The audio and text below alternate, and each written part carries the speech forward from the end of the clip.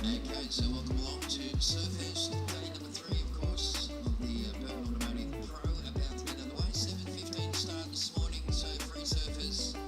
We can't have a repeat of yesterday where we postponed the start of the event because the crowd was still in the water. So just a heads up that 15 minutes away from starting the competition.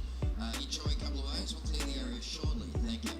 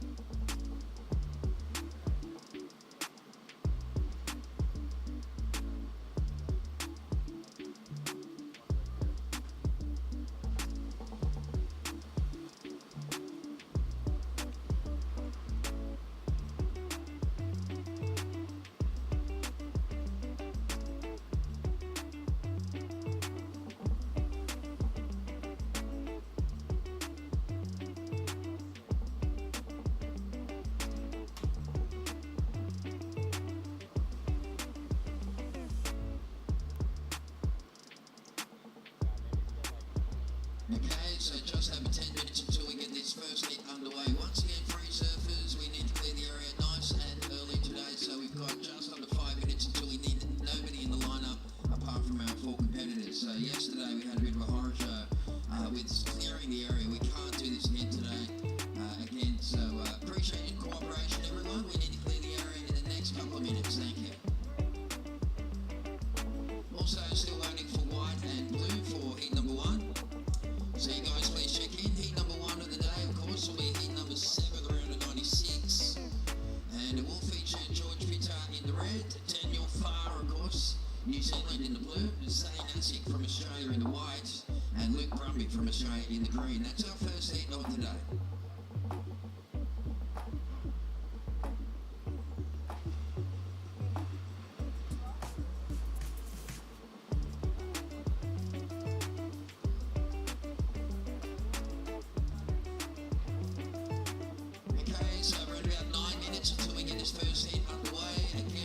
Surfers, we need to have the area cleared a couple of minutes before that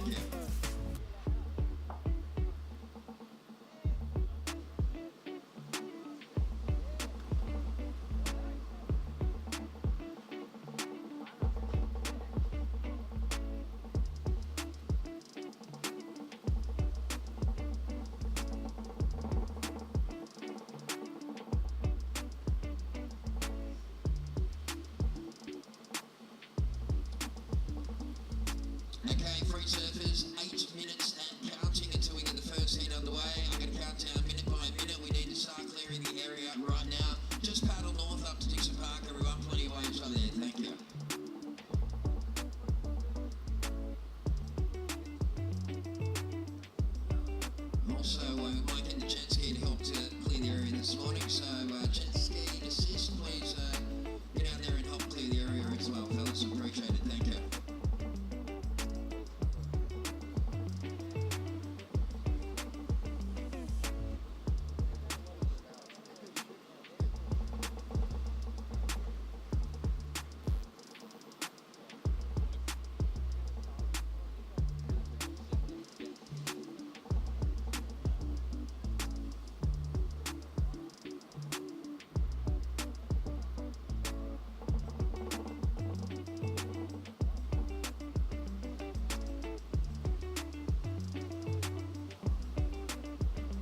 Okay, we're down to 7 minutes and counting. Once again, free surfers. There's not enough waves for everybody to get one last wave. That's the bottom line. So some people are going to have to paddle out in the area. Other people are going to have to share waves. Some people are going to have to physically paddle in. So clear the area right now. Thank you.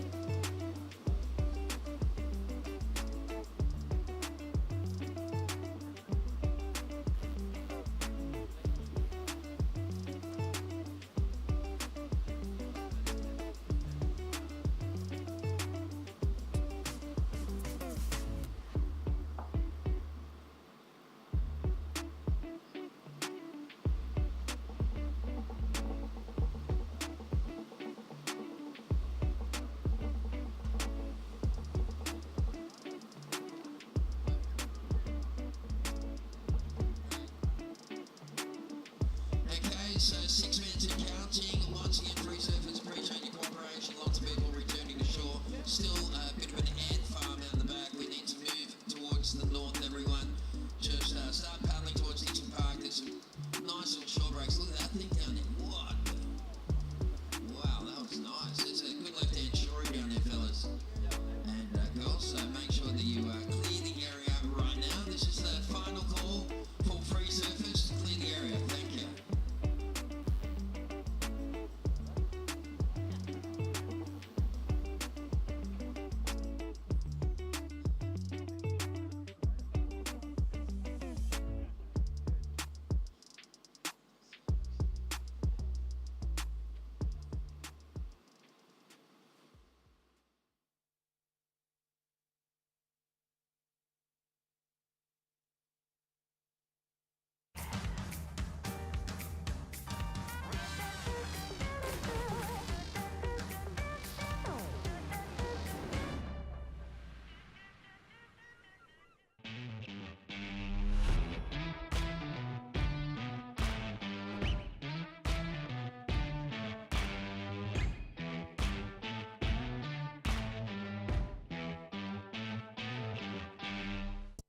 At Speaking in Colour, we go from the classroom right through to the boardroom. We bring together people in programming and in training, Aboriginal and non-Aboriginal, in a spirit of reconciliation.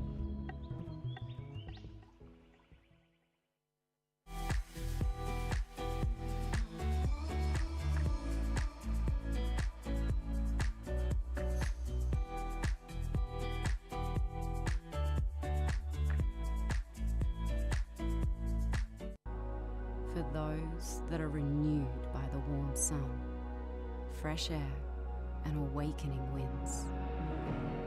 We know, you know, life's better outside. Hunter and Newcastle GWM Havel. Save now on 2022 plated vehicles. Find the perfect vehicle and get a great deal. From the people you can trust. Hunter and Newcastle GWM Havel. Take a test drive today. Wait!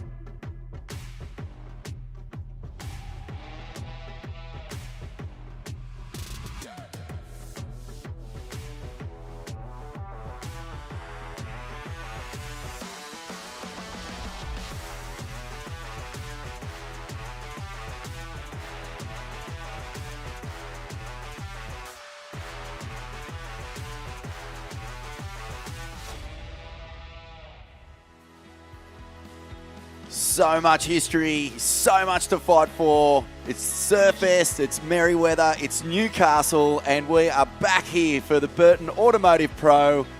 What a week, and incredible surf finally starting to break here on the beautiful sands of Merryweather Beach. Grainy sands, a little bit chilly at times, but look at that beach. It's perfect, it's empty. You can see all these surfers who are frothing to get out there this morning.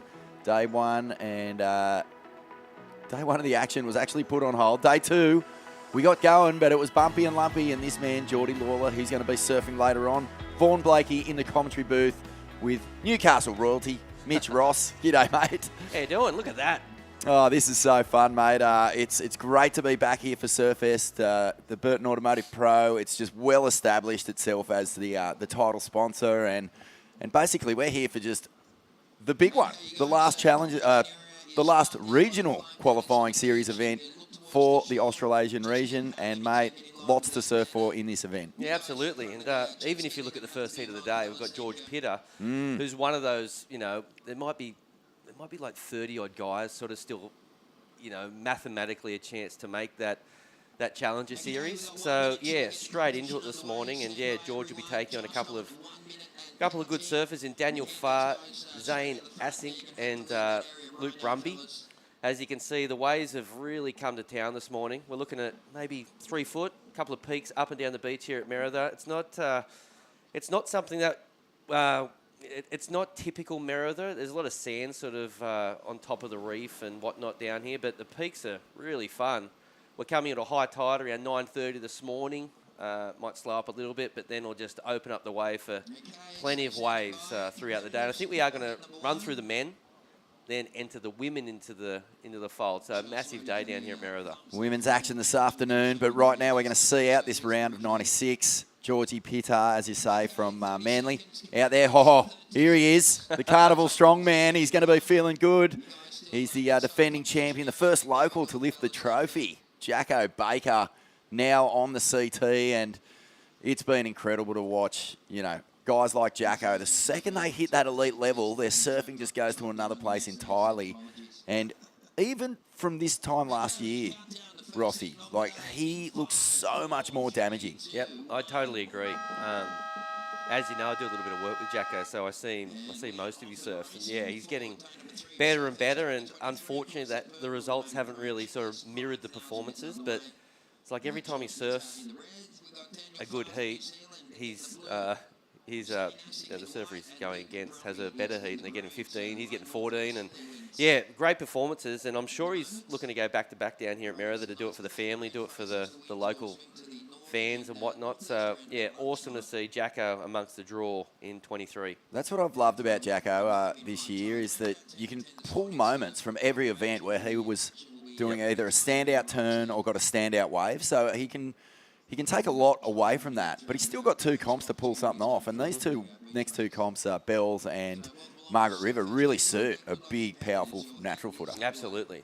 It's funny, if you look at his average heat scores, he sort of ranks around the top maybe 10. Oh, that's frustrating. It is frustrating. I remember Phil McDonald had one of the best performance years of his life. This is a classic little Aussie powermonger from the south coast of New South Wales. Got onto was getting, probably 16s, 17s, 18s even in his heats, and just kept on coming up against a guy who'd caught fire and ended up sort of, having one of those frustrating ones where he was really on the button of qualification. And it seems unfair, Rossi. Yeah. Surely, if we're just going to be tossing out wild cards, maybe we could just chuck one to the highest heat score guy. Absolutely. No, I think that's a whole nother story. Yeah. Well, here we go. This is Daniel Farr cracks it off the top and yet to pull on the Rashi here, the Burton Automotive Surfest Pro, and this will be his first chance. He's probably stoked that his heat got held off till this morning, because really tricky yesterday. I actually watched NBN News last night, mate, and it was so cool. The big Surfest wrap came up, and getting to see all the locals get their name up in lights there on the local news channel, and what a buzz. It's still a buzz, right? If you're a Grom and you're pulling on the Rashi for the first time, you see yourself get a wave on the news that you've been watching your whole life. Absolutely. Pretty cool. Couple of good results for the locals. Top of my mind, Angus Owens was good. We're going to see all those guys again today. So, yeah, a real strong showing from the local contingent as we see a replay of that backhand smash there. That was not a bad turn there for the Kiwi. Daniel Farr. Look at these peaks. Peak breaks everywhere. It's like a bit of an east swell. As I said, high tide at 9:30, so interesting to see what will happen through that tide, but I think on the back of it, should start pumping. Now, this is the guy. Unbelievable talent from North Stain down there at Manly. Oh, wow. How's this turn to get things going? Big hack back to the pocket and just gets the combos rattled off here. It's going to come right through, but that one fades. But a beautiful opening turn here from Georgie Pitar, and he's just been a guy who really announced himself, I feel, in those ABB, the board riding events. Sort of came from nowhere. All of a sudden, he's surfing heats against, really big names and doing stuff like this. Yeah, good. He's one of the guys I'd put a circle around for, maybe a future member of the Elite Tour. He's incredible. He had a big name when he was young, maybe 13, whatever. Then it sort of, I don't know, I'm casting judgment, but it's just sounding like he sort of tapered off a little bit. But over the last few years, it looks like he's super committed and in a pretty tight little crew with, I think he hangs out with, like the Sunshine Coast boys and like Alistair Reginardo, yeah. All those crew. And I don't know, there's something going on there that's pretty positive, and he's surfing so well.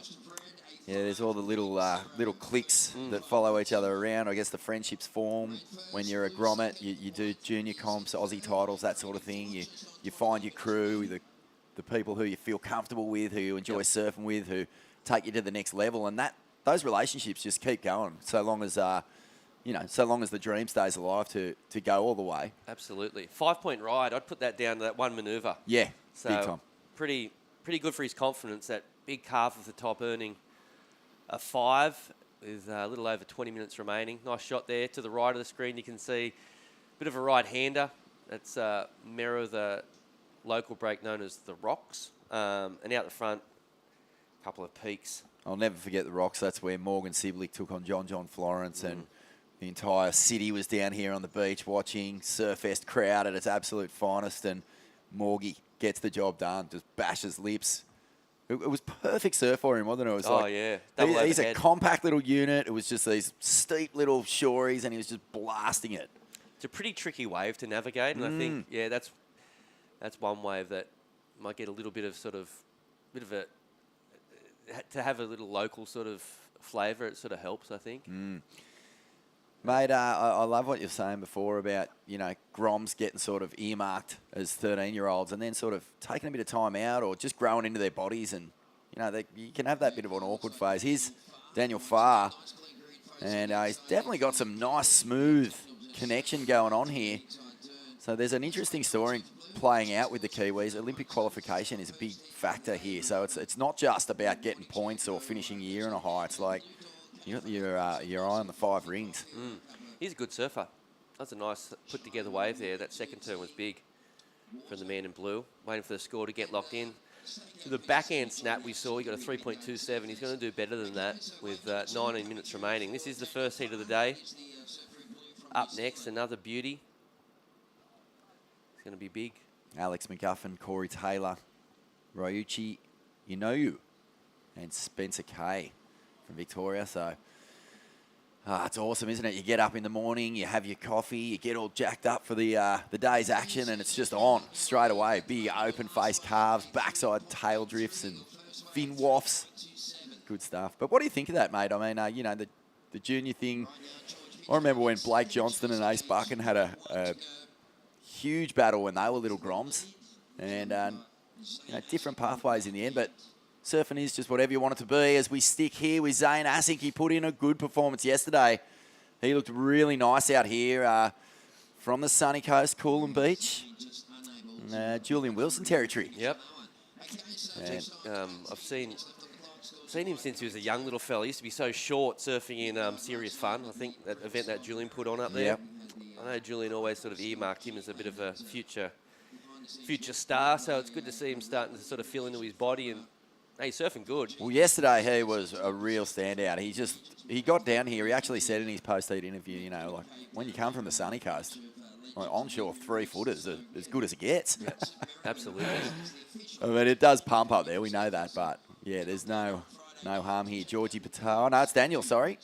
Good surfer. Isn't he? Jeez, he's linking this together beautifully. Coming Looks through onto the lean. inside. Nice and lean. In these sort of conditions, it helps, doesn't He it? kind of almost, that's the same sort of physique Oh, and yeah. style as George. He's another string beanie kind of character. Puts it together beautifully. Yeah, so another score on the way for the current heat leader, Daniel Farr. For the previous ride, it was a 3.83. Judges didn't like it maybe as much as us. I think it might have been a little bit sort of, I don't know, nothing major. I think the judges just love big turns, right? Yeah, of course. That was a big story yesterday. I mean, lots of good surfing was going down. Just trying to link away from this sort of weird, choppy apex out the back right through. Any section that came had to be annihilated. Judges gave nothing for just smooth, cruisy, keeping it together. Beautiful surfing, like epic style, incredible wave reading, but you've just got to have those exclamation marks in your ride. Replay of the current heat leader. Nice opening snap there. So this is put together good. That carve there, this is the wave that we're actually talking about. The third turn was good, but yeah, as you look at the replay, the first turn was pretty average, and the second turn was a little sort of in-betweener. The score looks as though it came off that final manoeuvre. So nice surfing there nonetheless. As we look at the man in white, he just locked in a score of a 3.6. So right now, it's Georgie Pitter with the highest scoring wave of the morning. And mate, the forecast looking pretty good. Tomorrow's going to be similar to this again, I'd say. And then it might be a little average for a day or two, but then it's going to be waves for the weekend. Fantastic. That's all we need. If we smash through a big day down here today, I think we'll be looking in, pretty good spot. Fantastic, mate. Yeah, nothing better than a weekend at Surfest. I've had the great pleasure of coming here since I was 17 years old and enjoying not just the surfing, but all the local flavours. The food here in Newcastle is unbelievable. The nightlife is good fun. Way back in the day, you could go out and bump into all your favourite surfers all over the city, and it was a lot of fun. These days, you don't see them out too much these days. It's a changed a lot on the line, and I think, getting to bed early and getting up for the early, it takes priority over, getting out there. And What's some of your best memories of coming to this event? Wow, mate. Best memories, probably the World Champs expression sessions were right up there. I loved seeing Kelly Slater, Sean Thompson, Mark Richards, Tom Carroll, Tom Curran, every single World Champ up till 2000 surfed in them. It's funny now, like sort of casting your mind back to that, how that actually happened. Because not all of them live within a few hours flight. It's so difficult. I actually have no idea how Warren and the crew sort of put that together. Well, it just shows you how highly regarded this event is. It started in 85. It's actually the result of Newcastle trying to shed its industrial image a bit and have a few more kind of cultural festivals, a bit more cultural flavour. They looked at the beach and they went, well, we've got the 4-time world champ from here. We've got Matt Hoy and Luke Egan on the come up. So many great surfers that come from this region. So they got together, all the local business heads, and they went, let's have a surf comp. And it turned into a surf festival. It's the richest contest in the world for the first 3 years it ran. Wow. And, it used to be ticketed, I want to say. Down at the main beach, it was ticketed. That's incredible, yeah. Well, I mean, the highlights reel, I actually did for when the CT was on. I went through a bunch of old archive footage and made these little kind of history snippets for the WSL to play during the broadcast.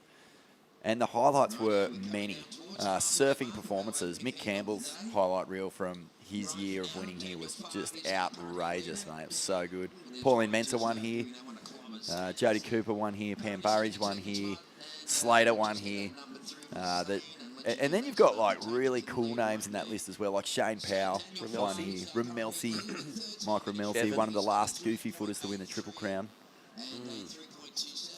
It was always a classic event too. It was flat for the first couple of days. Then it'd be 8 foot. Yeah, yeah, a mixed bag, wasn't it? Yeah, but and then Warren and the crew decided to move it from Newcastle Main Beach around to Merida, and mate, the first year they had it here, it was pumping. I think Neko Patarats might have got the chocolates. Yeah, it was incredible. Yeah, Brazilians have done very well here as well. Guilherme Hurdy has won. Yeah. William Cardozo won. Alex Ribeiro won? Don't know. The thing about having this event at Merida this time of the year, as we see the man in white up and riding, This is Zane. sort of off the back of summer, and summers usually has a little bit more sand. Winter is just sort of with those big south swells, it sort of flushes the sand out a little bit. As we see Georgie Pitter, nice floater here, looking to get a big turn in, and there it is. Oh, and bonus. Crack. Gets the wrap. Oh, what a bummer. There was definitely points in that last turn. It was, I thought that wave was done after those first two. It was like, nice, good, solid two-turn combo. And he gets a big wrap on the outside, but the wave kind of fizzles. And there's still a little bit of lump through the face here from all that onshore, Rossi, but it's weird. All the boats this morning when I woke up, see, they're all pointing north. Northeast, a summer's day, mate.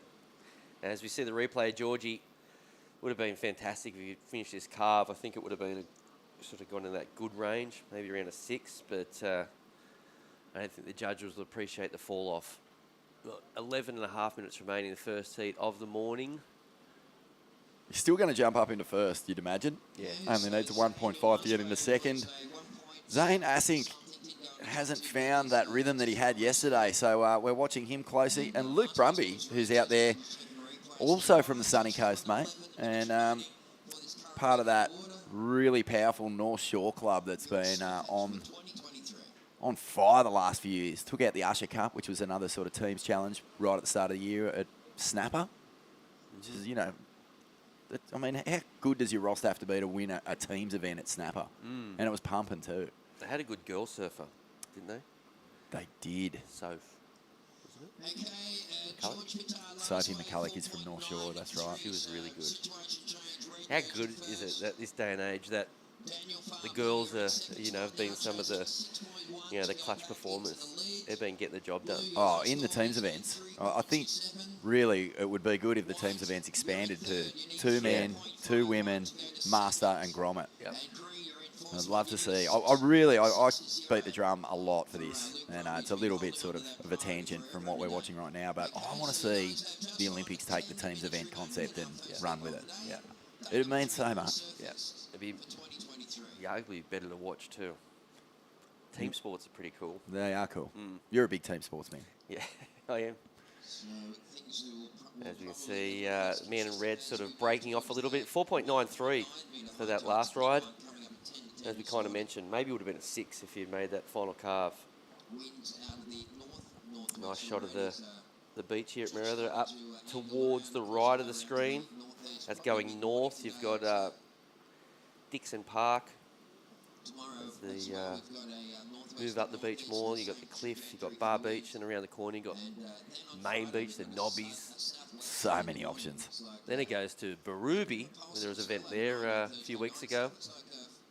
And we're not actually far away from sort of it was Nelson Bay and Fingal Bay and Port Stephens area.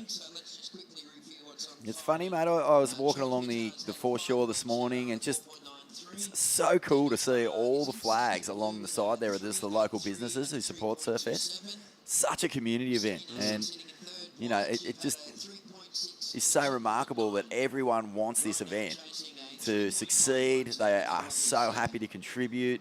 A big part of the women's event is run by the community. I mean, it's able to even be here because they all chip in. I think something like $1,650 each, a whole heap of different businesses, so that we can keep the women's event strong here at Surfest. As we look at Zane, let's see what he can do. A little snap to slide, bit new school.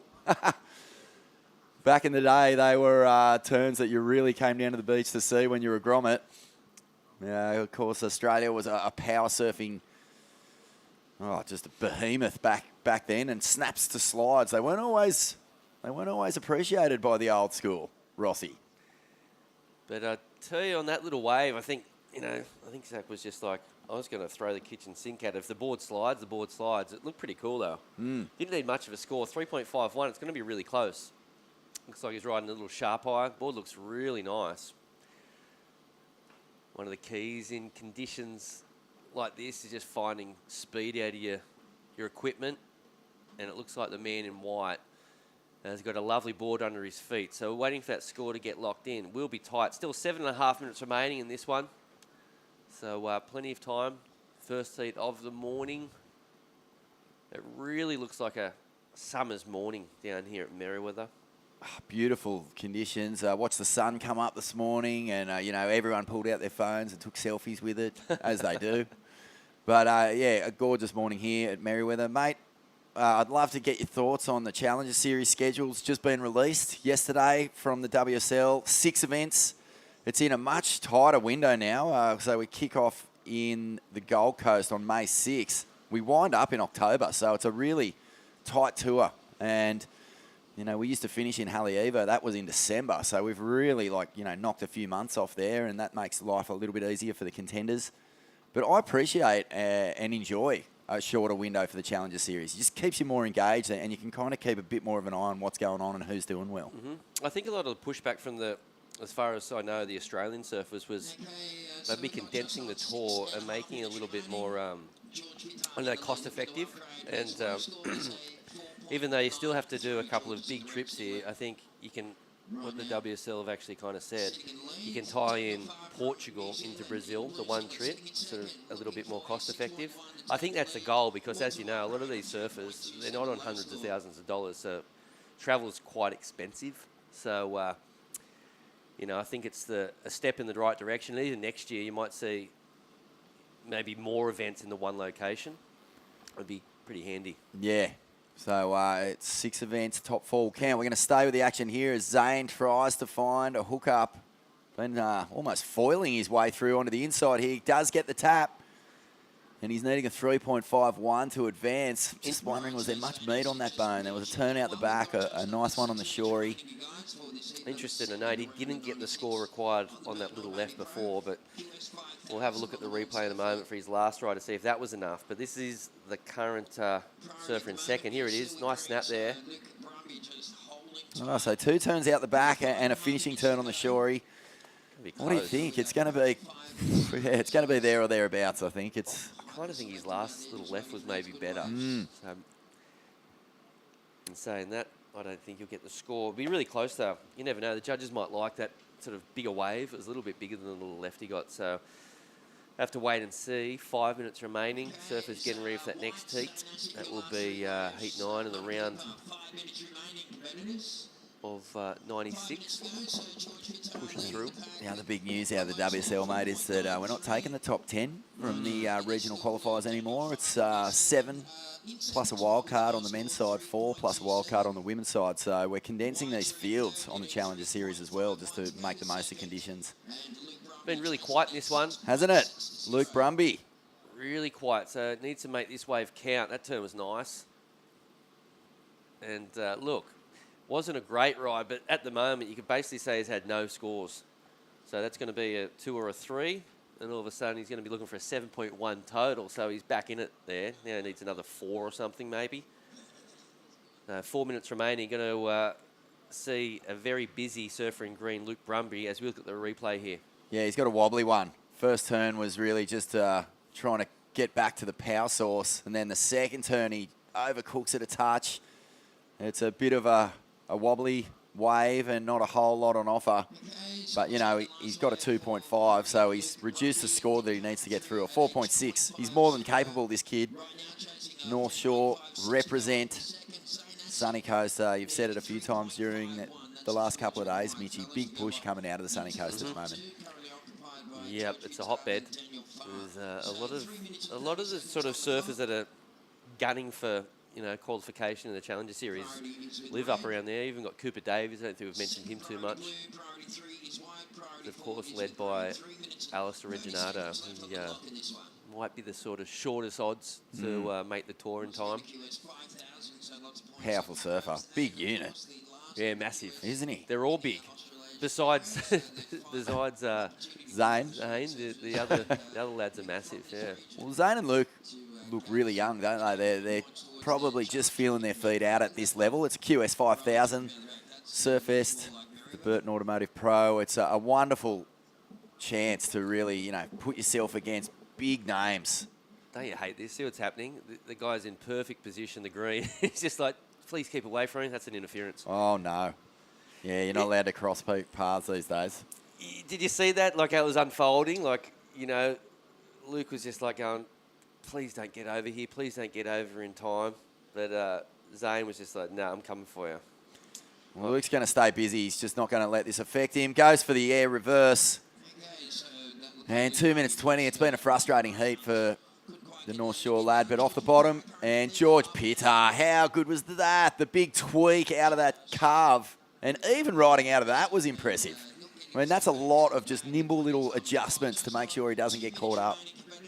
Gosh, his board looks good too. I think he's on a CI. Looks so responsive, right? Carvey. I just had a big chat with Britt Merrick the other day for the Ain't That Swell podcast. Really fun. He was saying, you know, what was it like when you start getting orders from Dane Reynolds and, you know, or Bobby Martinez and all the team?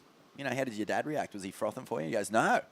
No, he was actually a bit jealous. He wanted to, he said, I'm going to be shaping Dane's boards from now on. It caused a full family rift. That's brilliant. Yeah. So, luckless heat here for Luke Brumby. And you're right, he's got the interference there. So, you know. It's an easy one to identify nowadays, isn't it? What Brumby did is, that's an easy interference. People weren't quite sure of it, but we saw two of them happen consecutively. I think one with Kelly Slater and John at Sunset Beach, maybe. And that was a weird one. Yep. But as soon as that crossover goes down, they mark it. Lights out. Minute to go, and Brumby now looking for a big score. He needs something special to get out of that situation he's in. But the man in white looking for 3.51, so really tight for second spot as we see the current heat leader. And here we go. Zane busts the fins into a nice little tail blow reverse. He's going to take this one right through. He's needing a 3.51, Rossi, so he's definitely given it something out the back here. Gets a tap, finishes on the sand. Is that a little claim? I think it was. He's letting the judges know he feels like there's a 3.51 in this. 15 seconds remaining now, and Daniel Farr is going to be hustling because even though we didn't see the complete ride, no doubt, he's going to feel like he just wants to put it away, but there's no opportunity here. 5 seconds. That's going to be close. That's going to be so close. We've seen Zane sort of go for the score 3 waves in a row, and the first 2 he couldn't get the number required. Was this the number? So off the bottom, it's a chop hop. It's not an air reverse, I'm afraid. So, yeah, I mean, it's nice technique. He actually gets the best out of it. And he does get a little finish on the inside. It's just whether the judges buy what he's selling. And it doesn't look like they are because he's feeling it. There it is, 2.8, so not the score. Judges can't be fooled there, Rossi. So a close heat here, but really the story was all Georgie Pitter, wasn't it? We're going to take a quick break here at the Burton Automotive Pro. We'll be back with more action in just a moment.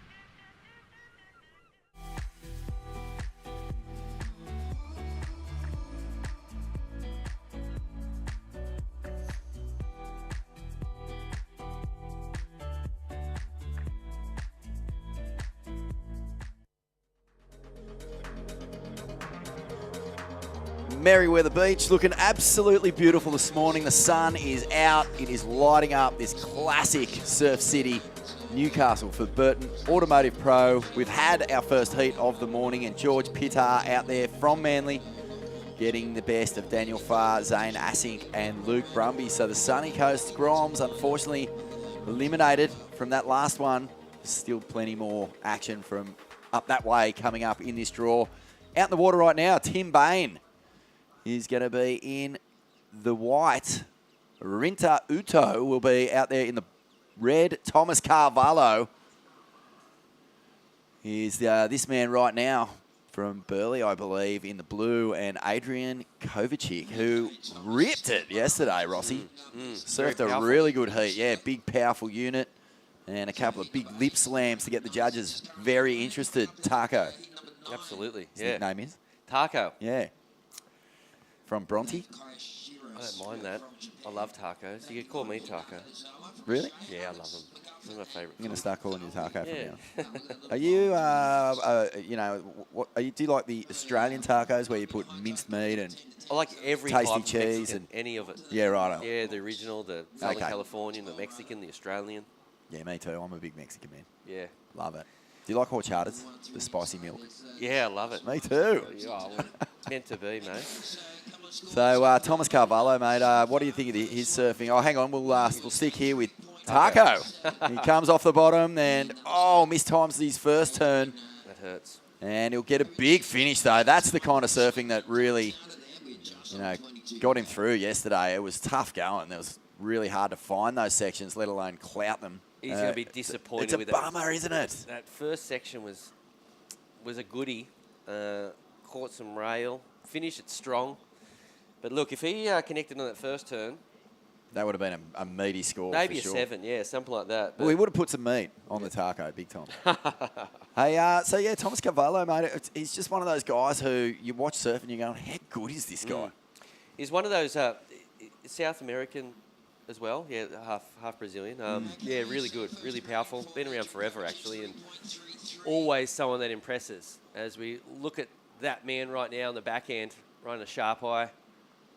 Big snap, of course, sharp eyes. Born and raised in Brazil. Yeah. Made famous by Kanoa Garashi and Felipe Toledo. Tatiana Weston Webb. Now Jack Robinson as well, so plenty of people relying on it as, wow, he's on fire here. 2 ways in 5 minutes. 2 pretty decent numbers too. Would have been good to connect a little bit better on that last one, but still sort of went up there and was thinking major, but little bobble halfway through the manoeuvre and just rode it out. But you can see just how confident he's looking. He loves those boards under his feet. And, yeah, a little mistimed, but a good start nonetheless. Couple of threes. And Kovac there, the taco in green, getting a 3.33. So at least 2 points went begging with that first turn. So it's a 3-man Mistimed. heat this morning, Vorno. No red in this one. Oh, Rinta didn't make it. Nope. So, only one loser in this heat at the moment. So the task at hand is a little bit easier for all 3 surfers. Last manoeuvre is great there. Lip line floater, sort of slash re-entry floater combo. Really nice. But, do you remember last year, Rossi, we had huge, it might have been 2 years ago now, massive dead man sessions. There's a wave out the back of Manly that just goes turbo, big slab. I think it was the best it's ever been too, and everyone was charging it. Big East Coast low. Well, Taco, was telling this story yesterday, was surfing at a place called Cemeteries near Waverley on the south side by himself. Same swell. I'm talking big surf. Like, we're getting up towards sort of 15 foot, 18 foot. only breaks every few years. Only breaks every couple of years. Big storm surf. While he was surfing, a rescue helicopter flew over him and was like, what's this guy doing? And in the end, he's just surfing. Wow. So, yeah, he's he made a name for himself just getting out there and having a crack at it. But I've been impressed with his small wave act in this event. Roughly how old is he? Good question. That is a good question. I don't think he's a Grom. Uh-huh. I mean, if he is, he's one of those beast Groms who, when you're in 7 and one kid in the whole school has a beard and hairy legs and a hairy chest. He looks like the Hulk. He does. Anyway. They're the kids I was scared of. All right, well, let's throw it down to George Pitar from Manly. Well done, George. Nice to surf your first heat in such clean conditions, mate. You must have been stoked. Yeah, thank you. I rocked up in the morning and I was like, oh, it's chuffing. and I was like ready to get some good ones, some ones that gave me a few sections because I saw everyone ripping in the free surf. But I kind of went out there and it got a little slow.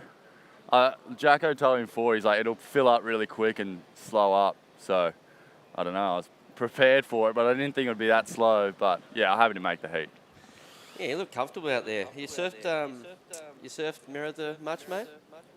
Not really, eh? Just for the comp, really. I don't really come up here. I know that, like, I've been up here a few times. Like, always had comps up here, but I definitely don't come up here much. But it's such a fun wave, like off the rocks there. It's so sucky and a lot of push. Better than Manly. Mate, you look really, really sharp. I think that performance was really solid. And what's the go with your points and qualification? Do you know where you're at? Can you get into that Challenger Series? I think I can get into it. I'm sitting like 14 at the moment. So if I get a pretty big result, but I don't know, I'm trying not to think about it, but I guess everyone says that.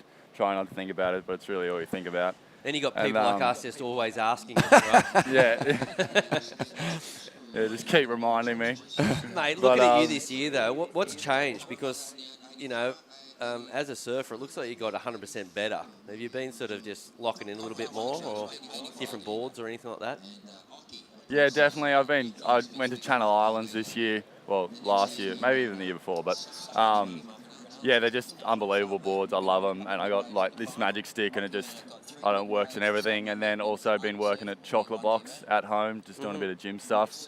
But I don't know, I feel like I still got a bit more to give. Like I haven't really like smashed a heat yet, so I'm keen to kind of try to do that this comp, but we'll see how we go. No, I'm happy with it. This might be a dumb question too, but has your goal always been to make the World Tour? Is that the way you see yourself? Yeah, I guess like it is. I don't want to sound like cocky, but I guess you kind of got to believe it. You're actually good enough. I think you're one of the guys that can say that they want to do that and no one will laugh at you. You're really good. Oh, cheers. I hope it all goes out. But I'm kind of just looking at the Challenger Series as kind of a step that I'm really going to be like satisfied with. Yep. So, and because I just see all the guys on there and they're all ripping and they get such good waves up on that series, and I don't know, I just feel like I'd really, really like to give that a crack. But yeah, we'll see how we go. Well, mate, a great performance this morning. Congratulations. Loving your surfing, really sharp, as I said, and we look forward to seeing what you bring in the next round as well. Cheers. Appreciate it, guys. Have a good George. Thanks, mate. Yeah, he's... Can you tell I'm a fan? I can tell. Yeah, but I think you're right, mate. You know, Georgie has really in the last year stepped up to another level, and it is that Challenger Series level, and you can surprise yourself when you get on there. I think, you know, you can either kind of be overwhelmed by some of the names that you're coming up against, or you can lift, and I think that that's what we've seen from him. So he knows he can take his surfing and improve upon it, and if he can do that at that next level, we could see him on the CT. Interesting to hear him say he's been going to the gym a little bit too. He looks stronger, you know. I think that's a... Is anyone on tour not going to the gym? Like, because in the old days, you know, Hoyo is probably the best example. He just used surfing as his training, never did anything else. Is there anyone who just sort of cruises on there, do you know? I think some people would go to the gym and cruise. Right. They go there to say that they went there. I think so. And then you get some people that go to the gym to actually get better and stronger and, you know... Here we go. Japanese contingent. Yeah, there's plenty in the event. They've been impressive. I think one of the best surfers from yesterday, Rossi, was one of our Japanese surfers. Absolutely, yeah. 8-point ride. Minashi. It was Hinjojo. Hinjojo with an 8. 3 turns, boom, 8. He was really good. Really good. And Hoyo that was his standout performer of the day because he had the speed, but he had the power. Yeah, Hoyo always just, you know, do you look through your own lens at what you appreciate about surfing? You must a little bit. You know, if you're like a power surfer, surely you're looking at for the power guys. You could nearly make an argument, though, that you'd look at the other things because you can't do those Oh, things. yeah. Well, you're never going to give props to something that makes your surfing feel irrelevant. Absolutely. But, yeah, on screen a moment ago, it was Hiroto Ahara and a couple of his buddies who'll be surfing a little later today. Unreal. 13 and a half minutes remaining. Pretty slow heat out the front. as Georgie said there, you got the local tip-off from Jacko Baker. Just it's going to fill in. Tide's going to come in. Big tides at the moment. And he just used that to his advantage. Got that first wave straight off the bat. That was the one that set the foundation for him to get through that heat. And now that the tide is filling up a little bit, we're going to see a few less options for crew to get those inside ones. You know, little things like that, like, you know, tiny little sort of tactical plays can really, you know, benefit you. If, you know, it was a 9:30 high tide, something around there.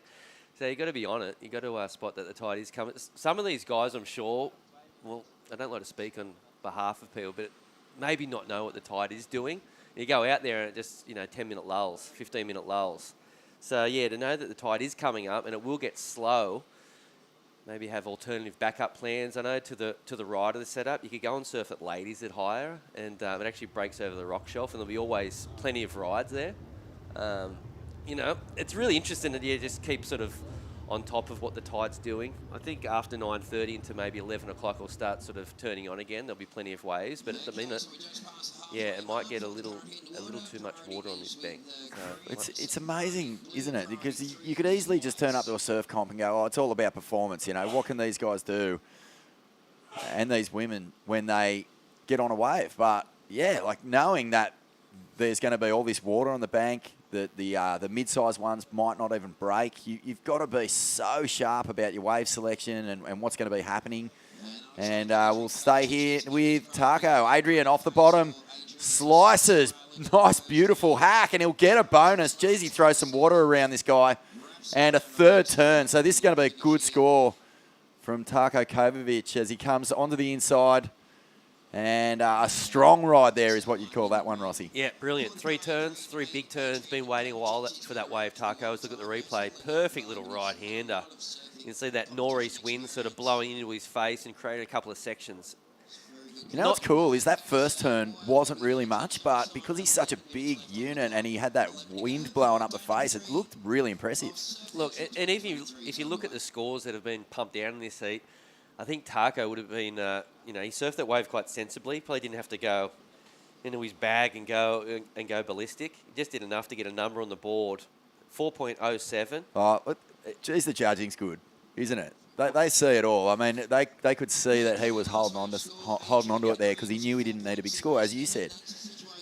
But 3 turns for a 4.07, that's a low score for three turns. Once upon a time, if you paddled into that wave and you finished it, you're probably getting a 6 regardless. But now the judges are sort of, they don't really reward the waves as much. You actually have to dig deep. So, yeah, 4.07 for one of the better waves of the morning. What do you think of that philosophy, though, of Taco there, to take off and just get the score on the board? And Well, in this heat, I don't think it's a bad idea. You know, particularly when there's only 3 people out there. You look at the man in white; he's had a 1 and a, 2 1s essentially. So maybe Taco's just playing the smart heat. I think if it's a round ahead or something, if he surfs a wave like that, he'll be out. So I don't know. You get guys, just going hard all the time, and I do appreciate it. But sometimes it's probably sensible to do what Taco did and just surf the wave for what it was, and throw a 4 on the board. Yeah, one of the big. Oh, hang on, we'll stay here with Thomas Carvalho. Well, this is a nice looking face. Snaps off the top and cracks the fins out and free, overcooks it. So the opposite approach here from Thomas Carvalho. I mean, the first snap was a little mistimed. It was pretty aggressive. The second one, just the shock wave bumps him off here. Yeah, timing a little off on the first turn, but still made it count. And this was a big manoeuvre. The judges would have eaten that up if he rode it out, but... Yeah, interesting what you said, though. It's a completely different approach to what the man in green did on his last ride. But on that occasion, it worked out for Taco a little bit better. It did. One of the big tidal waves, where that extra knowledge of not just what you're going to be doing and how you're going to be performing and your preparation and all that, but one of the big stops on tour where tidal knowledge is super important is Bells. It changes so radically, that lineup, and... you have to go from the bowl over to Rincon and then back. Oh, speedy float here from Thomas. And a nice crack to finish. He's going to get a bonus section through onto the inside here too. So he's milking hard, but does not get the section.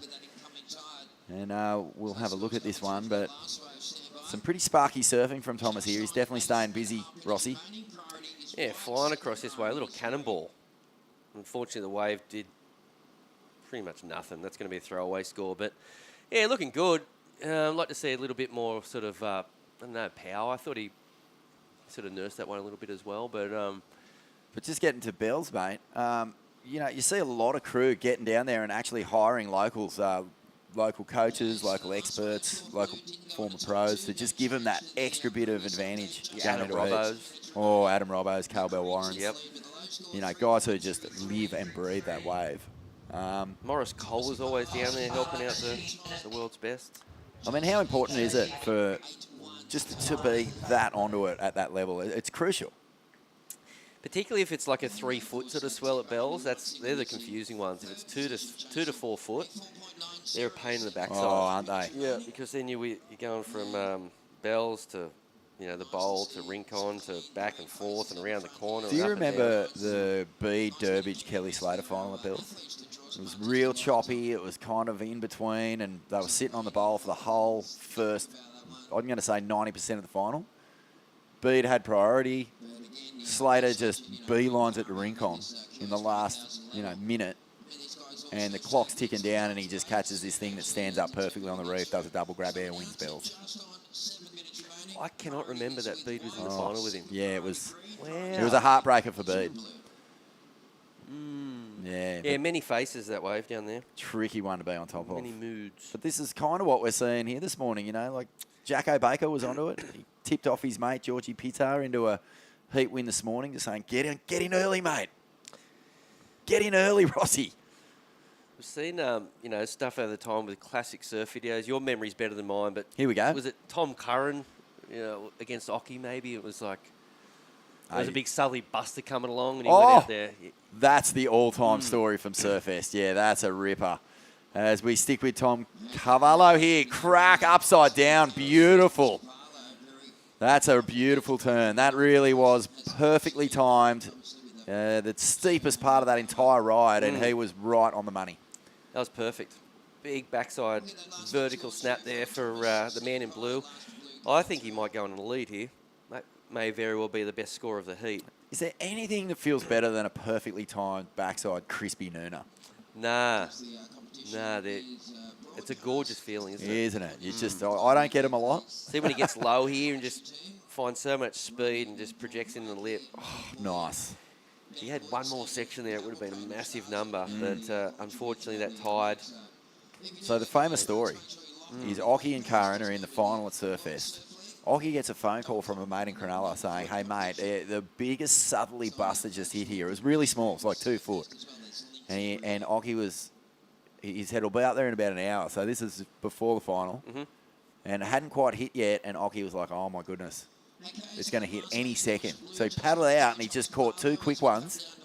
And Curran sat out the back being patient. All of a sudden, the southerly hit. Nothing broke for the rest of the final. Classic. That's brilliant. Taco. A touch of the Williams about him. Big hack back to the pocket. Snapping off the top here. Yeah, touch of the Pandas, mate. A former event champion here. So maybe tapping a bit of that energy. And that's a pretty nice ride again. Probably, what do you think? He's sort of sitting around those 3s and 4s. Is this going to go any better? Second turn was good. This is a bit of a sort of connector here. Just puts him in the better position and finds a bit of steep wall. Nice big snap there. I don't know. It's going to be rivaling the 3.33 is his second best number. Thomas Cavallo got a 3.8. Needed a 3.81 to go to the lead. Oh, wow. So, yeah, some small numbers, but I guess we're still waiting for Tim Bain to get moving. He's only had a couple of low numbers with 4.5 to go. He may be a little bit too patient so far on this one, as we see a nice-looking left-hander here. Will the man in white have a look? No, it looks like blue might tuck into this left-hander. Here we go. Cavallo, hard off the bottom. Nice snap there. Hoping to get a closeout section so he can just release the fins down the line. It looks like he's going to get lucky here. Big snap there. Oh, gets the completion. There it is. That's nice. That's going to put him up into first. Easy. And I'm really enjoying Taco's performance here. He's not really overcooking his strategy. He's surfing really solid as well. But this guy is going to take the lead.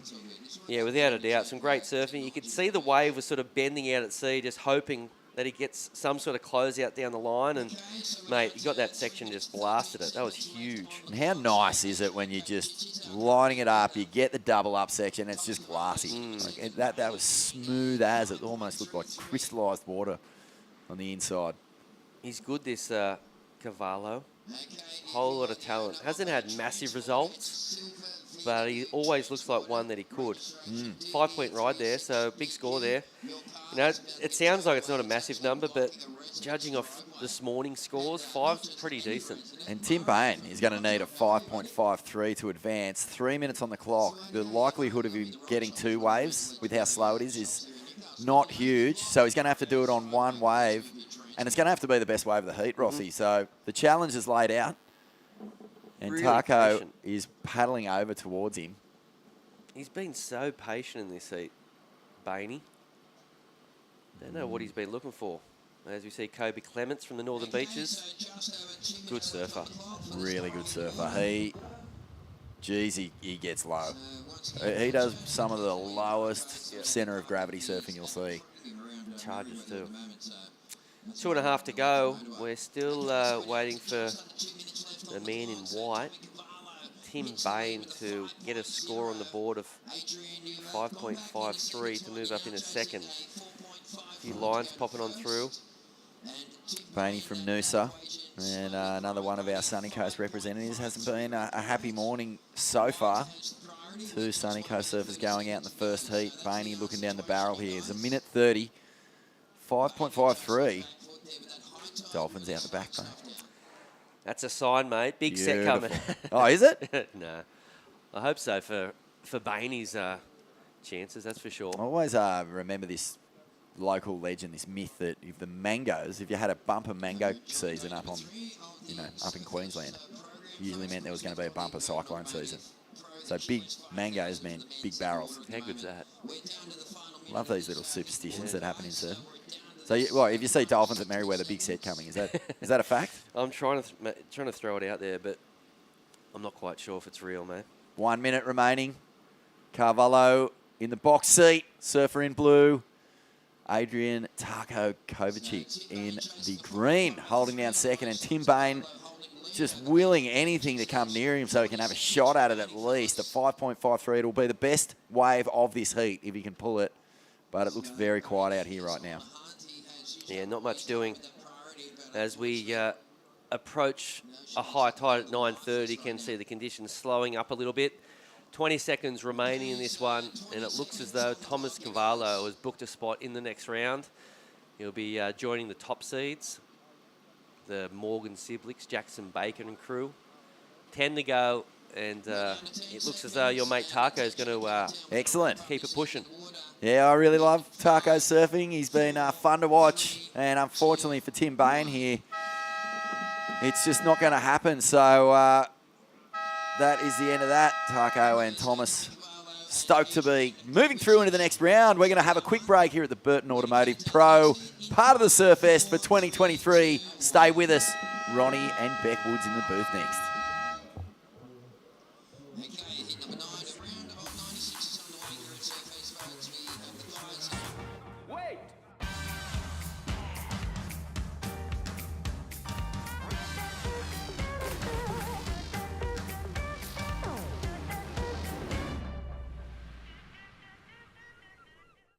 Hunter in Newcastle, GWM Havel. Save now on 2022 plated vehicles. Find the perfect vehicle and get a great deal. From the people you can trust. Hunter and Newcastle, GWM Havel. Take a test drive today.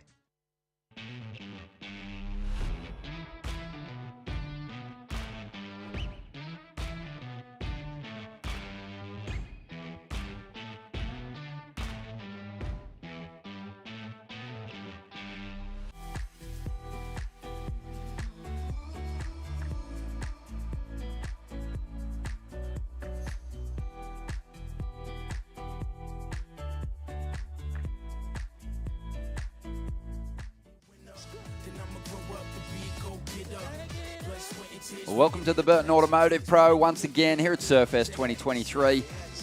And as you can see, the beach has been groomed. The lineup has also cleaned up quite a bit. And we're seeing some good scores drop for our competitors this morning. Ronnie Blakey joined by a 3-time winner here at Surfest. Beck Woods, good to see you, Beck. Thanks, Ronnie. It's good to be here. And yeah, a big improvement in the conditions, just the cleanliness of the lineup. And that'll make things a little more interesting. Maybe a little less frequency in the set waves with that wind dying down. But this should be a good heat, this one. We've got out there in the red Kyoshiro Suda of Japan, Hinata Zawa, who's been campaigning on the QS for a number of years. He's out there in the blue. Alex McGuffin, who already won through the round of 128 to earn his place here, is in the white. And Cabarita's Kyan Falvey is out there in the green at the moment. But yeah, we've been feeling that buzz from the competitors. This being the last major qualifying series event in this region, and so many points up for grabs, 5,000 points for a win. Could see a massive shuffle in the order at the top end, and someone really could make that charge from well outside the top 7 at the moment to get themselves into the Challenger Series events, as we see red up here at the moment. But yeah, feeling that pressure down here on day 3 of the event. Yeah, definitely coming into the very pointy end of the qualifying series. I think, yeah, like having a 5,000 to finish with, we see Surfer up in white. Nice vertical attack there on the second turn, straight into another wrapping carve. So working these ones through. But yeah, it's crazy if you do, get a win or make semis in an event like this. It can push you so far up the ratings. Is this a replay here? Or no, it's live. Huge whack off the top, second follow-up turn. That's a very good combo there for it's a Japanese surfer in red? Yeah. Yeah, Kyoshiro. Unbelievable first turn. I mean, this is good. We've got a couple of strong, goofy-footed surfers in the mix here. Alex McGuffin in the earlier rounds, he was one of the standouts, had some really well-timed hits. But Suda, the Japanese surfer, just unleashing on that opening section as we see Thomas Cavallo making his way up after a low-scoring round of 96 win there, but he'll take it and look to build as we now see Kyan up at the moment. Strong young talent. Nice combo of turns all the way through to the inside. It's looking so much cleaner today out there, Ronnie. Yeah, just a lot easier for these surfers to set that rail. When they find that clean wall, they can really find their flow, not having to deal with all that corrugated wave face as they hammer away at these walls. But let's have a look at what's gone down in the opening exchanges here, Beck, and already a couple of reasonable numbers dropped. Yeah, this was an opening wave for Hinata. A couple of turns in a row there. These rights are looking really fun. Kind of midway up the peak, we see Surfer in red coming off that one, but he did get another wave after that. Nice opening slash there for Surfer in white. Super vertical hit on the second turn and manages to just get a carving turn on the inside. Milking that one through, but yeah, there's a few goofy footers in this heat. Blast off the top there for Kyoshiro. Where is Kyoshiro sitting in the Japanese ratings, do you know? Well, I know he's 19 years of age from Tanegashima. But yeah, I think a lot of the competitors that have travelled out from that region are, basically, obviously they're taking points home from this contest, but this is going to be a major one for them. So big results are going to give them the best chance at getting themselves into that Challenger Series. They have a few less spots than we do here in the Australian region. So it's going to be hotly contested as they fight to get themselves into that upper echelon. But yeah, Asia has 5 places and 1 wild card. Okay. And I'll pull up those ratings and let you know in just a moment. But let's have a look at what's happening out here at the moment as Kyan gets another ride here. Finds himself in 3rd spot at the moment. And the early lead has gone to Kyoshiro Suda on the strength of that 6.83. And really, I mean, all on that one big dynamic opening manoeuvre. Just so well timed. As we see Alex now, the surfer from Margaret River, Western Australia, just absolutely exploding out of the pocket. kind of struggled to regain control and didn't get much more out of the ride, but just a little preview of what he's capable of as Koyoshiro finishes off another one right there on the shore break. Yeah, he seemed to get the right off Alex's left there. So Alex surfed really well yesterday, super strong in that opening round. It was pretty difficult conditions yesterday with that onshore, very direct onshore. We see surfing blue up and riding. Nice backside attack there, but yeah, unfortunately that wave not really allowing him to do too much. But yeah, Alex surfed very, very well. Super strong yesterday. You can tell that he, I mean, coming from WA, it would be definitely different waves over here, but Newcastle does pack a punch, so it does help the surfers a little bit. See surf in green up and riding, open face carve, second little slash off the top, a little bit timing-wise, a little bit off in that one. So I think that Kayan will get back out the back pretty quickly. All right, so I've pulled up the ratings here for the Asian region. And as we know, there's a number of surfers who've performed really well. Yesterday, one of our Japanese competitors was one of the standout performers, I thought, of the day. That was Manojo Yahagi. He dropped an excellent score. And, yeah, I think they're going to be a real threat in this contest just with the performances that they've been putting together. Yeah. But, yeah, down in 21st position is Koyoshiro Tsuda, who's out here at the moment. So he's looking for a monster finish in this event to get himself right up into one of those top 5 positions. Yep. He might even need to actually get himself a victory. Hanata Azawa, we'll see where he is placed. But right now we're going to check in with the winner of the last heat. And he was looking sharp out there, still trying to figure out this lineup today, though. Thomas Cavallo, good morning, mate. How are you? Morning. Good, feeling good. It's a beautiful day here in Merriweather. A magic day here in Merriweather, mate. What's it like? You would have watched the competition yesterday, I'm sure, but a big change up in the conditions. How did you find it out there? Yeah, definitely contrasting conditions. It's woken up really clean and still a little bit jumbled up from yesterday. Yesterday was super messy. It's a little bit easier out there now, so I was happy to get the heat in today. Thomas, just remind us where you're sitting at the moment on the regional rankings and what your goals are for this contest.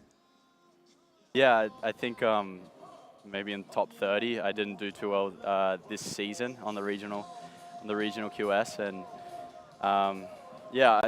right now I don't think I have a shot at the Challenger Series, but I definitely have a shot at going far in this competition, and that's the goal.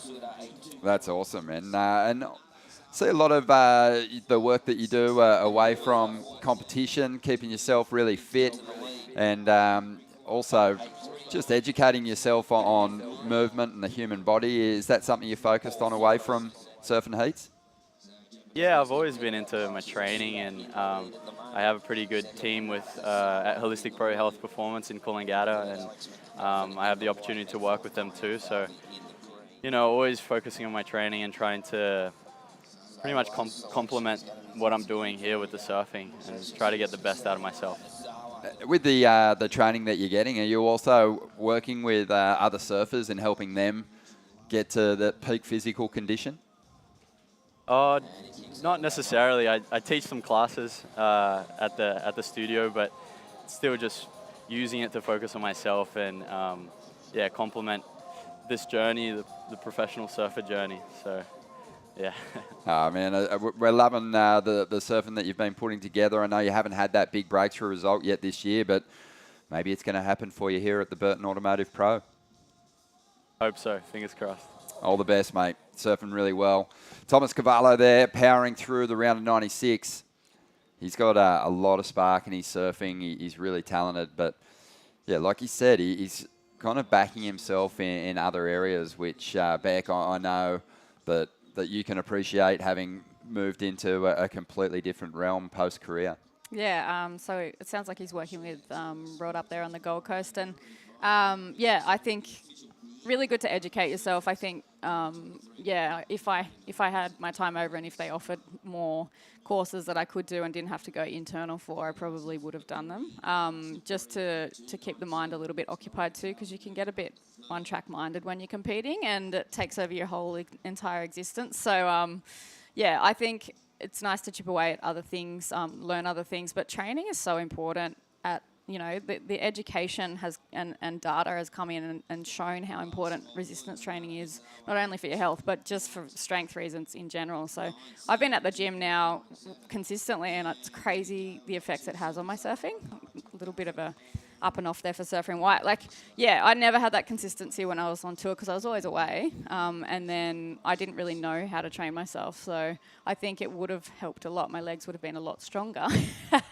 Yeah, when you're surfing, especially in Hawaii and things like that, you get to the end of the year and you're a bit deconditioned. So really good to hear that. A lot of the surfers are cross-training, and you can see it in the way that they're surfing. They're killing it. Yeah, they got some mad spark. And have a look at this. One wave, 3 surfers having a good look at it. A couple of surfers even getting to their feet there. So an interesting situation, that one, but didn't really feel like to me there was, much of a impeding going on. Yeah, I don't know if anyone was getting in anyone's way. Yeah, it seemed like there was a bit of an exchange there, or an attempt at an exchange. But you can tell the way that middle section's flattening out a little bit. So looks like if you can get a few quick blasts out the back before trying to get a link up through the inside. It's kind of reminding me a little bit of Huntington on a high tide right now. See the surfer in blue. Nice open face snap off the top there. Bit of a roundhouse kind of back to the whitewash and trying to get a third turn here on the inside. But yeah, that inside's looking to fatten out a little bit. So most of the work, if you can get it done on the outside, seems to be where most of the points are coming from. Kayashiro with that 6.83. It's a strong wave to have in your possession right now with 11 minutes 50 to go on the clock. So all surfers been really busy. Definitely coming down to that wave selection out the back, but everyone seems to be surfing a little bit further north, not sitting up right on the point at the moment, which is, I think Koyo will probably give you more of an insight with that higher tide at the moment. It can be a bit tricky up towards the rocks a little bit more because it can just, it goes super, super fat. So surfers opting to come a little bit further north on the peak. Just trying to capitalise on a bit of a abating swell, but it's nice to see that it has smoothed off a little bit, a bit more manageable today. It'd be interesting to see what it does on the lower tide, Ronnie. Yeah, it's going to be, I think, a really fun day of competition. Yesterday, I think the biggest numbers started to come once that tide bottomed out. Steeper walls and just some chunkier oncoming sections for these competitors to lay into. But it's the Japanese surfer. They're on a roll out here at the moment. Koyoshiro Suda of Japan taking the early lead. 6.83, a really strong opener for him. Dynamic backhand approach. Hasn't found that big backup yet, 2.83. Hinata Ozawa, he's got the Japanese heritage, but it actually is competing on the Australian regional circuit. That's where he's collecting his points. He's sitting 29th at the moment. Okay. Alex McGuffin, he's trying to make up quite a bit of ground, the surfer from Margaret River, and he said yesterday after he won his round of 28 heat that he's out of reach of those top 7 spots, even with a victory, but really just looking to put together some heats, get some confidence built. This is a guy that will return back to WA in perfect time for some big swells after chasing results here on the East Coast for a few months now. We'll see. Some of those waves over there. Oh, some of the clips on Alex McGuffin's Instagram too, up there in the desert, just getting so caved. Are awesome to see, but I'm loving watching him too, just string together some turns along with this guy. Suda's just sort of on a tear here at the moment. Unfortunately, couldn't ride out of that last move, but I think he dumps the 2.83 there. Yeah, it looked like a pretty nice wave that he selected there. I don't know if he had priority, but it kind of just came straight to him where he was hitting the lineup. Looked like the right positioning. So we will see a replay of that now. Perfect little A-frame. Goes nice and vertical on the first turn. Really drawn out bottom turn, which is nice. I feel like this was a little bit of a floater. that would have been nice if you had cracked that one and landed it. But yeah, old Richie Porter, if you do a floater, he basically said to me, it's not counted as a maneuver. And I was like, what do you mean? It's a float. I love a float. Me too. It's the best. But apparently it's not a turn. That's what he said to me back in the day. So I don't know if that's changed. But yeah, I feel like maybe a little bit of the wrong selection on that one for Surfing Red. But he will drop that low score. Nice little lineup shot there. Yesterday, the day before, when we were watching the Surfest expression session and right through the round of 128 and into those first 6 heats of the round of 96 yesterday, I had what can only be referred to as JOMO, the joy of missing out.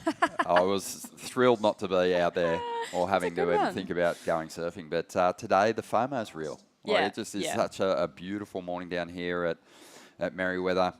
I think all the competitors, Thomas Cavallo is just beaming in that post-heat interview, just loving being down here. It's such a beautiful stretch of the coast. And one of my favourite things about this area is definitely those ocean bars, the pools, some of the biggest in the world, the ocean bars around Newcastle. And yeah, they're really fun to check out. Really nice that they're doing up the Newcastle ocean bars. So Merriweather bars have been quite busy, but yeah, I love coming down here and watching that sunrise over the ocean. And this morning was super pretty. A little bit dark when we woke up, but yeah, nice to get down here just as it's coming up over the horizon. And yeah, clean conditions. I walked past and was like, oh, it looks actually, yeah, I wouldn't mind going for a little surf. There's, you know, if you did arrive to Newcastle in the past couple of days too, and there was all that wind. We'll see Kyan Falvey here. What an opening turn that was. Drives up into the pocket again. So a wave that provided 2 good opportunities to throw down solid turns on the outside. And even if he doesn't make the connection, I think he gets himself out of trouble here in 4th place. Koyoshiro Suda there just with a little chop hop into a finishing turn. A little bit of acrobatics. Yeah, not a whole lot of points in it. Yeah. But, you know, it's still kind of impressive just to juice something out of a wave that's really not giving you a whole lot to work with. Floating re-entry there from Alex McGuffin right there on the shoreline. Taking out the seagull. Yep. Be good to see a replay of those last 2 waves to see if the guys got any turns out the back. But yeah, really nice to see Kyan's 2-turn combo as well. Be interesting to see what score he gets for that. He's carrying a 0, so yeah, this might change everything. In as far as where everyone's going, so we'll wind up with speed. Nice slashing off the top there for Suda. Yeah, okay. So he kind of got 1 turn out the back, and yeah, a little bit of a tricky chop hop into a finish turn there. So nice combo of manoeuvres. Should potentially maybe go into his top 2, but a huge open face snap there for Kyan and a back up turn. So yeah, the 2 turns out the back seem to be where the points are at, but let's see what the exchange brings with the scores for that last exchange. Alex McGuffin on the replay, moving with a lot of speed. Finished this one off pretty well here on the shore break. Yeah, he did well to get through that one and go nice and vertical on the inside here. Super strong off the lip line floater. Lands on the shore. So just to update you here, it looks as though there has been an interference. That might have been from earlier on. And it's Kyan Falvey who finds himself back in that 4th position as a result of the interferences. That's a shame for Kyan. Looks like he might have had a couple, unfortunately. But yeah, 5 minutes to go. It's going to be really difficult for him to get himself out of trouble here. So does that basically mean he's only going to count 1 score? Well, it hasn't sort of been relayed to us just yet, but if it's a priority interference, if he impeded the scoring opportunity of a surfer with priority, he's going to lose his entire 2nd score, which will, you know, basically rule him out of contention in this heat. Yeah. If it's a paddling interference, it's really the only way in a 4-man heat, isn't it? Priority interference. Yeah, it might have been that one that we saw where the surfer, threw his arms up a little bit. There was a few people paddling for the wave, but that's a shame for Kyan. I think Kayashiro has improved on his position with that last right-hander and got a 4.03, so making things a little bit harder for competitors in that third and fourth position. Yeah, Alex McGuffin carrying a pair of pocket threes, needing a 4.81 with basically 4 minutes to go. So yeah, it's a priority interference because Kyan Falvey, he has a 4.07, but his requirement is an 8.37. So that suggests that score actually means nothing, the 4.07. And to get himself to second spot, he's going to have to get in the mid 8-point range to overtake Hinata Ozawa at the moment. So he's got to go big. Yeah, it's so hard to fight back from. In the early stages of a heat, sometimes when priority isn't established, you can get what's called a paddling interference. Or an interference without priority. That means you lose half your second score, which would obviously for Kyan be still a nightmare, but wouldn't put him out of the heat. Yeah, he'd only be chasing a mid-range 6, but he's going to have his back right up there against the wall in trying to chase down that number. He's going to have to put together the best ride of the contest so far. So just under 3 minutes to go. We'll see if he can do that as Alex McGuffin loads up, hits that end section, does well, likes the feel of it. With just over 2.5 minutes to go, he doesn't need a whole lot to get himself up in a second place, but a 4.81, the judges are going to be having a real look at this move. I mean, it's a chunky section. That'll work in his favour. Was there a lot of height there? Not really. No, I did well to throw forward with that momentum there. But what do you think, Ron? 4.81. I'm never great with scoring when it comes to airs, but it's hard today to land those manoeuvres considering the tide's quite high. I think it's going to definitely put him back in the heat because he is carrying 3.57. So let's see. Yeah, it looks like he's got a 4.5 for that last aerial manoeuvre, which is good. I think, needed to get up into that 4 range to keep himself in the heat, and now only really needs a really low score. So a couple of combo turns out the back, and he'll be straight back up into the second position there. It's got a sting, though. He got so close. He would have loved the opportunity, just a tiny bit more space to get maybe 2 big pumps in to really get some height out of that section. And I think he would have got there. It was just a really fantastic job he did of just manufacturing a little bit of pop off the lip. But here he goes, chasing down that 3.88. Somehow finds a wave that's got some sections on it. Couple of decent turns already. He's fighting hard for it. And the wave does stand up. He's going to ride straight over the dry reef there and does well to finish it off. So 3 turns. Wasn't one of the bigger waves of the day. I think this is right there.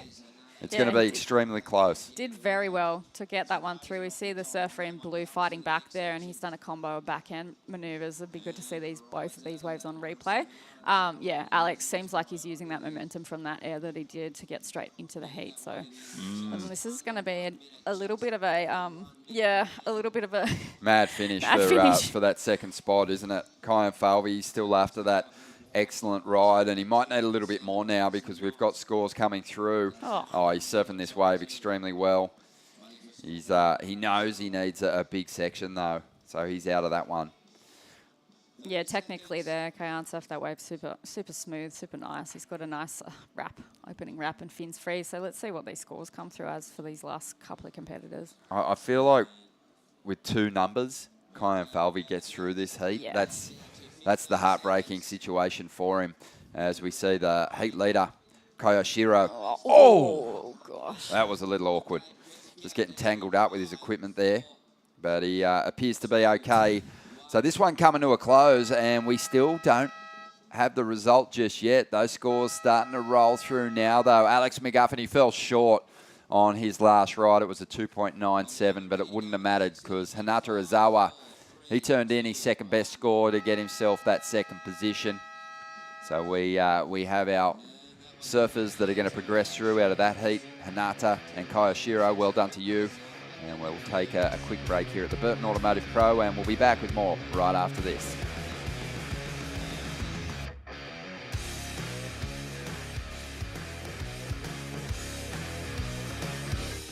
Welcome to Sydney. Upbeat, downbeat,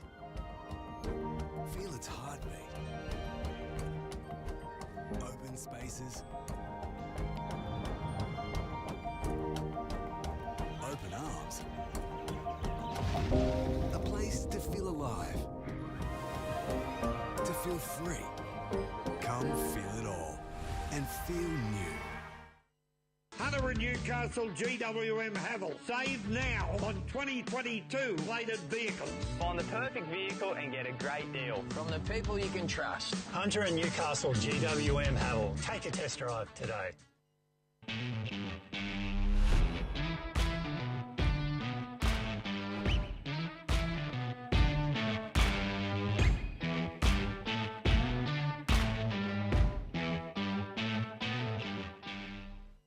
At Speaking in Colour, we go from the classroom right through to the boardroom. We bring together people in programming and in training, Aboriginal and non-Aboriginal, in a spirit of reconciliation.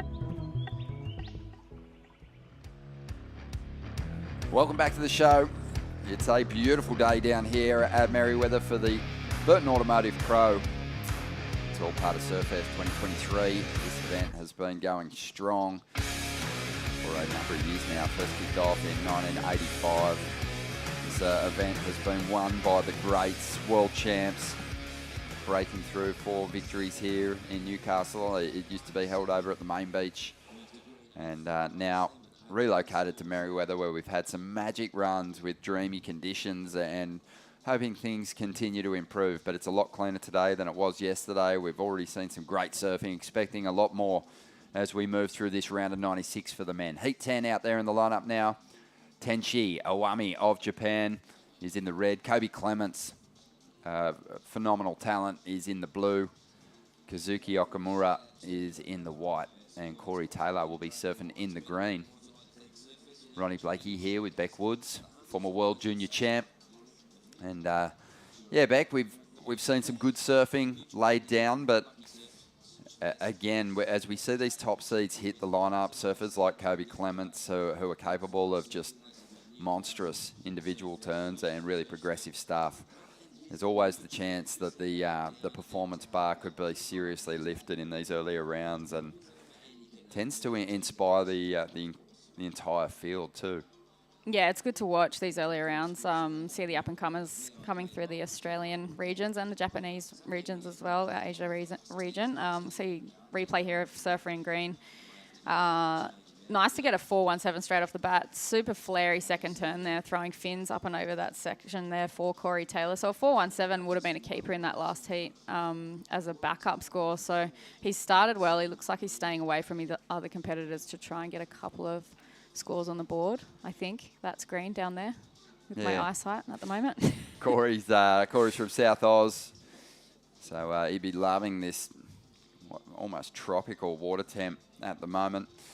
Wait, do you know where Corey's from down in South Australia? Is he down Yorks or somewhere? I'm not entirely sure, to be honest, but I do know that he's, got some incredible images, captures, surfing slabby waves down there. You never know where they are either, down in South Oz. No, I wouldn't be able to tell you anyway. I had an Australian title down there when I was 16, 17. We see Surfer in white having a bit of a paddle here. Looking like a nice wave. Super strong opening carve there for the Surfer in white. Straight to fin flare. Oh. Snap. Third carve. So he's done well to get a combo in before the wave flattens out. So, yeah, I think South Oz, the hidden secret spots of Australia. But, yeah, we did have an Australian junior title down there at Yorks. And, yeah, we had a few surfs with the New South Wales team in the morning at a few spots, and just reef break perfection. A little bit scared in the very early morning. Out at a few spots with the boys down there, but just amazing. Like we had contest waves that probably were up there with some of the best that I ever surfed. So yeah, South Oz is the hidden gem of Australia. I won't talk too much about it because I know that they like to keep it that way.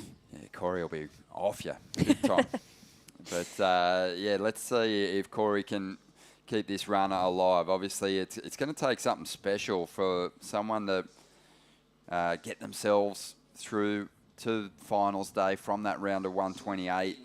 Already in the round of 96, you're coming up against seeded surfers.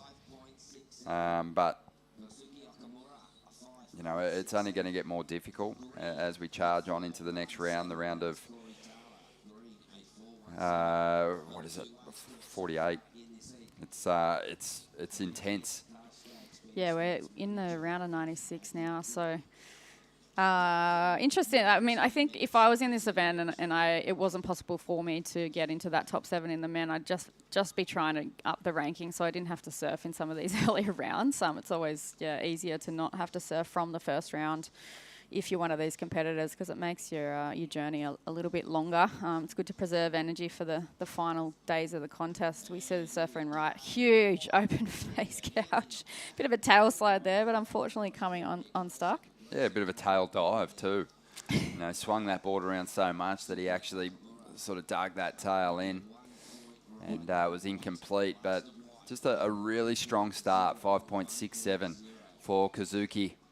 And we'll see if he can back that up in just a moment. Right now, though, Koyoshiro Suda joins us. Two-wave total of 10.86 and a big backhand blast to fetch his best number. Congratulations, mate. What a fantastic campaign that was. Oh, thank you. Yeah, I got lucky to get the good waves. It seems like there is a really amazing pack of surfers competing here from Japan. This is a big opportunity for you to take some points home. How do you feel about that last performance? Oh yeah, I feel good. So yeah, I have to win this game. So I will go CS Challenge Series. So yeah. Are you enjoying your time in Newcastle? Yeah. I like Newcastle. I came to 4 times. Yeah, every time so big wave and good food, good people. Yeah, I like this here. Well, Koyoshiro, we are loving watching you surf. Your performance was very strong. We wish you the best of luck in the next round and keep that run alive. Okay, thank you. What a champion. One of the standout performers so far. Another one of the Japanese competitors is making their way through to that next round. And, yeah, he's, you know, excited, I think, about the opportunity to compete here in Australia. He's had a few trips to Newcastle now, which will, I think, probably really improve his chances, because it's still a beach break, but there is, as you've been pointing out, Beck, a couple of little patchy bits of reef out there that you can kind of rely on to help these waves stand up and roll through to that inside shore break section. Yeah, he tactically surfed that heat really well. These Japanese surfers do tend to have a lot of flow in these waves. It's interesting that he did say it's always quite big here. Yeah, I think that I haven't been to Japan, but yeah, you can see that they utilize the power of the waves really well. So I have heard that Japan can be a little bit soft and a little bit small sometimes, so it's quite hard to manufacture a score. So when they come here, it does sound like they enjoy the punch of the wave and yeah, the size of the wave. When I mean, yesterday did have a few punchy, yeah, like bigger sets. So it's been good to see them perform here.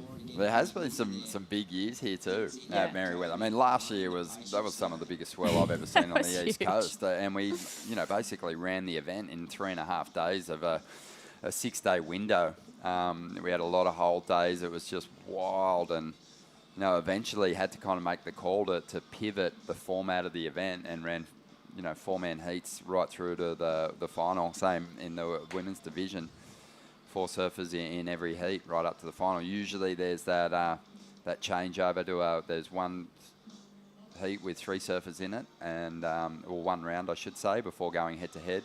Yeah. Into to the final. So I don't think we'll see that this year. I think we'll be seeing head to head competition. And it's going to be a lot of fun because we know that there's a whole lot of points up for grabs. And the opportunity to collect bigger numbers isn't lost on those Japanese competitors. You can see just how ready they are to wrestle away some big results from those surfers in this region.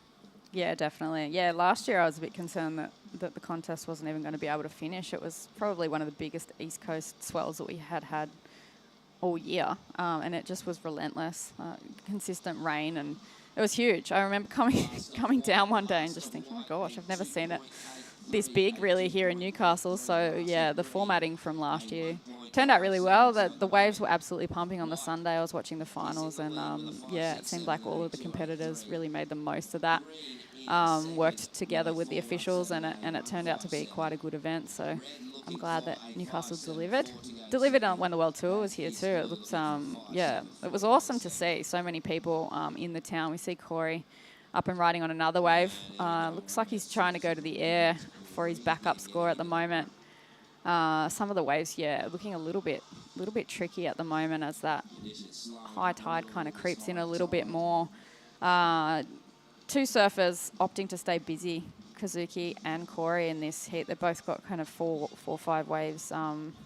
And Kobe Clements and Tenchi Iwami looking to potentially just be cruising a little bit more and selecting the waves that they really want. So be interesting to see how this heat pans out with the two different types of styles or approach to the heat. The staying busy or the super selective. Yeah, Marion Bay is where Corey Taylor's from. So, yeah, I'm interested to see how he fares here. He did kick off pretty well, 4.17. It was a good response to Kazuki Okamura's 5.67, but the man in red, Tenchi Iwami, is about to drop a score that could see him get in the mix at the top end of the order. Kobe Clements has got his priority out the back. He's been a little quiet, but what a finish there on the inside. Jeez, he did well on that wave. Great read, really good timing. And, you know, a combo in a really short amount of space on that shore break. Haven't seen too much of that. Yeah, he really waited a while for that wave. I mean, that was kind of 8-minute wait. We see the surfer out in white blasting off the top there, super vertical second turn. So, yeah, Kazuki killing it as well. Staying busy. Corey, I wonder what the start of his wave was like there. But, yeah, I think surfer in red's going to drop a pretty good score for that last wave. Combo turns out the back, managing to come all the way through to the inside, and we'll see how this exchange pans out. Yeah, this has been some solid surfing. Great exchange, that last one. I was having a bit of a look at Tenchi's profile online, and he's still in the Pro Junior Series, and he has had, yeah, a first in the Asia Open Pro Junior and a third in the White Buffalo Pro Junior. So he's obviously one of the stronger performers for Japan coming out of that region. He's looking pretty sharp. That first wave he got, pretty strong. You know, I mean, just from the talent we've seen in the mix, you know that he's up against a really deep talent pool over there. So wrestling those big results away is obviously super impressive. Here goes Kobe.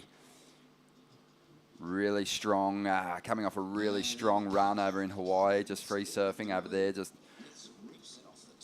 perfecting his craft, getting some huge pits, but this is where he wants to make some big results count here in Australia on these regional qualifying series events. I love his surfing though. Gets really low, always surfs with a lot of spark, has great airs. Pretty young, still in junior series. He's been sort of a bleep on our radar though for a long time. He was one of those super groms. Yeah. But really starting to sort of come of age and do some fantastic surfing. As we see the replay of Tenchi, a 5.33 for this wave. I haven't seen too many waves finished off on the shore break this clean. Just, you know, they're not moves that are going to set the world on fire, but that's a small amount of space, a lot of bump on the face, and he did well. Yeah, getting two turns on the shore. I didn't even know that was possible. Good angle there of both surfers in the shot. Corey's wave a little bit flat. He did manage to ride it all the way through to the inside and get a bit of a snap there on the shore, but see what, looks like, here we go, replay of surfer in white. There's that double turn combo for Kazuki. Did get a 4.37 for that, so that's bettered his score line there. So yeah, both approaches, it seems like, yeah, the more patient ones versus the more persistent ones. It's interesting seeing both approaches as we see Surfing Blue on a nice looking wave. Unfortunately, Oh. just a bit late to that section. He wants that big, deep bottom turn, doesn't he, Kobe? Yeah. And, you know, obviously he's seeing an opportunity to, or that's just his approach, but seeing an opportunity maybe just to show how refined his rail surfing is. Big, deep bottom turn, though, on that occasion kind of washed off a bit too much speed, and he wasn't able to bring that floating re-entry down off the section. But this was the wave that he had previously. Nice hit and, yeah, real quality moves on the outside section. Hops out of that one. Interesting heat when you look at the best number for each competitor. There's not too much separating the surfers with their best scores at the moment. Kazuki's just found the backup score, but this is still a really close heat. This is anyone's, really. Kobe needs a 4.88 to jump up in a second. Wouldn't need a whole lot more than that to get himself into the lead here. Corey Taylor, he's got a little more ground to make up, seeing as though he's holding on to a 4.17. That's his best score, but he needs a 5.63 to get in the second spot. But it's sort of shaping up to be another tight finish like that previous heat.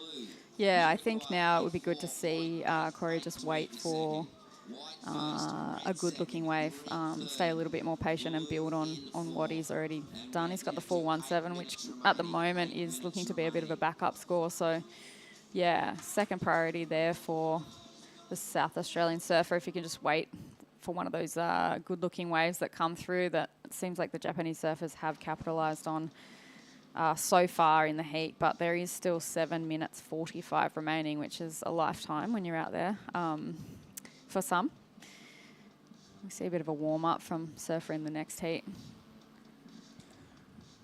Yeah, it's going to be a good clash. Ben Spence coming up against Taj Stokes, Matty Job and Nathan Cook. That's an exceptional lineup of talented surfers. Looking forward to watching that one unfold.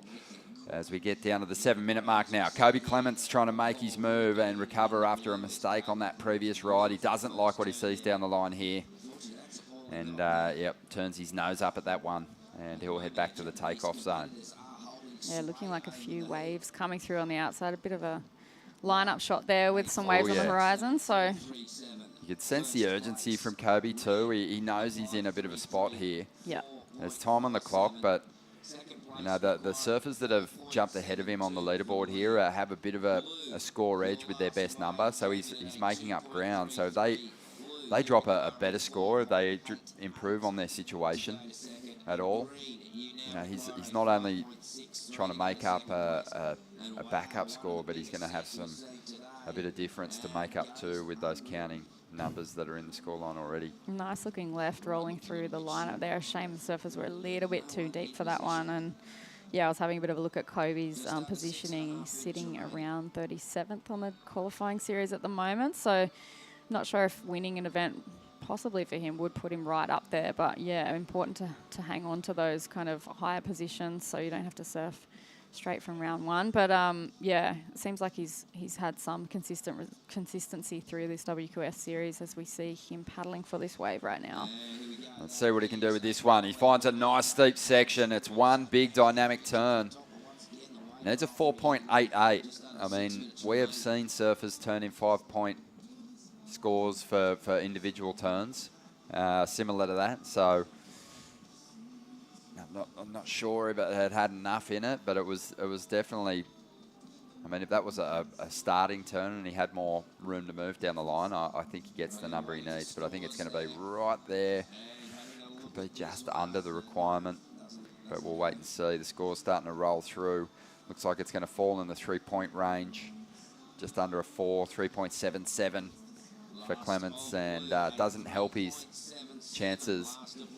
His dad, Steve Clements, was a force on the qualifying series for a number of years. He was only a heat or two shy of qualifying for the championship tour over at Sunset a couple of times. So, you know, he'll want Kobe to make the grade at some point, at least get himself onto the challenges and have a good run with it. But like you said earlier, he's still young. He's got a lot more runs at it. But this year it's going to be an uphill battle. He might need a monster result here to to even have a chance of getting the 7th spot. So let's see what unfolds now as we see Tenshi Awami taking off. Nice hit on the foam there. Yeah, I think tactically smart for Red there to kind of to go that one. It's always the worst when you don't go a wave and you think, oh no, it's not a score, and then yeah, the surfer in lower priority turns it into a manufactures a score, especially in waves like this. And I think we know that Kobe's very capable of getting the 4.88. So surfers utilising their priority quite well in this heat now as the other Japanese white surfer in white takes off, gets a lot of speed, huge blast off the top there. Really surfing these flatter waves well, the Japanese surfers, managing a small finish turn there, but I'm not sure if that will better his score at the moment, 4.37. I'm definitely not a judge, but yeah, I think the opening waves for those surfers have been really strong. It's like a trademark approach, isn't it, for the Japanese surfers? They're all so formed out. They have incredible technique.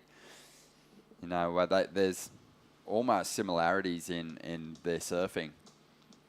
They all pick their own lines, but you know, I think technique is obviously a focus as they're evolving as youngsters.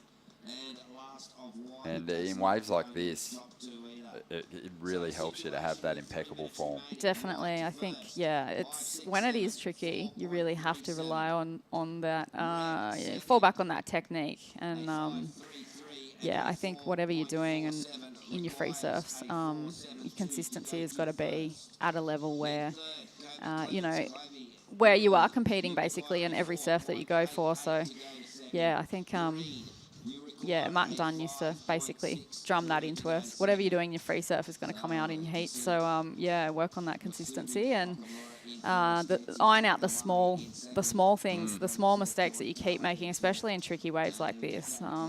Here we go. Aussie surfer, quick in and out there. Not the greatest wave selection. You can see the benefit of dropping the big scores early here. Tenshi and Kazuki, you know, they've just looked a little more relaxed in the lineup, and with priority, they've sort of made smarter decisions. Their heads aren't spinning. Yeah. And you can just see that there is an urgency in everything that Kobe's been doing, even for the last 15 minutes. Yeah. You know, he's been kind of scrambling to try and find some opportunity out there. You can see he's a little scattered. A little bit of the Hunger Games beginning here as we see surfer in red just tailgating Kobe Clements there. I think the Japanese surfers are pretty aware of the situation, so I think it's going to make it harder for these Australian competitors with the waves now not holding priority, sitting right on top of each other. Maybe white not as persistent, but yeah, I think surfer in red, I would be doing exactly the same thing right now. Yeah, well, look, he's got second priority. He's choosing Kobe Clements as the major threat here, even though Corey Taylor's like at the top end of the priority order. These surfers are really familiar with one another. They would have seen a lot of each other surfing, so he goes up. Kobe's the guy, and he didn't see a 5 in this wave. And Kobe might make him pay for it here. He's just got an amazing little roll happening, and that was fantastic surfing and probably one of Kobe's better waves. He had a 3.77 for one turn just moments ago. So I'm feeling like that's going to go close. That's going to get him there. I'm surprised that priority-wise, yeah, Japanese surfer. We see a replay here, Ronnie. Huge vertical attack straight into that second carving turn. And he's done well to really make this third section and go straight up and vertical on the shorey there. So road clean out. That's going to be really tight. Yeah, Tenshi, you know, he didn't see 5 points in it. If it does get there, it'll only just get there, I think. But he backed himself and his knowledge of the lineup there, and we'll see if he's made to pay for it. He's surfing this wave like he needs a score, incomplete on the finish, so I doubt that goes into his top 2. But the judges still haven't dropped the number. If Kobe gets the score, Awami is going to be really kicking himself. Yeah, it's definitely never over in waves like this, is it? Oh, what a finish. Well, the numbers coming through now, and for Kobe Clements, he is going to fall short. Surfed that wave incredibly well, but it really was just the one solid turn in there. So Tenshi, you know, he in retrospect, made the right call and he's on his way to the next round. Yeah, I think he might learn a little bit from that one, though. I definitely, yeah, it's not the nicest way to lose a heat, but he surfed super strong through that entire exchange. It was a good heat to watch, actually. Everyone shredding. We're going to be back with more right after the break. We'll have Vaughan Blakey and Matt Hoy stepping in for the call.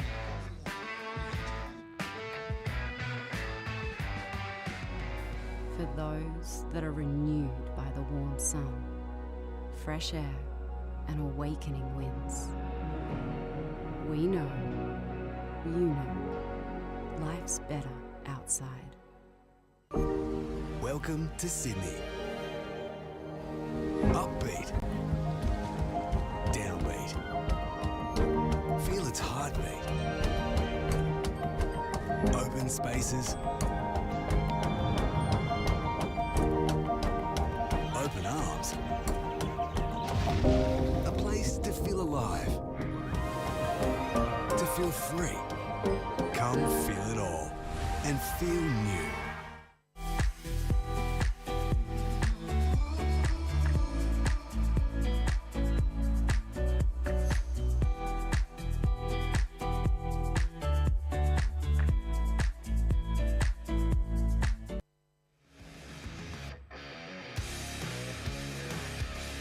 We're back to the Burton Automotive Pro Surfest 2023, and things are firing up here at Merewether Beach, Newcastle, Surf City.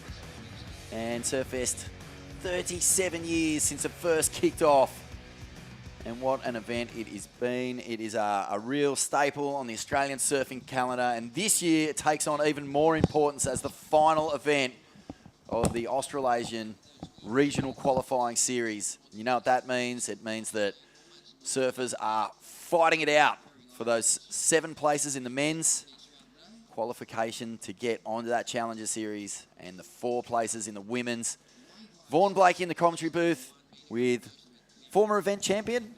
No, I know. Sorry, mate. I shouldn't have brought that up. But, No, Matt Hoy, former CT legend, Bells Beach champion. Got Yeah, that one. I'll take that. I'll take that. Put that in your skyrocket. And, mate, really lovely conditions down here this morning. Couple of days of pretty choppy, wishy-washy garbage. It was. It was tough going. It was tough going. Hey, guys, how you going? So, Morning.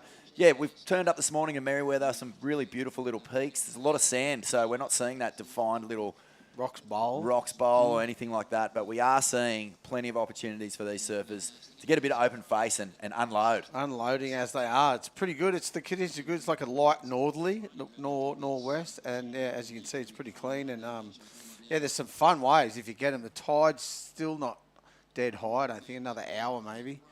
But yeah, there's still some fun waves. There's a couple of maybe 2 to 4 feet. 2 to 4 feet.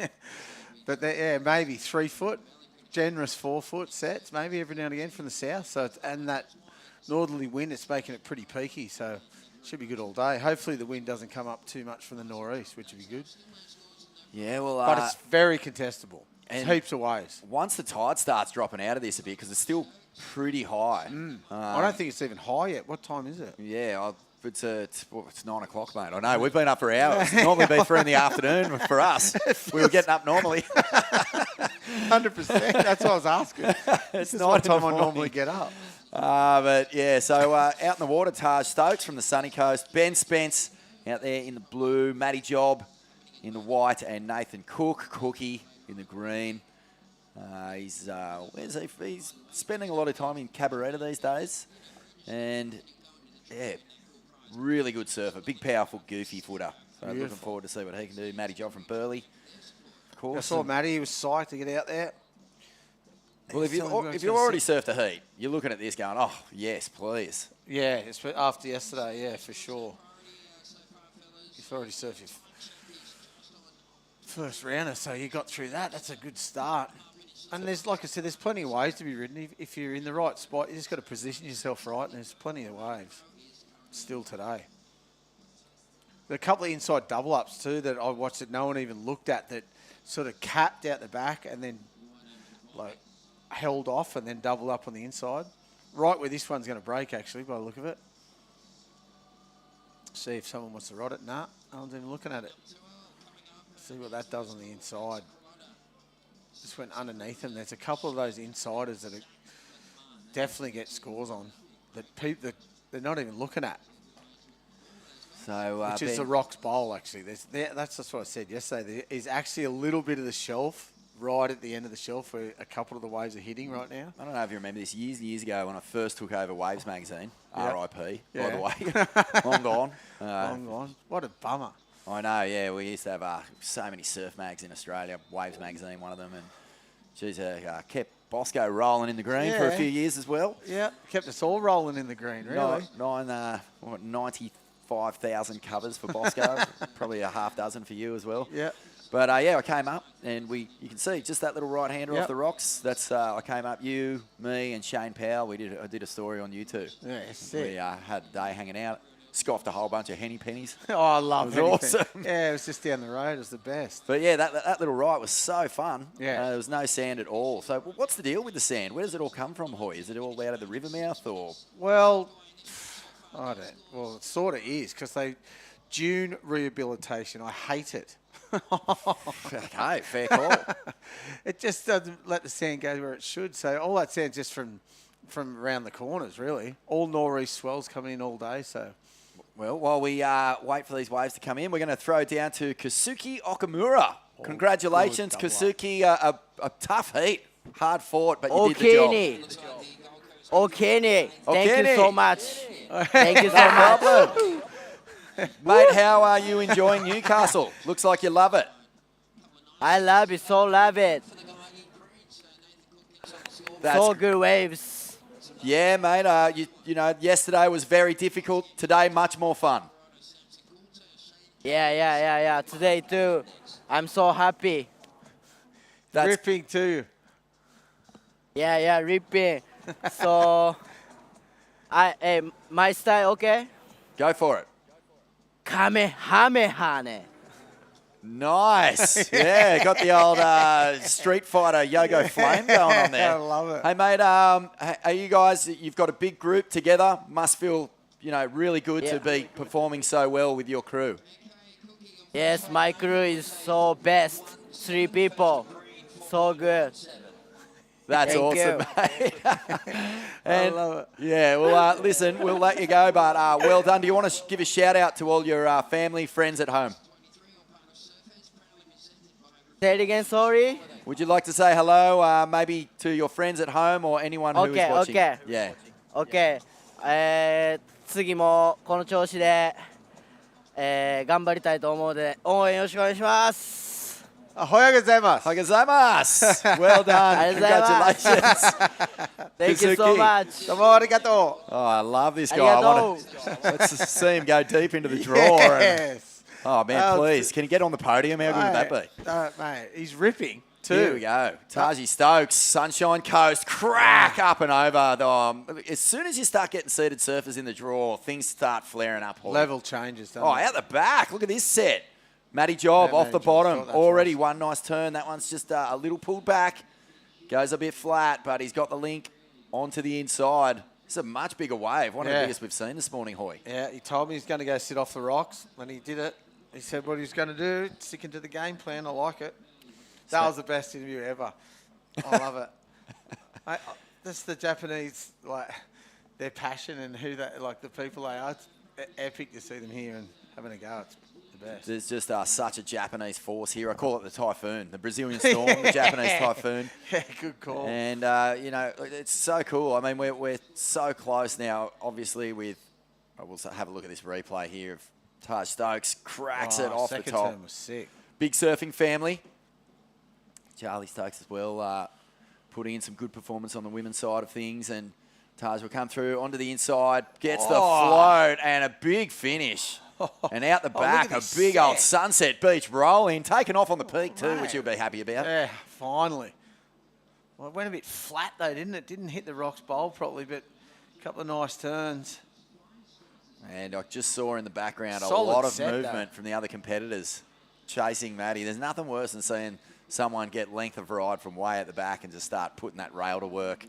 It's definitely the spot to sit if you're a natural footer. I reckon it's a bit harder on your backhand over there because it goes a bit flat, but there's definitely a wedge there that you can tee off on. Mate, Cookie's had a wave as well. The surfer in green. Look there. Look, it looks pretty fun, man. You can't complain about that, really. Nah, it's really, really nice down here this morning. Northwest winds, 2 to 3 foot of south swell, man. That's going to bring the air into for sure. Play later on this afternoon when the tide starts going out. For sure. The face starts getting blown open. We get a few more cupped out faces. That's going to be fun. Yeah, we'll have a look at replay here. So this is Cookie. He's a big fella, and he really has that beautiful power game on the backhand. Slices off the top. Starts to get work now. Nooner. Nooner? Has an 12 o'clock. Noon. High noon. The high nooner, I like that. And I know that, when it comes to backside vertical attacks, that's some surfing that you appreciate, Matthew. I do. I love it. There's not a lot of people just like flick it up there these days. But Well, yeah, there's the pivot nooner, and there's the bottom turn extension nooner. That's what I like. Yeah. The pivot nooner looks good because it throws a heap of spray. There's a lot of people that's all they do that a lot. And then you've got Luke Get Egan near who the did top and both. then do a- He combined both into one turn. He could kind of swing it really hard off the bottom and then at the very last second do the pivot and almost take it beyond vertical. Yeah, definitely. A lot of the time. So Cookie is in that mould big time, big body, lots of power. And when he puts it vertical, you hear the lip crack. You hear the glass under his heels start to shatter, That American dude. Oh, Whookar! Whookar! The funniest footage ever. Isn't it great? Matty getting a 3.57, so the judges, it was a big wave, but just a little bit. He got a bit out of rhythm, didn't he? It wasn't really safety surfing. It was just that he couldn't quite time it off the top where, he was getting those explosive moves in. And it backed right off that wave. For the size of the wave, it didn't double up on the inside. It just sort of went out to sea. Mate, I had a great time last night watching the news. Well, the news. The local news. They always give Surfest a big rap. Cookie paddling hard. What's this but, they do a big story on all the local surfers who have made it through, and it's pretty filth. Yeah. You come down here, dope. you're a grommet, you get your first shot in the event, and you appear on the news that night. Yeah, for sure. It's the best. Win, lose, or draw. I didn't even look yesterday, but is there many left, the local boys? Yeah, there's a few, We got a lot culled, though, didn't we? It's fair pretty few heavy. cull, but I'd say about 50-50. Yeah, right. Zach McMahon got a buzzer beater at the end of his heat, so he's still charging. Even though, Owensy, I saw that. He won his heat, which is good. Yep, and off the bottom, Matty Job, he's brushed the rocks, and he's moved back down to where things are a little more punchy. So I could see when he caught his first wave, in the background you could see the other surfers paddling over. And now he's just whipped gone the back other down. way. Maybe a little bit of gamesmanship here. Off the bottom, cracks it into a full rotation. Benny Spence from WA. And he'll be looking to bring some pretty big fireworks to this heat by the looks of things. Well, he had no other choice there, did he? Really, he had to go for a big move. Sort of a closeout, but went for it, that's for sure. Yeah, well, it's been pretty slow. So, yesterday it was just a wave catching comp. Get as many as you can and hopefully something opens up, give you a shot. Today, you want to kind of be on almost anything that breaks because it's difficult in this high tide to see what's going to stand up and what's going to back off. So kind of almost a similar mindset. You don't want to get stuck out there too long. We've seen that backfire. Off the bottom. Oh, there it is. Taj Stokes again, using that backhand. Couple of vertical re-entries. Oh. Finishes with a strong closeout re-entry. Just got stuck a little bit, didn't he? Just did. that one little microsecond of bit late at the start. That first turn got a little bit stuck, and then it put him out for the rest of the way. It's amazing that sometimes they can work for you, and other times it can just completely trash your entire ride. It just throws you in a bad spot. But it's got a bit of wobble to it today, with the high tide. You know when the mistimed turn can work for you? When you are coming out of a turn into a really heavy barrel section. Yeah. Because sometimes it can put you way too deep, and then you get the foam ball ride or something like that. Yeah, so he just was a little bit, tiny bit late on all, after anyway. But he's doing well. A 4.9 and a 4.43. This is Taj Stokes in red out in front. Matty Job Well, Yeah, 4.9. They gave him. That's right. That's fair enough. yeah, that's even though it was all a touch off. Imagine if it wasn't a touch Well, off. that's what I mean. He could have got Heading up way into over the that. sixes. Sixes. The sixes, mate. What did you hear what I said? Ross Clark Jones's birthday. Yes. You know, It Ross. is. Reckon Ross is watching? Nah. No chance. Nah. He's not up. Hey, He's on different house than us. I, you know, How good somehow Ross. went my whole career not really ever meeting or interviewing Ross. What? And then we had him on Ain't That Swell. He came to an Evoca show, went absolutely turbo off the wall. And next thing you know, I've been hanging out with him every weekend. It feels like off the bottom. Spenny. He's one of those little inside clean ones. Look. Oh, Nice. Halley-Eva bowl here. It's Yeah. just a nice They're the little ones. insider, and it's coming at him. Yeah.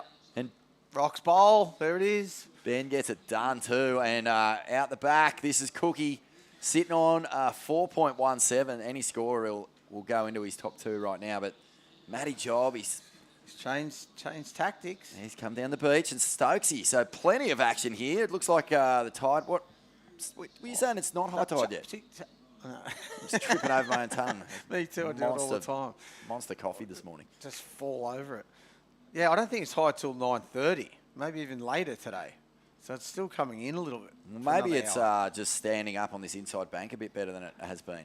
Well, that wave that Blue got, was it Blue? The little insider? Yeah. Ben Spence. Yeah, that just hit the rocks perfectly. Well, the sand, whatever you want to call it, the peak of the rocks. They're the insider. It was 20 metres inside from where everyone else was sitting. So, yeah, they're the ones, I reckon. Just nice and clean. See what score he gets. Was it him? Yeah, it was. It White? No, it wasn't Matty Job, was it? No, Here it is. this There it is, yeah, blue. So I thought, well, look at this wave. It's clean as. Bottom turn was this, sick. This turn, rah, it's a little bit slid out in this last one. Boom. Sick. That's a strong ride, Yeah. isn't it? 3 back-to-back, beautifully linked turns. Out the back, Cookie. I thought this one might stand up for him. See, he's a little bit deep now. He's further. Look where he was. He's further past the rocks. Where that other foam line is, that's probably the best section. Couple of good backside attacks here. And a finish. How good's a drone view? Oh, wow. Yeah, you can really Yeah. see how deep on the reef Cookie is. That's a great angle from our drone. And you can see right to, it's just like, there's a spot. You can see it. Has he got a name? Nah, it's the Rocks Bowl, but there's a spot that you can sit and it pretty much breaks in the same spot every time. Taj Stokes throws up. Again, little off. Someone can pay me to tell them. Okay. Well, I'm sure there's a lot of competitors listening to this. They'll be knocking on the door here in the commentary box in a second. What will you charge them? Oh, that's invaluable information. Pretty 7 funny. minutes There's to go. another It's Taj Stokes holding it down, 4.9 and a 4.43. Matty Job is in second with a 3.57 and a 2.83. So some throwaways here. Nathan Cook is in a good spot. Only Is that needs all he got for that 3-turn wave? a 3.93. What? It can't be, can it? So last the blue getting... Wow, they didn't like that.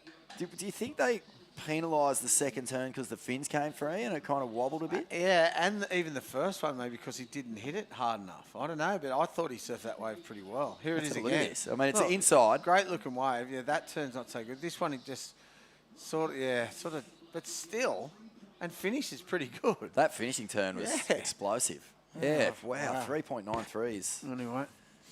perhaps a touch underdone, but I mean, I think three. in this heat, especially. Can we see the 4.9? That's a good. What that was. That'd be hard, wouldn't it, boys? Just to put you on the spot in there. Can we see the 3.57 and the 2.83 too as well? No, just kidding. That last heat, we saw quite a bit of hassling towards the end of it. Real priority came into play. Oh, yeah, And, there it is. Here we go. Oh, this is that one. Okay. Production team right on it. Yes. So Okay, the one we said was a little bit mistimed. Well, okay, fair enough. That's what it is. Well, that's a point less. Yeah. What do you do there? That's about even, if you ask me. But anyway. I would argue that Ben Spencer's wave was actually, Better? well, not better, but certainly kind of on par. More well timed. Yeah. Yes, definitely. More well timed. Is that better surf? Is that grammar correct? Yeah, sounded more well awkward. timed. That's good. I don't know. Yeah. Anyway, This is why we're sitting here. Yeah, and the they're judges sitting are up there. there, That's mate. right. But Ben Spence is in fourth Thanks for place. that, boys. in this That was heat. good. Thank you. Yeah, the production team right on it. Yeah, aren't they? And But fair enough, I get it too. But I don't know if it's that much of a difference.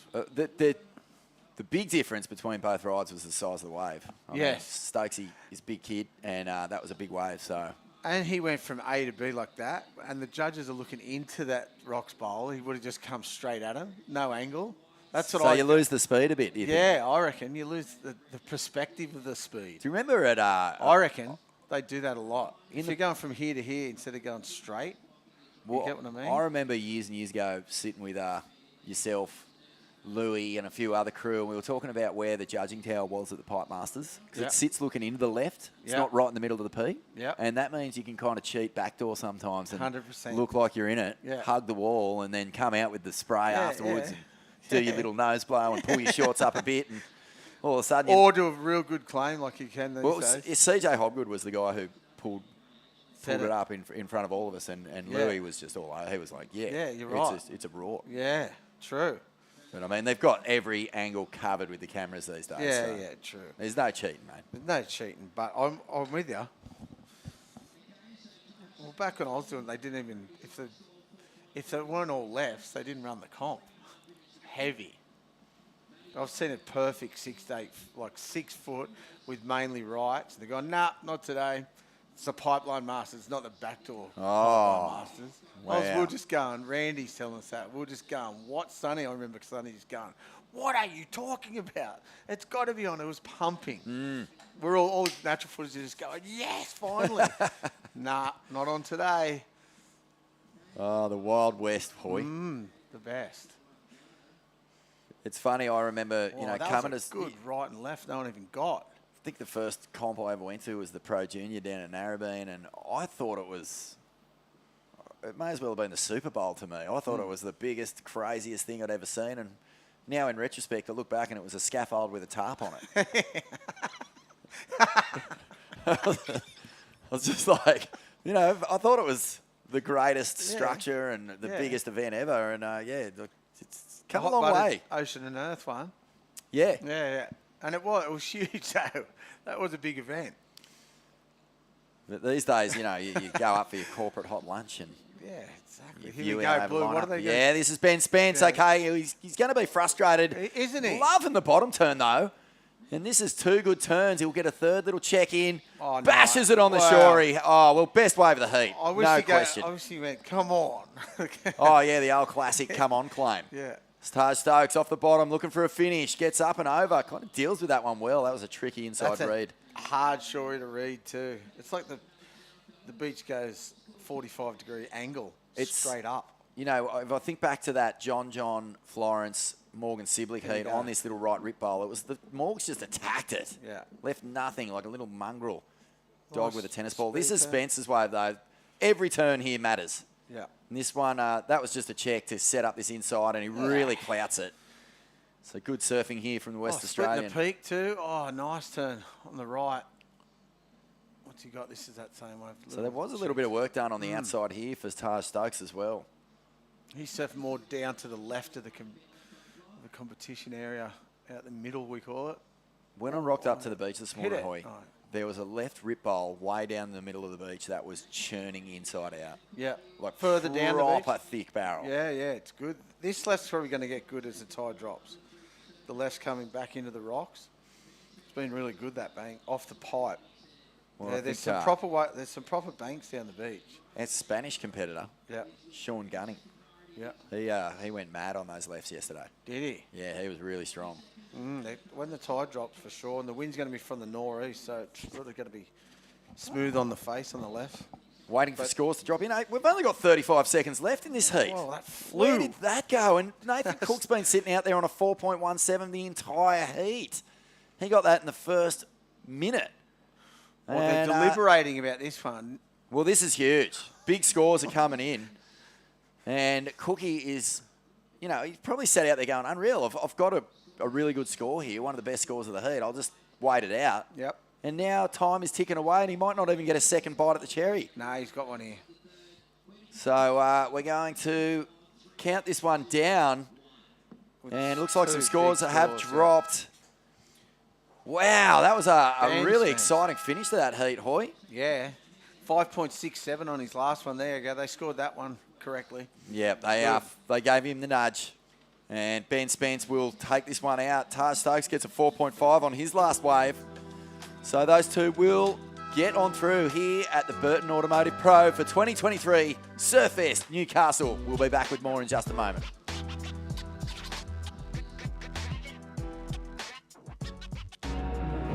Where for the spirited, the grounded, the true outsiders.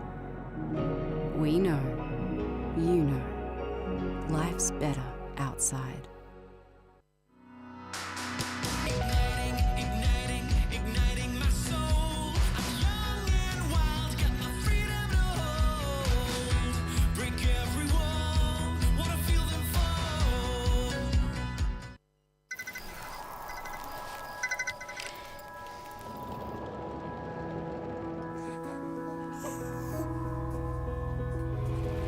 It's me.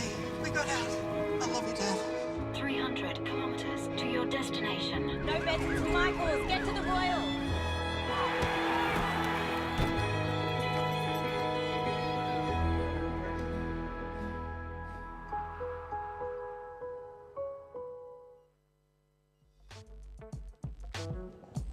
Welcome back to Merriweather Beach for the Burton Automotive Pro 2023, the final event of the Australasian Regional Qualifying Series. And that kid on your screen right now, Zach McMahon, buzzer beater yesterday to get through into this round. He'll be frothing to surf his home break in much cleaner conditions than we saw yesterday. He's got a massive one on his hands. Axel Kurotta out there in the red, Samson Coulter in the blue, and Shane Cadden in the white. So this is Shane-O. Daft's young boy. Yeah. Wow. I was wondering if that's who it was because he's got the Filipino flag on his Instagram as well. So Daft spends a lot of time over there. Nice tail whip. I actually... and here goes Zachy. Nice carve on the inside. That was really good. I love how he got that extra bit of extension, bit more acceleration out of that turn.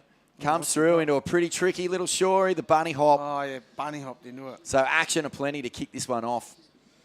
And, wow, that's cool. Yeah. Living up at Foster. I see him a bit up there. It's good. Great surfer. Stuart Cadden. I remember a peak wetsuit movie came out in the early 90s. We'll stick with this one. Samson Coulter from Manly. It's a bit like Manly. It's got a touch of the... yes, definitely. Looks a lot like Manly. The Manly vibes there, either side of the pipe. Yeah.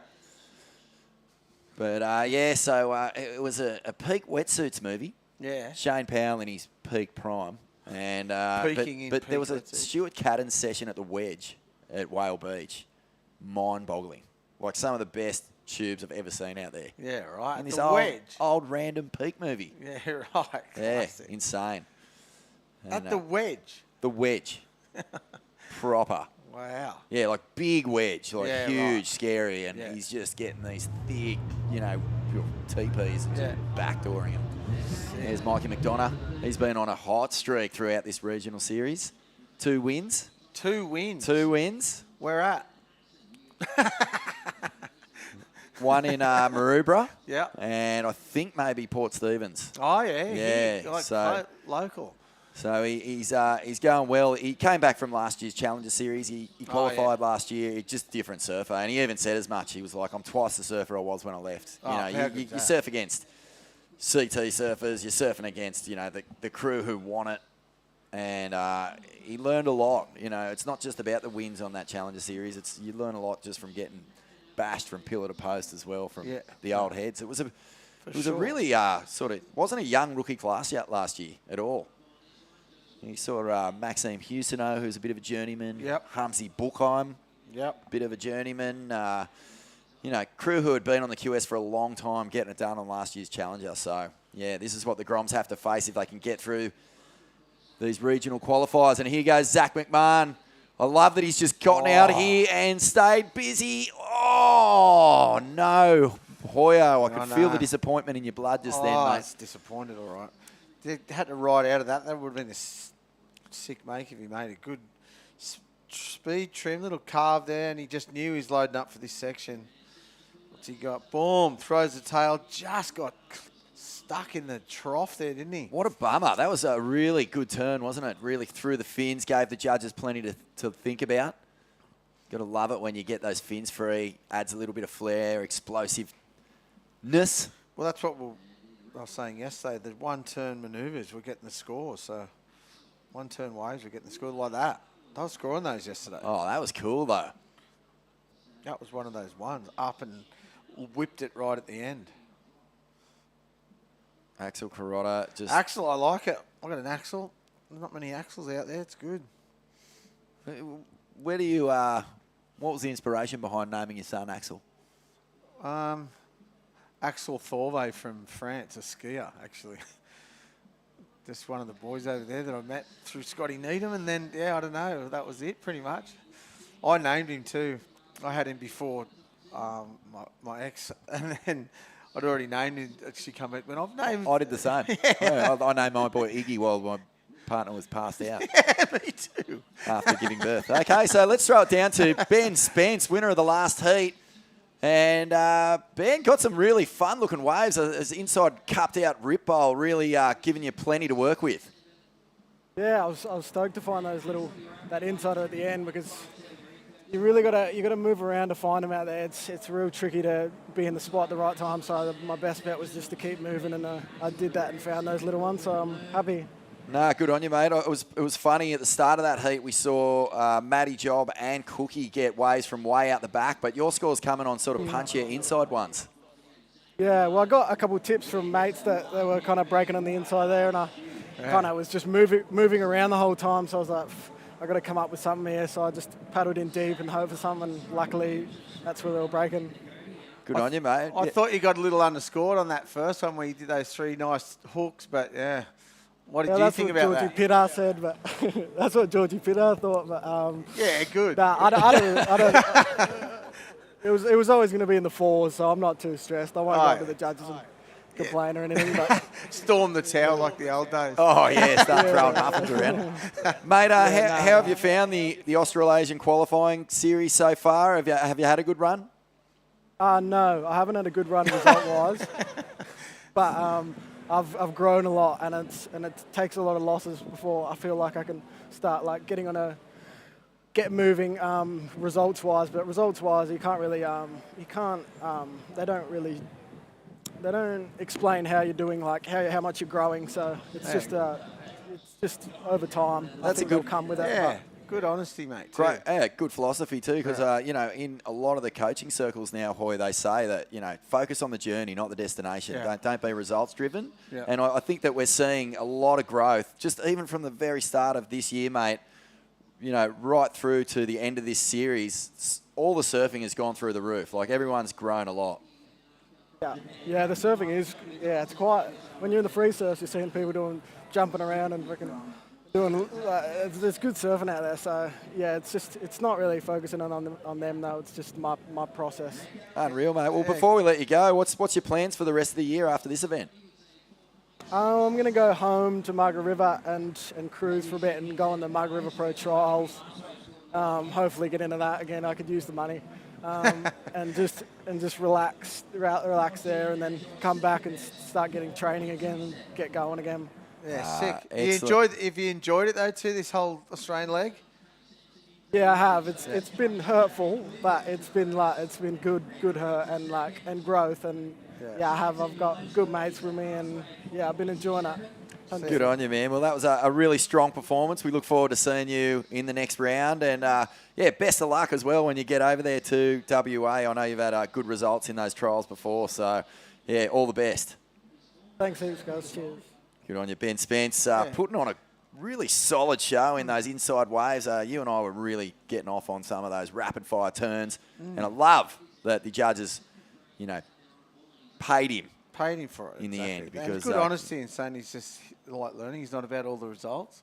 That's good. Like most people go, I was spewing about it, the whole situation, but that was good. Good positivity. Yeah, what do you think of that, mate? I mean, I know that you were a guy who really enjoyed the journey, weren't always focused on results, missing quarterfinals and whatnot, says a lot about that. But, it's a really healthy mindset to breed into upcoming surfers. Like if you're just missing out on everything around you just for the sake of trying to win. Yeah. And a lot of the time, all that extra anxiety and stress doesn't play into your strengths anyway. It makes it worse, I reckon.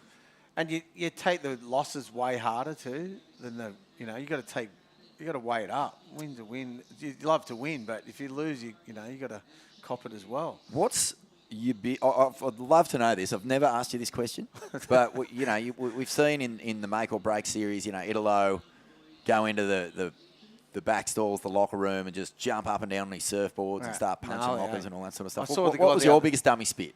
Where was it, and what was it? I reckon it was in Mundaka, and there's no chance I lost the heat, and I'd have a big couple of weeks in France, so I was emotional, and in Mundaka I lost it. I just went, mate, and it's towards the end of my career too, and I just lost it. Went up, just went, mate. And Bell's 1 year too. I've had a good blow up the year after I won. Yeah, what does a blow up look like? Like storming the judges' tower? Yeah, I was just knocking on the door and saying, "What? Explain to me what just happened," because that was, in my eyes, was bullshit.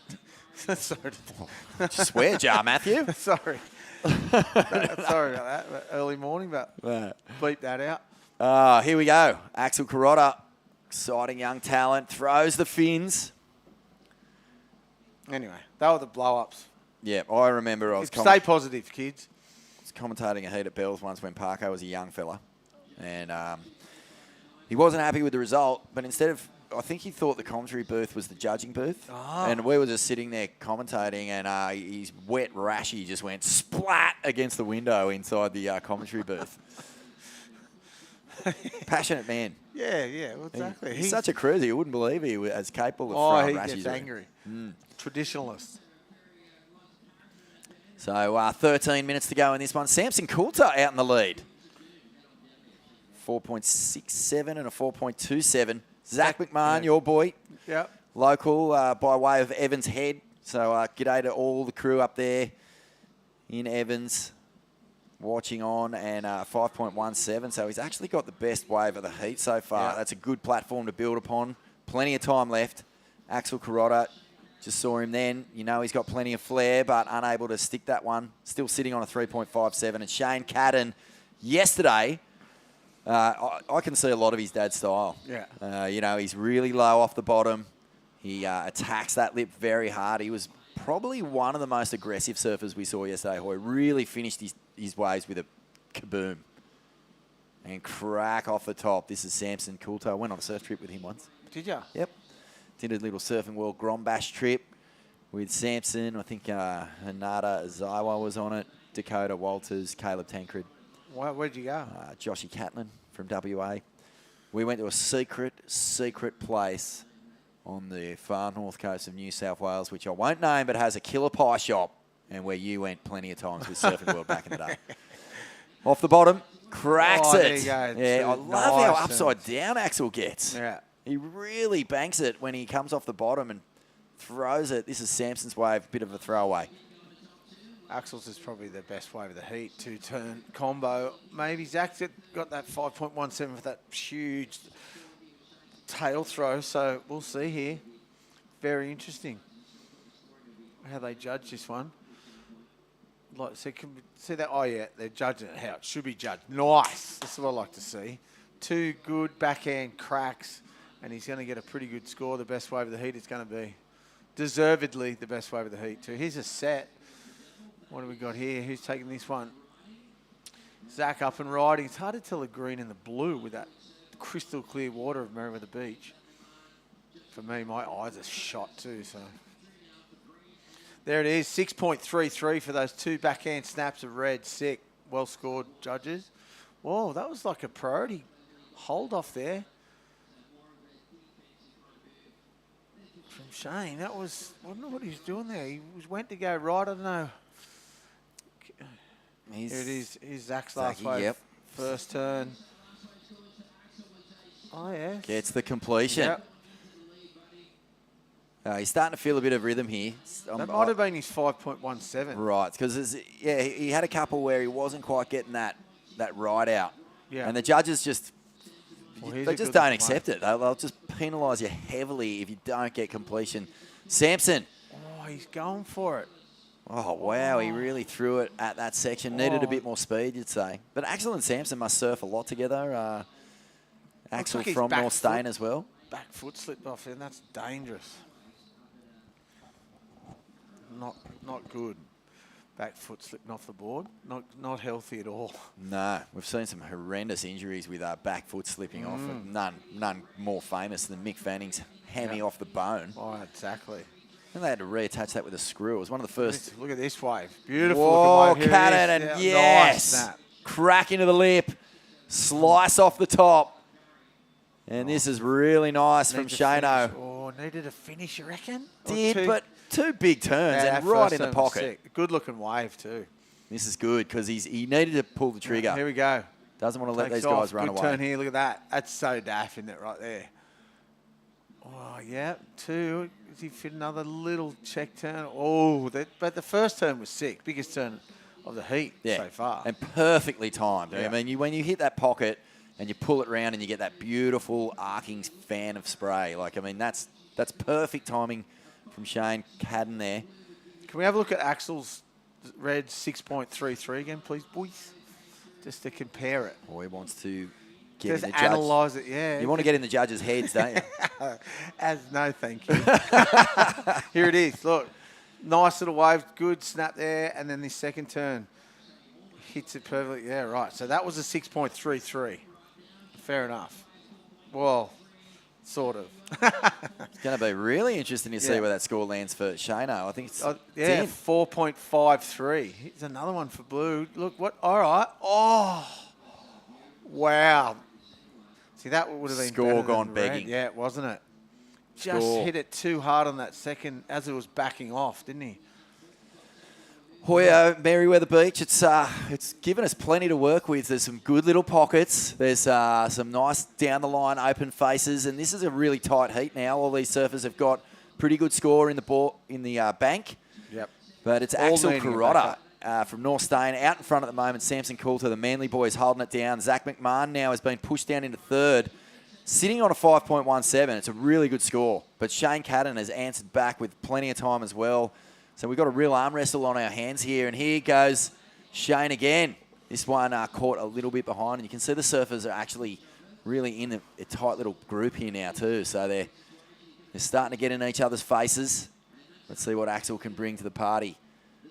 Slices back, just dealing with the wobble. He's going to look for something big on the inside as he flies into the section, gets a little Larry in. What's he trying to replace there, Hoyer? 3.57, yeah, okay. Yeah, maybe it did, eh? Maybe not either. Yeah, 4.53 for Shane's wave. Sorta. I don't know. You could have gone higher. You could have. He just needed an ending. One more turn. So a lot of work here and for not a whole lot of result. You know, a lot of weaving, just waiting, looking for sections, and did well to get that closeout hit happening, but I can't see that getting that 3.57 he needs. It just it was a bit of a mushy foam bounce more than anything. Oh, it's going to go. It could. No, you're right. 3.5. Pretty much onto it. 0.7 out there, Vaughan. It's good. I like it. Good judging, mate. Thanks, mate. Every now and again. One in every 900 waves. Me too. I get it right. And me too. I'm the same. 6 minutes 30, so still But plenty that's of not our time. job, so we're fine with it. Yeah, exactly, mate. We're just here to question everything the judges do. Question everything.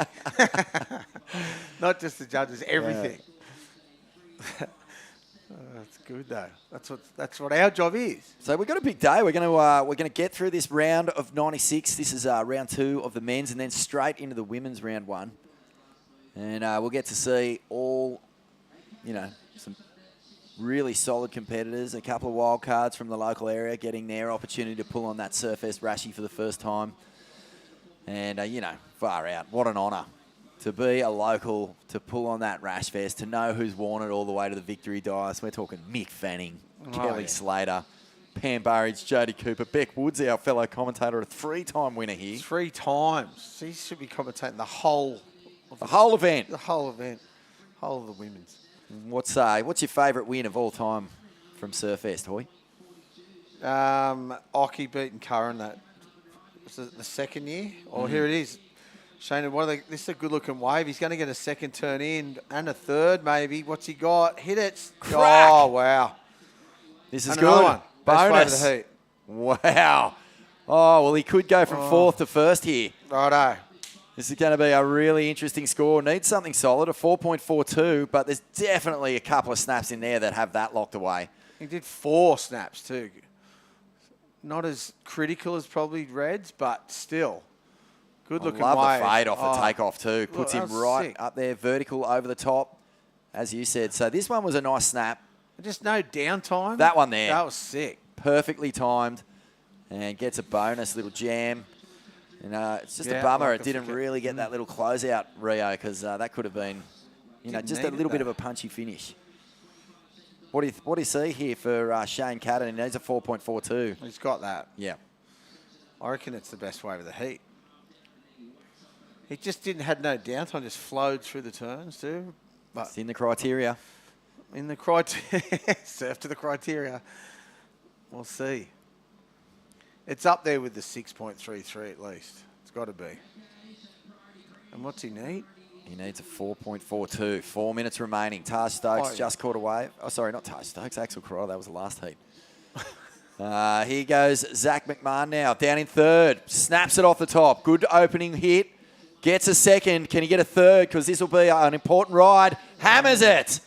The local getting it done here. That was a really good ride at a perfect time for Zach McMahon. Still 3.5 minutes, but just keeps himself in the mix here. Definitely has better to 3.67. No question here, Hoy. Oh, and Red got one too here, the heat leader. Axel, what did you like about this one? Well, he's got that beautiful technique with that backside Rio, but that's not going in his top 2. I reckon it's better than it did, 3.93, so it's all going to change. I got that one completely wrong. But this is nice from Zachy. Good, yeah. 3 of the sort of the same turns, though. It's going to be... All right, 5.83, which is fair enough. He said it was pretty close. So Shane Cadden has gone to the lead. Second is Axel. And then we're still waiting for a score from Zach. This could change it. That last wave, he needed... What's he need? 5.1, I believe. He got... What happened then? 4.57. Is that what happened? There it is. So, yeah, right. It's gone in, so the judges wanted to see a bit more sting Yep. in Zach's attack. I thought he might have got there, but... sort of the same turns, 3 in a row. Yeah, it was a little bit. I thought for sure, I was like, oh, it's going to be really close. But right now, it's Shane Cadden out in the lead. They didn't give him the 6.33 that you thought he was deserving of, but they love what he brought to the table. Nearly a 6, 5.83. He's in the lead. Shane Cadden and Axel Carrotta down in second. Now, Zach McMahon needs that 5.1. 2 minutes. So he'll probably be thinking, okay, I know what I've got to do, because he went really close to getting that score. 4.57. Samson Coulter, he has just been a bit out of rhythm, really, in the back half of this heat. Yeah. His 2 scores came in the middle. Yeah, needs a 5.62, so that's not... Not out of range. He's got a good bag of tricks, Sammy Coulter. He knows how to throw fins. So Zach's betting busy here. With priority too, you've got to sit this one out, get in the spot. No use going anything that's not going to be the score, obviously. They're all away from him too. Where is he? Oh, did he just lose priority? He did too. He must have gone a wave that we didn't see there. Oh, will that come back to haunt him? Oh, yeah, it will, because I don't think he even rode a wave. Just paddled for one maybe, or fell. What do you do here? I'd be a minute to go. Get on him. Just get your hustle. Yeah. Get your hustle on. Get next to that competitor. I'd be get right next to Zach McMahon if I was Shane Cadden, I'd be all over him right now. Don't even let him get his wave. You got priority, use it. Oh, here we go. He's going to get it. Red's going to take it off him. Oh, he faded left. Here we go. Well, he's blocked. Yeah, that was good, though. That's what he had to do as well. 40 seconds left, so... He had to go there. A little bit of time here. Samson Coulter paddles hard. Can't get onto this one. Drama for the surfer from Manly. And so Axel just did a good blockage, actually. Good blocking. Yeah, good blocking. Solid tactics. Yeah, look, he's blowing up. Zach, well... Here we go, 15 seconds. Might storm the tower. Not a whole lot on here. Well, he put a pretty good heat together, Zach McMahon. There's a 5.17 and a 4.57 in his score, but it's just that Axel was really going upside down with those backside Rios, and Shane just picked off the gems, didn't he? Yep. That's the end of the heat. Hoy, Shane Cadden gets it done. Axel Carrotta in second. Zach McMahon and Samson Coulter unfortunately eliminated. And I think we're going to have a quick break here from the Burton Automotive Pro. We'll be back with plenty more from Surfest in just a moment.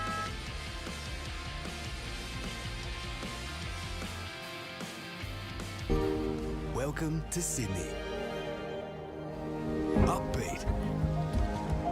Downbeat. Feel its heartbeat. Open spaces. Open arms.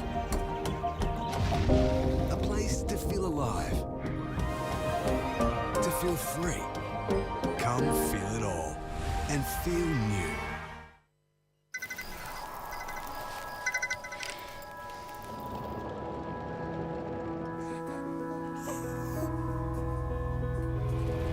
It's me. We got out. I love you, Dad. 300 kilometers to your destination. No beds to Michaels. Get to the Royal.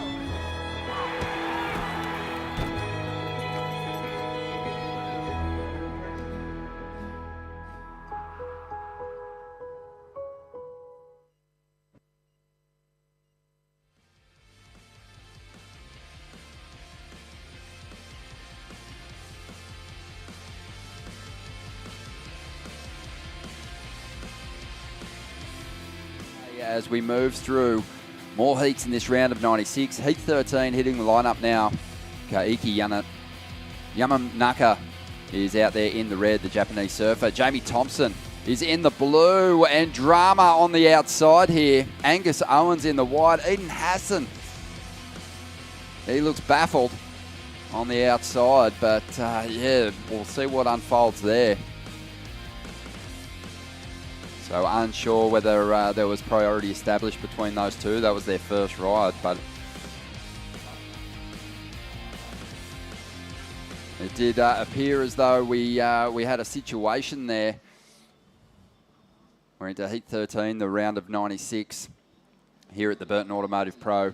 Great lineup in this heat, but high drama in the opening stages here as Jamie Thompson from Narrabeen in the blue shows us what he can do on the backhand. Just gets a little caught up there.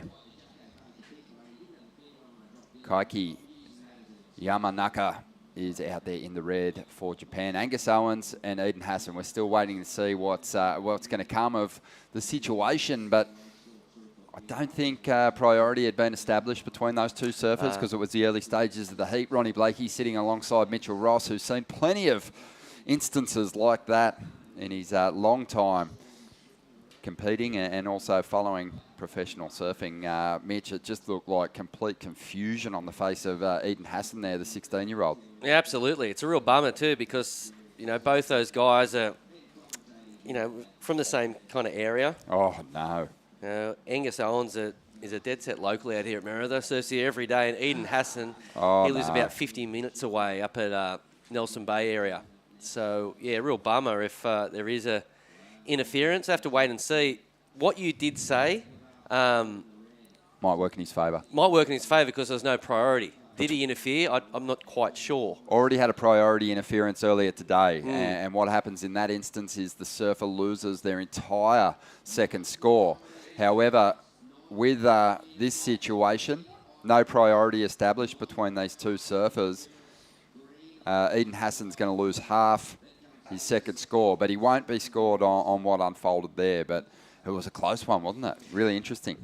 Yeah, baffling. That was a weird one. He obviously saw him, so he must have thought Angus had a wave or something. I can only assume, but you know, Eden, as young as Eden is, he's been in competitions long enough to understand that you can't do stuff like that. So I'm sure there was an argument for it. He must have thought Angus had a ride or something or other. But an unfortunate start to the heat for the... Oh, you hate to see it. It sucks, yeah, because back in the day when it was half a score, your second score was halved. That was when it was doable. Now, pretty difficult to get through a heat with an interference on next to your name. We'll see fireworks from Eden. I'm sure he'll start going to the air and doing some futuristic stuff. As we see the surfer in red, 2 big turns there. Unfortunately, couldn't make the second. It was really exciting stuff there from the man in red. Talent level coming up today, Ron. Obviously, we are in the middle or towards the back end of round 96. A heap of good surfers. Really good surfers in the mix, but you know, as far as the favourites go, we'll have to wait until that next round gets underway before we start to see those surfers who are holding those positions at the top end of the regional QS ranks here. So, you know, it's going to take something special for someone to power their way through these first couple of rounds right through to the final and overcome our top-seeded surfers who have established themselves as the form competitors on the regional QS so far. But this has been a shocker start for Eden Hassan, but we'll see if he can rally.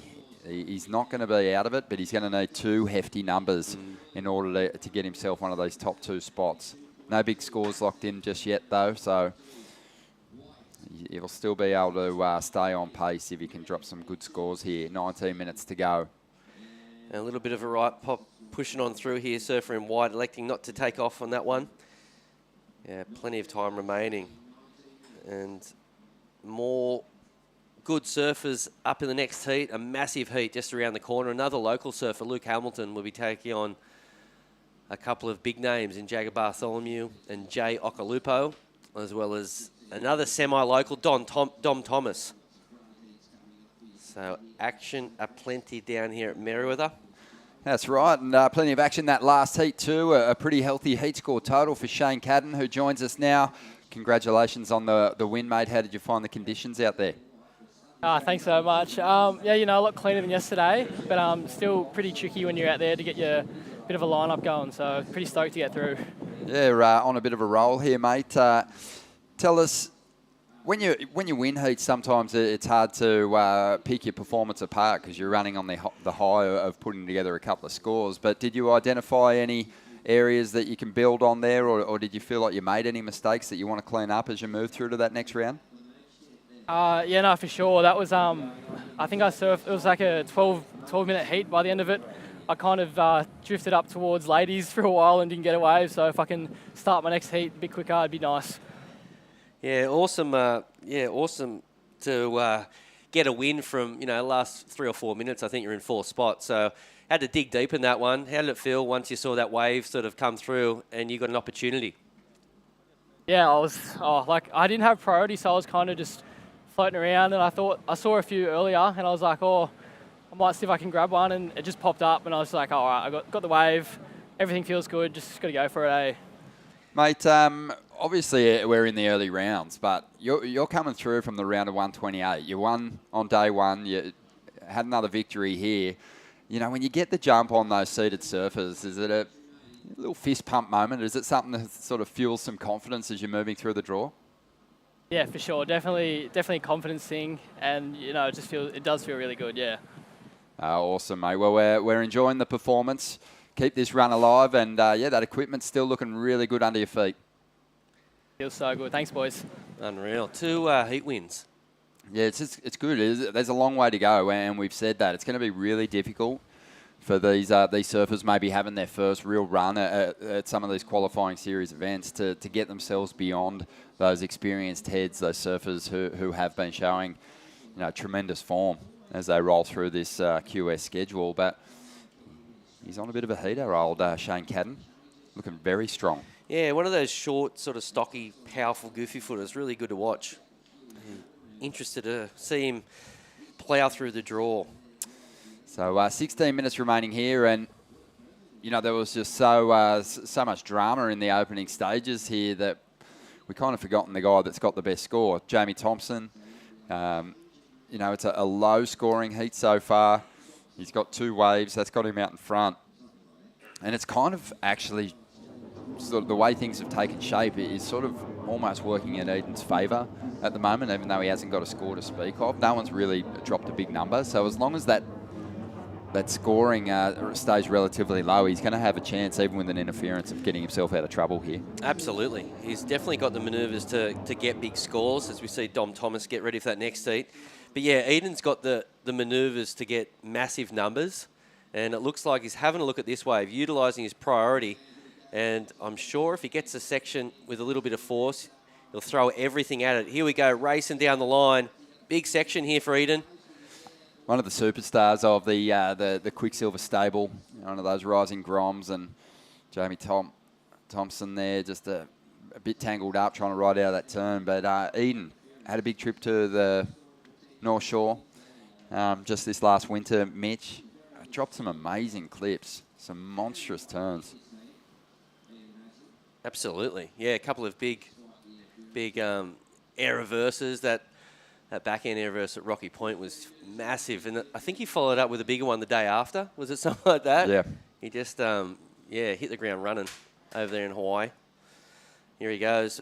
A recent member of the Mayor of the Surfboard Club is Eden Hassan. So I'm sure the club's behind him down there at the moment. As I said before, he is from up around the Port Stephens area, but has joined the board club, the local board club. Something that we're seeing over time with a couple of other guys from not exactly in the area, like Simon Law. Simon grew up at Stockton, but he was a member of the board club here.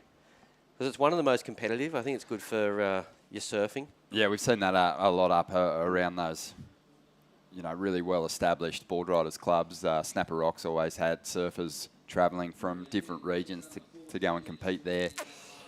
It's like sort of grooming you for a big professional career when you're sort of taking on world champs and really established pros at your local board riders event.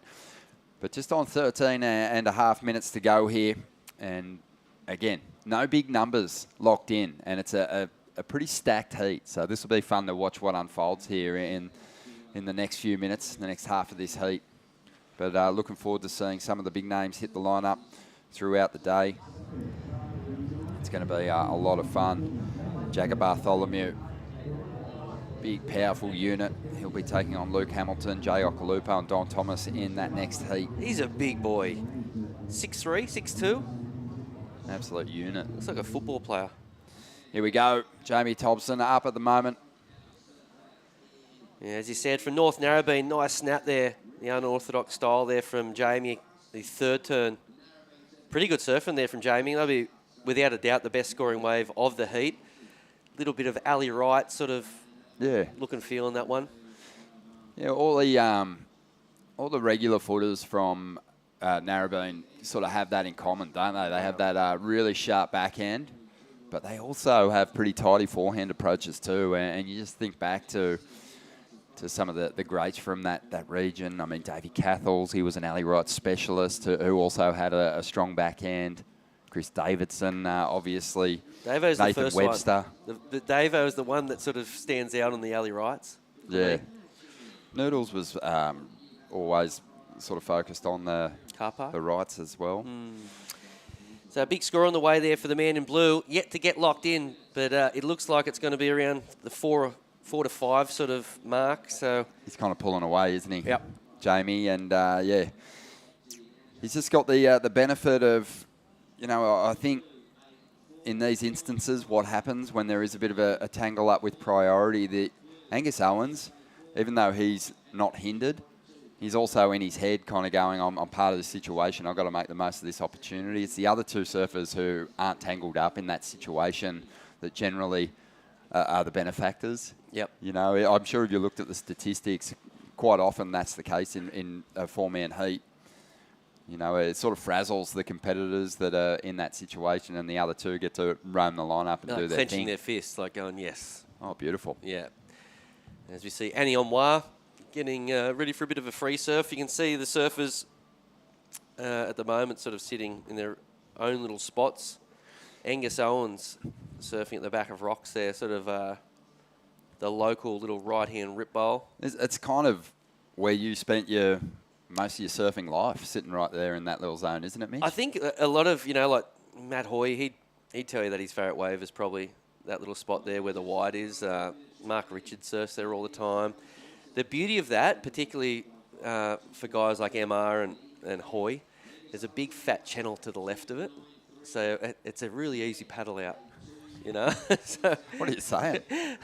Well, it's easy. That's what we like. And Hoy's a little bit older nowadays. So he's looking fit though.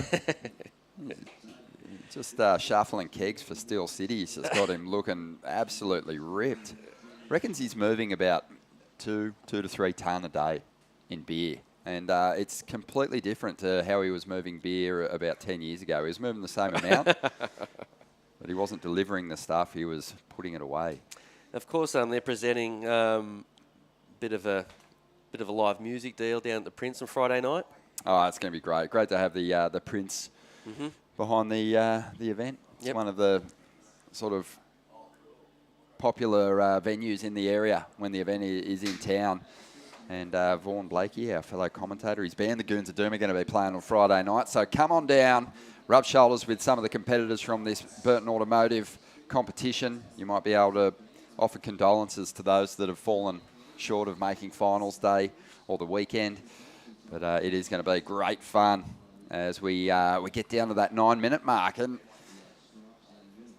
Jamie Thompson has got himself in a good position here, but Angus Owens has got to be careful not to let this opportunity slip by because Eden Hassan's well and truly within reach. The surfing that he did yesterday was impressive to me. Much like Huey Vaughan, he just has unbelievable form and technique and a maturity in his surfing that sort of is well but not beyond his years. Absolutely. As we see big air reverse there, I'd like to can't quite make out what colour that is. I think it was Jamie. Was that Jamie on the right? In the blue, yep. Oh. I believe so. Okay. Well, if that's the case, he's got a backup score. Nice air reverse. But, yeah, very tight heat, this one. And just like that, we're down towards the business end. Bit of a set rolling through. 8.5 minutes remaining. The two locals are in 3rd and 4th spot, Ron. So looking for something to happen as we see Eden Hassan. Eden's got to be careful here. And Angus Owens is going to take this wave. Eden had a pretty good look at that one. There is a lot of closeouts out there. I don't think you could say he was responsible for shutting that one down, as we see now in the red. The surfer from Japan, Kaiki Yamanaka. And, nice flow. We were talking about it. I was chatting with Beck Woods about it earlier. We were calling a couple of heats. The Japanese surfers have been super impressive. One thing they've all got in common, incredibly clean rails when they surf. They're always formed out. Their technique's always spot on.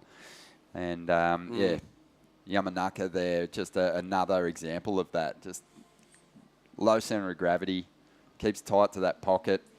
But he's got to be careful here. He needs some bigger numbers because he's hanging on to a 3 and a 2 at the moment. Yeah, absolutely. Eden's just licking his lips going, I'm still in this heat and I've had an interference. You're right. The man in red looking really good but can't get anything better right now than a couple of threes, a 3-2-3 and a 2-7-3. As we see a bit of a set, it looks like the man in red or blue. Blue's going to shut it down. The current heat leader up and riding. Loading up for something big here. Jamie Thompson just in transition at the moment, searching for a section that just didn't stand up for him. 7 minutes to go.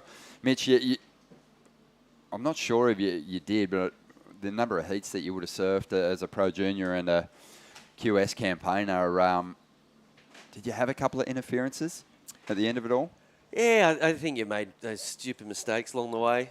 How hard is it to sort of keep your cool? Because it just feels like Eden hasn't been able to keep his head screwed on here. He's hanging on to a 2, and he's really, if he wants to get into that second position or even take the lead here, he's making up points already. You've got to split that 2 in half, basically, and the requirement's going to be difficult to chase down, but here's the wave that he needed. Nice opening turn.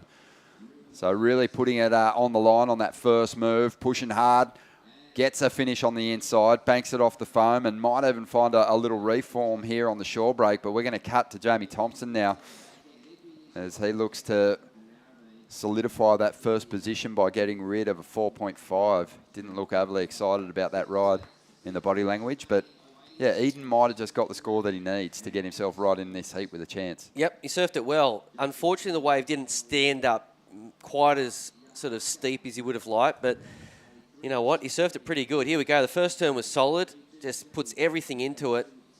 He's epoxy chili surfboard looking really good, really responsive.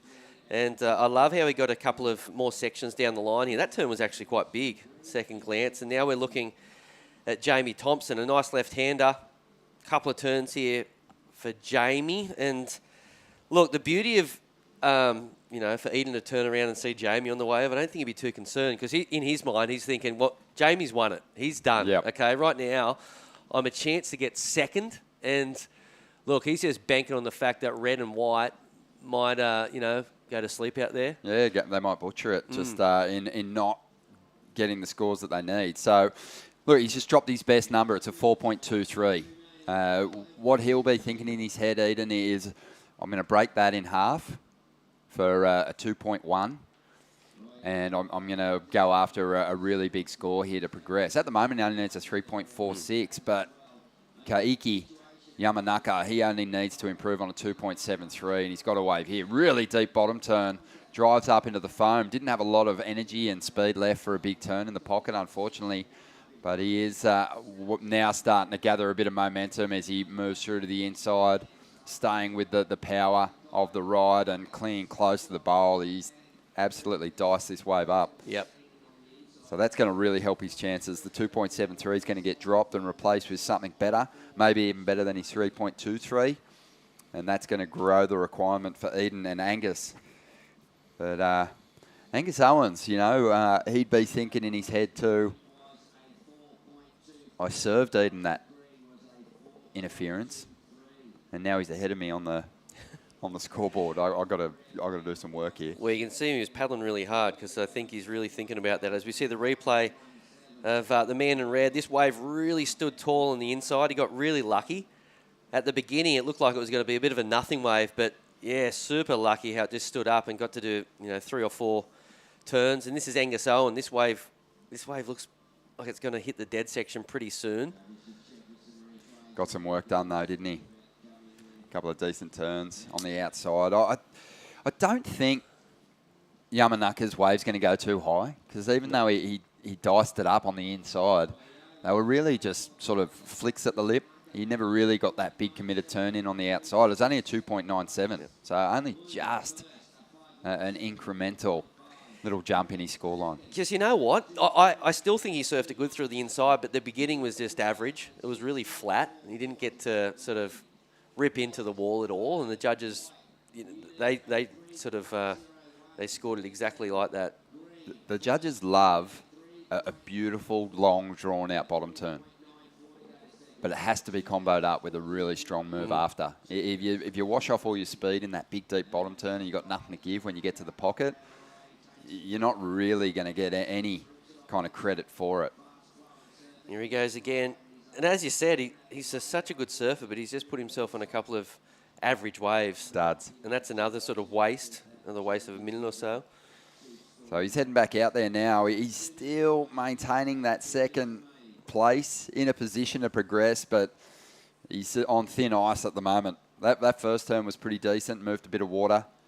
Nice combination, but again, it's not going to kind of take him to the lead or anything like that. Jamie Thompson well out in front now. So 2 minutes remaining. It looks like Eden Hassan, after all those scores have been locked in, still looking for a little over a 4, a 4.32. Now, if you ask Eden at the start of the heat, you had an interference and you only needed a 4, I think he'd be quite chafed. Chafed or chuffed? Chuffed, sorry.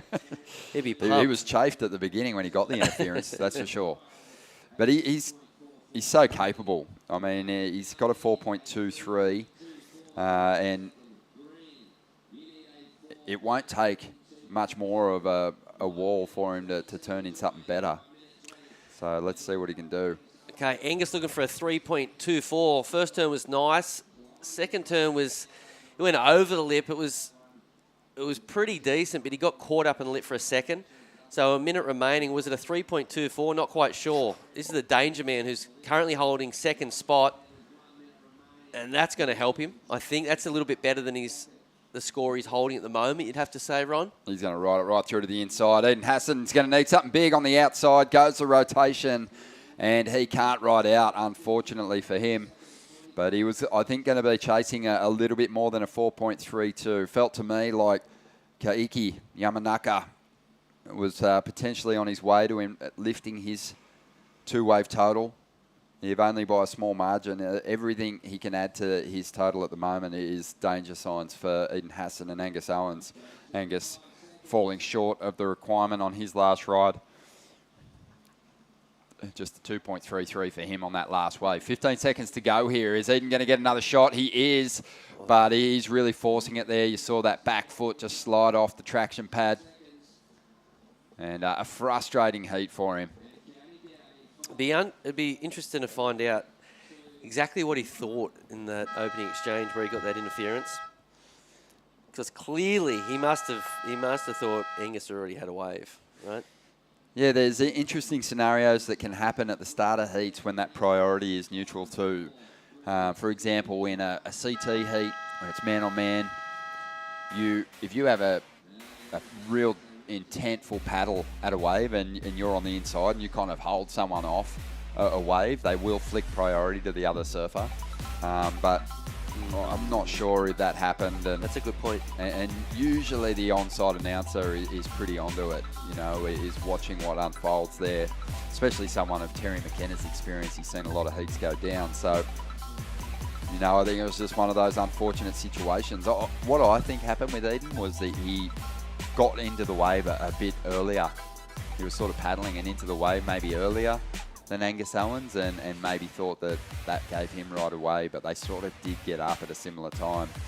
Anyway, it's in the bag, and Eden finished in 4th place. Angus didn't progress either, so it was Yamanaka finishing in 2nd spot. Jamie Thompson getting the victory here. We'll take a quick break and be back with Heat 14, the round of 96 here at the Burton Automotive Pro in just a moment.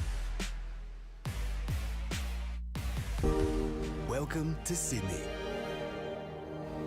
Upbeat. Downbeat. Feel its heartbeat. Open spaces. Open arms. A place to feel alive. To feel free. Come feel it all and feel new.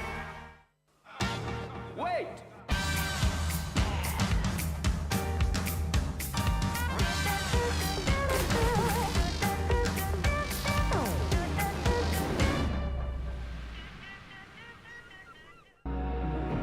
Where for the spirited, the grounded, the true outsiders. We know, you know, life's better outside.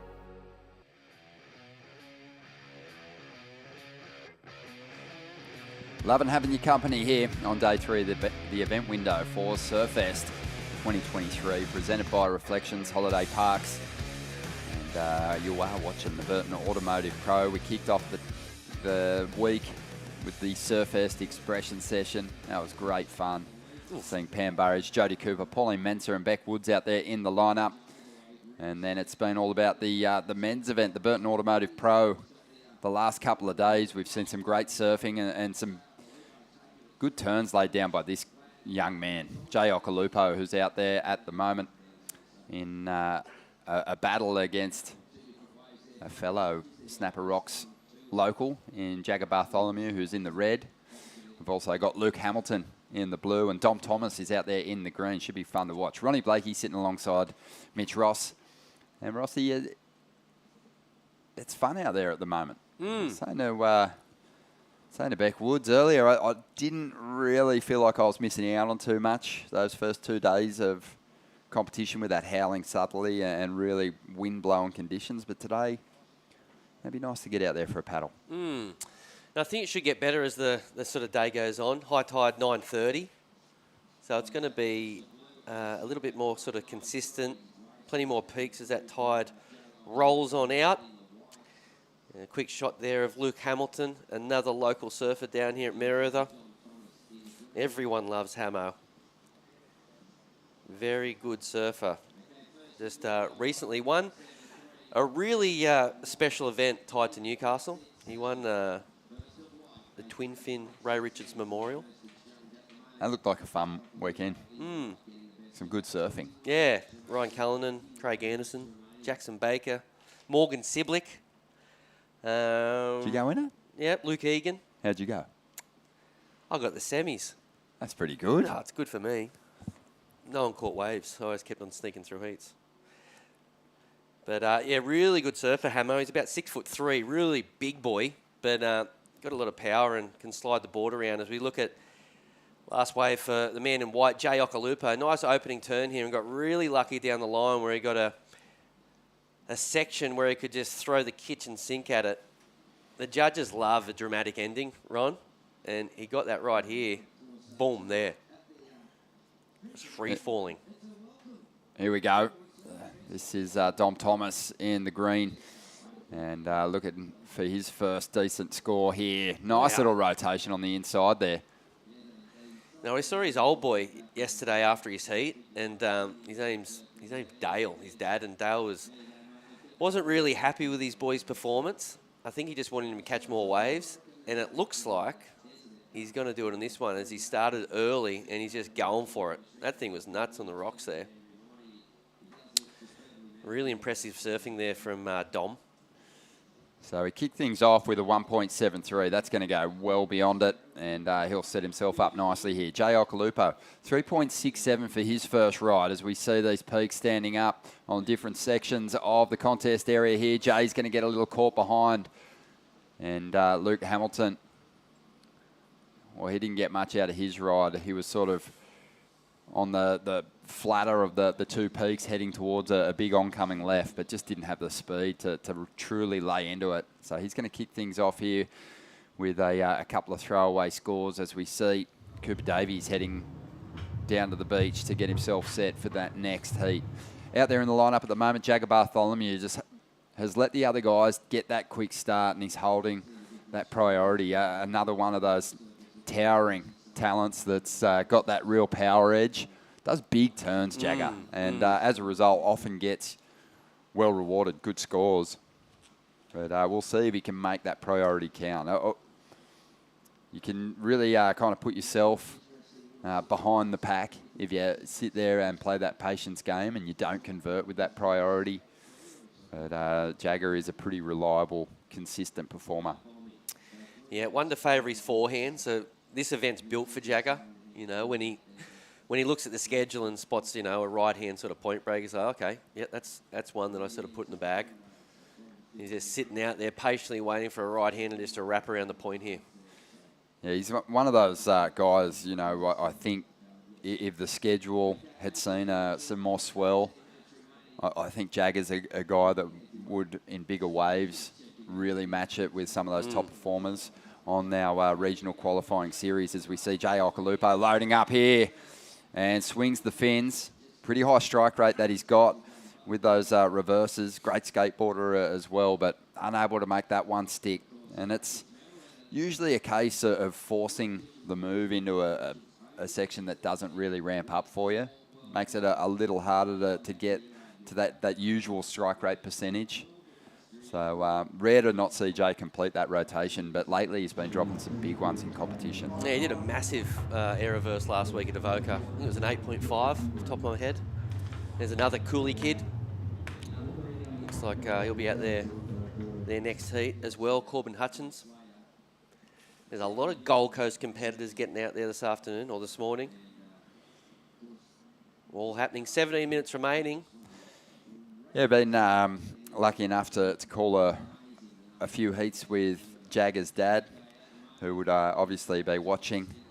Big shout out to Bugs, and yeah, he, like all parents who are watching their kids campaign, whether it be in junior events or in these major qualifying series contests, you know, it's a stressful moment.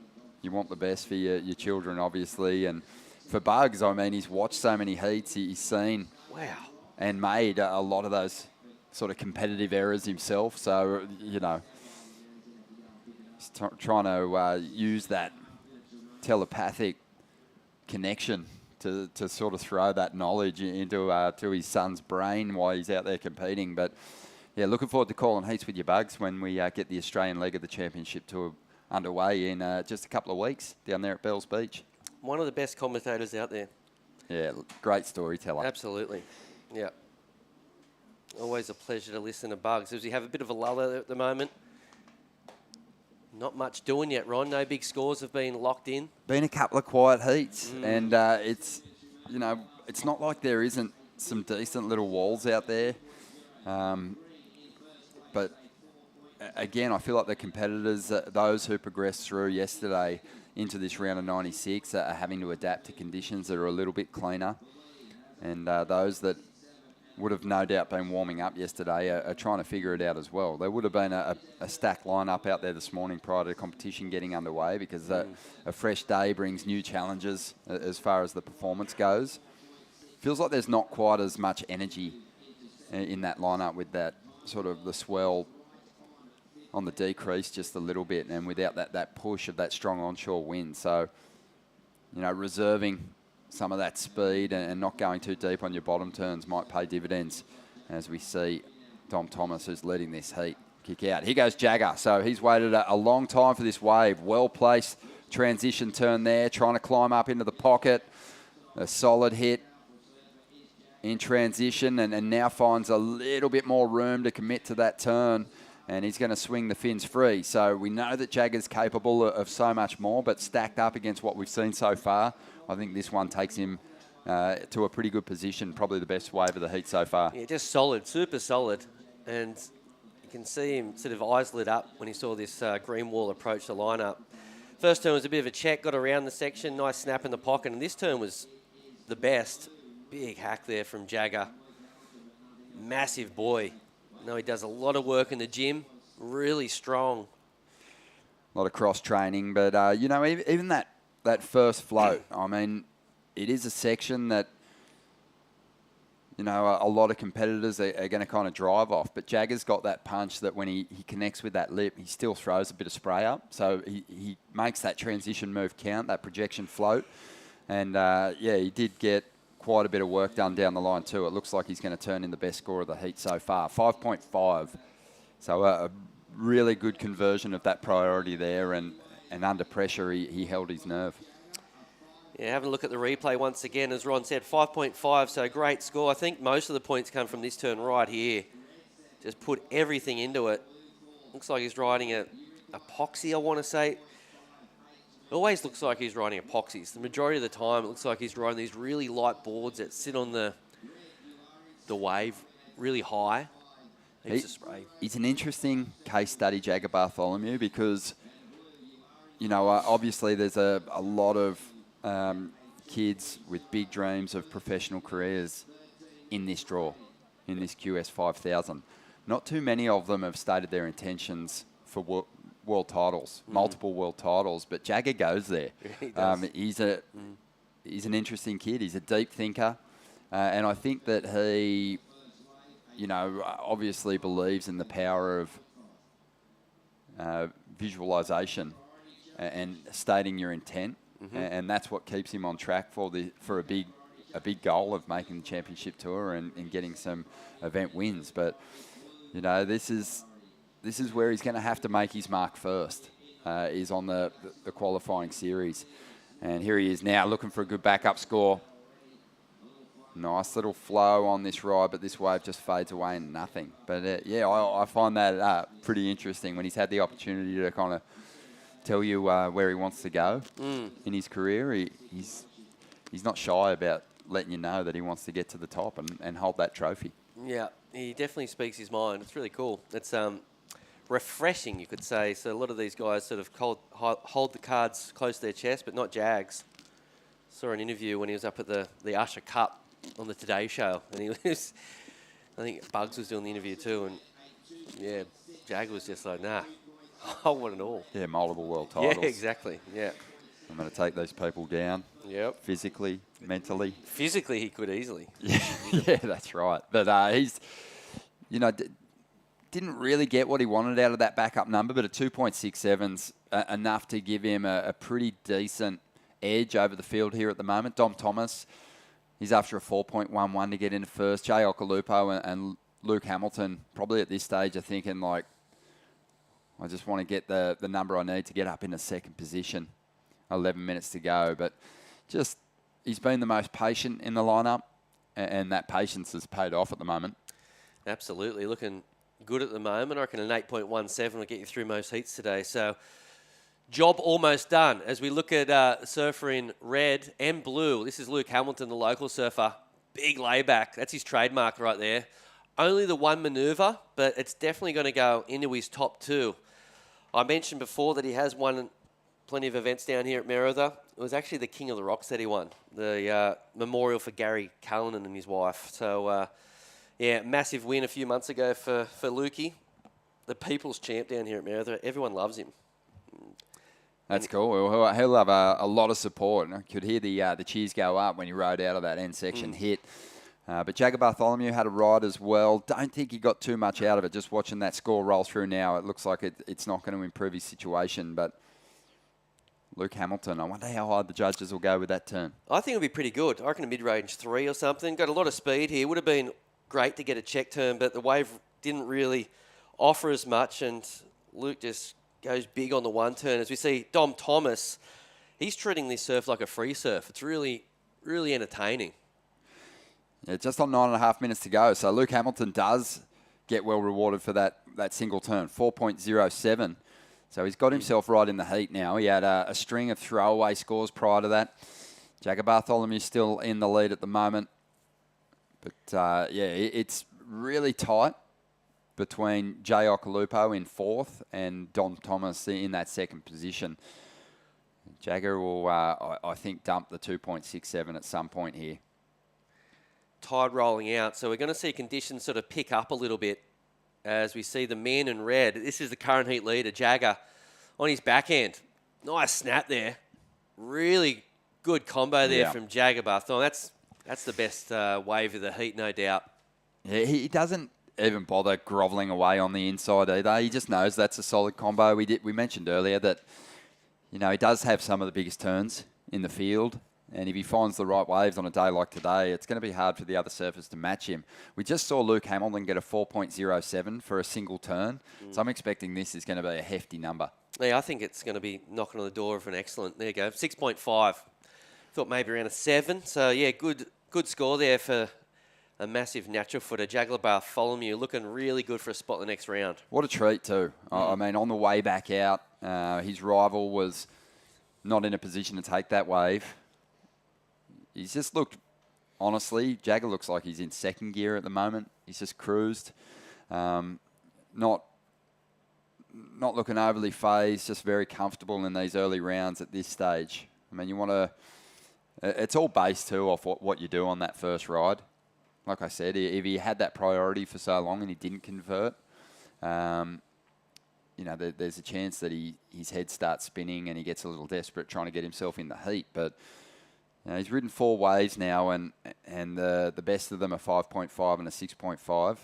Has him well out in front, and it really is turning into the battle for second spot already. Yep. 7 minutes to go. Yeah, great performance from Jagger. Got a really cool little bunch of mates that he hangs out with at these events. Caius King. The Hog Heggers around too, Nathan Hedge. He's sort of in that gang. Yeah, it's been massively beneficial to all the Groms to super positive to be in the presence of Nathan Hedge, and he's still alive in the mix, winning through the round of 96 yesterday. Similar position to what he was in last year on the rating, so he might need to take this contest out as again Luke Hamilton does a better version of the same turn that got him a 4.07 on that last ride. That was huge. Expecting a slightly better, but probably similar score to that last ride that he logged. I think it's much better. Maybe it's because I I'm from the same beach, and I like him a little bit. I don't think so, mate. That's a big No, score, I'm with though. you. That was a high quality turn. So let's see where it falls in the judges' scale. 4.07 is what he got on his last ride. He only needs a 2.01 to get in the second, so he's definitely going to do that. And the pressure's going to be on Dom Thomas and Jay Okalupo going into the final stages. But here it is. Massive turn there, and rode out. I think he was quite surprised with himself. As we see a couple of surfers are up on this one. It looks like Dom Thomas. Oh, Okay. wow. That's scary. That's what a spotlight thief. Because Luke Hamilton, one wave. I really hope Luke's power, that's a different kind of progression, isn't it? Putting it on the back foot and just kicking that tail free. Dom Thomas, though, the rotation, that was pretty explosive out of a nothing section. He actually fetches himself an 8.5. Big number. We haven't seen an 8.5, I don't think it's an event. We had an 8, but I have a feeling that's the biggest number from the man in green. And look at his confidence go. Nice little left here. All of a sudden, Jagger Bartholomew's kind of probably got a hustle here and really think about bettering that 5.5 because that was impressive stuff. 5.7 for Luke Hamilton. Pretty big separation in the two moves from Luke and Dom on the exchange. But here it is again. I mean, that is a nice little chopper. That's a good little helicopter turn, that one. One wave generated around 14 points. Not bad. Great observation. Yeah, it was just so clean. We'll get another replay of it, I'm sure. I'd love to see it in slow-mo, if possible, because I think what the judges are loving is just how clean he rode out of it. There's no time in recovery. He just stomps it, and he was pretty happy with himself. We'll have another look at it. Have a look. Loads up, spots his ramp, and definitely completes the rotation. 8.5. That's a big number. It doesn't leave a lot of room in the scale if someone's able to do a similar turn and combo it up with something else. But the panel know what they're doing. Dom Thomas out in front. Member of the Burton Toyota family. What the judges are doing, though, and it's a really good little pointer to those other surfers in the field, is they're rewarding risk. Dom Thomas, 8.5, one turn. Luke Hamilton, 5.7, one turn. Think back to Jagger Bartholomew, 2 big hits. Still got the edge on Luke Hamilton for a 6.5, but pretty close in the point spread there. Not a lot in that differential. So, I think they want to see you put it on the line, and a big individual turn can get you there. It's been a lot of that kind of small wave surfing with multiple manoeuvres through these opening days of competition. I think the judges have seen enough of that. They're definitely encouraging these competitors to go a little harder. Interesting to notice on the screen right now, you can see Jagger. He's got priority number 1. Not even a thought of sitting on Luke Hamilton. Just staying where he wants to sit. I think there's a bit of a set rolling on through, so it actually might work out for Jagger. But yeah, pretty interesting. A lot of these surfers will generally sort of go and sit on the surfers that are trailing them, but not Jags in this one. And it looks like Luke Hamilton, he might find something down here. Looking for a 6.31. Ooh. Not quite. Yeah, Luke Hamilton is the danger man because he's proven that he doesn't need a lot of room to move to get himself a big score. 5.7 for one turn, and he's only after a 6.3. So Jagger, he's giving him a lot of breathing room, and he's found some space. Great carve to get started. Drives up into it. Again, goes to that rail and digs on into it. And can he find a connection through to the inside? Doesn't have a whole lot of speed to hit the foam. But, 6.31 is what he's after. And, you got to, again, make some comparisons to Jagger's 6.5 here. How do you think that one stacks up? Looking forward to a replay. Those turns are really clean. A lot of power throughout the calves. Let's see if they do rival Jagger's 6.5. I have a feeling it's going to be close. With just under 2 minutes remaining, here it is. Here's the replay. So first carve was huge. Second might be even bigger, but unfortunately the Waves sort of went to sleep after that. I have a feeling this is in comparison to 6.5. I think Jaggers is better. Jaggers is better, but the thing is, Luke Hamilton doesn't need a better score than Jaggers to get ahead of him. Well, here he goes. He can really, well, that wave just absolutely faded away to nothing. Didn't even get that oncoming section. Score's starting to roll through. It's right on the line, and don't count out Jay Okalupo, who's been throwing down some huge airs of his own. He can't ride out of this one. The score is right there for Luke Hamilton.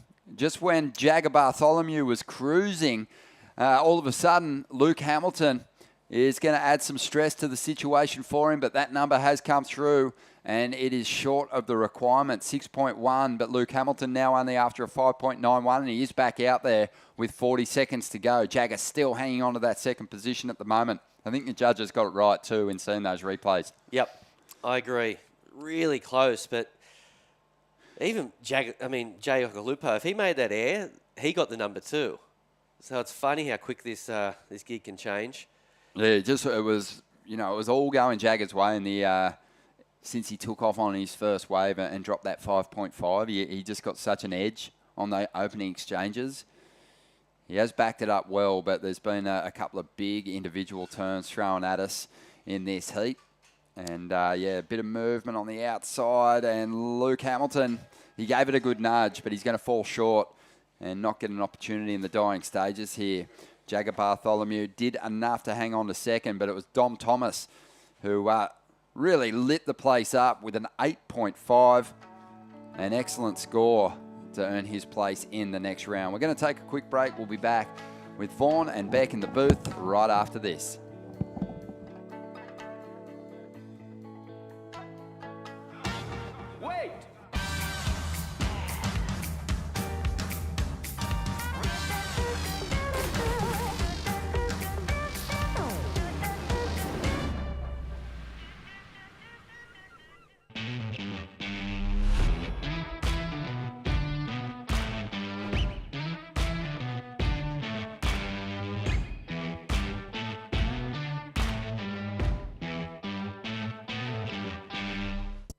At Speaking in Colour, we go from the classroom right through to the boardroom. We bring together people in programming and in training, Aboriginal and non-Aboriginal, in a spirit of reconciliation.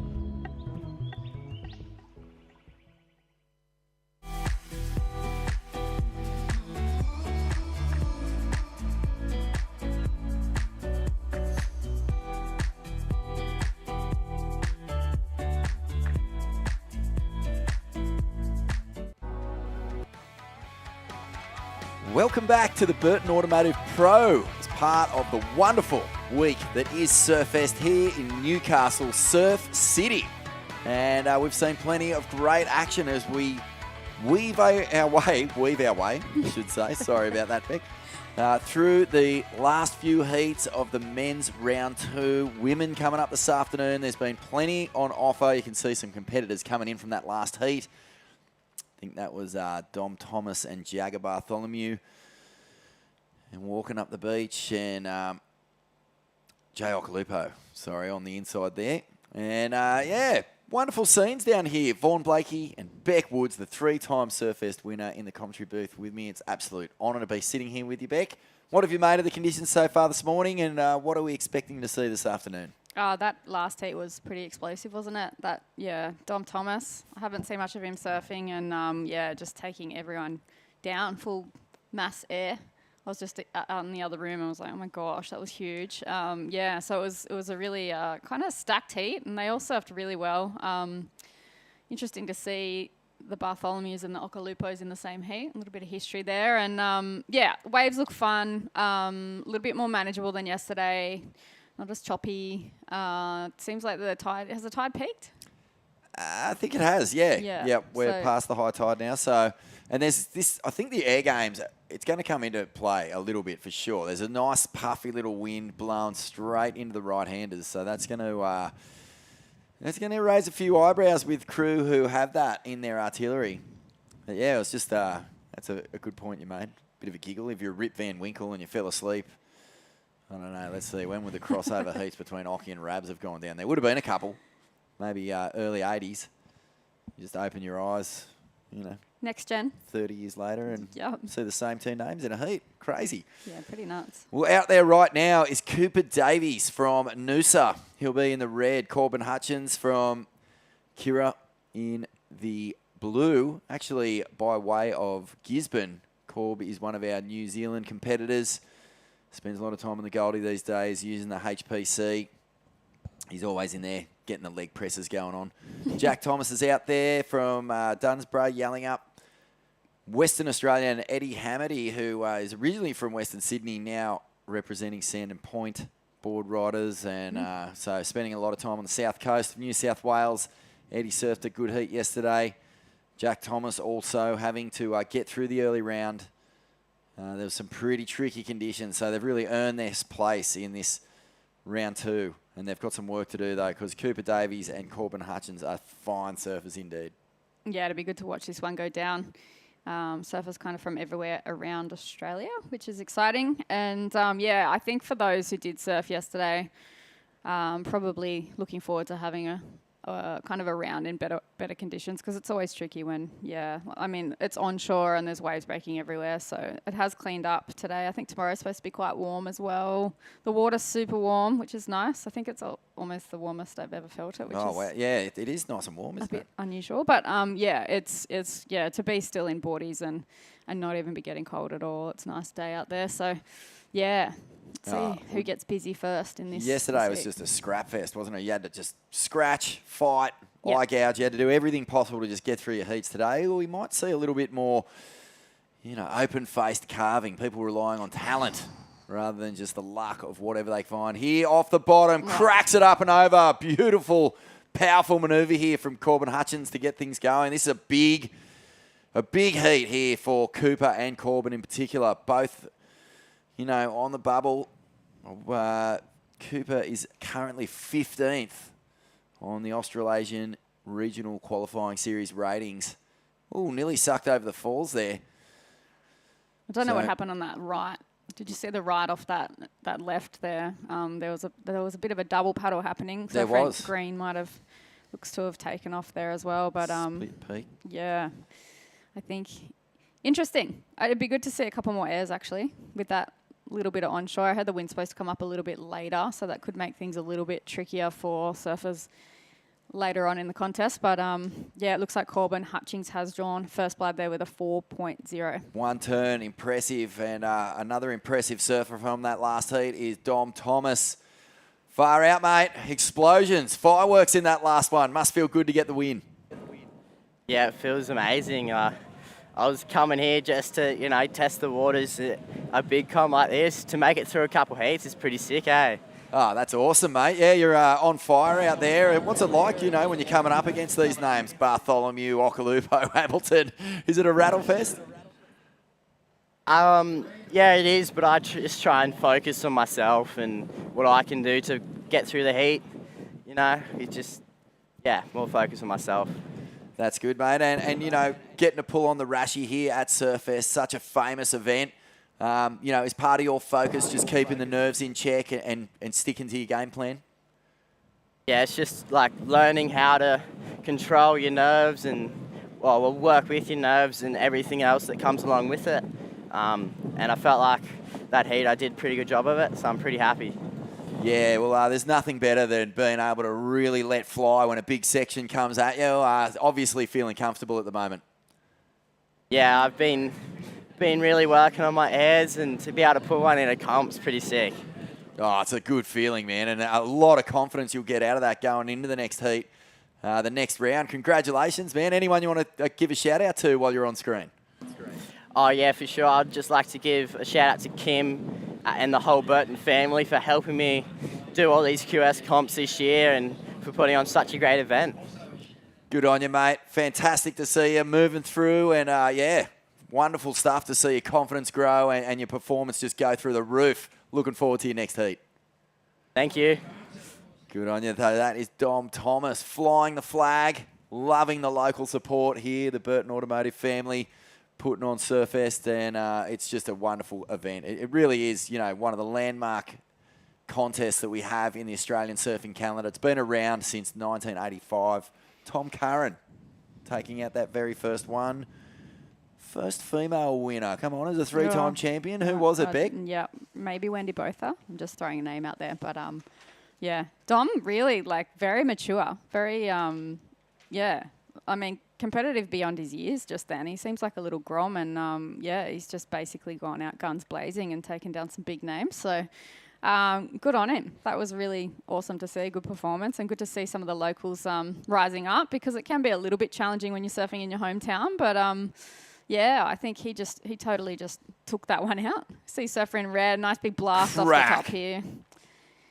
Yeah, one turn wave, but getting score on the board, probably a good thing to do right now. You don't want to get caught out needing a 1.5 in the last 5 minutes. It's always something that really sucks. But, yeah, I think getting feet in the wax. Well, that was one of the bigger waves we've seen, and he really attacked it. And just get the feeling that Cooper Davies is got one eye on going deep in this draw. He wants to come out here, make a big statement, doesn't want to really leave anything to chance. He's just straight into things here, and a 5-point ride for one turn. That's really good. That's going to feel fantastic for him. 15 and a half minutes remaining. You can see just how, he's got a head like a chook at the moment, just looking left, looking right. Staying busy. Yeah, really wants to just find every opportunity to put away a couple of big scores early and get through this one because things are going to get a lot more difficult as he goes through the draw. Striking distance of that top 7. It's a big carrot. So Cooper's sitting in what position is he sitting on at the moment? 15th so on the right ratings. on the bubble there. Yeah. Yeah, and it'd be quite coming back in. I've had a few heats off, so coming back in and seeing them throw a 5.0 for the one big turn. It would be nice if you're out there. You've done one turn and you get a 5. Do that twice and you'd be sitting in very good standing. So I think that would be, a good feeling for Cooper. Surfing strong and they're rewarding him for that. A 2.67 on his second wave and he's already well into the lead. So, yeah, I think tactically out there today, you can see that some of the more experienced surfers are getting busy pretty early. And then I guess the others are playing that waiting game a little bit, but it's good to compare notes and see whether, which tactics. I guess that's always dependent on what the surf's doing and how many waves are coming through. But, yeah, to be sitting in 15th, he must have had an incredibly strong year. Yeah, he has had a good year. He got a 5th at the Tweed Coast Pro. That was a 5,000. A 3rd at the Sunny Coast Pro. That was a 3,000. So they're good results. They're keepers. Yep. He's tasted victory too. He knows what it is to win a Q. He won the Sunshine Coast Pro at the Australian Open of Surfing back in 2020. So, once you have lifted the trophies, you get a taste for, not just winning and success, but you also know what it takes to get all the way to the top. And Cooper's one of those surfers who in the last couple of years just come on really strong. And he wants to capitalise on this, solid campaign throughout the Australian Regional Qualifying Series. 15th, it's right there. And, at worst, if he goes deep in the draw here, he can really improve his seed for next year. So Eddie Hamity from the South Coast off the bottom. Was impressive yesterday. Managed to fight his way through, and just a bit off time here. So he's going to have a good challenge, Eddie. He's a very good surfer. Charges too, Beck. Really not scared. Pity we haven't got in previous years we have seen Surfest fire up. Newcastle gets no shortage of swell. Yeah, it's good when it turns it on. It's turning it on right now, which is good. Surfer staying busy. Surfer in white, bit of an open face carve and straight back up into a vertical attack there. So doing well there, Jack Thomas. We did see him get a couple of really strong waves yesterday. Surfed his way through into this round now. So we're seeing some of the bigger names come into the event, and yeah, it's exciting. It's good to see these experienced competitors too up against some of the young'uns. See how they hold their heads and hold their nerves. There's nothing more exciting than a boil over. Everyone loves it when a local grom, pulls on the rashi for the first time, and all of a sudden they're beating big names and going through the draw, and the excitement starts to build. That's a story that's pretty familiar around these parts, especially with Morgan Siblick's just meteoric rise from QE. Yeah. Sort of, I don't want to say nobody, but certainly not one of the big names on the queue. He qualified from nowhere. Then all of a sudden he's on the CT and taking down the 2-time world champion in consecutive heats and far out. It was just incredible. And that's the kind of momentum that you can get. Yeah, it's it crazy. It starts right here at your little home beach. Yeah. Once you get that experience and a few heats under your belt. And, yeah, I'd say for someone like Dom Thomas, landing an air, like he said, he was really stoked. He's been working on his airs, and actually stomping one in a heat is like, yeah, under pressure, needing a score. It shows that he can, you know, perform at that really high level. And that would give him a lot of confidence going into the next rounds. Well, there could be a lot more people on the beach for his next heat. But let's stay here with Jack Thomas. And some nice carving going on here, just trying to find something steep on the inside. He'll get out of there. A little bit of frustration, and I can understand why. You know, you're trying your best to just get some scores up. But, you know, if you're not going to improve your situation, I mean, he's going to. It's going to go into his top 2. He needs a 0.51 to get in a second. So that will, in some way, you know, add a little bit of pressure to the other surfers in this heat. Yeah, he's solid, Jack. Even Wasn't yesterday. a bad first turn. Yeah, technically he seems really solid on his feet. He's got good technique. He's got super good fluency and the power base, which I think it served him really well yesterday. And just watching him now, he's dropping a few. Looks like to be another possible, 3.53 there for him. So would be a little bit frustrating, but it is good to have 2 scores on the board. He has moved into second. It'd be great to see him be able to open up with one of these big sets. I think... now he's got his 2 scores on the board. Let's see if he can just pick off another better one and blast out 2 big turns. Corbin Hutchins, just the 1 turn.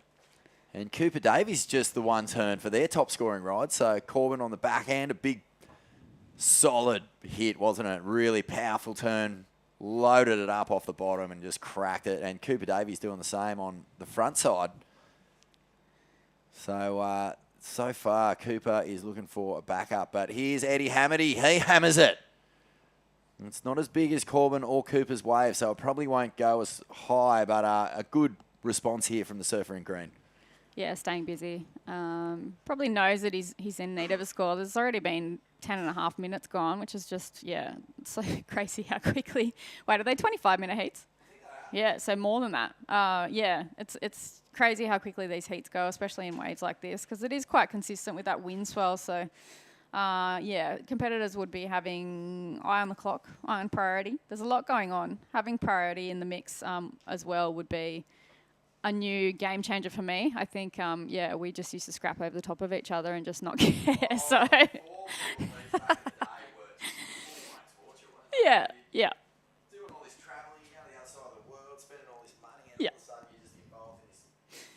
Donnybrook just trying to get a wave. Yeah, I had a heat once where I actually didn't catch a wave. I had 2 Brazilians sit on me from start to finish, and I got a 0.00 in France. So that was quite demoralising. I came in and had a bit of an altercation with their coach, who said, well, I planned that. So I was like, thanks, mate. That was great. It's good that is eliminated from the sport now, because it's not really fair if you can't actually take off on a wave. We've seen the rise of the performance level, I think, which is great. Some people are so good at hassling, aren't they? They're just so good. Like, I mean, without that priority, you could just get in scuffles with people who made it their life's mission to upset you, get underneath you, peel the skin off your skull with just pure frustration. Yeah, paddle up your back paddle you. Yeah, even on the World Tour, we had the first round, there was no priority as well. So people would just get a quick start and then paddle you way deep up the point, and that was the end of the heat. So, tactics have changed now. Performance levels have shifted, and it's more about surfing. So it's much more enjoyable to watch. It would change, like even for me as a coach, when I used to coach, and I'm still doing a little bit now, your approach to heats. It would completely change how you approach it. It brings strategy much more into the focus, doesn't it? Because, in the old days, it might have just been just get in their faces, upset them, rattle their cages. But now you've really just got to let whoever has priority have their way with whatever comes in. You don't want to get in those messy situations where you're cooking your own heat by being, I don't know, too greedy or even just, I don't know, too tactical in terms of trying to upset the apple cart. So we did see an interference earlier. We did, today, and that was a bit of a shame because losing a complete wave will just throw you under the bus. It makes it so much harder, especially in conditions like today. So I was discussing the rules with priority earlier with Glenn Elliott, actually, and the crossover rule. I mean, certain locations you can cross over with surfers and not interfere with each other. But I don't think with WSL that you're allowed to even have any form of crossover. So, yeah, because you see it a bit at WA and trestles. Like, they're the type of waves that you can actually look at each other. And Sunset Beach, a pretty famous one at the start of last year. Using priority here, Cooper Davies gets a nice foam climb to kick things off. And that wave fizzles out. Staying busy, showing his experience. And, yeah, I think... so this is the last event, the do or die event for all of these guys looking for points. Looking to go into the Challenger Series, which is 6 events. Is it? Six. It 6 is. events? Yep. 6 events and top 4 will count. So you drop 2. That's good. Performance levels, wise, you can go hard. It's a much more condensed window too. I'm a big fan of it. I think that the don't draw it out. Like we don't need that much space between events. So it's going to keep us all engaged. We'll be able to really follow the surfers who we're cheering on through those legs. It's a really strong beach break tour. There's a lot of sand bottom waves. So Snapper. Long reeling right-handers to kick things off at Snapper. Excellent. Long reeling high performance left at Narrabeen as the second event. And then, there's sort of the bells-like waves over at Ericeira in Portugal. Yep. Punchy beaches at Saquarema in Brazil to finish it off. And Bolito, well, that can be anything, can't it? It can be sort of 6 to 8 foot, just huge, meaty kegs, or it can be a really fun little high-performance shorey. So we'll be interested to see how that plays out as well. But it's a strong tour. And that's what everyone here at the Burton Automotive Pro is surfing for, a chance to qualify for the Challenger Series. And it's the 3 tiers, CT at the top, Challenger Series in the middle, and regional qualifiers. So that's the pathway to glory. And that's what everyone has to do if you want to be a world champion. Yeah. Starts right here. Great little, the way that it's flowing now, the way that all of the, the tours are working together. Like you said, it keeps you engaged. I think, starting at Snapper, that was always my favorite, one of my most favorite events on the world tour. So, just allows that high performance surfing, and as long as everyone stays busy in the lineup, it's very consistent. So, good place to start. Narrabeen's super consistent too, and takes the travellers around the world to kind of all areas. So, Bolito was always great. Like, I used to stay over there for a few weeks every year with one of my mates, and you'd score. There's like really a couple of really good right hand little setups there, and I love going over to South Africa, Durban, also Pumps, and never got to J Bay though. Would like to get down there eventually. Ooh, I think if you're a regular footer, you have got to go to J Bay. Yeah. It's so good. Okay, Cooper Davies, 3 minutes 40. So time has flown by here, and he's still looking to replace a 2.67. Job done here. Crack on the inside. What? Spectacular cutback into a beautiful finishing turn and out the back on a solid one as well. Corbin, wow, he threw that one up. That was tweaky. Well, yeah. Maybe doesn't get completion. He's got a 4. He needs a 3.03. I'll be so curious to watch the replay of that. Just time is ticking away. You don't want to be really scratching around in those dying seconds for something. So he pulls the trigger. But have a look at this one. Cooper Davies on the inside. Up and over. So first turn, just a bit of a check. Beautiful wrap into the bottom turn and cracks the inside section. He'll definitely get rid of that. Low 2 out the back. Corbin just mistimes the first turn. It's still a re-entry. It'll count. I thought for a second, wow, he's made something out of nothing here and won't get the completion. So Corbin is looking for a 3.03. Close. Ooh. Cooper in that exchange, I didn't even think that wave was going to amount to anything, and then he really just stomped it. So a bit of a smaller wave here for Green. I think he'll get back out the back, try and get another one. But that was a nuts wave for Red, showing his experience in the lineup there. That was that should be good scores dropping. We can't see them at the moment, but well, we have to watch this so closely at the end of this heat. This guy in second at the moment. It's Jack Thomas from Western Australia, and this has kind of been the story of his heat. He's getting these ones that aren't really allowing major manoeuvres, surfing them extremely well. Gets a little bonus shimmy on the inside with a couple of taps, but really lacking that opportunity for a big, explosive main manoeuvre. So he's got a 3.53 and a 3.5. It's all eyes really on Corbin Hutchins here. A 2.6 for his last. Not enough to move into second. A 3.03, and it's a big deal this heat. With Corbin representing New Zealand, and Olympic qualification is factoring into, you know, how the Kiwis go here.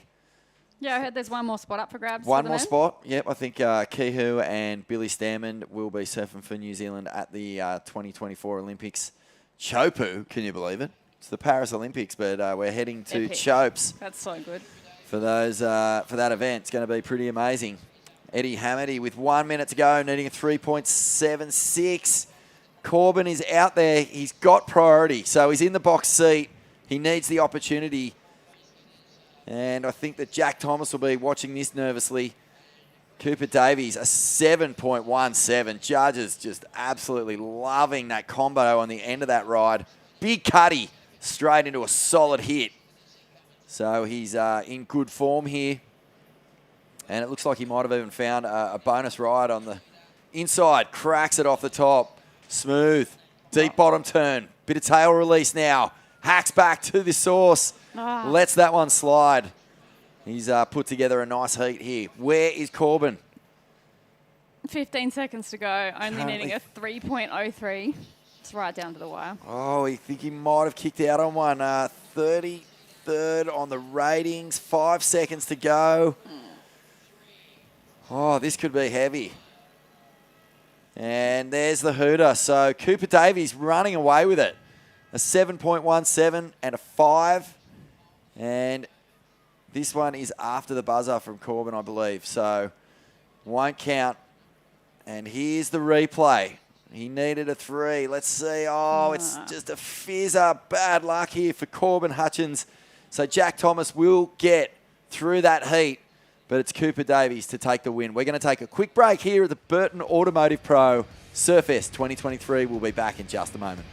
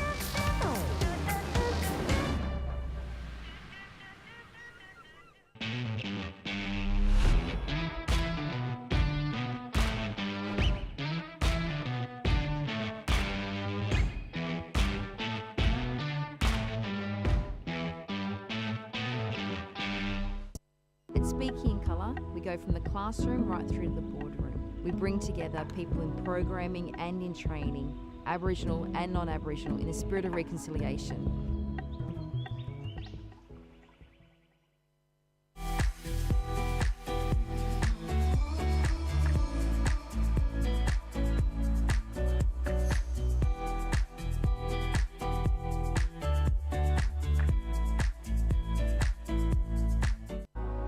For those.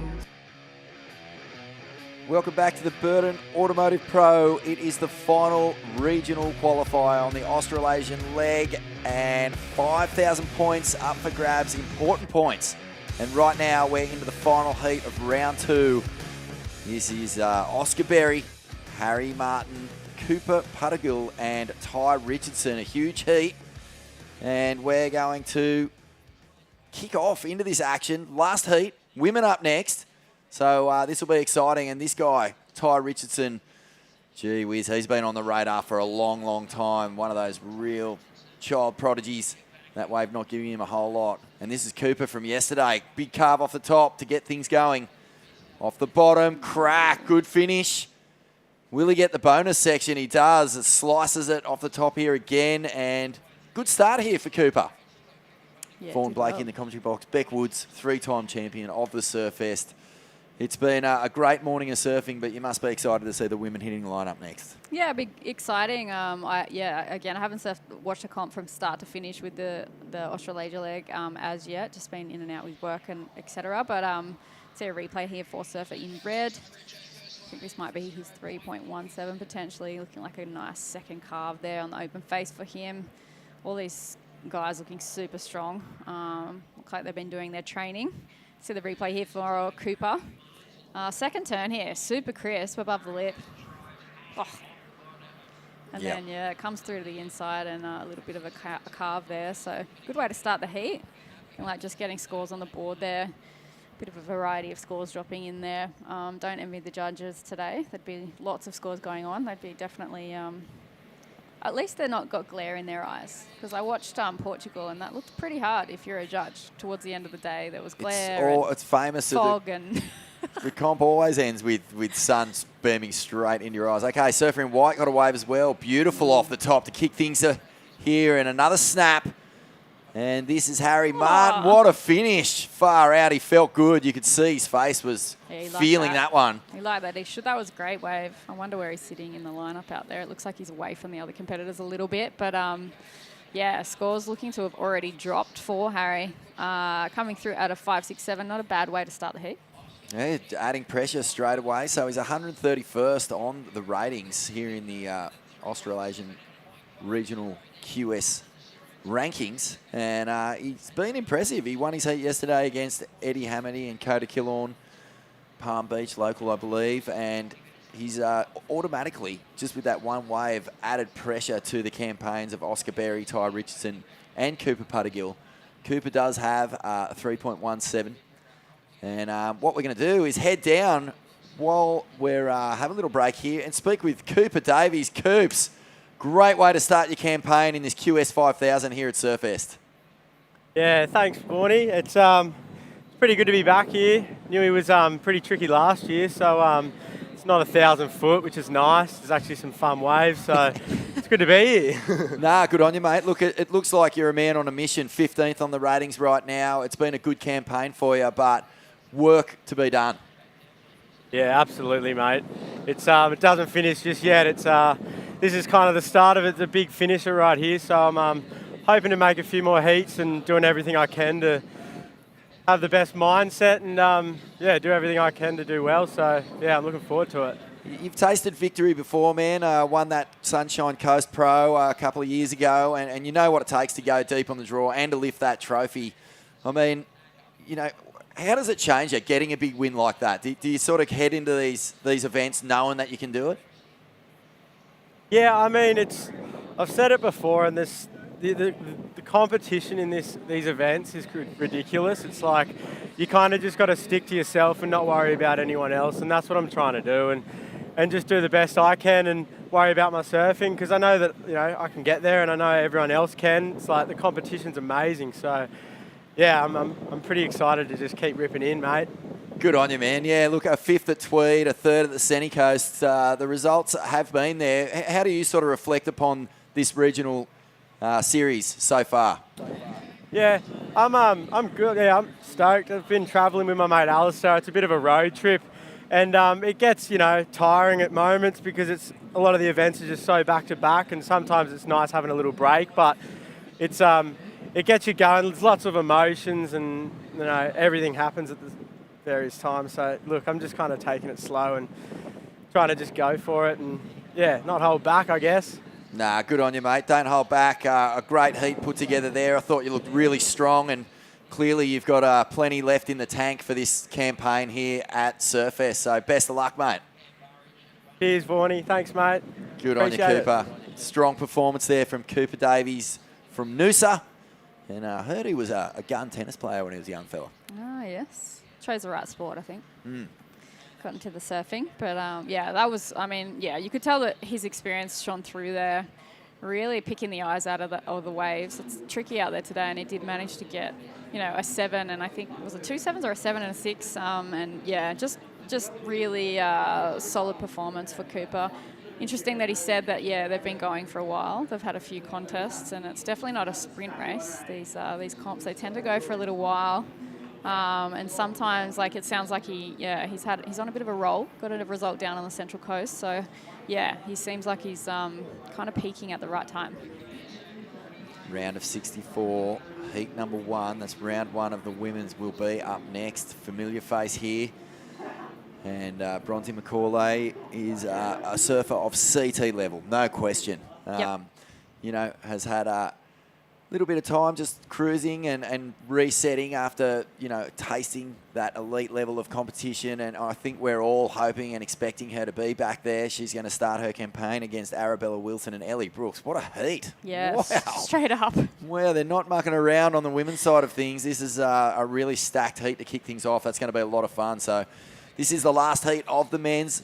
Heat 16 around 96. And right now, Harry Martin with a 5.67. He's looking to consolidate that lead. Anything better than 1.37 will do it. Oscar Berry. Now, this guy is incredible. He's 16th on the rating, so this is a huge heat for Oscar. Let's see what he can do here. And he's one of those surfers that everyone loves to watch. He's a really big kid. Comes off the bottom. Jams a big, flashy air. Oh, well, it's a tail blow to reverse. Not quite an air, but a huge manoeuvre on the inside. And that's high risk, and the judges will reward that. So he's come flying through, and that's his go-to. He loves to really throw the fins. He's got a bit of a skateboarding background. He's a really top-level skater as well. So you can see that, when skaters get in the water, they're just not scared. The difference between landing in water and landing in concrete is much nicer. It's a very big difference, Beck. Yeah, much nicer. That was... I feel like he's the type of surfer that you just don't know what he's going to do, and that just makes it so exciting. Yeah. So it's almost like he's taken a different line, done a bit of a check turn here and seen this section down the line and just blasting off the top there and riding out so smoothly. I was expecting him, possibly to be doing a big jamming layback or something, and then he manages to go full technical with something like that. So it's kind of the type of surfing that does see him sitting at 16th because it's just it's so competitive. 7 spots for the man.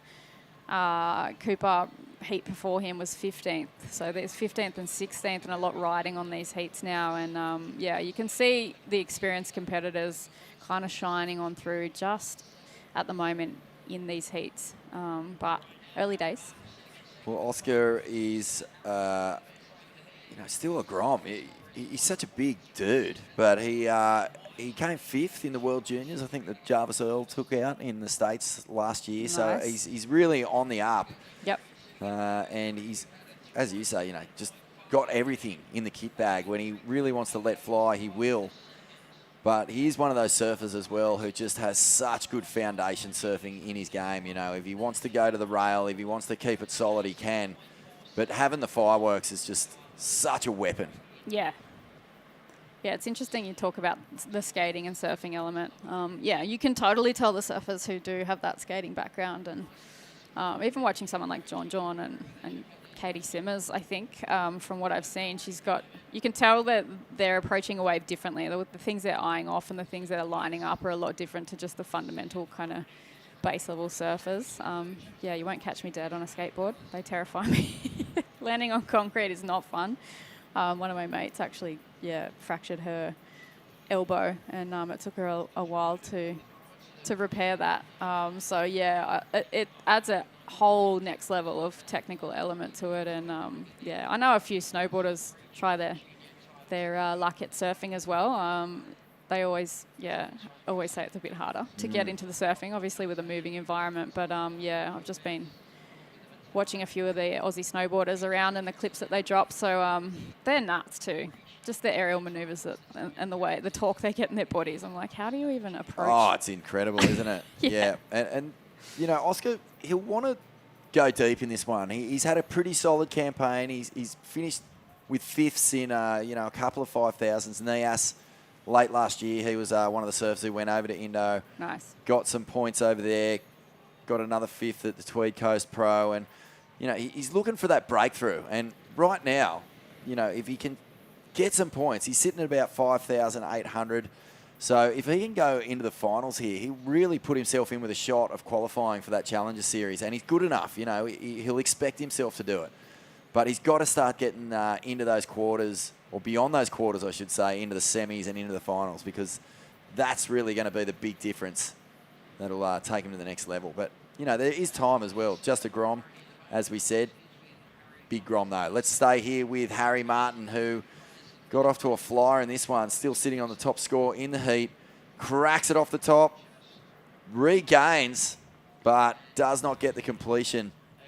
Interesting, a 4.73 for Oscar Berry's last ride with that big inside finner to reverse.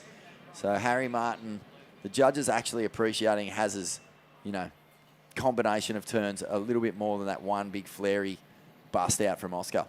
Yeah, it's interesting. Scoring is something, you're consistently learning with the judges and seeing what they're actually looking for. And we did see a couple of one-turn waves earlier in the day be, on a bigger wave, pretty critical turn being rewarded with a 5. So, you can tell the judging scale is more looking towards those kind of solid power moves. If you can get a combo of them, you're really well rewarded. But, I mean, personally, I thought that technical turn from Oscar was pretty good. All right, well, look at this. He's loading up, plenty of speed, flying down the line, goes for the air reverse. He's just got those things on lock. I mean, he didn't even hit that section, as sweetly as he could, and he still manages to get the fins up and around.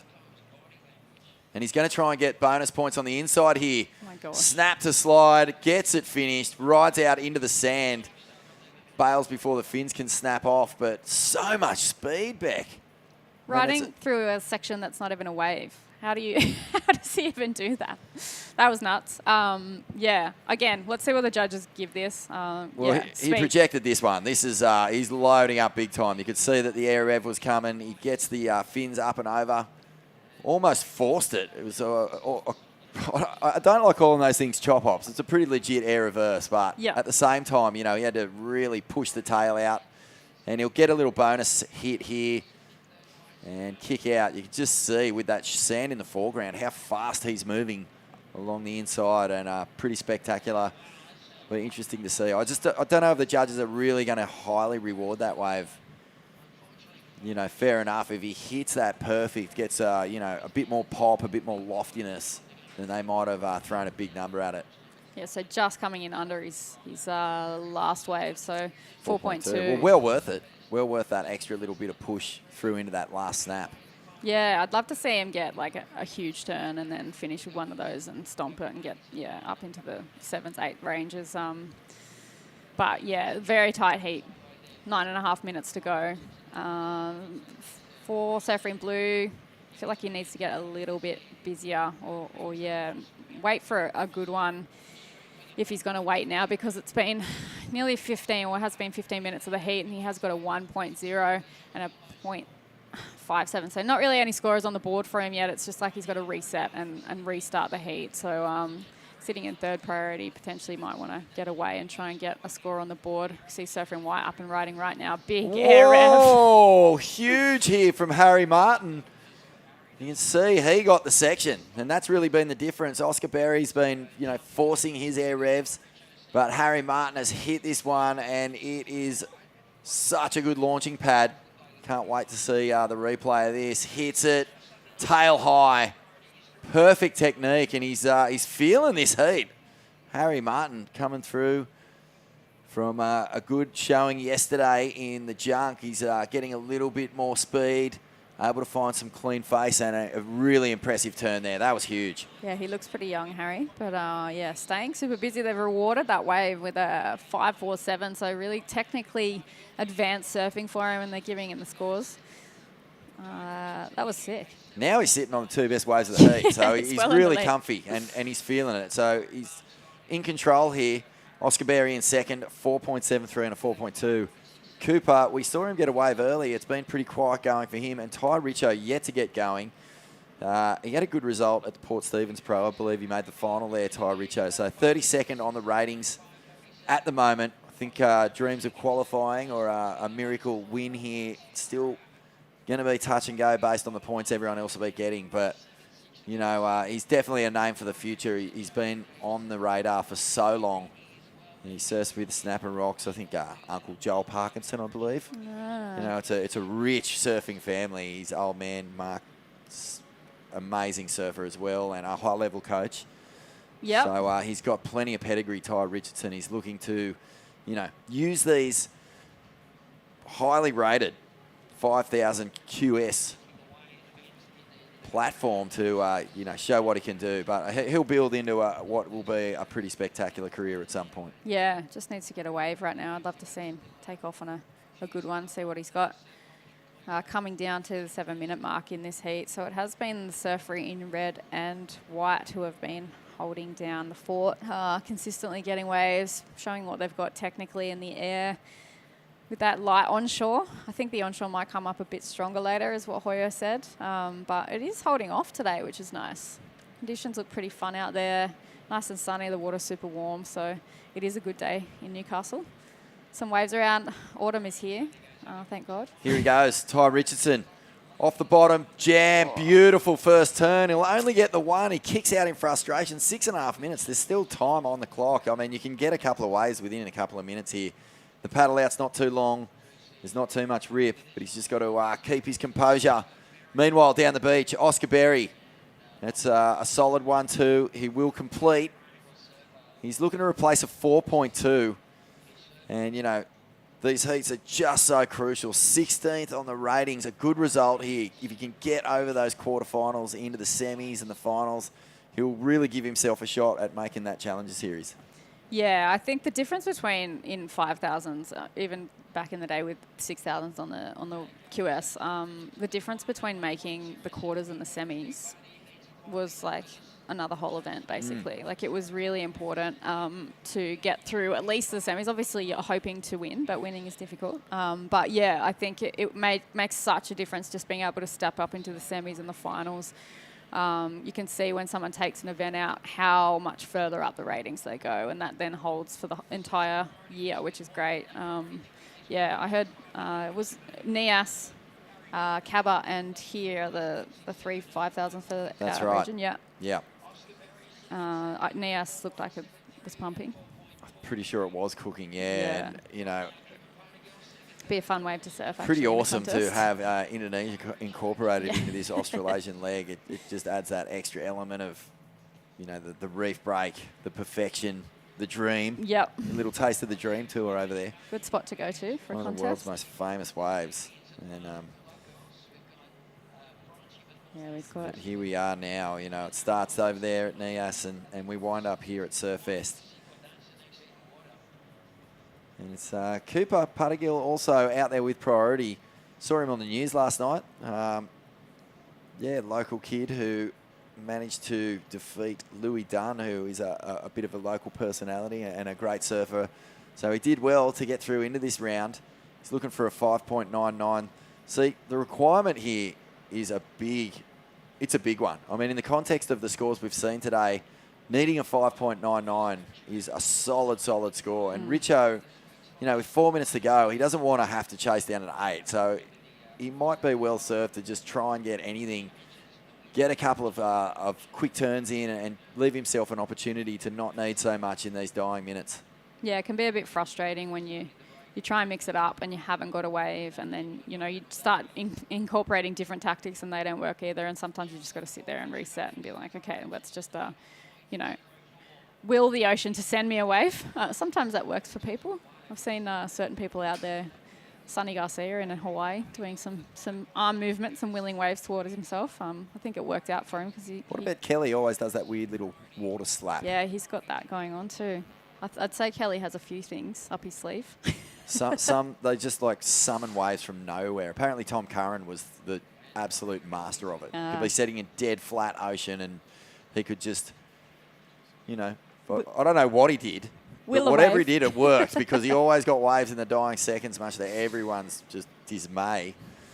He was good at holding his composure too. I remember watching like certain heats. I was super young, but watching them back and being like, yeah, holding composure when you're under the pump like that definitely defines the good from the great. But yeah, difficult coming into the last 2.5 minutes. Ty needing a score, so too for Cooper there. But there's still time, so not completely out of it.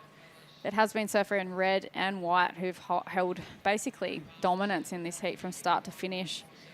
A little bit of light onshore there, a couple of frontside air reverses, and yeah, technical surfing, next gen surfing, I call it. Yep, it's it's crazy just how much the progression has come into surfing now. I mean, if you look at the Brazilian Storm, their best surfing is done in the heat, Rashi. You know, you see what Felipe Toledo's done at places like J-Bay where no one even thought about doing an air pretty much ever.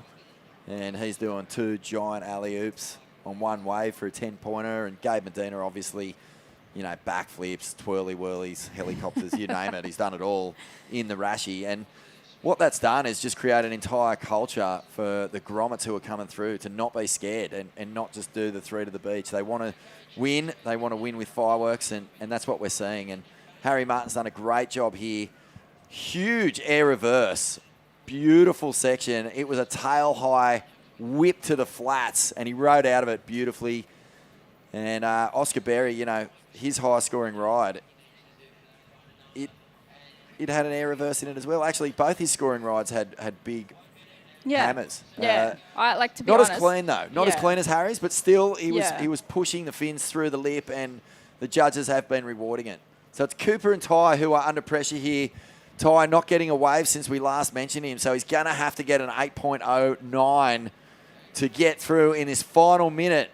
And he's having a look at this one, but he brushes it, and that leaves the door open. Oscar Berry down the point. Aww. Huge air rev. He doesn't ride out of it. Lofty. That was the one he was looking for, wasn't it? He got plenty of height on that one. And that's the first time we've seen him fall, so he has those things locked away. But he went huge. He wanted the win. A 6.41 to get into first. That would have done it. Yeah, that was super high. And seeing the first 2 waves, definitely consistent. He seems like he's got a large amount of consistency with that repertoire, so he's obviously been working pretty hard. But coming down to the final 30 seconds, it has been completely just red and white wash, basically, going on there. And, yeah, good showing from Cooper. It's been a strong event for him. Unfortunately, just gone a bit quiet for him in the back end of this heat. I think he'll take a lot away from this. You know, it's been a good campaign. I know it's only been the 1 round so far, but, you know, to get the win yesterday, to get through, there's a lot of confidence there. Here's the winner coming in, Harry Martin.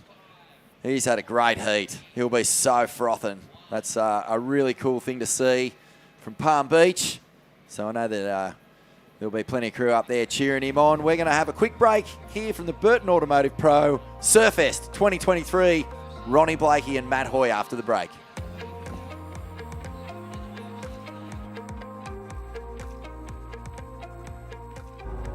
For those that are renewed by the warm sun, fresh air, and awakening winds. We know, you know, life's better outside. Hunter and Newcastle GWM Havel. Save now on 2022 plated vehicles. Find the perfect vehicle and get a great deal. From the people you can trust. Hunter and Newcastle GWM Havel. Take a test drive today. Wait!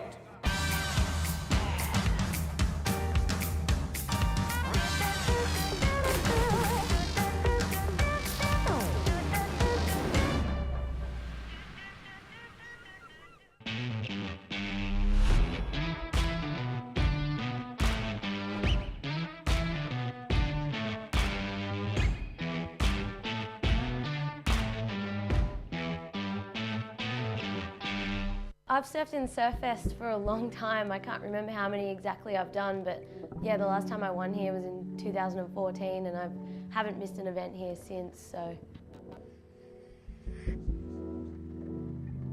The year that I won the event here in Newcastle, we had every conditions from like 2-foot Merriweather rock break, 8-foot Merriweather beach break, pumping harbour waves, so I kind of surfed all conditions that year.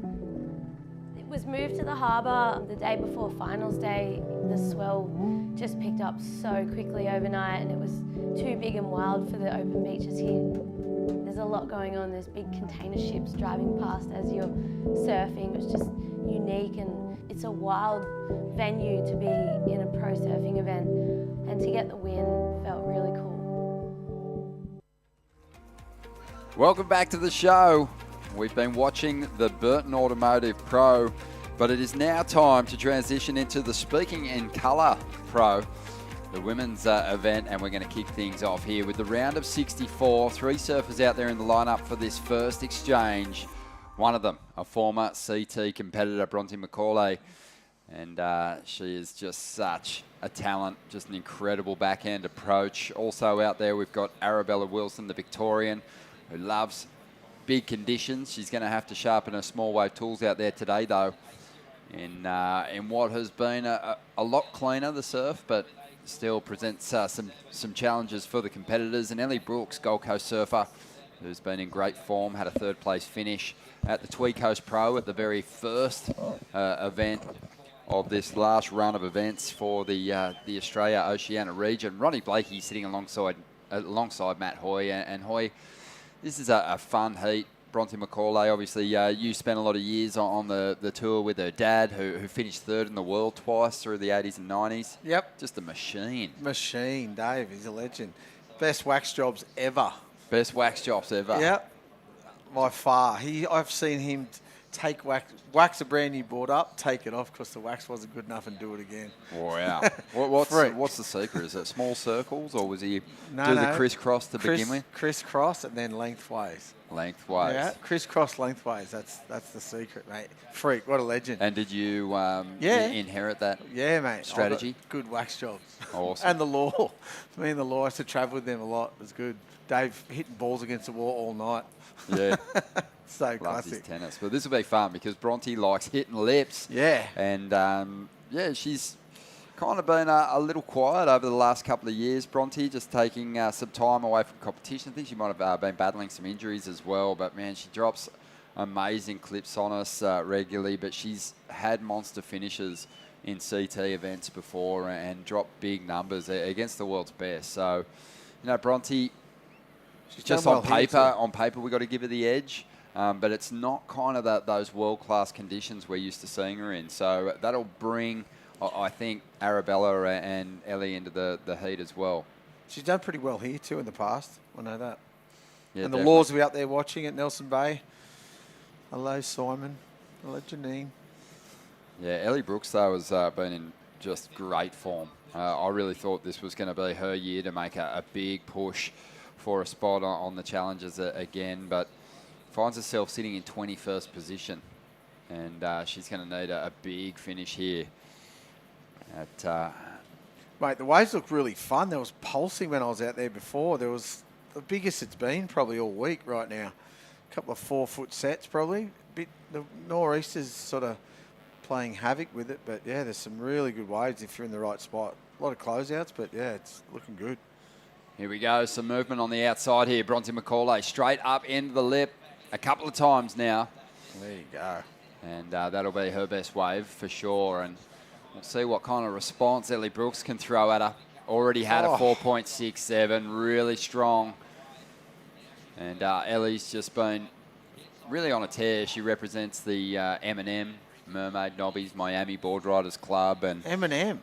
Yeah, and helped surf them into, I think, their best ever finish in the team's component of the Usher Cup event, which kicked off on the Gold Coast earlier on. But in all the board riders battles, she's been a star performer. That's a good event, eh, the Usher event?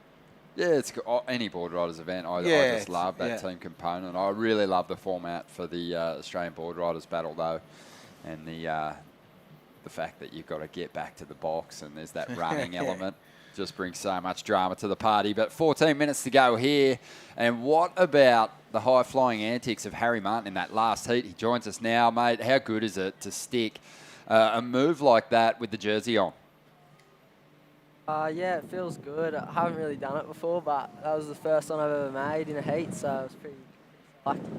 Sick. Mate, that was unreal. And you were up against some really tough opponents too. I mean, Oscar Berry has been on a tear this year. Had a great quarterfinal performance over there in the World Juniors. Is it a rattle coming up against those top dogs, or are you just throwing everything you got at these guys? Oh, yeah, I don't really care, but, like, yeah, I had a crack. Yeah. Mate, Love it. Good attitude, mate. Fantastic attitude. You said yesterday that you're out of reach of that top 7, but this is just a big opportunity to put some good heats together in this last major qualifying series event before you go off and obviously work on your surfing again for another run at it next year. But still, it must feel kind of good just progressing through these heats with victories. Yeah, it feels amazing. I don't really care where it takes me, but yeah, it feels good. Mate, talk to us about your equipment. You got to give props to your shaper and the guy putting the boards under your feet. Who'd you get this one off? This one's from Sparrow. Yeah, he shapes me a couple boards, and yeah, this one's my favourite. It feels amazing. So. Looks like it's working really well for you, mate. Looks like you're kind of entering that zone of, doing some of your best surfing with the jersey on, which I think is a goal for all the competitors in the draw. Are you sensing that? Yeah, it feels feels good making heats. So, yeah. Well, mate, keep ruining dreams out there and progressing through the rounds. We're enjoying the performances and love those big flyaways. So keep them coming. Yeah, cheers. Thank you. Harry Martin there. What a classic. Love it. Yeah, he's... Don't really care. Nah, well, it's a glorious position to be in. There's a lot of surfers coming into this final QS 5000, the Burton Automotive Pro, with, the fear of losing their place at the top end. And then there's those with the opportunity just outside the top 7 to really give a strong showing.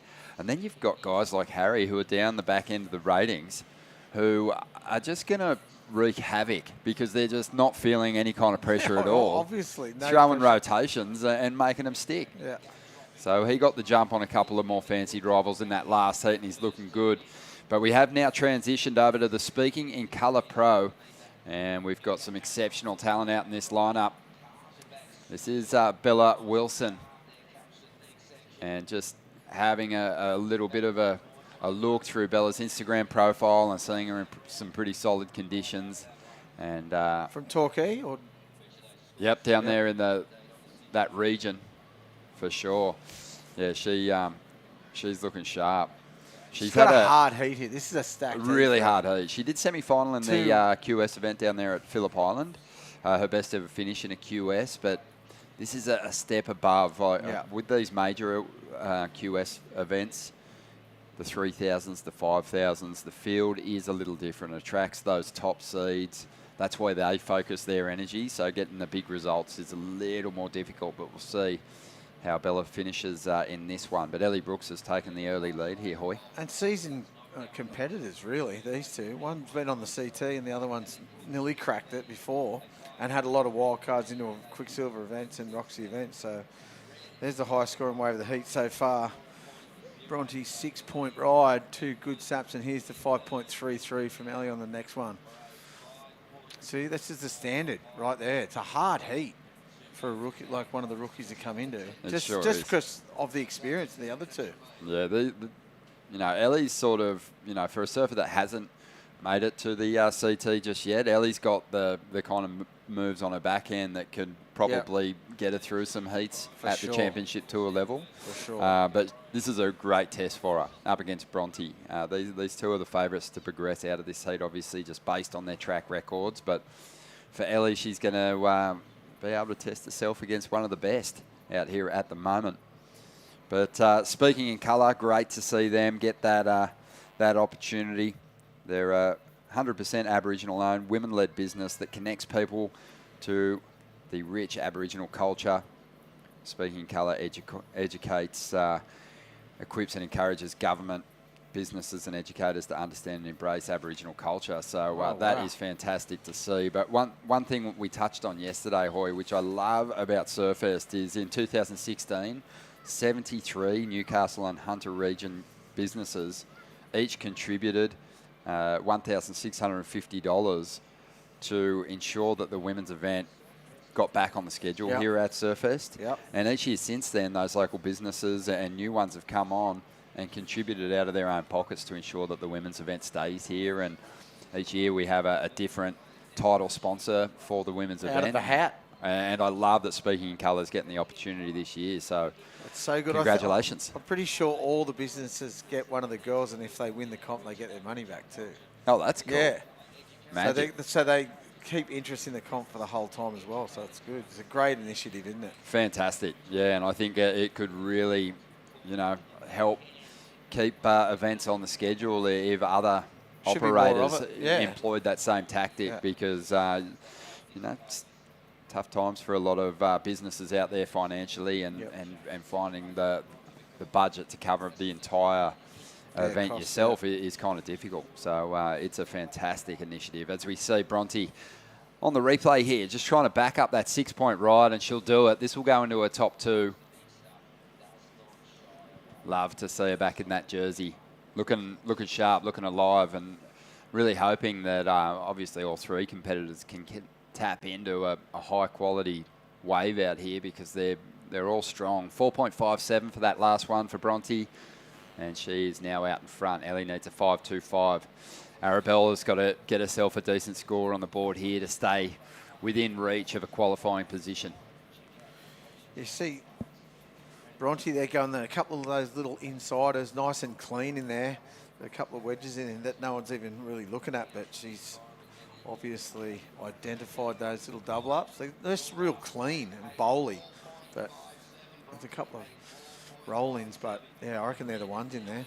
Boy, for me, the first sort of 10 years I turned up to Surfest to cover the event, the focus was the lineup, and I saw a few of the establishments around town and got into the celebrations post-event, but there was so much to see away from the surf, and in the last few years I've really enjoyed checking it out. Reece Smith, the son of Warren Smith, who's been running this event since it basically got underway, he has a mountain bike store here in town, and the other year he took us out over to Glen Rock Reserve on the e-bikes, and we went riding through there. Yeah. Just absolutely a magic way to sort of spend a day and check out some of the beaches at the southern end of the city. Biking in Australia, apparently. Yeah, unbelievable. Yeah. Here's Ellie making her way through. Can she find a connection through to the inside? She does. Just work through one more little carve there. But I was going to ask you, aside from hacking the rock section here at Merewether, how do you like to spend your time away from the beach? You don't want to know that. At the pub, drinking Steel Cities. There you go. No, surfing, of course. And then, that's about it. Seen the replay here of Ellie. This is definitely one of my favourite little promenades down here, though. Yeah. The little cafe there under the surf club. You grab your Java in the morning and just post up, and there's actually a good big social event every day. Cafe at every surf club along the beach now. So yeah, you can do a cafe crawl. Perfect. Yeah, coffee everywhere. But it is a magic zone. I mean, it's beautiful. It's a beautiful town, big town, little city we call it. So it's just easy going and easy to get around, and it's got the best beaches in Australia and most consistent waves. Second most populated city in New South Wales. Yeah. But it just feels like it does. It feels like a really kind of just has a villagey vibe when you're down in the different suburbs of the city. Yeah. Merewether in particular, just a fantastic vibe, and you can find plenty of space here too. The long beaches, so you can find a little peak to yourself. Don't worry about that. Yeah, and then just so close to going up and down the coast too. Sydney's 2 hours away, Magic last year. Here it is. Look at this. This is a perfect view of our beautiful city. There you go. A little grey today. Yeah. I mean, it was beautiful just an hour or so ago. I think we're expecting some weather this afternoon, but yeah, there's lots to see. Plenty of music on through the week. Lots of events happening. It definitely lures the big acts here to perform, but the sporting grounds are worthy, and plenty of beaches too. Yeah, plenty of beaches, plenty of surf, really consistent surf, clean water. Everything's good about Newey. We had turbo swell here last year. Yep. One of the biggest swells we've seen on the East Coast in some time, and the event was on hold for a number of days, but really enjoyed just getting to the top of each of the headlands, above cliffs there, parked up above Merriweather and just watching the ocean do its thing. Over near the harbour mouth, there was some waves inside the harbour, and yeah, it was just awesome watching some of those bombies outside sort of come to life as well. It's crazy, that swell. Waves breaking across the road down over there. Crazy swell. Look at that. That's a good view of it. Perfect. Up to Bar Beach. We call it North Merriweather up that end. They don't like it. Over to Newcastle Beach, up to Stockton Beach, all the way to the Nelson's Bay. You can see ships rolling in, mate. It's beautiful. Does it get any better? Magic zone. Yeah, magic zone. Magic town. Great place to grow up, Hoy. Yeah, I mean, you left to compete in events, but did you ever consider moving out of Newcastle? Nah. Not once, eh? No, never. I couldn't. I'd feel weird. 2.5 minutes remaining here. This heat has flown by.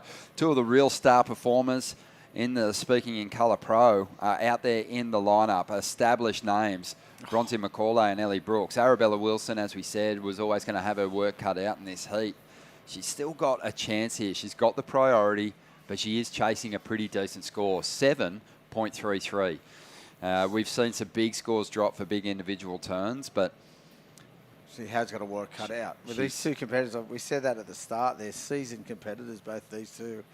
She had a work cut out from the start, but she needs to get a wriggle on for sure. They just showed a beautiful view of Merriweather then. See, looking south, that was looking north, the last view, but the other one was looking south from the drone. All the rich people in Merriweather Heights, Mitchie Ross and crew up there. that's where I'm posted up. Yeah. Beautiful views over the beach. Yeah. Magical. Yeah, it is. It is. It's a magical spot. Minute and a half to go here. And, I mean... Look at it, and crystal clear. Well, the sun's out now. Look at the... Yeah, starting to pop. Beautiful. Bronte has really not been pushed to get herself out of sort of third gear here. This is her having a very casual heat, just not overcooking her turns, just wanting to build her scores. It's kind of a nice pace start to an opening round for someone like Bronte. Make sure you get through right. It doesn't matter how you do it in these early rounds. It's just you just got to make it through, tick the boxes and get through.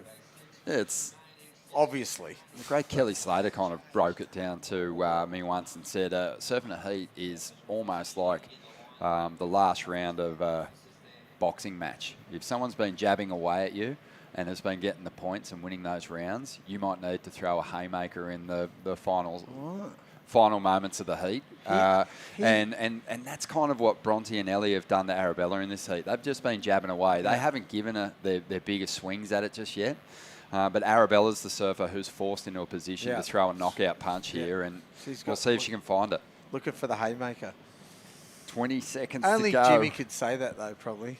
He's the only one that can control that stuff. Yeah, everyone else is just trying to scrape through. He's like, oh, yeah, I'm just throwing jabs. No, but then... He loves like a sporting haymaker. metaphor Yeah. as well. Yeah, doesn't he? But, he is a sporting metaphor. He is. As we see now, time has come to a close. To throw a knockout punch here, and we'll see if she can find it. It's not on now, hasn't it? No, I think 5 minutes to go. Yeah, I think our on-screen clock was a little off. So Arabella's still got 5 minutes to chase down that score. Everyone else is just trying to scrape through. He's like, oh, yeah, what happened then? Just a glitch in the matrix there. But that's good news for Arabella because it definitely felt like time was winding down pretty quickly there. Now time has come to a close. I'm not Ron Burgundy. I just read what's on the screen. No, I think that'd be funny. Yeah, but on-screen clock was a little off. You said it was time for Arabella to get a wriggle on, and even though she's still got 5 minutes to go here, it is time to make a move. She hasn't been able to do better than a 2.67. It's just put her well behind her rivals, but there is some waves rolling our way. She's got a mean forehand approach. Has priority. It's all working in her favour. There's something on the outside too. Yeah, and Bronte knows it. Oh, wow. That's, at this level, that's a mistake that experienced rivals will punish you for. Right here. She used her priority and didn't get into the wave. So Bronte will now look to capitalise. Drives up into it. A solid hit, and that should kiss the 4.57 goodbye, replace it with something greater, and extend the lead here. I reckon that's her best wave. Best wave of the heat. That turn was sick. Yeah. And Arabella, man, just missed that one with priority. Oh, is there anything worse? No. Did you get some opportunities towards the end of your career to surf some heats with priority, Hoy? And I never got a 4-man heat with priority. no. No, it was torture. I hated coming back to the QS because after surfing the CT, you got priority. You go back to the QS and everyone's frothing around. It's like, mate, I'm going to go here. It was torture. I hated it. Their priority in That's the best. 3 or 4 woman heats is kind of like, you got to say it's a recent addition. It's been around for about a decade now, but considering how we are, it's a little. it's recent. Has it not been a decade? Has it? Oh, I think so. 4-man priority, 4-woman priority. Yeah, but it used to just be an absolute battle royale. Torture, and people not getting waves and like hustling. Like paddling down the beach, paddling around the points. And the blocking tactics of mates in lineups. Yeah. And go out and freeze you out of a heat. Yeah, 100%. I love it. They have priority 4-man heats now. 4-woman heats. It's the best. So I'd like to. I actually did surf one heat in Bali, just at Crumis once. It was the last one I surfed at, like proper heat. He's either on a nice little insider again, taking a leaf out of Bronte's book here. Such good flow. And just straight from one turn into the next. Trying to really put it out of reach here for Arabella Wilson, who was after a 7.83. She might be chasing more now with just under 2 minutes to go. She might even be, she might be comboed. Yeah, I think so. That was a 7.5 from Bronte. They loved it. He said she was just taking it easy. She didn't take it easy on that last snap. It was huge. No, that's the thing about, these world-class talents. When the big section stands up, that they generally don't waste it. They attack. So, yeah, that is a big number and a great start to the campaign here in the round of 64 for Bronte Macaulay. Ellie Brooks is about to put up another decent score too. 5.2 for her last ride. And that means Arabella Wilson's after a 7.86. Something rolling through, potentially. She's just a little too far out. That one was kind of solid from a little deeper. Wound off too. That was a good looking wave. So now we're down to the 1 minute mark. Yeah, we're onto it now. Good. And Arabella still, she's out there with priority. She's just got her fingers crossed. She's just begging for the opportunity to get just a crack at a decent section, I'm sure. She just want to probably just bank a score of any kind just to kind of salvage a bit of pride here. Yeah, for sure. And lift that heat score total. That's such a hard heat, first heat. These two competitors. Seasoned, as I said. Well, Bronte going to left. She's not backing down here at the moment. Ooh. And she's going to throw everything at the closeout section there. That one won't go into the top two. 10 seconds remaining here. Macaulay is going to get the victory. Ellie Brooks likely is going to finish in that second position. And Arabella Wilson, the Victorian, who's got a lot of surfing left in her career and plenty more opportunities to chase big results on the qualifying series, will set her sights on next year's schedule and look to rebound. But we're going to take a quick break here. You are watching the Speaking in Colour Pro, and we do have some of the real standout performers coming up in the next heat. Don't go anywhere. Where for the spirited, the grounded, the true outsiders. We know, you know, life's better outside.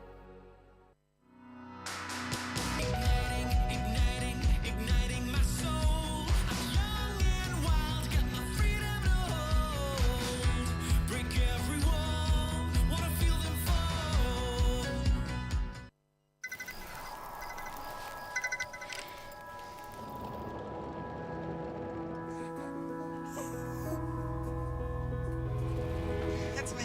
We got out. I love you, Dad. 300 kilometers to your destination. No beds to Michaels. Get to the Royal.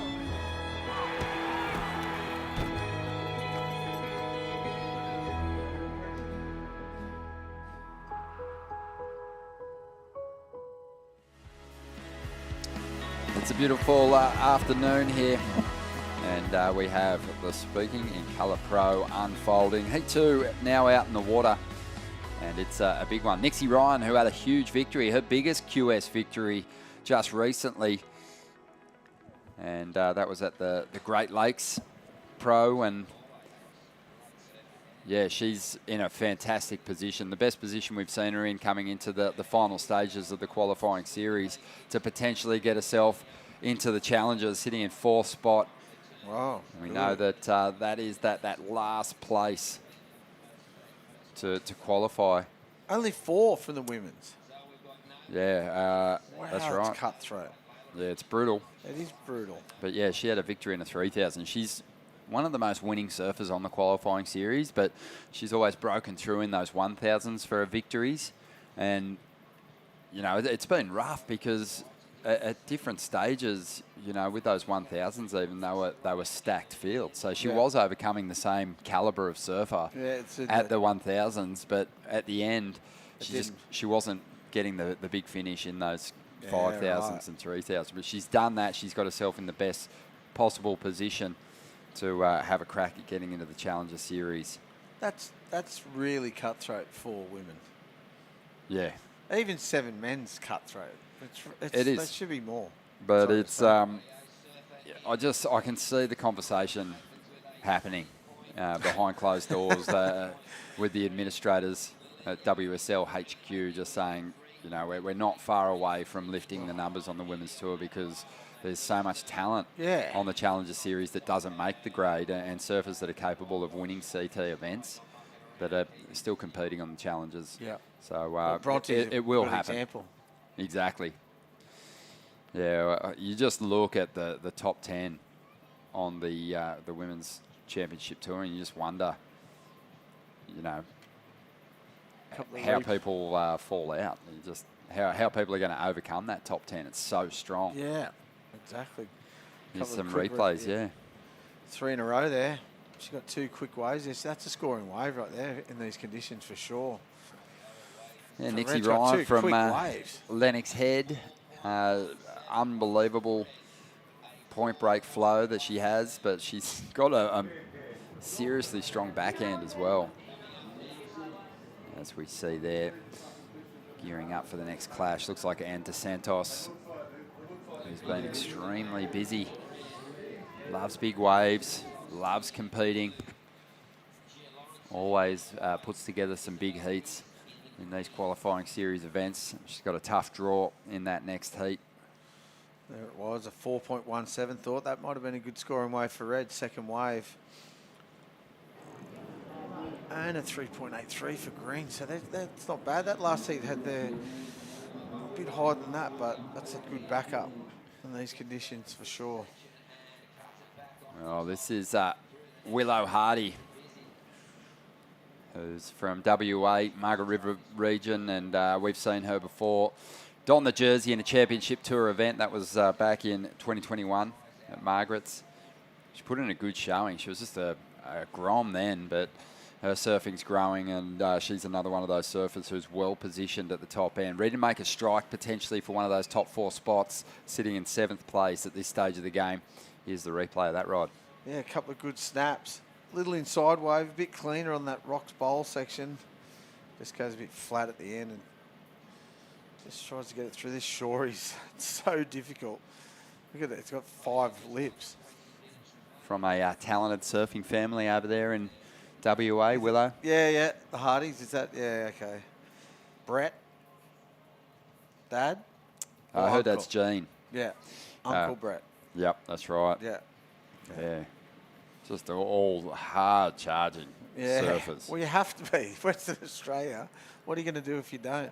You're not surfing that often. Yeah, and Willow's had big performances in huge surf as well. When she got that opportunity as a wild card actually over at Margaret River, the waves were thumping. Yeah, right. And she was out there against, you know, world champions. And as a wild card, obviously surfing against top seeds, and she was putting in great performances, getting solid scores. As we see Nixie Ryan, the current heat leader, up once again. 4.17 on her first wave. I don't know if you could give her credit for the completion. She kind of did all the hard work, but they like to see you get clear of that white water. That was a good turn too. That would have been sick if she rode out of it. So What about if you just do double rail grab when you're coming out like that? Is that... Do whatever you got to do. But, yeah, you just have to really demonstrate that you're in control for a... Even one rail grab or something just to help you out. Like, whatever. I remember Nicky Wood back in the day, he used to do forehand barrels and always grab his outside rail with his outside hand and just always do it. Especially coming out of tubes. Double drop knees. Yeah, no, just that outside hand, outside rail. I remember seeing photos of that. So, yeah, no credit for that finishing turn. See? It came through at a 2, so, you know. See, that would have been a best score if she rides out of that. For sure. Still looking sharp. Some real positive signs from those opening rides for Nixie Ryan. But Lillian Young from Iluka, she's sitting in second spot at the moment. Lillian overcoming a nasty foot injury suffered in Hawaii. Really big fin chop to her foot.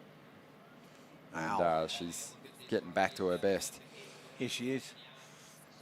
Yeah, nice looking wall standing up here. Banks through the lip. And not going to get much more out of that one. Got a little stuck, didn't she, in the lip in the first turn. Lost all the speed. Sort of backed off again by the look of it, the swell. It was pulsing when I was out there before, and that last men's heat, it was just set after set, and a couple of solid 4-footers, but yeah, it looks like it's backed off a little. That nor'easter cutting it down a bit. So everyone bar Layla Rich has had a ride now. The surfer from Bondi out there with priority. Well, actually, she doesn't have priority, but she also doesn't have a score, which is interesting. So obviously in those opening stages, she paddled for something. Yeah, that's a bit weird, isn't it? Don't you have to stand up? Can't even see a white jersey out there. So unless she's sitting a little farther down the line. Oh, she mightn't even be out there, you're right. There was only 3 in that first heat, so... Yeah, it looks like only three surfers in the lineup. So, yeah, no Layla Rich, unfortunately. That's why she hasn't got a wave. She's got no priority. Yep. She's not even out there. Yep. And she's still in it.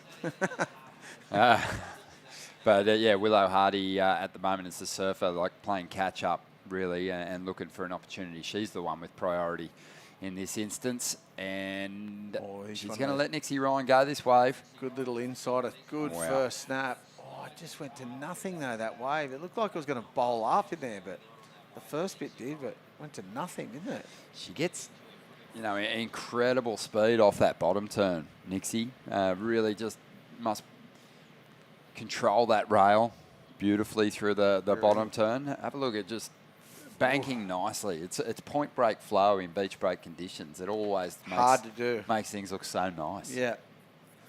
Who were some of the masters of that, Hoy? Who did you just marvel at? Who was someone that could iron out bumpy conditions and just make it look so much better than it was? Tom Curran. Tom Curran was the man, wasn't he? Yeah.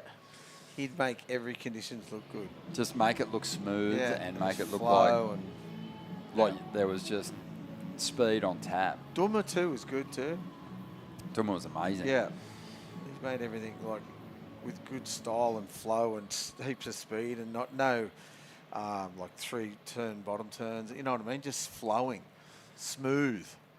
Yeah, there was a number of surfers. A lot of people kind of mastered the art where others would sort of do that hop and kind of jump to generate a bit of speed. There were some that could actually turn rail to rail and weave their way through flat water. Steph Gilmore, another perfect example. Well, you know, not in so much in beach break sort of ways, but just, with the style and flow. Yeah, I think that was also Lisa Anderson too, back in the day. Yeah, she made everything look big good. Key to Joel and Mick's success in rubbish conditions was their ability to turn beach breaks into point breaks just with their read. Yeah. Climbing up over Joel wide water. especially too. Yeah, smooth as. Yeah. He had a victory here at Mick Surfest. too. He was all right. Joel, he did all right. He was all right. 3 world titles. Not too bad. Yeah. But yeah, Joel always too, right? That's why they used to sort of underscore him a bit because he looked like everything was too easy. Yeah. Here we go. 14 minutes to go. Set waves rolling our way. The surfer in green. Lily Young Hit it. Finds a section, digs in, hanging on for the finish.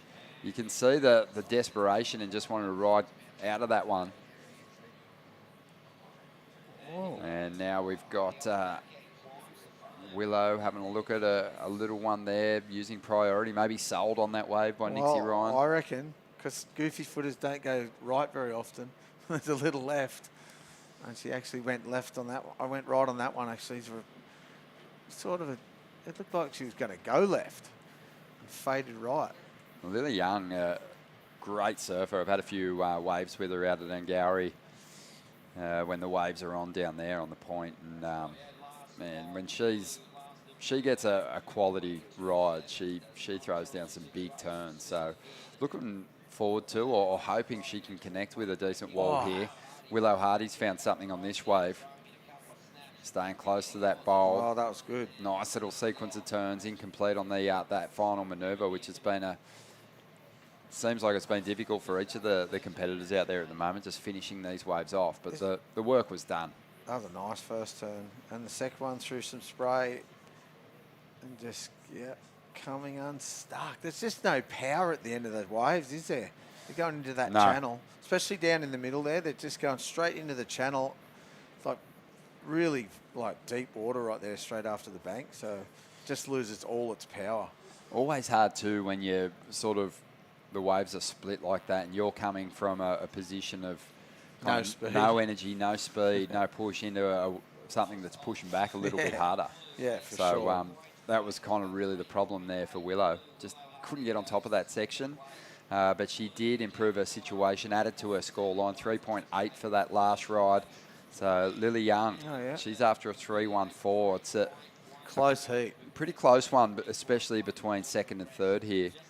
Nixie Ryan's out there with priority, and just how sharp she's looked on her equipment. You get the feeling she's going to really drop a solid score here in a moment. Lily gets going again, just starting to get to that kind of frazzled point. She's not far off, though. There's only a point between all three of them. So just been really busy, though, and taking waves. Like that one just never really looked like much. She's better off shooting over further, I reckon, towards the rocks bowl. Natural footers, goofy footers in the middle. This is what I would call natural footers over off the rocks. Go to the southern end. Yeah, goofy footers in the middle. That's my call. Lily's had some big performances, but she kind of really came to be in the media spotlight about a year ago, just over a year ago, when she was working as a lifeguard, and her first day on the job, a kangaroo jumped off the rocks, and she jumped in and rescued the kangaroo. Oh, wow. And she made like national news. But have a look at this one. Here it is. There's some of that flow that we were touching on earlier on. I mean, you can tell she's got the talent, but she just needs a bit more energy to work with. For sure. It's a smaller hot wave. Nice first carve. Another little carve there. Flicks the tail around a bit there too. Just doesn't get an ending on this one. Goes straight into that channel. That'd be dangerous, trying to rescue a kangaroo in the ocean. I don't know if you saw the footage the other night on the news. That kangaroo attacked that lady. It was heavy. Yeah. It's the heaviest thing I've ever seen. Imagine getting one in the water. Be radical, man. Oh, that's why they what call do you the... you just let it drown. Boxing kangaroo. Yeah, exactly. No, scratching kangaroo. We've seen people kind of stand up the kangaroos before too. Yeah, so they have a full fight with it. Yeah, trade blows. Yeah, wow. They're scary. I've kind of, too, the big males, like... they'll have a go. They kind of, they look like they've been in the gym. They get a bit... They do. Pretty staunch characters. Here we go. Nixie Ryan on the backhand, just one turn. Nixie, for me, in this heat, Hoy, has looked the most switched on, but she still hasn't been able to convert that form into numbers. Yep. Just the wave selection, too. Which is hard. It's like, what do? You just got to sort of go. 9 minutes to go here. Let's say a very big hello to the winner of the last heat, Bronte McCauley. Bronte, so good to see you back in the jersey and absolutely ripping in that last heat. How you been? Yeah, I've been good. Yeah, good to hear you guys. happy to be back in Merewether. Love it here. Yeah, Bronte. What have you been doing? Because Yeah. I had a look at the regional ranks, and I mean, you're not up there at the top end, but I am glad that you're here. What's been happening? I pretty much haven't left Gracetown in about 4 months. So just been loving it at home and getting a lot of surfing and hanging out with family and friends. And yeah, I'm pretty lucky I got a seeding into the challenges from the last year's rankings. So just here really just to catch up with our friends. Got heaps of close family friends in the area down at Nelson Bay and here. So just kind of wanted to surf a few heats and yeah, catch up with some good people. We're glad to see you, and I know that the organisers of the event love having the past champs turn up and compete in the contest. What has this event meant to you over the years, and what was it like breaking through and getting your name on the honour roll here? Yeah, well, this event's probably definitely one of the most special for me. Like, I won my one and only Pro Junior here, which was pretty big for me because I was pretty average when I was younger, like always kind of in the middle of the pack. So, yeah, won a Pro Junior and then won the Surfest a couple of years ago. And that was just really cool, especially because, you know, friends from Nelson Bay came down and friends from Merewether came down and we're kind of all together in a group. So, yeah, it's just a pretty special place. So, obviously didn't really need to come here for points, but just really wanted to come back and visit because, yeah, I just really rate Newcastle. We love having you here. That a girl. And Yeah, Hoy, how were our eyeballs just hanging out of our head when Bronte dropped some of her free surfing clips from those pandemic years? Tell me, if you've been spending so much time at home, Bronte, have you been working on a new edit? Because we'd love to see it. I've been trying to, but it's been quite small over summer, and then as soon as we left, it's like absolutely pumping. My dad was a bit gutted. He was looking at the forecast going, oh my God. But yeah, I want to make a new edit this year, try to go up north and get a couple of waves up there and try to put something together for sure. I've got the time now that the calendar's come out and I can, yeah, just look for little windows and try to put something together. Oh, we're so happy that you're going to be on the Challenger Series, having a good run at getting back onto the CT. Love that opening round performance. Congrats on the win, and can't wait to see you in the next round. Yeah, thanks, guys. Have a good Arvo.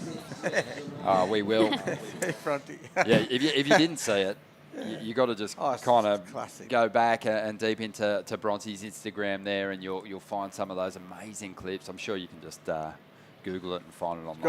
Got to get the camera off her father. I think that year 2020, I think she might have been the most barreled woman on earth ever. It was unbelievable. She was getting like 3 barrels a wave. She was crazy taking on that deep section up there at Nalu, and a scary wave too. Man, horrible. Coming into that real boil section from behind it, and yeah, just getting spat out of pits all over the place. But she is through to the next round, so we'll enjoy watching the former winner take to the lineup once again here at the Speaking in Colour Pro. 5 minutes remaining. Nixie Ryan, still hanging on to the lead here. 4.17 and a 3.73. Low scoring heat. Willow Hardy in second spot. And Lillian Young not too far behind. Only needs a 3.14 here, Hoy. She's right in it and just trying to find some space in this lineup. Yeah, isn't she? Yeah, look, they're all over it. She knows what's up. This is what it comes down to. See, Red's just leaving it alone here. Blue's all over her. She knows what she needs to do. Just sit on her. Don't let her get away. 4 minutes to go. It's a long time, though. This would be good. The good tactics. What do you do here? It's too long. This situation for Lillian Young is like when you're camping and there's a mozzie in your tent, just in your ear. It's annoying. That's what Willow Hardy is to her right now. Keeping you awake. Buzzing in her ear. She's trying to find some space. It's a good way to put it. Oh, that is annoying as anything, isn't it? Oh, yeah. You just end up slapping yourself in the face trying to get it. Exactly. Can never find it. She's still got time here, Lillian Young, so she's... It's a lot of time to be doing these tactics because, you know what you do here, which I got taught back in the day? You go and sit next to the other competitor and try and stay around them so it brings them into the into the picture. Okay. Derek Hine taught me that. I like it. Yeah, just so it could go either way. So Nixie Ryan uses her priority here.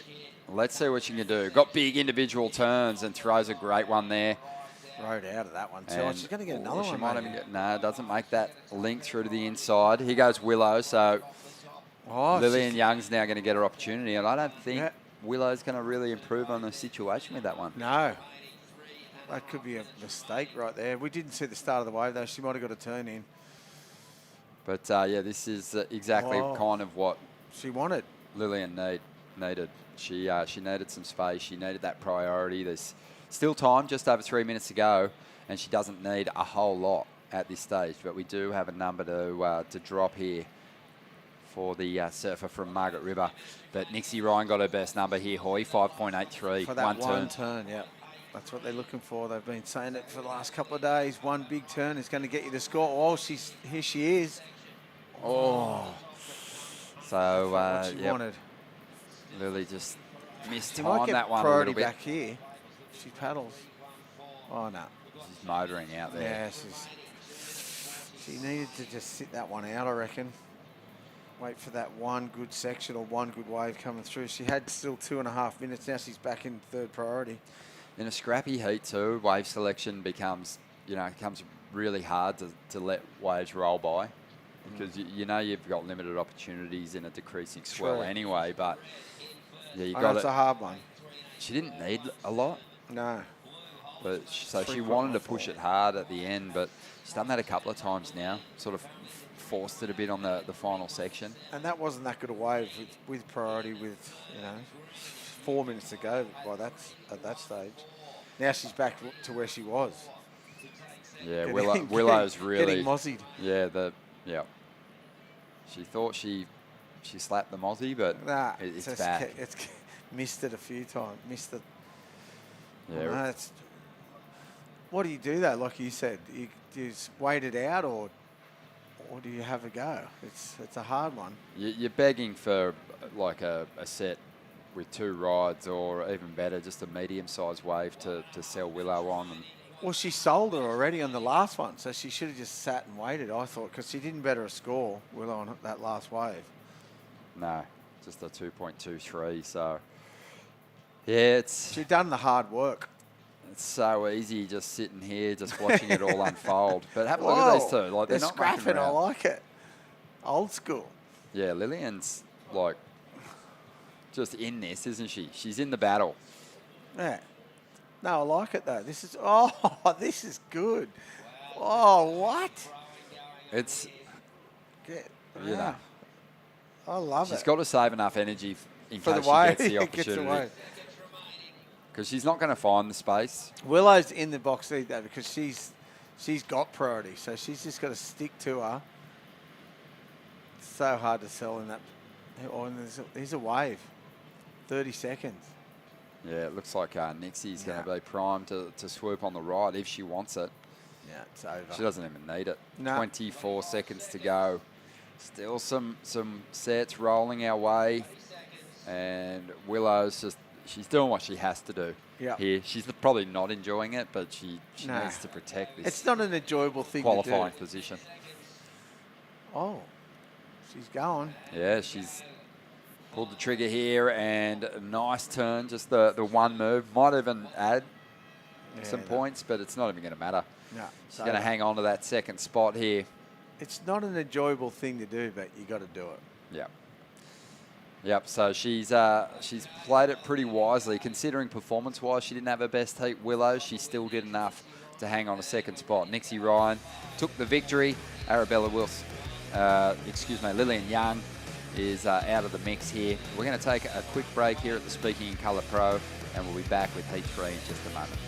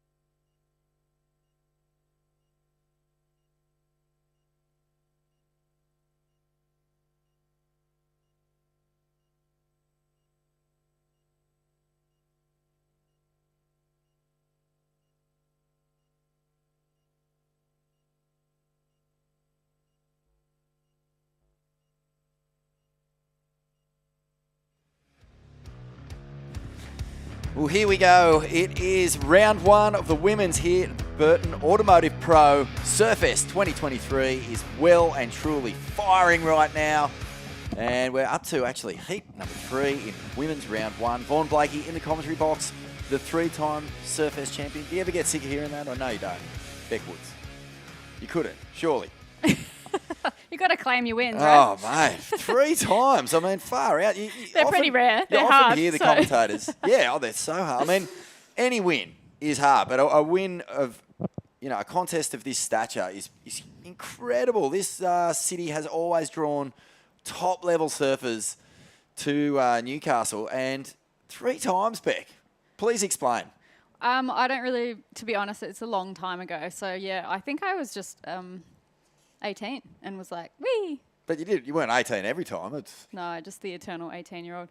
No, yeah. And then it was like, I think it was 18, 19, and then a few years later. So, yeah, I was definitely in those grom years of frothness. So, yeah, I don't really remember a lot of it. It was at Newcastle Beach, so there was a lot of lefts. But it has been Anne De Santos in this heat. Brazilian living in Australia, probably knows the Aussie eastern coastline very well. She's drawn first blood with a 4.17 in this heat. I've seen her surfing in a fair few contests up and down the east coast for a long time now, Anne. So definitely no slouch to competition. Pretty stacked little first rounds actually now. I saw that first heat was like Ellie Brooks and yeah, like. Basically, there's no easy heats, even from first round in Australia now. Nice replay there of Anne's first wave. A couple of combo hits on a backhand. See the Japanese surfer just blasting one off the top, getting her toes in the wax. Looking like the wind's coming up a little bit. It is coming up a little bit, but it hasn't really affected performance so far. I saw some big airs in the last couple of heats of the men's, and, it'll blow these little right-handers open. It'll hopefully cup them out a little bit, give the pocket a little bit of space before it starts crumbling, so this will be fun. And, yeah, Rina Matsunaga also getting a start here. But while we're waiting for the next exchange, let's throw it down to a young woman who is on a huge tear this year. It is Nixie Ryan. G'day, Nix. How are you? Hey, guys. I'm good. How are you? Yeah, awesome. Well done on getting through that last heat. A little bit grindy, but, yeah, a strong performance, and you're on a really, strong roll throughout the regional series this year. Yeah, it was super grindy out there. I was watching it before, and there looked like a few fun ones, but I think it slowed up a little bit in our heat. But yeah, super stoked to get through to the next round. Unreal, and you're doing so, as I say, so well. What is the big goal coming into Surfest? Win this thing? Yeah, I think that's everyone's goal just coming into this. But yeah, just taking it heat by heat, and yeah, hopefully get through some more rounds, and yeah, just surf my best. Been away from home for a fair while. The regional series, a lot of comps back to back. Is it exhausting? I mean, you come from one of the most beautiful towns on the east coast, Lennox Head there. Yeah, do you miss it? Yeah, I miss it all the time. We're so lucky to live where we live, but yeah, I've got my mum down here now, so it's good to have her here. Feels a bit more like home, so yeah, feeling good. And what would it mean to, get onto that Challenger Series and compete for a spot on the World Tour? Oh, it would be amazing. Like, just to surf against all those girls from all the different countries, and just like for experience and stuff. But yeah, just see how I go, and yeah, hopefully I make it there. Can you just tell us a little bit about how stacked the field is at the moment? I just realised I was looking at round 1 and going through some of the names in your heat going, what on earth is going on here? It is just all on right from the word go. Yeah, I was actually looking at the heat draw, and it's so stacked. Like, every heat has like a few big names in it. But yeah, all the girls are surfing so good this year, and it's just like stepped up a level, and yeah, it's just cool to surf against all the girls, and yeah, it pushes your surfing definitely. So I felt like everyone's improved from just surfing against each other, and yeah. Good on you, mate. And look, as a fellow Lennox Head resident, I am absolutely frothing to see you get through that heat. I'm hoping that you go deep into the draw here and qualify for that Challenger Series. It's looking good. Congratulations on a great year. We look forward to seeing you in the next round. Thanks, guys. See ya. Well done there to Nixie Ryan, and looks like Isabel Higgs has got her campaign up and riding. And out the back, this is Gia Lauritsen. Wow, upside down carve, backs it up big. Juicy turns here and 3 to the beach. How do you like that? Very impressive. Gia Lauritsen from the Sunshine Coast has also had a good campaign. I think she got a 5th at the Gold Coast Open. And Noosa, I believe. Is that her brother, Benny Lauritsen, who absolutely flares as well? Yeah, we see a replay here again of Gia. Super solid backhand start there. She's found a wave in a pretty tricky lineup, gone pretty vert on the second one, and managed to. She throws a fair bit of spray too, Gia. Powerful wave. Yeah. Good surfing. That's good. 4.67. So that was her Gia, first wave, so she's going to back this up. Look at this, Beck. 5.83 last of Gia. Good start. Straight to the lead. Very good start. Is she still in the juniors? I was doing a bit of reading. She's pretty young. Come out firing this first year on the qualifying series. I think she's sitting back around the 30th position at the moment. So anything can happen in this type of surf particularly. But yeah, the 5000s is where you want to perform. Yeah, that's a pretty solid start. 5.83 and a 4.67 within the first 10 minutes of the heat. Epic stuff there from Gia. Isabel, interestingly, is from North Curl, but surfs for Thailand. I saw the flag next to her name and went, wow, that's incredible. So she's been putting in good performances, and Curly is a pretty wobbly wave. It's famous for having a lot of wash bouncing off the southern end, particularly South Curly. Up and crack. This is Isabel now. So she's already got a 3.17. And, yeah, I think she'll be at home. This lineup actually is reminding me a lot of South Curly at the moment. Gets a big rip running through it. Gets lots of wobble going through it. So many waves in and around there. You know who's from Freshie. Curly? I think the Bemrose brothers are from Curly. Oh, yeah. And Matty Bemrose, super coach to Jack Robertson. Yep. Lane lived there for a bit, I feel Lane like. did? I feel like she had a house there for a while. Wow. Yeah, Northern Beaches. Producing a fair few good surfers, but yeah, cool to see she's surfing for Thailand. Yeah, good waves over there. That's cool. I want emerging surf. Yeah, Imagine, surf for Lake Nation. So yeah, good looking. Rena. Rossi was just telling me there's good waves in Thailand. Yeah, I mean, I've been hearing about it. I've never been there. I'd love to go and visit. It sounds pretty beautiful over there, but yeah, we see Rena having a bit of a paddle here. She's got a 2.5 on the board. She's needing a result at the moment. She is sitting 5th in the Asia region, and they only take 3 from the women. So a lot of these Japanese competitors coming out and taking it to the lineup. And Rena competing on the Challenger Series last year? I feel like she did, yes. Yeah. And she's still a junior. Wow. So, yeah, she got 3rd in the Korea Pro and 1st in the Asia Open. So she's a junior burger, but she's already performing and coming out swinging at the moment. Bit of a slow start for her. It is Gia at the moment who's basically smashed everyone out of the ballpark. Second place in green needs a 7.33 to advance. Is early days, but always nice to get off to a quick start when waves are a little bit like this. It's a cool heat, isn't it? We've got Japan, Brazil, Thailand, and Australia represented here. And Ann Dos Santos, been living in Australia, well, grow up here or... I know she's been here for a long, long time. Yeah. She surfs around Narrabeen a lot. I feel like she. So that's a is hotbed. from Brazil, but yeah. That is a hotbed. Oh, I mean, yeah. if you're going to drop anchor and really, put yourself in the thick of it, Narrabeen is probably as good as it gets. Especially if you want to be a professional surfer. We've got, I think, another Narrabeen surfer coming up in the next heat, Jess Starling. It's good stuff. Although she has relocated. Where is she up now? the coast now. I think yes. Cabaretta in that little zone Yeah. with Micah. Hotbed up there too.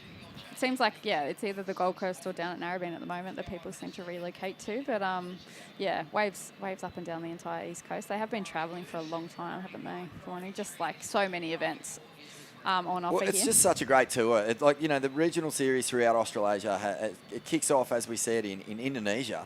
Surfers who are in the Asia region can actually come down, surf in these events, get points for their own region. And then it's just, it gives everyone the opportunity to see what's going on in other areas. But there's so many events. They're back-to-back. You really, you're not just in, getting experience and sort of figuring out heat strategies and what's working and what's not, and then being able to apply that the very next week. You're also travelling in this big crew. A lot of these competitors are roundabouts the same age. There's a few older crew who get into it. Upside down there from Rena Matsunaga. But, yeah, you know, it's a full experience from start to finish. It's a real mini tour. And the way that it's been set up, we've really been able to see the development of crew who might have surfed in their first events back in Indo. And now they're here with, you know, so much more experience under their belt. And you can really see that in the performances that they're bringing. Yeah, it is a bit of a long tour, and great that they get a lot of exposure to different locations, like you said, and then a few opportunities to roll the dice, because sometimes it does just happen that you do just have a shocker. Fly to the other side of the world, have a shocker, have a bit of a cry, and then move on to the next event. So it's kind of nice to be able to occasionally, you know, even on the Challenger that they're dropping 2 and they're counting 4, so it's really going to push the level up, allowing you to kind of throw caution to the wind a little bit, because one throwaway, yeah, but having 2 is a good thing. And we see a replay here of Anders Santos. Nice open face smash off the top there. Managed to ride this one through a pretty tricky little section there and finishes cleanly. So she did start with a 4.17, and so good to get a second score on the board for Anne. So quick. Yeah. Oh, so light on her feet. Just, I'd imagine she'd be keeping one eye on that Narrabeen Challenger Series event, just going, oh, please, how do I get into that thing? And a replay here of Rena again, snaps it and rides out. We'll get the completion. Yeah, she needed to get that one, I think, from previous wave where she fell off basically doing the same turn. So good to get a second score on the board, see what the judges give for that. But looking at the conditions, there are open face peaks as we see Surfer in white paddling into this one. Good looking wave, racing down the line a little bit there and looking for the open face. So big carve to open up that turn, slash off the top, finish that very well. So Gia just having a bonza heat. Far out. I thought at first she'd let a section go. There was a big bottom turn, and I thought even just a speed check probably would have added a few points just to let the judges know you committed to that first section when it pops up. But in the end, you know, plenty of work done on that end section. It did fatten out a little bit. Here's the replay. You can see she's loading up here and just lets that one slide, gets around the section, but then hits that lump perfectly. So big buckets coming, and then boompa, cracks that end section. Yeah, what did you think of this? I think the judges would have liked to have seen her kind of attack that lip in that part of the wave. Yeah, I think really like managed to do a 2-term combo just then, and yeah, killed it to land that. I think they probably are replaying it a few times, but I mean, you could have done maybe a speed turn float or like a transitional type of turn, but you do run the risk of coming down from that, hitting a chop and then stuffing up the rest of the wave. So sometimes risk gets reward, but I think possibly for someone like Gia in the position she's in, she could push a little bit harder Did not even slightly cop any penalty for that. The judges love that wave, a 6.07. I guess plenty of speed when she got the turn in. It was on a perfect little section. That little rib that she found really threw a lot of spray into the air and then straight into the combination. So 2 turns. Smart surfing. Tell you what, there was another 1.5 or 2 going begging on that first little tag, I reckon. But, you know, I'd love to see her. Not going to criticise her. She's way out in front right now. Love to see her over in WA, actually, with that heavy back foot that she's got. It'd be good to see her how much spray she can send in some solid waves. She's got the big R on the board. So someone in WA loves the power game. Gia Lawrenson, the Rusty crew. She's running away with this one already. 9 minutes 30 remaining on the clock. Anne is looking for a 7.73. So we haven't seen a lot of runaway heats like this. Still attainable, of course, to get a 7, but tricky conditions. And Gia's she's kind of leading the charge at the moment. You see all the girls sitting quite close to each other with a bit of this wind swell that's come through. There hasn't been any runaway heats that I can think of where someone just got on a massive tear early and ran away with it. It's been very wrestly, scrappy, close heats. And Gia is just in perfect rhythm right now. So just want to be a little bit on her game. There's still a long time to go. Yeah. It's just under 9 minutes. A couple of swell lines coming in. It's Nice winds looking there. It's right. blowing the rights open a little bit. So Yeah. you're getting some good sections here. And don't tell me G is in position again. Going to let her go. Looking for this big section here. She comes hard off the bottom, but just a bit late to that one. Be interesting to see where the locals sit today, if they run. I want to see where Philippa sits in the lineup. Oh, big paddle here. And Isabel has to watch on frustratingly as that one slides underneath her. And representing Thailand, as we said, now we're going to stay with Rena. Beautiful carve to get things going on this wave. And looking for a closeout section on the inside, which she does get. So Rena Matsunaga getting a good finish. And out the back, and Dos Santos wanting to get rid of a 3.5. Looked like she was had a bit of work done before we joined her on screen. So 3 quick waves from the women in this heat. And they are really battling it out for second place at the moment. I didn't see any 7.73s in that exchange. So Gia will be sitting safe out there in the white. Yeah, so Rena, that last score she got possibly a 3.5, but it was a good combo. So seems like there's a little bit of fluttering out the back there with some fish swimming around. It happens sometimes at Newcastle. You see them out the back, but you see a replay here of Red's last wave. Smooth open face carve. She kind of got a little bit hung up here, but did well to come around this section here and just bank one off the top to finish. So got a fluent style. A lot of the Japanese surfers have a lot of fluency, so it's good to see. I like that turn. Yeah, big backside hack from Anne and a bit of a foam climb finish. I think she needs a bit of a better wave. The arms and the body language, the torque off the bottom, it's such a nice style to watch from Anne Dos Santos. Yeah, the wave wasn't fantastic, but I love the technique. Yeah. And you know that if she gets a nice clean open face, that backside lip attack is going to come into play. I want to know an interesting fact about Gia Lawrence. She played a lot of sport growing up. Okay. Water polo, touch footy. Was involved in a lot of things. She reckons she's broken every finger on both hands. Oh, gosh. Water polo is a mean that sport. would be it, yeah. Hectic. But yeah, I played once for the school. I was in year 7, probably shouldn't have, and I got completely held under the water. And I'm quite a good swimmer. Someone used me as a buoy, and like as a boy, and I was like, right, that's never playing this again. I think that's just normal, isn't it? Yeah, I was like, I'm not. Why are they drowning me? Push people underneath and stand on their shoulders so you can get a shot at goal. Yeah, pretty hectic. Look at this set coming through the lineup here at Merriweather.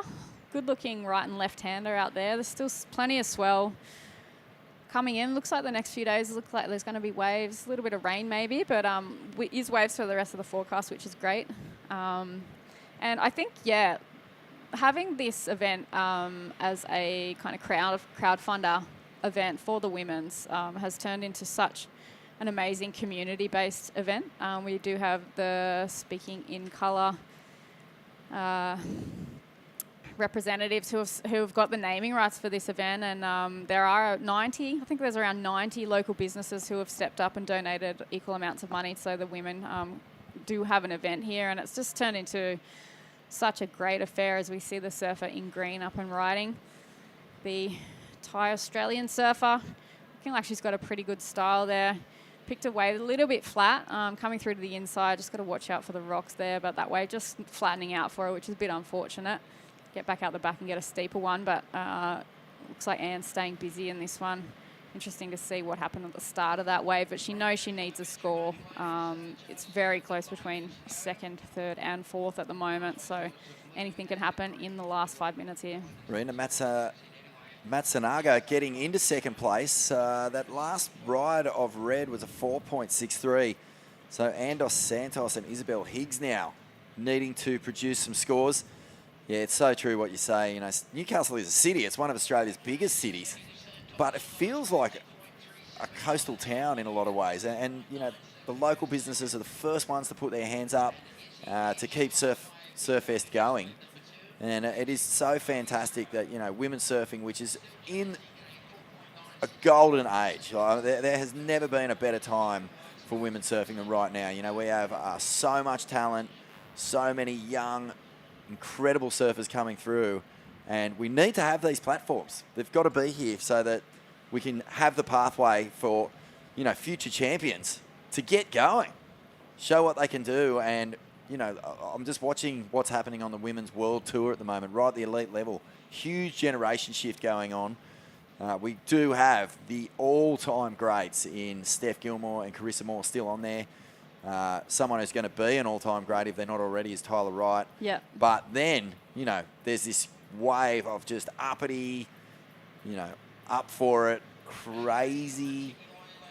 I don't know what to call them. I want to say demons, but they're just, they're ready to go. They just want those wins, and they're not going to let the old crew and the absolute legends have their own way anymore. And right now, the world number one is from the Central Coast of New South Wales. Yeah, Molly Central Coast Picklum. Represent.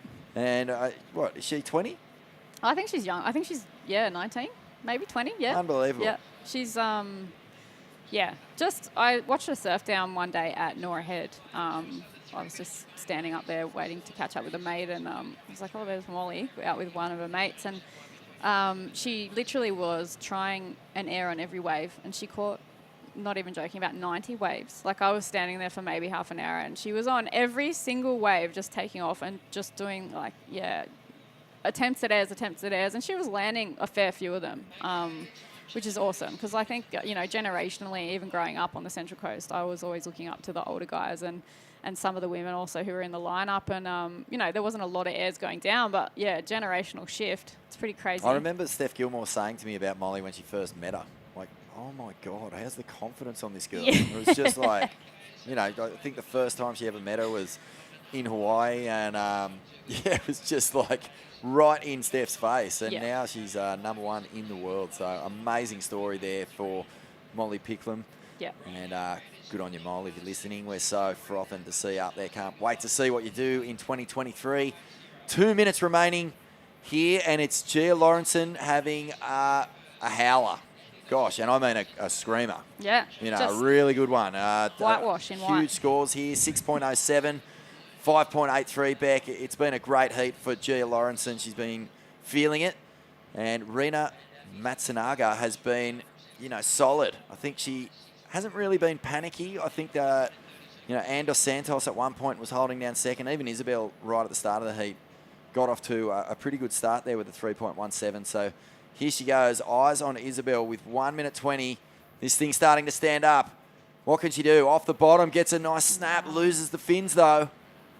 Unfortunately, just pushing a little bit too hard. A little bit of experience maybe coming into the play there, but it is, coming down to the final minute. It'd be interesting to see between red and blue what happens here. I know if I was in red, I'd be sitting pretty close to the surfer in blue, only needing a 3.97. And we've seen that Anne's very capable of doing that. She just hasn't really had a wave that allows her to do kind of two of those backside hacks that she can do. So, you see the surfer in red kind of very, very closely following the surfer in blue. Oh, yeah. It's the problem for Anne here is that she's third priority. So Gia, who's leading the heat, will take first pick of anything that comes in this next 30 seconds. Anne is going to force the issue here, but Rena doesn't bite. So a good tactic from Ann Dos Santos to try and give herself a chance, but the experience of Rena probably coming off that Challenger Series. You see it all on the Challenger Series. I mean, if you make one error, they are going to pounce your opposition. So, she handled that really well. 9 seconds. It looks like it might count down before this wave gets there. She's sniffing something out of the back. Really good, strong performance there from JR. She's really, one to watch. Super powerful, and great to see her down at this event. There she goes, a bit of victory lap. She's going to bring it through to the inside and come on in, hopefully for an interview. A great performance there from Gia Lawrenson from the Sunshine Coast, taking out that last heat. We're going to have a break right here at the Burton Automotive Pro Surfest 2023. Stay with us. We'll be back soon.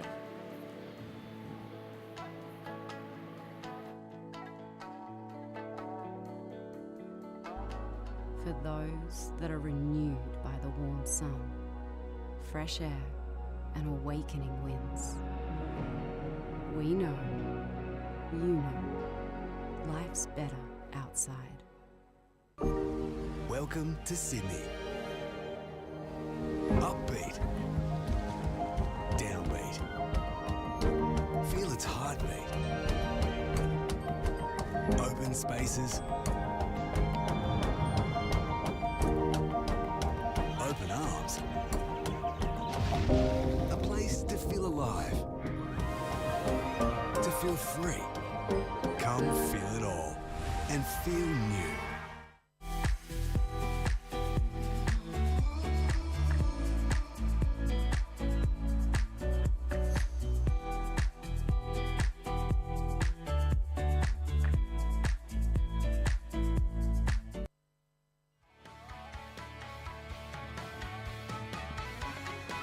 Welcome back to the Burton Automotive Pro Surfest 2023. These are the competitors from the last heat making their way up the beach. And a great heat there for the young woman in white, Gia Lauritsen, as we see Holly Williams lacerating intent here, straight into things and looking every single bit like the Challenger Series competitor that she was last year. Got a lot of experience, got to attack that top tier, the next level, and right now sitting at 10th on the Australian Regional Qualifying Series. So in touch to get into that top 5 with a big result here at Newcastle. This is Urara Saito. She's representing Japan, but I think possibly from up towards Queensland way, Southport.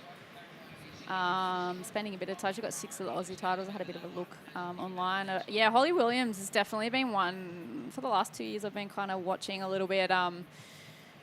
She shreds if she gets given that opportunity. We see Surfer in white up and riding right now.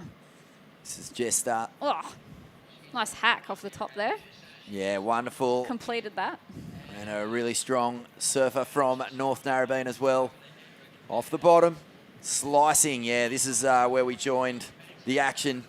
And Holly Williams really does look like a surfer who's grown so much in the past 12 months. As we stick here with Urara and a good finish. So action. You know, I think when you watch a slow heat, you're sitting on the beach, you're prepping, you know, you're going through your routine and stuff. But if you're watching a slow heat, it just gets straight into your head. Okay, I'm going to get out there and I'm just going to get something. Yeah. Something on the board straight away. And Holly did not mess about there, got straight into things. Jess Starling, a good start as well. Yeah, solid start. Looks like a good score dropping there for the Surfer in White from Northern Beaches zone. 4.83.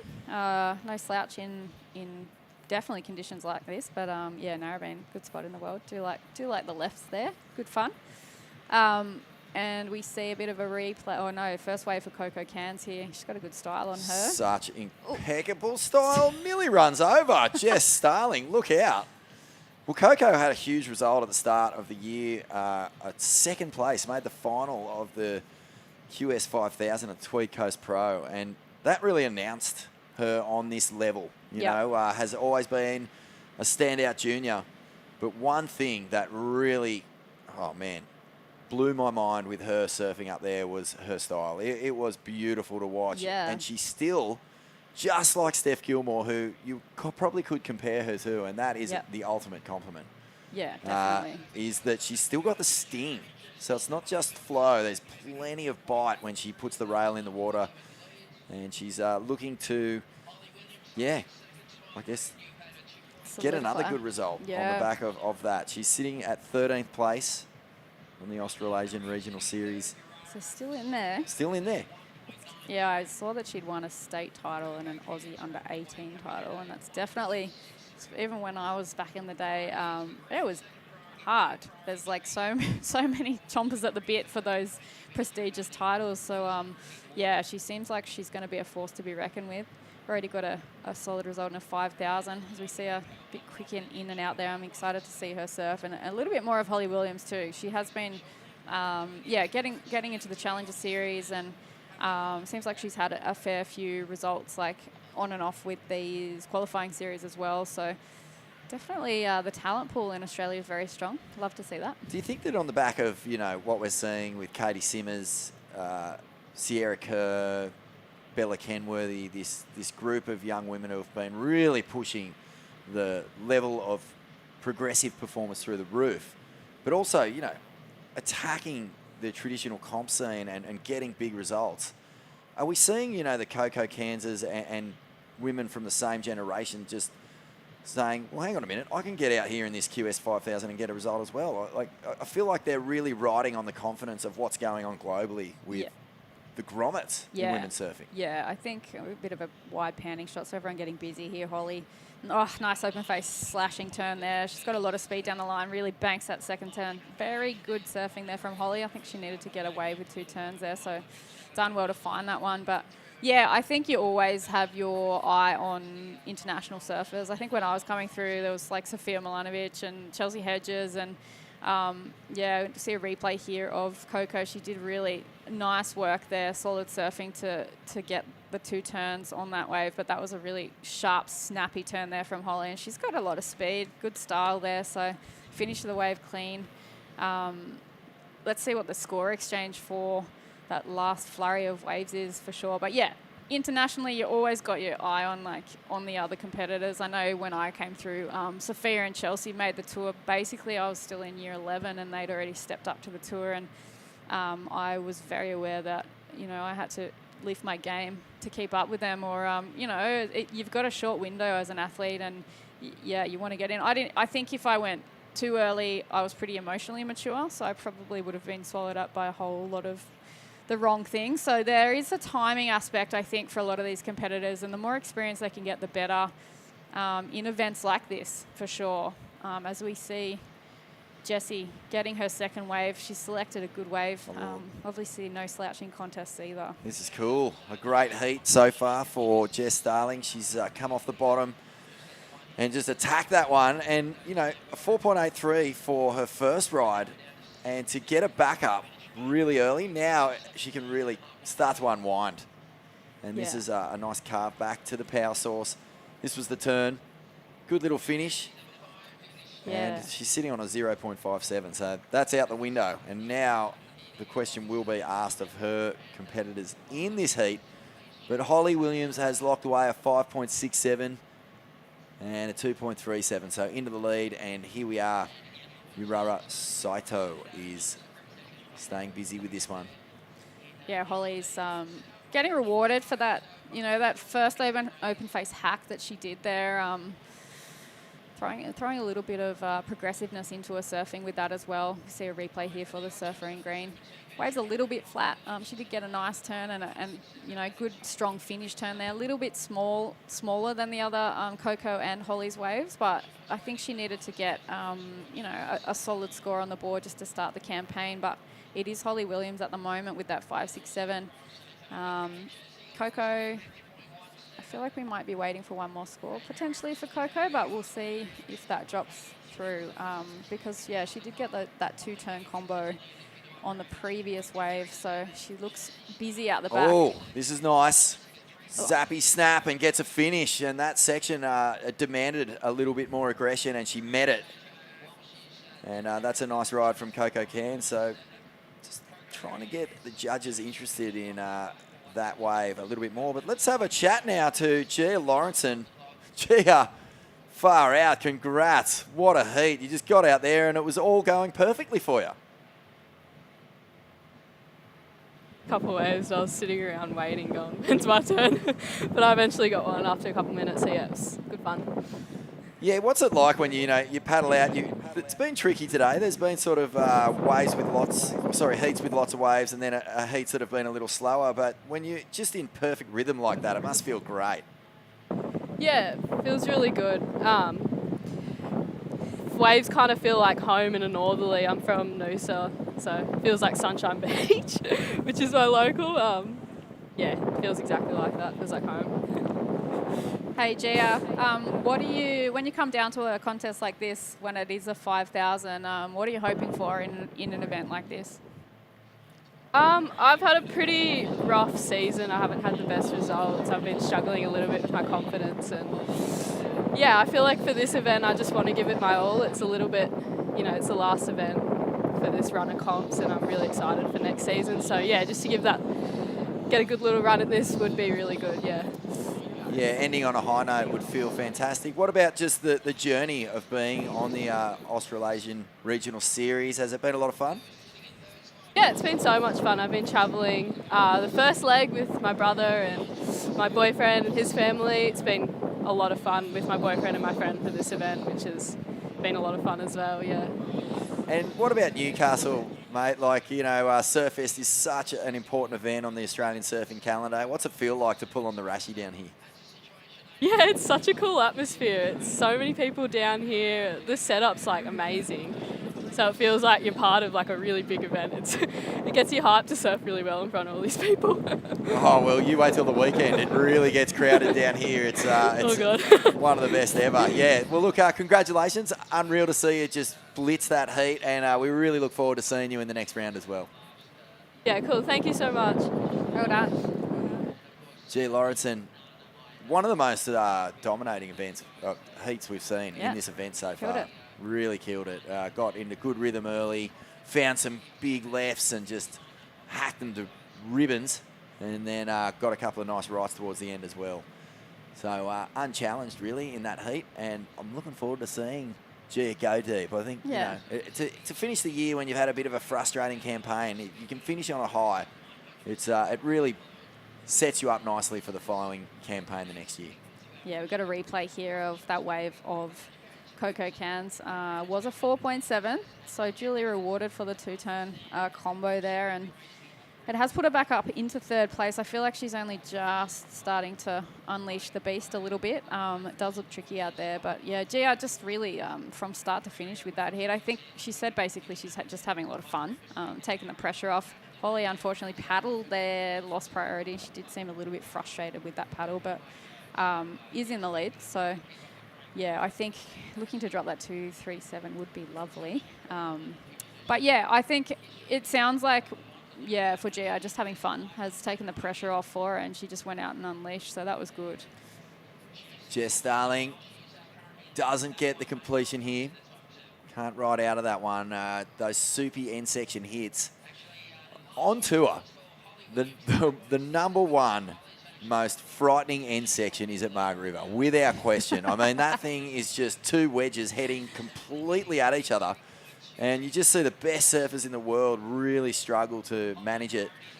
And, you know, it's funny because that can be like 8 to 10 foot sometimes and just foxtailing out of control. But to give you some sort of understanding of how threatening that end section is, just look at waves like that one of Jess's. You know, she hits the section, and this is like 1 foot onshore. It's a pretty gutless wind swell, and it still can be hard to negotiate those sometimes. Yeah, timing is everything. It really sucks when you're in WA and you need a score because you know that you have to basically hit the end section. And yeah, you definitely, I've had a few dry dock moments on that reef, but I've seen a few of the women and men over the years. Yeah, enjoying a nice splat on the surgeon's table, and yeah, I think you've got to have speed and you've got to hit it and hit it with power.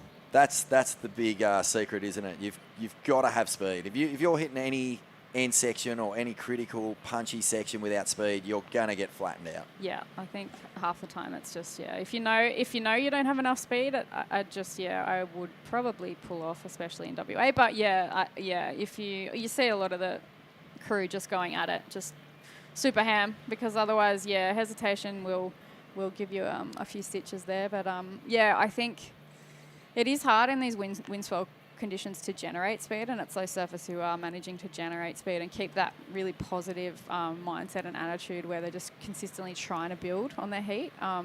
Even in the men's rounds yesterday, watching a few of the competitors get in their heads and get frustrated, and then kind of it's starting to spiral for them. The ones who could keep their heads on in these tough conditions seem to really excel. So yeah, you'll see the stronger mental competitors come through in days like today, and yeah, we can see that happening with a lot of the surfers in red. We see Jess Starling, yep, off the bottom. I keep going to say True because that's her older sister, isn't it? That's right, yeah. Yep. A couple of sisters in this event, Jess and True Starling, and both, you know, multi-talented, not just athletes. They run their own women's surf mag. They have all sorts of other things going on, and a bit of commentary here and there, and also just... They were at uni. I think they surfed against True a few years ago at the uni games. We had Cabba. For one heat, it was like nearly the best surf I've ever had in the heat. And I really enjoyed it. And then it got not very great towards the end of the day. But I think True might have won that event. She was surfing really well. And yeah, good to see Holly getting a little bit really nice schwack there. She needs to drop that 2.37. Yeah, it's not something you want to carry in, but there is still a lot of time. So trying to stay busy, trying to keep a head on, I would say. What's interesting is we saw Holly paddle. She had first priority. She missed a wave, and then everyone else caught these little like ones and twos, and so it didn't end up being too much of an error. So she'll be pretty relieved. And I think that wave, even though, you know, it didn't really open up, she gets that one little snap on the end and she improves her lead. So it's all worked out pretty well for Holly Williams here. 3.27 replacing her previous lowest of a 2.37. So she extends her lead. You know, a mistake has ended up not being too costly for the surfer in red. Yeah, and I think with the lineup as it is today, you can still get away from your competitors enough, even if there is a bit of a priority error. It's not really going to factor in too much, but wave selection is. So yeah, if you're away from people far enough away and can surf your own peak and surf your own heat, then I don't think it really is going to matter too much. And as you can see there, that wide pounding view, everyone's kind of separated a little bit, which is good. There's less of that Hasley kind of tactics that come into play. Quick in and out. Goes down. Yeah. So a real battle unfolding here between second and third. Jess Starling and Coco Cairns. Their top scoring rides are pretty much exactly the same, a 4.83 and a 4.7. So it's Coco looking to get a 3.31 to progress into that advancing position. 7.5 minutes, still plenty of time, and Coco's going to pull the trigger here. Stylish first turn, not a very steep section, and that's exactly what we were talking about before. Yeah. She hits this little bit of wave coming at her, but with no speed, it literally just tips her off. Yeah, just get thrown down. And I think with the ribs in the wave at the moment, as that wind picks up, it is going to be something that we will have to, I think the surfers will have to address, because, yeah, it is hard with these noddlies. Chops the waves up, causes a little bit of A-frame peaks happening. You don't know whether to high line or low line, depending on which wave doubles up. So yeah, you got to. I think speed is key in days like today. You'll see the faster surfers capitalising on that. But yeah, Coco says she could have almost low rode that as well. It's just really tricky conditions out there, but definitely capable of getting big scores and only needing a very small score.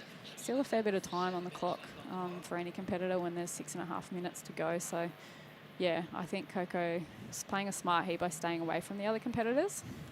There's a definite speed difference between Holly and the three other surfers in this heat. I just noticed when she takes off, you know, she's fanging down the line with a lot of intent, and, you know, she's able to, with that speed, find any little rib and just bury the rail and throw a bit of spray, and that's really been the difference here.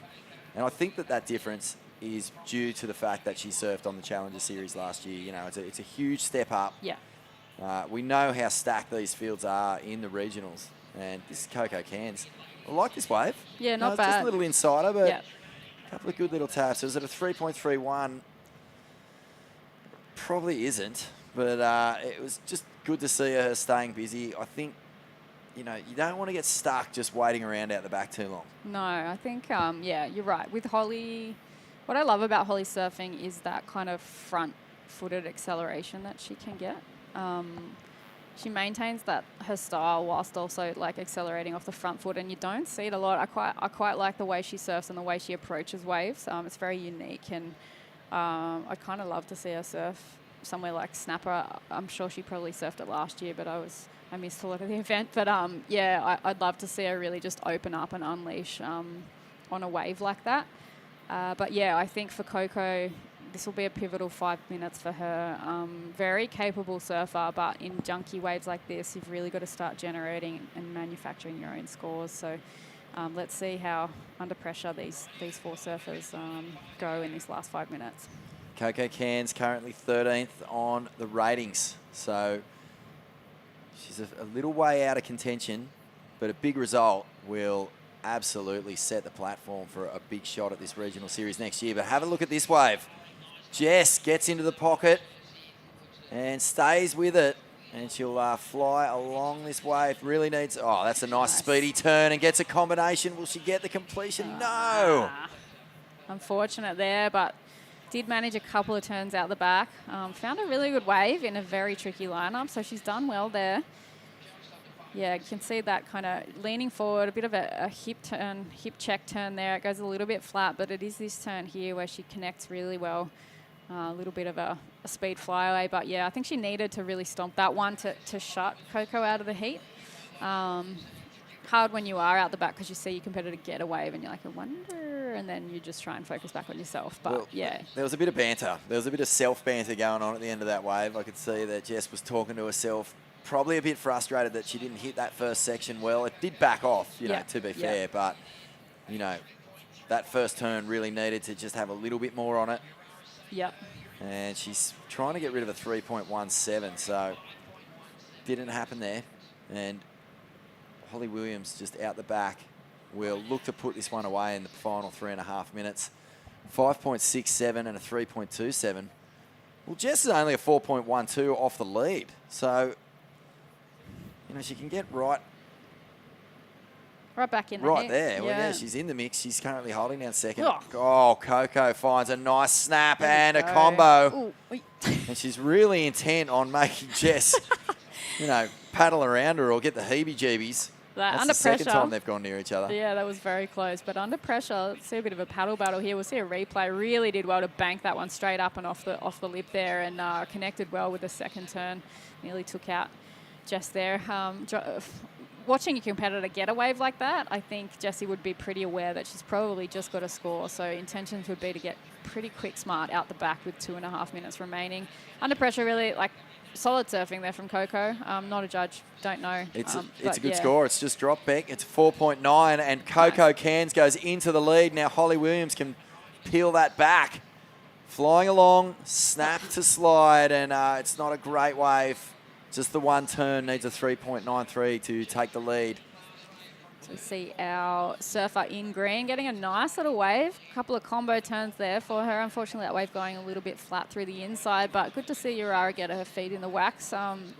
Capable little goofy foot surfer in waves and conditions like this, which are quite tricky. But yeah, she's super grom. Obviously coming here and getting some experience in quite a big start event. So yeah, she's had a solid showing. Good to see her out there, and yeah, mixing it with some of these more experienced competitors.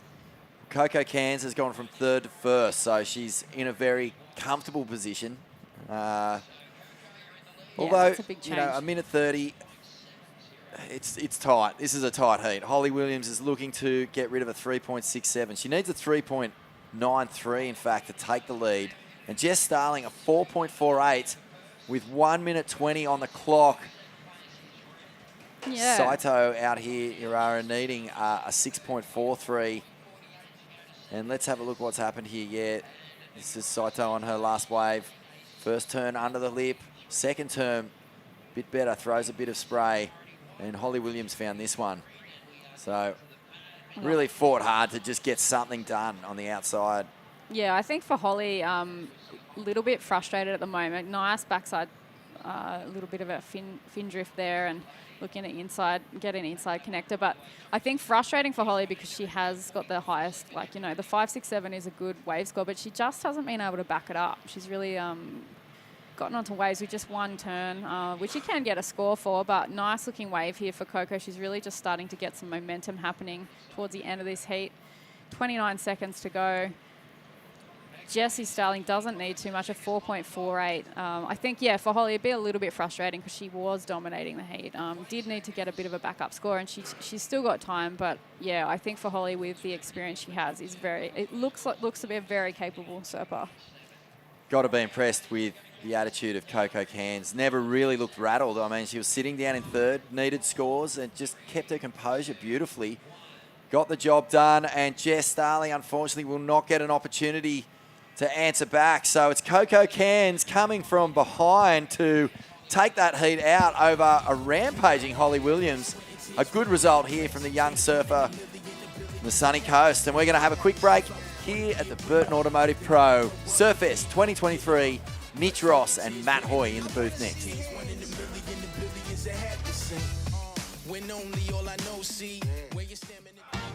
Wait!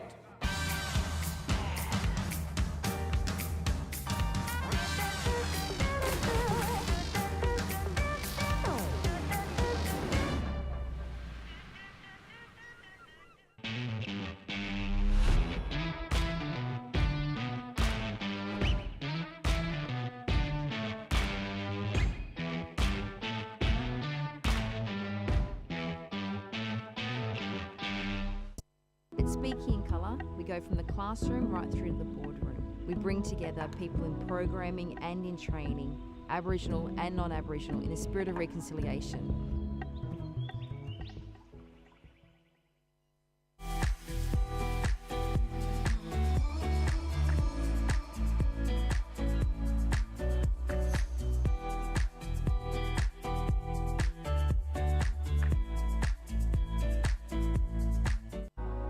For those that are renewed by the warm sun, fresh air, and awakening winds. We know, you know, life's better outside.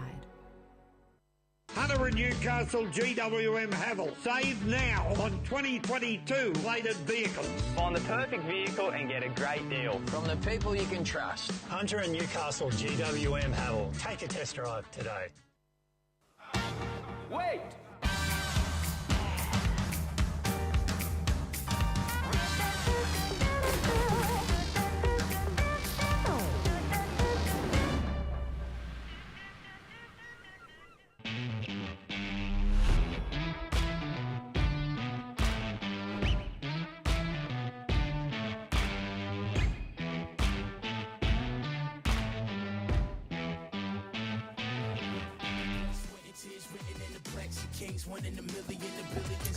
And welcome back to action down here at Merriweather Beach. All new surfers have hit the lineup. In the red will be Dimity Stoyle, in the blue will be Anissa Flynn, in the white is Sasha Baker, and in the green is Lila Pearce.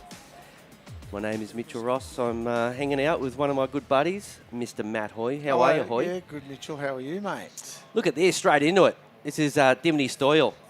Good friend of yours over the years. Yep, classic, mate, classic.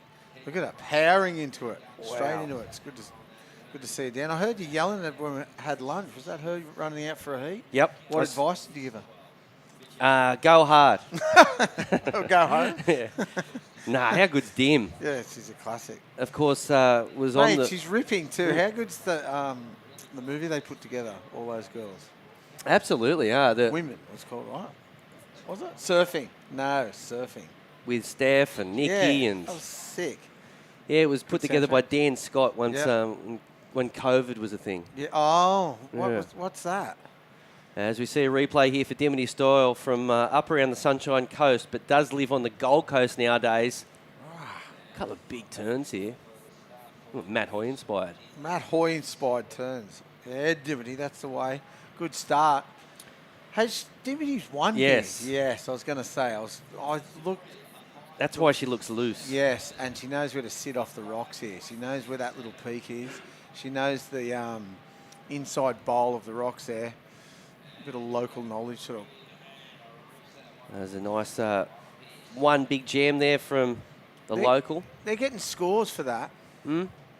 The last few heats, the girls are getting one big turn, and even the men were getting, for one big turn, getting a good score. Absolutely.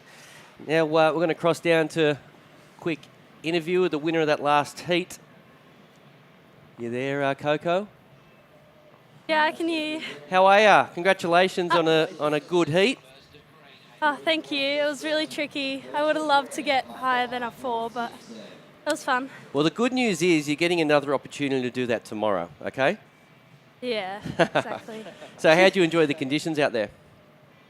Yeah, it definitely, I don't know if it changed in my heat or, well, there's a good one coming through now, but it looked a lot funner before I went out than it was, but maybe I just wasn't on the best waves.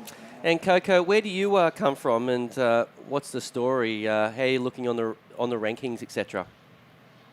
I'm from Noosa, and I'm not too sure how I am on the rankings, but I'm pretty sure I have to do like really well to make Challenger. Uh-huh. But I'm just having fun, no pressure. Beautiful. And what's the best result you've put on the ratings this year? I got second at Tweed, which is cool. Unreal. Oh, that's awesome. Well, look. Yeah, it was really fun. Well, good stuff. Keeping the dream alive, and we'll see you in the next round. Yeah, thank you. Unreal. Second, I think, who won that? I forget. Cabba? Yeah. Ellie Brooks won, didn't she? Did she, or did she get third up there, maybe? I don't know. I thought, you don't know anything. Neither do I. It's all right. That's why we're here. Dimity on that first wave, 5.67. Good, those first few turns. I think she just got one in the break too. Actually, Coco said there's a good wave there, and Dimity was on it. And like you said, she's won here before. She knows what to do. Rocks bowl. It's not that hard. Great shot there from the... Look at the old ladies. That's what they call it, the ladies, because of that pool right there. And that big block there, the surf house, it's changed over the years, hasn't it? Yeah. That used to be a beautiful old building. Now it's a ugly new one. Which caters for weddings, yep, dinners, parties. Here we go, surfer in white. Goofy footer. Nice turn there from Sarah Baker. Oh, good ending too. Right out of that, yep. That's a good score. It looks as though she took off on the rocks there because that wave had a couple of little ripples in it. You can see the reef played a part in it. And I think she's going to put a pretty big score on the board there. That's all I want to see. 2 big turns and a good ending of. It's all come down. Oh, here's another left into the rocks. 2 good snaps. 3.67 on the first one. That looks like a good one as well, Mitchie. Yeah.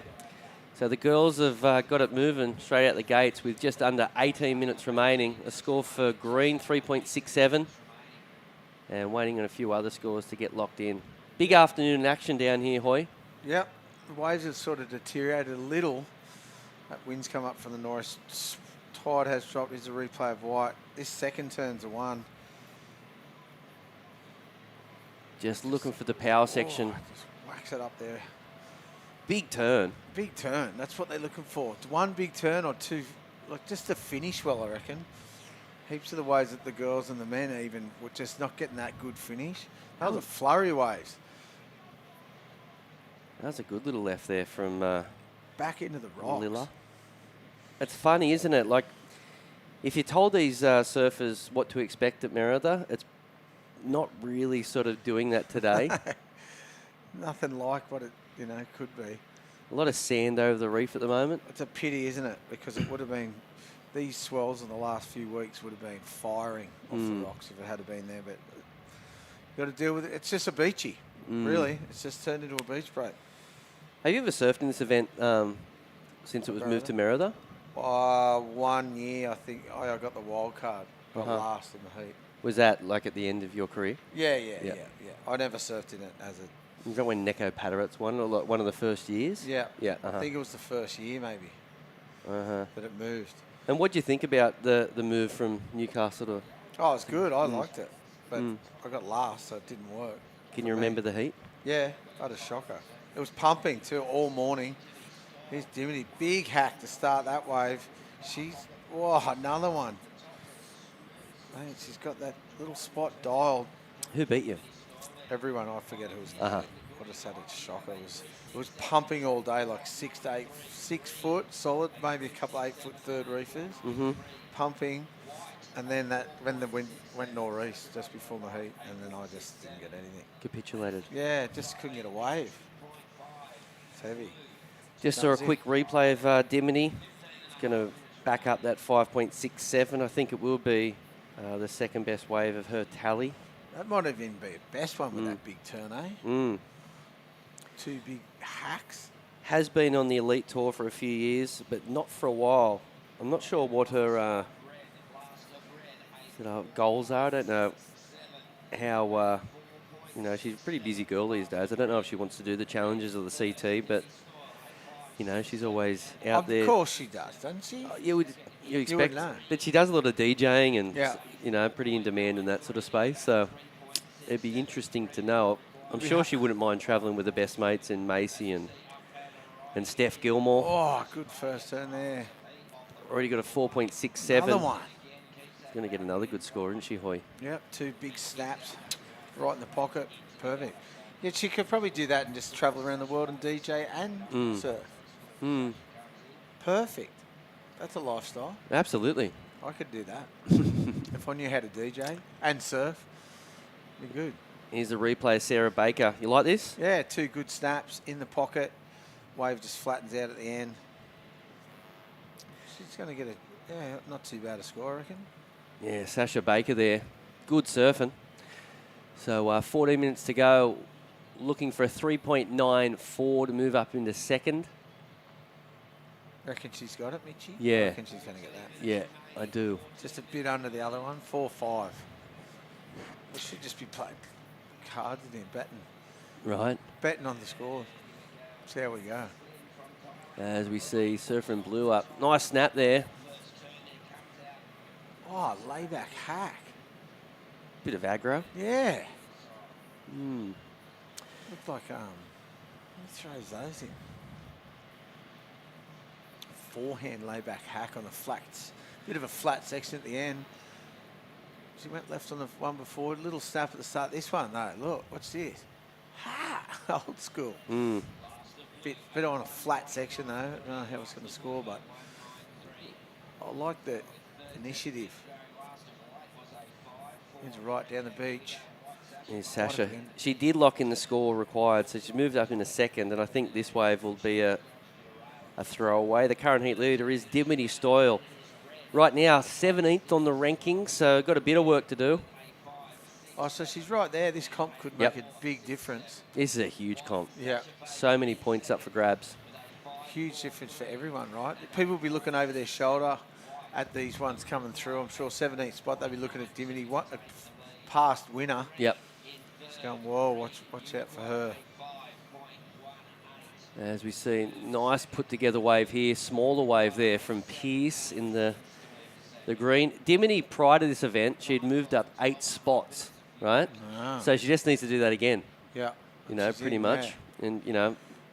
Look, she's got a good looking wave here too. Oh, just get a little stuck on that first turn. Maybe should have come out and hacked into it. Gone a bit further down the line than trying to hit the lip. Bumpy conditions, so it's hard to hit the lip for sure. But she's in the spot. They're both in the spot. They're off the... Because the rocks, that's what I was saying to the boys earlier, it's still got the peak. Mm. It's the rest is sand, but the peak's still there. So there's actually waves that can actually get a bit of a smoother face from there. And how about the wind into the face? Right now we're dealing with a nor'easter. Did you prefer, you know, a southerly pushing you down the line, or did you like sort of sections coming at you with a nor'easter? I like the sections coming at you a bit. Yep. I love it on a nor'easter when there's no one out. Yeah. Nor'east swell, nor'east wind. That's what we're seeing now, though, right? Yeah. There's a bit of a south swell on it, so it's a bit like pushing off it a bit. Mm. But there's just too much sand. Way too much sand. The beach break. But you've got to deal with it. What can you do? You just got to get amongst it. And the forecast, there's going to be waves all week, right? Yeah, it looks like that. Looks like Fridays are pretty small and offshore, it looks like. Yep. And then Sunday looks good. I think a bit of weather too, a bit of rain maybe. But does that mean southerly, you think? Yeah, southerly goes southerly on, I think, Friday other. Okay. So it looks pretty good. Looks like there's going to be, you know, contestable waves all week, which is good. I mean, leading up to it was really small, so Yeah, much better tiny. than much better than last week. Yeah. It was 35 degrees. Too. Oh, it's rank. 40 degrees last Thursday. Mm. Rank. Yeah, so a massive opportunity for all these girls down here at Surfest for 2023. So we got told upstairs that the naming sponsors, here they all are, got to... So they got put in a draw, so the naming sponsors got drawn out of a hat, and then the top one gets the number 1 seed, and if you get first place, you get $5,000. Second place, $3,000, and then third and fourth get your money back. Brilliant. So it's such a good initiative for local businesses to get involved.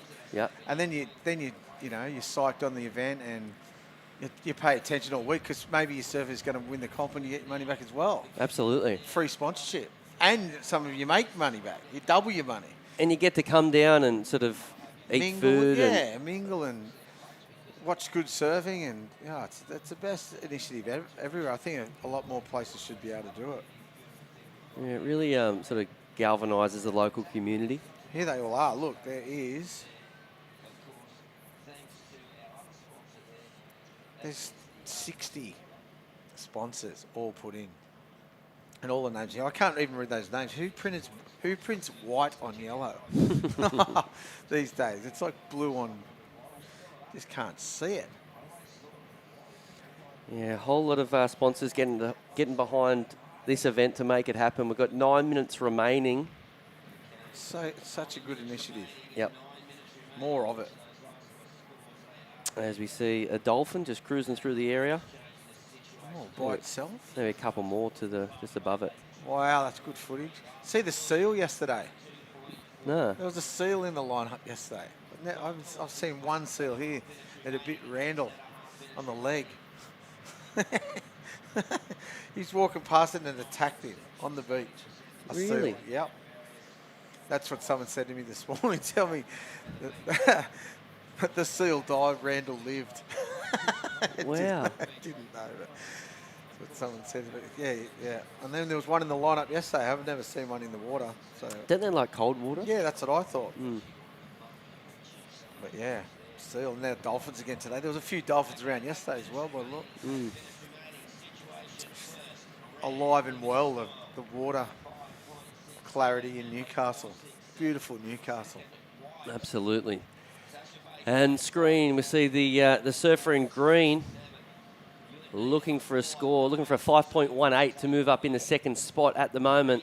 And Anissa Flynn from Thailand, being told. Thailand? Apparently. Wow. Looking for a 7.6 at the moment. Oceania. Yeah, what do they call it? Australia? Oceania? Whole tour. Everyone come from everywhere. Indonesia, Japan, Thailand. Yep. Huge. Yep. So we are going to surf women all afternoon long. Looking at surfing 12 heats this afternoon of the girls. Right now it is Dimity Stoyle, a previous winner of this event. We've got a few previous winners in the draw. I know Philippa Anderson, the local surfer. She will not surf this afternoon, but more than likely tomorrow in Heat 15 against another local surfer in Emily Burke. Oh, they're the same heat. Mm. Oh, how does that work out? That's pretty weird, isn't it? You used to do that, like when you're travelling with someone, always end up in the same heat. It's funny how they just get magnetized together. Yeah. As we see a couple of waves push on through. The low tide is fast approaching. It was high tide around 9:30 this morning. So what you're seeing right now is not too much water on the banks. A couple of nice peaks. Tomorrow a little bit smaller. Yeah. Just a tad bit smaller. I think we will run. And it looks like... Oh, Dimity on another good-looking bowling right. Look at this thing. Gets up quick. Big hack. Going to get another couple in. Another one. Yeah. 3 nice turns there. Sort of the same turns, but pretty big turns. It's funny when you talk about, the same turns, but sometimes waves don't let you do. Yeah, that's right. What more could you do on that wave? Judges always want variety, but sometimes it's really difficult. And I think on that... Well, what else could you do? Nothing. There was no lip to hit.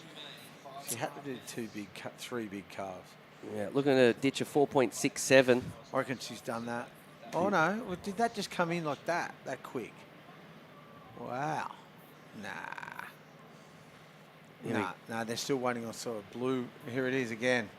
Bottom turn into a nice hack. This second one's even better. Big.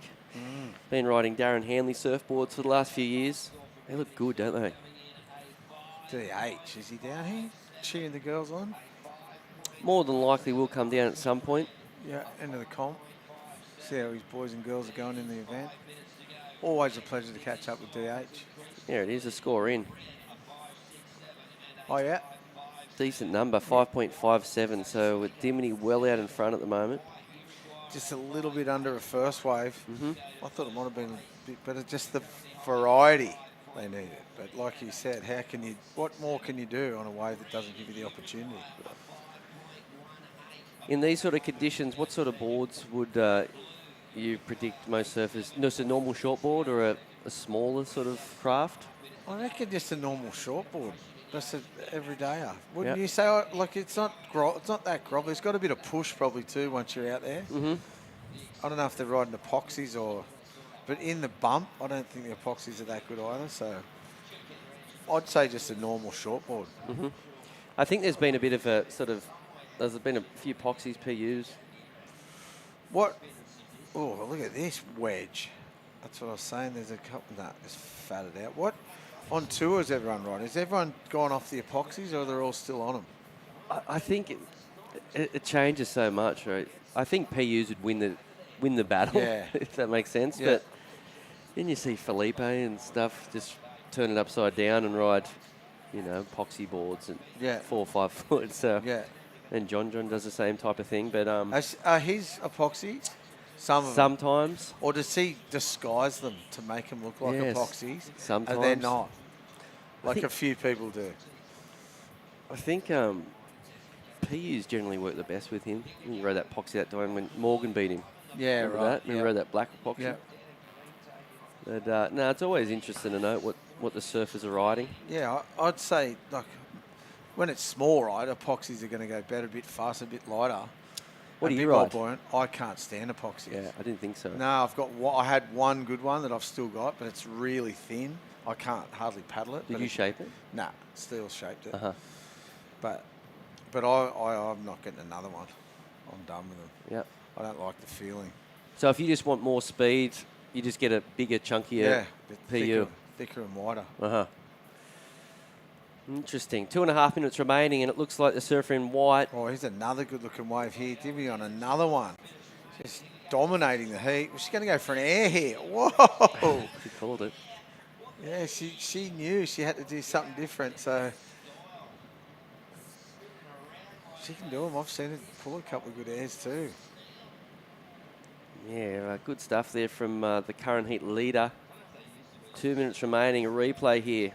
Matt She Hoy. knew exactly what Yep. she was going to do, didn't she? Look, boom. Oh, she's coming unstuck. Seen a couple of big airs out here from the girls over the years. Yeah. Carissa Moore 2 years ago. That was crazy. That was a good one. That was probably the best air any girl's ever done in a heat. Maybe. Right? Yeah. Happened just to the right of the screen. Yeah. And it was it was sort of clean conditions that day too. It was wasn't- perfect little rocks yeah, bowl. Yeah, it was. I think she needed an 8 or something or other. Did she? Yeah, You just big pulled that score. out. Yeah.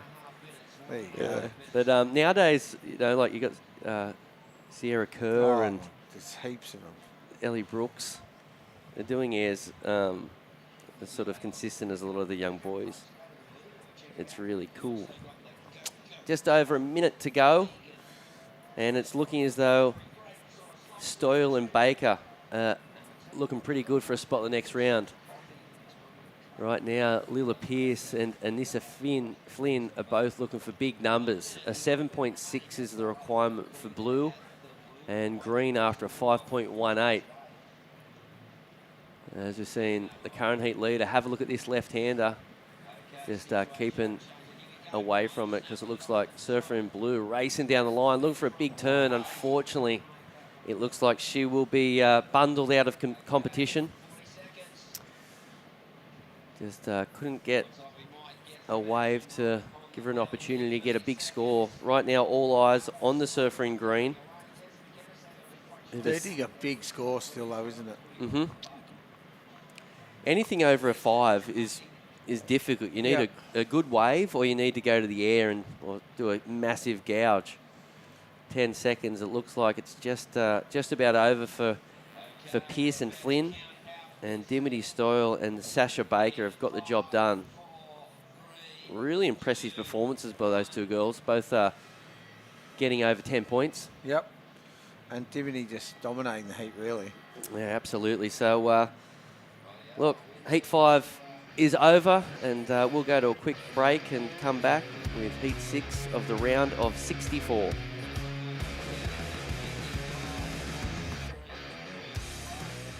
I've surfed in Surfest for a long time. I can't remember how many exactly I've done, but yeah, the last time I won here was in 2014, and I haven't missed an event here since, so.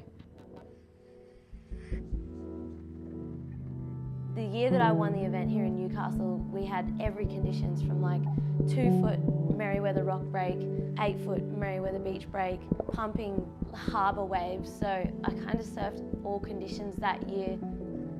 It was moved to the harbour the day before finals day. The swell just picked up so quickly overnight and it was too big and wild for the open beaches here. There's a lot going on. There's big container ships driving past as you're surfing. It's just unique and it's a wild venue to be in a pro surfing event, and to get the win felt really cool. Hunter and Newcastle GWM Havel. Save now on 2022 plated vehicles with stock available for immediate delivery. Find the perfect vehicle and get a great deal from the people you can trust. Take a test drive today.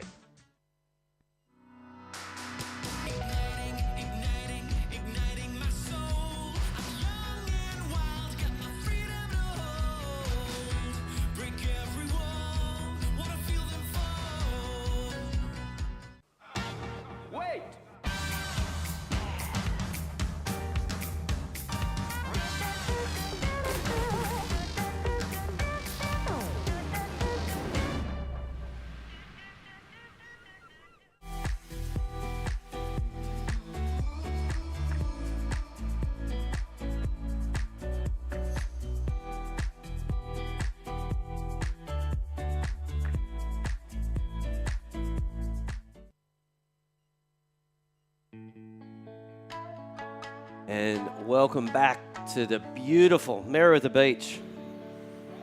How good's that look, Hoy? Mate, it's the best spot in the world, if you ask me. Doesn't get much better. A Speaking Colour Pro, all a part of Surfest for 2023. This is day 2 of competition down here at Merriweather. And been seeing some excellent performances by the girls this afternoon. Out there at the moment, we've got 4 new surfers. In the red is Inano Suzuki. In the white is Jasmine Sampson. Alyssa Cooper is wearing the blue, and Logan Dalton is in the green. Hoyo, we've got a bit of a local out at the moment in the green. Yes, this is what, we just saw Chris Dalton up there eating lunch. He said to give her a rap. I want some of his surfboards by the sound of it. He's got a good collection. He's talking it up. The Japanese surfer there, good start, good turns there. As we now watch Jasmine Sampson, she's also a semi-local. A couple of quick wiggles there for the girl in white, and scores are in. Surfer in red got a 3.5, so won the early exchange. Is that Pa down there shooting photos too? Looks like a big Merriweather shirt he's got on there. I think maybe. Dave Anderson, of course, when referring to Pa, former president of the Merriweather Surfboard Club. And as we mentioned, I believe the girl in green is a part of that surf club. That was a good-looking wave, just went unridden. See that one? No one even looked at it. Here she goes again. 2 waves straight up. There's that wave that she could have been on the right. I'm just trying to find what sponsors these girls in the local sponsors from the, what are they calling it? I can't think of the word. I've lost takeover. I've lost it. It happens, mate. Big day. Big day. Just over 20 minutes on the clock. Oh, Jesus. And it was a 2.5, the last of the red. The Japanese surfer.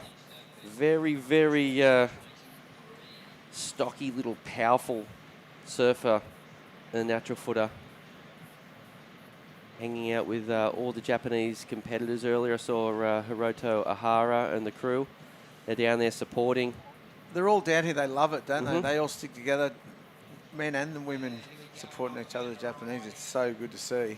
Like a little team event for them. Yep, for sure. Quick wave there for Alyssa Cooper. Now we're looking at Dalton. Here we go. Here she is. Oh, just getting whacked by that lip. Front foot grip too. I love it. Good to see. Old school but new school. Yeah, timing a little off on that one. You actually do the full deck grip, don't you? Yeah, we dreaded, yeah. In a bit of hiatus at the moment, but yeah, we'll be back. It's not too bad. It's good grip. Why do you use the full deck grip? Just no wax. Uh-huh. Then you don't have to deal with waxing your board up or dealing with anything to do with wax. You know, wax is not a nice thing. Mm-hmm. But yeah, my old man was an advocate for a full deck grip. Loved it.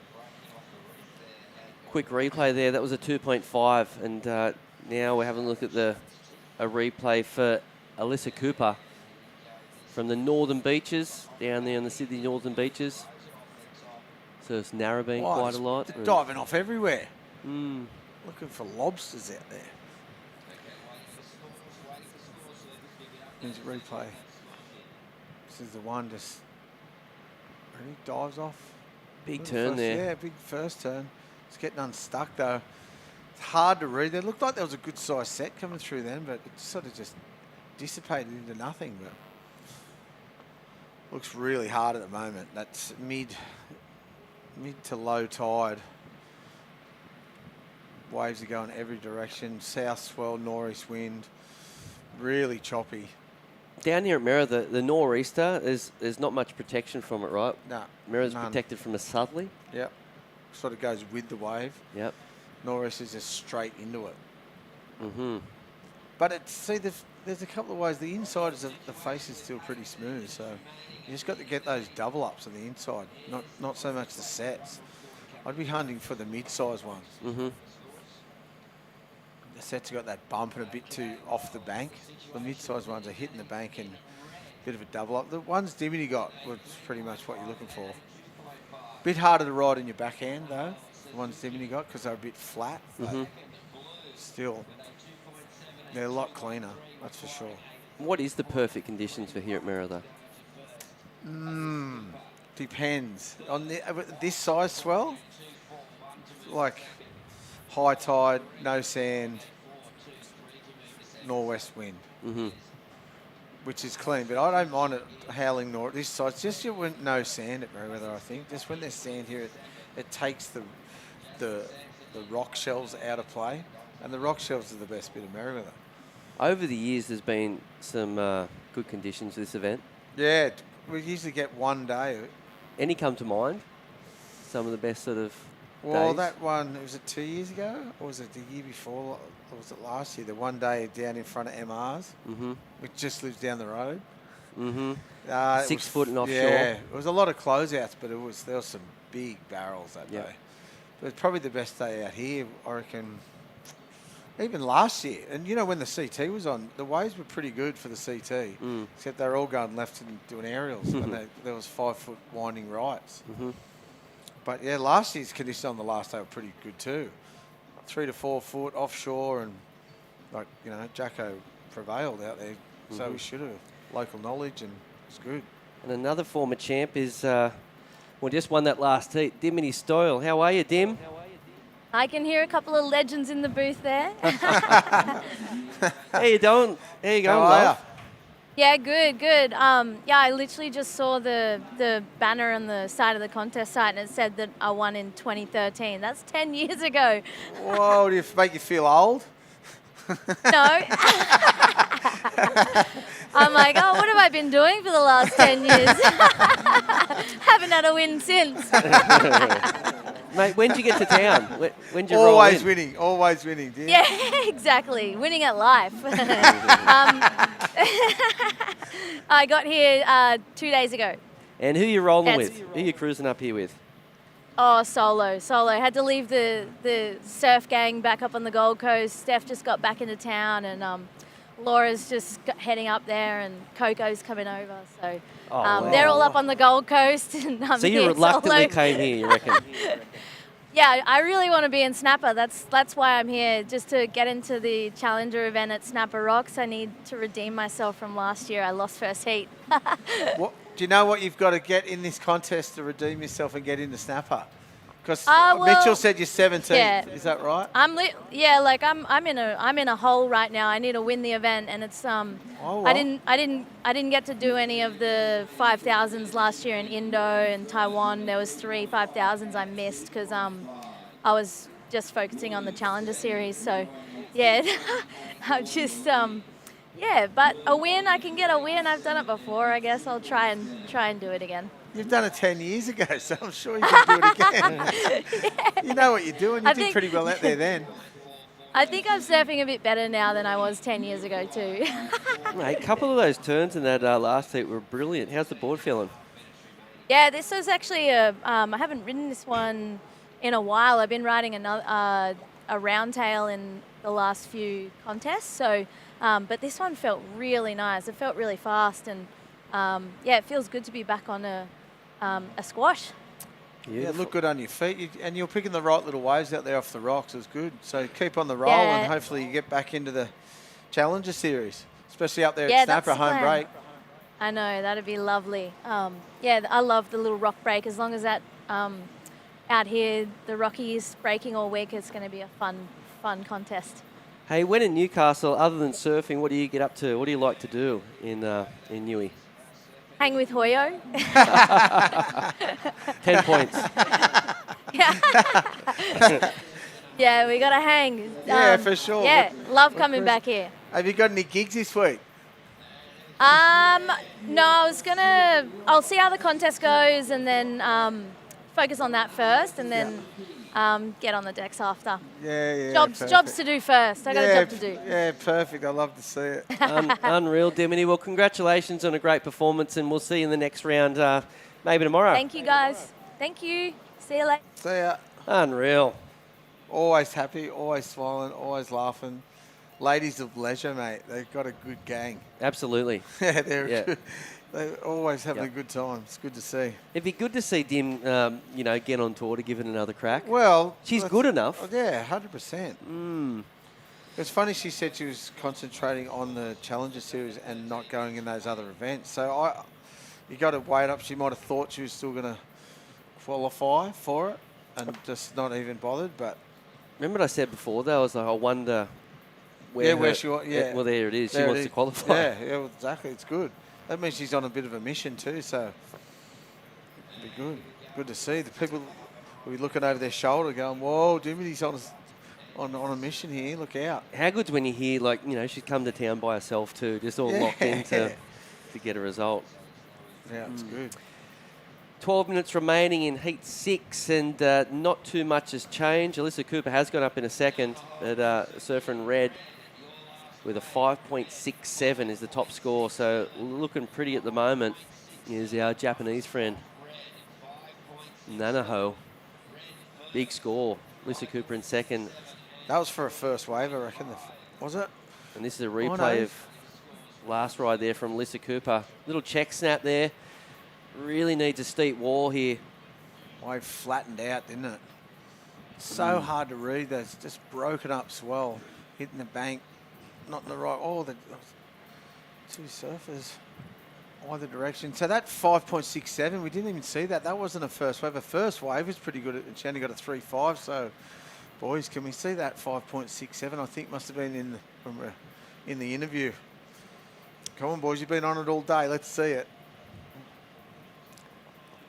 Yeah, it was a great score there for the Surfer in Red, the 5.67. Having another look there, but it looks like Sampson up and riding from Port Stephens area. Is she? I believe so, yep. I'd like to get this. If I could read white writing on yellow paper, I'd be able to get what's going on. But I can't, sorry. Mitchell can't even do it. He's not even got glasses on. He's not even 50. Well, I haven't got glasses. That's what's happened. Do you want to You've use got mine? glasses. Yeah, I know, but I still can't read it. It's like blurry. Yeah, we've got them. I've got my Caddis eyewear on, don't worry. Here we go. Still This is can't the see score you wanted to see, Hoy. Oh, one turn. It's huge. Just made it. Yeah. Rode out, though. That's all you got to do. That was nearly not complete. Well, doesn't matter if it is. So big It score. nearly was or it nearly wasn't. You could go either way. Absolutely, but that comes back to what you were saying before. You just need to do one big Yeah. turn. Yep. And it's been with the men's as well. You seem Yep. to, if they're not doing one big turn, or they do one big turn and don't get an ending, or a medium turn don't get an ending, they're not getting the score. I hope people are actually watching this going, well, that's all I've got to do. You can simplify it a Yeah, lot, can't you? yeah. Mm. just by watching heats and just watching what people getting scored.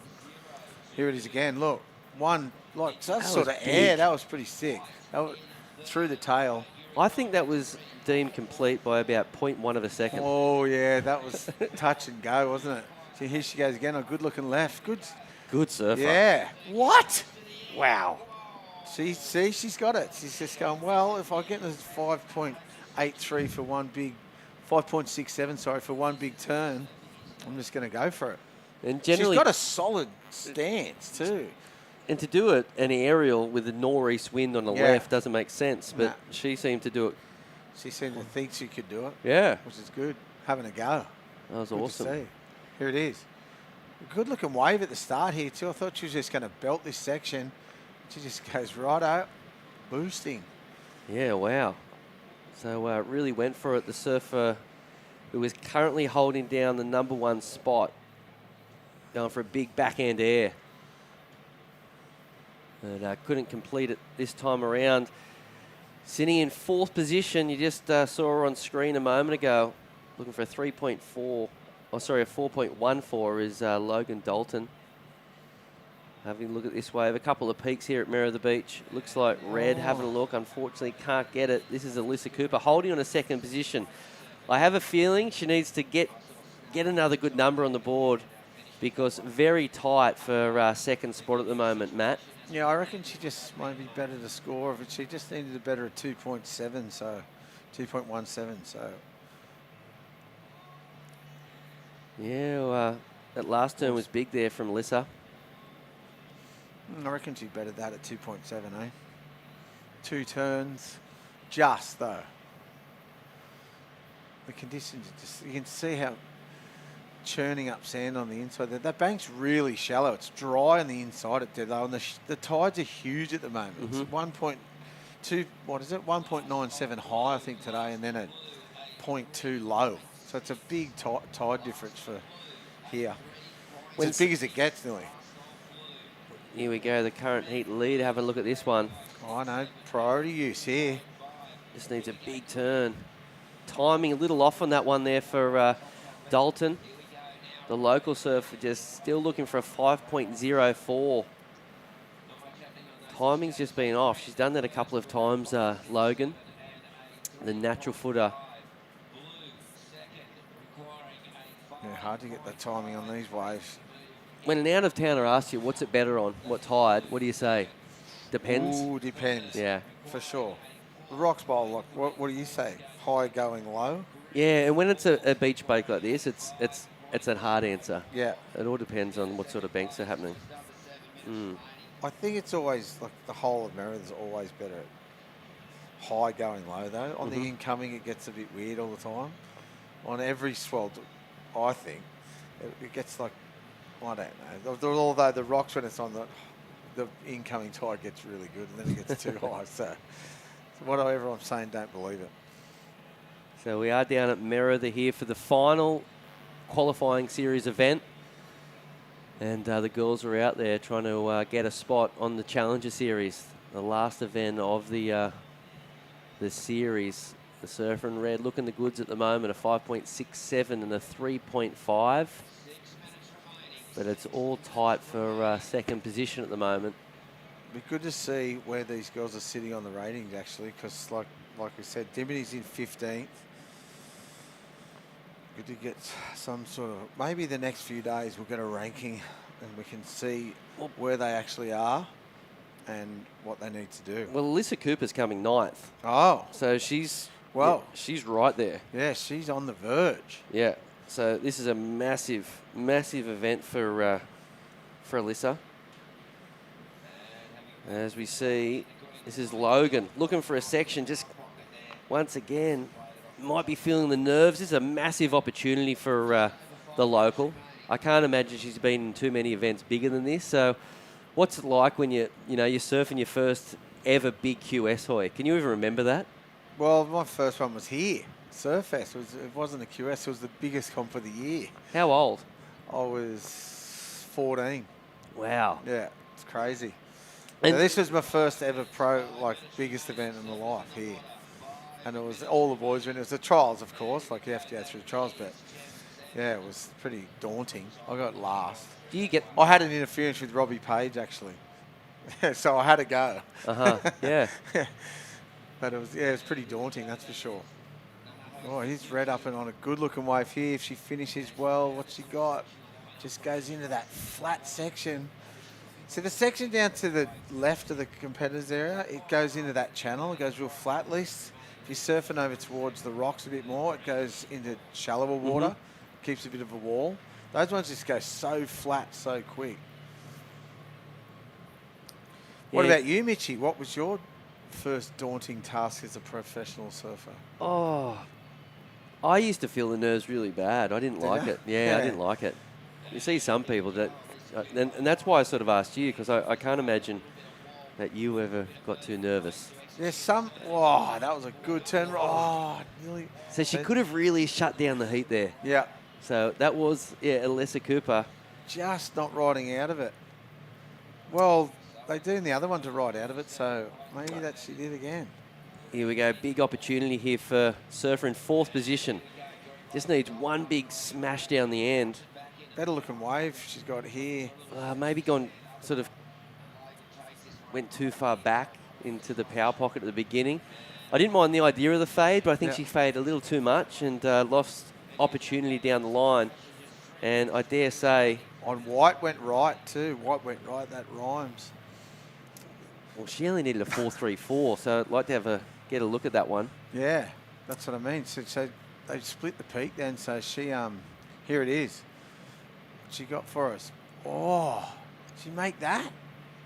Oh, so close again. Wow. That was, she needed... A 4.34. Was that a 4.34? Oh, if she makes it, it could have been. Maybe. Here we go. The current heat leader. Good looking left-hander. Bit fast. Just kicks out of that wave. That could have been the score. If she rides out of that clean, that may have been the score. I'll keep her up at night. Like a layback snap. So a little over 2 minutes remaining in this one. And I guess from the get-go, it's been red and blue out in front. And the Newcastle girls are sitting in 3rd and 4th place, looking for decent numbers. Up next, the current ratings lead will be out there, Paige Harrop. She'll be taking on Safi Vetti, Raya Campbell, and Natalie Fensom, another local surfer from up at Newcastle Beach, the East End. East End board riders will be all down here frothing. Yep, good surfer, young Nat. Over the hill.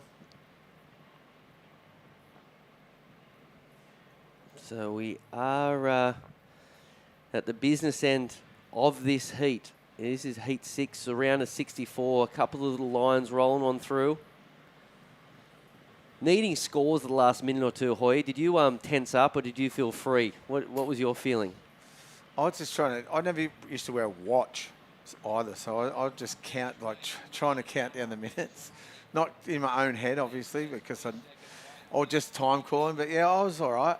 I just knew, if a wave comes in, what can you do though? If you can only sit and wait for a wave, you can't do much about it. If it doesn't come, it doesn't come. I used to try and sit and actually wait for the winning score instead of sitting and waiting and getting a score. You know what I mean? Yep. Instead of going a terrible one and not getting the score.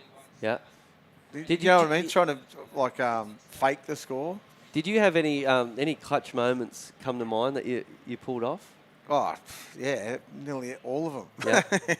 Pretty much. You won a lot of heats at the end. Yeah, no, that's the best feeling in the world, when I win the heat at the end of it. Yeah, a few heats though. Last wave, winning heats. Epic. Yeah. Any wins of events? No. Everyone, I was pretty much winning the whole heat. So we've got 25. Which is a good feeling too. But you never know. You're always looking over your shoulder going, whoa, how am I doing this? Am I winning this? You're like, that's even nerve-wracking, I reckon. Yeah. Because you're looking over your shoulder, you're not just... if you know what you've got to do, you're not what they've got to do. Yep. I'd rather have that on me than have it on them. So 5 seconds to go, and it looks like this one is all tied up for Nanaho. She will get the chockies. Alyssa Cooper in second. So unfortunately, Jasmine Sampson and Logan Dalton bundled out of competition as we go to a quick commercial break and come back with Beck Woods and Vaughan Blakey. Welcome to Sydney. Upbeat. Downbeat. Feel its heartbeat. Open spaces. Open arms. A place to feel alive. To feel free. Come feel it all and feel new. Hunter and Newcastle GWM Havel. Save now on 2022 plated vehicles. Find the perfect vehicle and get a great deal From the people you can trust. Hunter and Newcastle GWM Havel. Take a test drive today.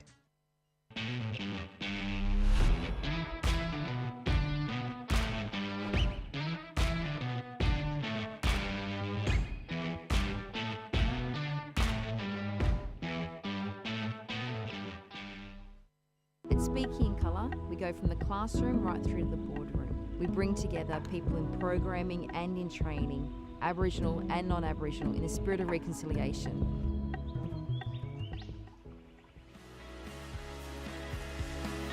Merriweather Beach. Not much beach there at the moment. The rocks are exposed as the tide drains out here at the Burton Automotive Pro. Surfest 2023. It's been a great morning. Plenty of action, and we are frothing to be down here. Vaughan Blakey in the commentary booth. My good friend and three-time champ of the Surfest, Beck Woods. Welcome back to Newey. I mean, you live here, so I don't know why I'm saying welcome back. Maybe welcome back to Surfest. How does that sit with you? Yeah, that's good. That's good. I think it's been a good little bit of rain. Surf's turned on this morning. There was a few big airs thrown down. We have got the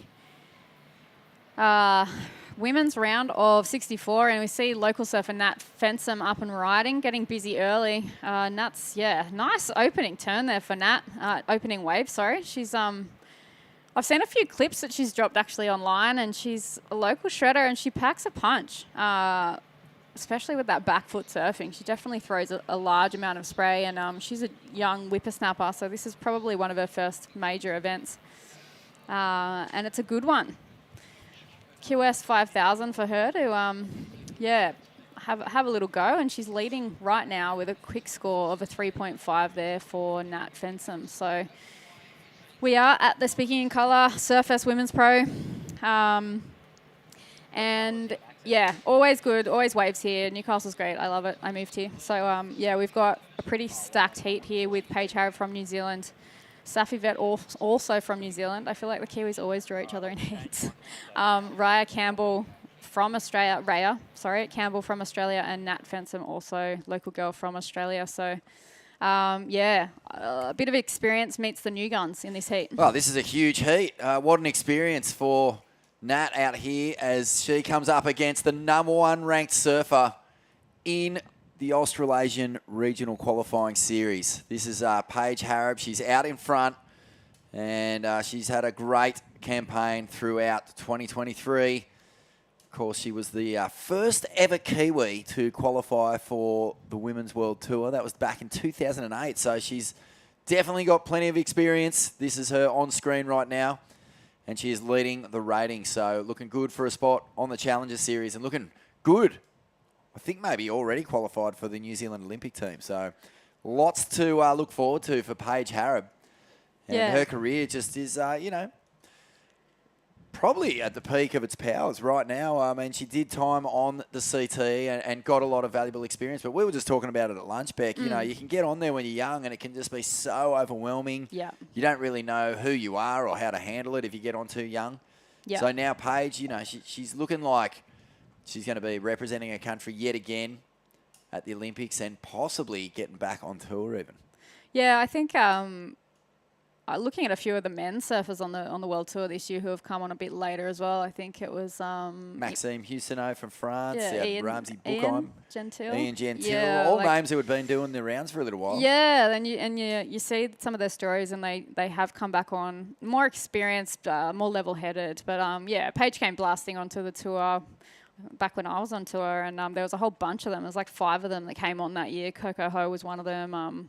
There was 3 others who I can't actually remember. That's because my memory sucks. But yeah, they came out swinging. They all basically made the top 10 and were getting 8 5s and really excited. It was an exciting tour. We had really fun waves, and I think representing New Zealand as the lone female who has qualified, she did actually miss out on a spot at the Olympics for the first one, which I mean ISA rules always is something that.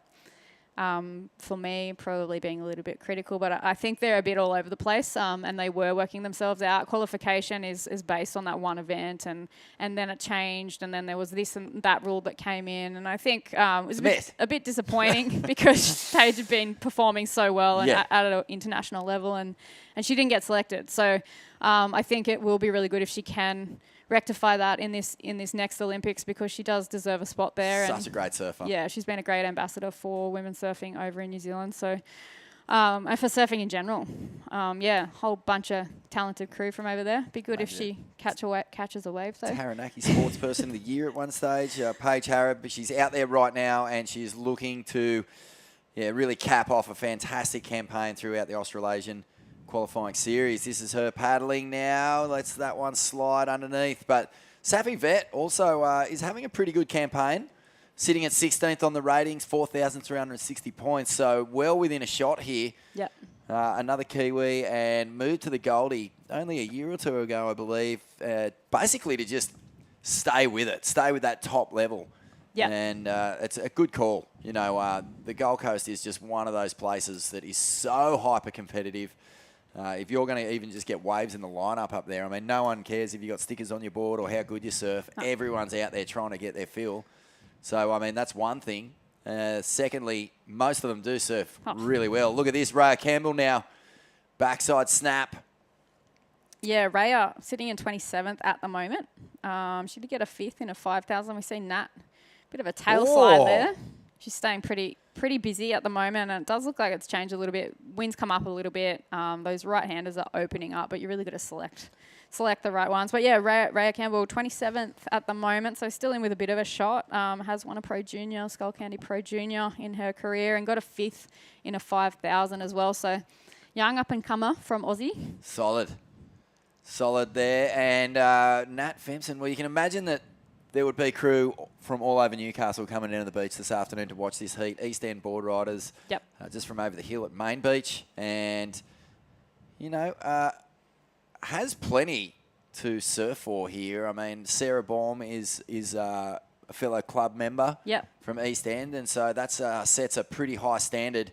And I'd say Nat would have learned a lot from Sarah over the years. As we see Safi hit this section. Just missed times at a touch, comes unstuck. But a 3.73 to kick things off for Safi Vet. She has been busy in the lineup, Safi. I think she's won a national title, is from Gisborne over there. A lot of good surfers coming from that East Coast. I haven't been there, actually. I'd like to go and check out the East Coast. Beautiful. Such a good zone, Gisborne. It's beautiful, plenty of waves from around that region. Yeah. I've been over there a few times, actually. I Lovely. love it. I absolutely love it. Worth the trip. But yeah, Maz Quinn from that side. I believe so. Yeah. And younger brother Jay, both multiple national title holders. Yeah. Yeah, I'll have to do a little trip down Guinness there. from over that side as well. I feel like he is. Possibly. Hey, Damo, if you're watching. The Quinn brothers. So 16 minutes remaining here, and the eyes of New Zealand watching this one carefully. There's Paige on the inside, and on the outside, slashing here is Nat Fempson. Gee, she looks right at home here. I don't think she's rattled by this experience at all. Sometimes I just heard Hoyo and Michi talking about it. You get down here and the first major comp you go in is one of the biggest contests in the world. It can be a bit of a rattle, but really love the attitude that Natalie's bringing here.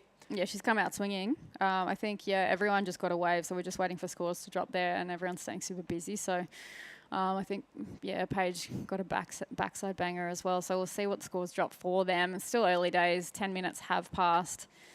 Looking a little bit wind swept out there this afternoon, but as you can see on screen there, really nice looking right-handers that are coming through, give you a little bit of chip shot into these waves. So Nat staying busy.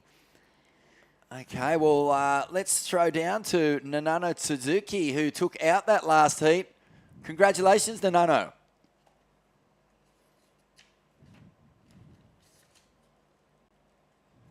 No problem. I think we've got Nanano, winner of the last heat. Oh, we're going to be on standby. We'll let you know when we can cross down to Nanano. But the Japanese surfers continuing wonderful run throughout this event. There's a big contingent here trying to get valuable points for their region. And we are just watching as the lineup has become very tricky. I mean, we were seeing a lot of opportunity, even, 2 or 3 heats ago, Beck, and it's really gone quiet. Yeah, just a bit of a flat spell in the middle of this heat. Great lineup shot there. We can see how far the surfers are away from each other. And I think tactically at the start of the heat, it is pretty good to try and do your own thing, stay away from each other, get scores on the board, and then, you can figure it out towards the back end of the heat where you're sitting and utilise that priority. But I think it looks like Paige has opted to come up closer toward the rocks now that the tide has gone out. Merriweather is a tricky spot. I struggled when the contest moved here. I got my wins at Newcastle, but... Ooh, up and over here for Natalie Fenson, and that is a nice little response in second.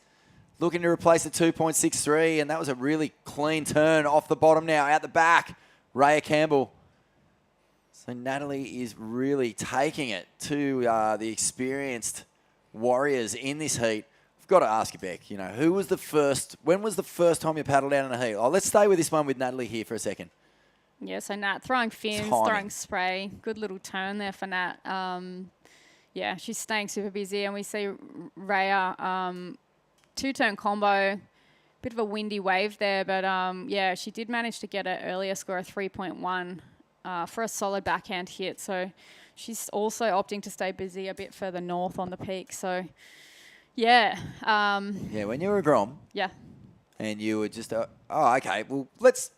This is a long hold time the phone. ago. I'm going to come back to you. I know, I'm saying when you were a Grom, so that's scary already, but... let's throw it down to Nanano now. Nanano, congratulations. Tricky conditions, but you did very well.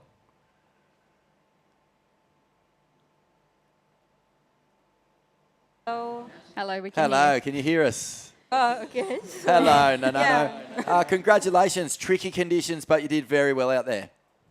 Thank you. Yeah, it was super difficult condition, but I was lucky to get a couple good waves. Yeah. Was your strategy to get out there and get waves quickly, or were you going to hang tight and try and just find the best 2 waves? Yeah, so I want to do my best for this competition. Yeah, cool. And do you love Newcastle? Have you spent much time here in the past? Yeah, second time. So I love this place. That's great. And have you got many crew with you? We know there's many Japanese surfers in this event. Are you feeling strong in the field? Yeah, we are good surfer. Good on you, Nanano. Congratulations on making it through. A strong Thank performance, and we look forward to seeing you next round. Well done. So cool. Jeez, they do well, hey? My Japanese is really bad. I can't even speak a word of Japanese. So for them to come out here and be able to, surf, travel to a different country, speak a different language, they really do well. And to they're get killing results, it. to get results as well. Yeah. Some people really, can't function if they're not feeling comfortable. And, to come over here to just embrace the culture and to get results, that's another really impressive thing. Yeah, they've all done well today. It has been a good day for the Japanese contingent here at Surfest. And right now, the Speaking in Colour Pro has reached heat number 7. So we've still got a ways to go today. We've got plenty more action coming up. Looks like surfer in red, Paige Harrop, has got a score. Probably it is the highest wave of the heat. We may see a replay.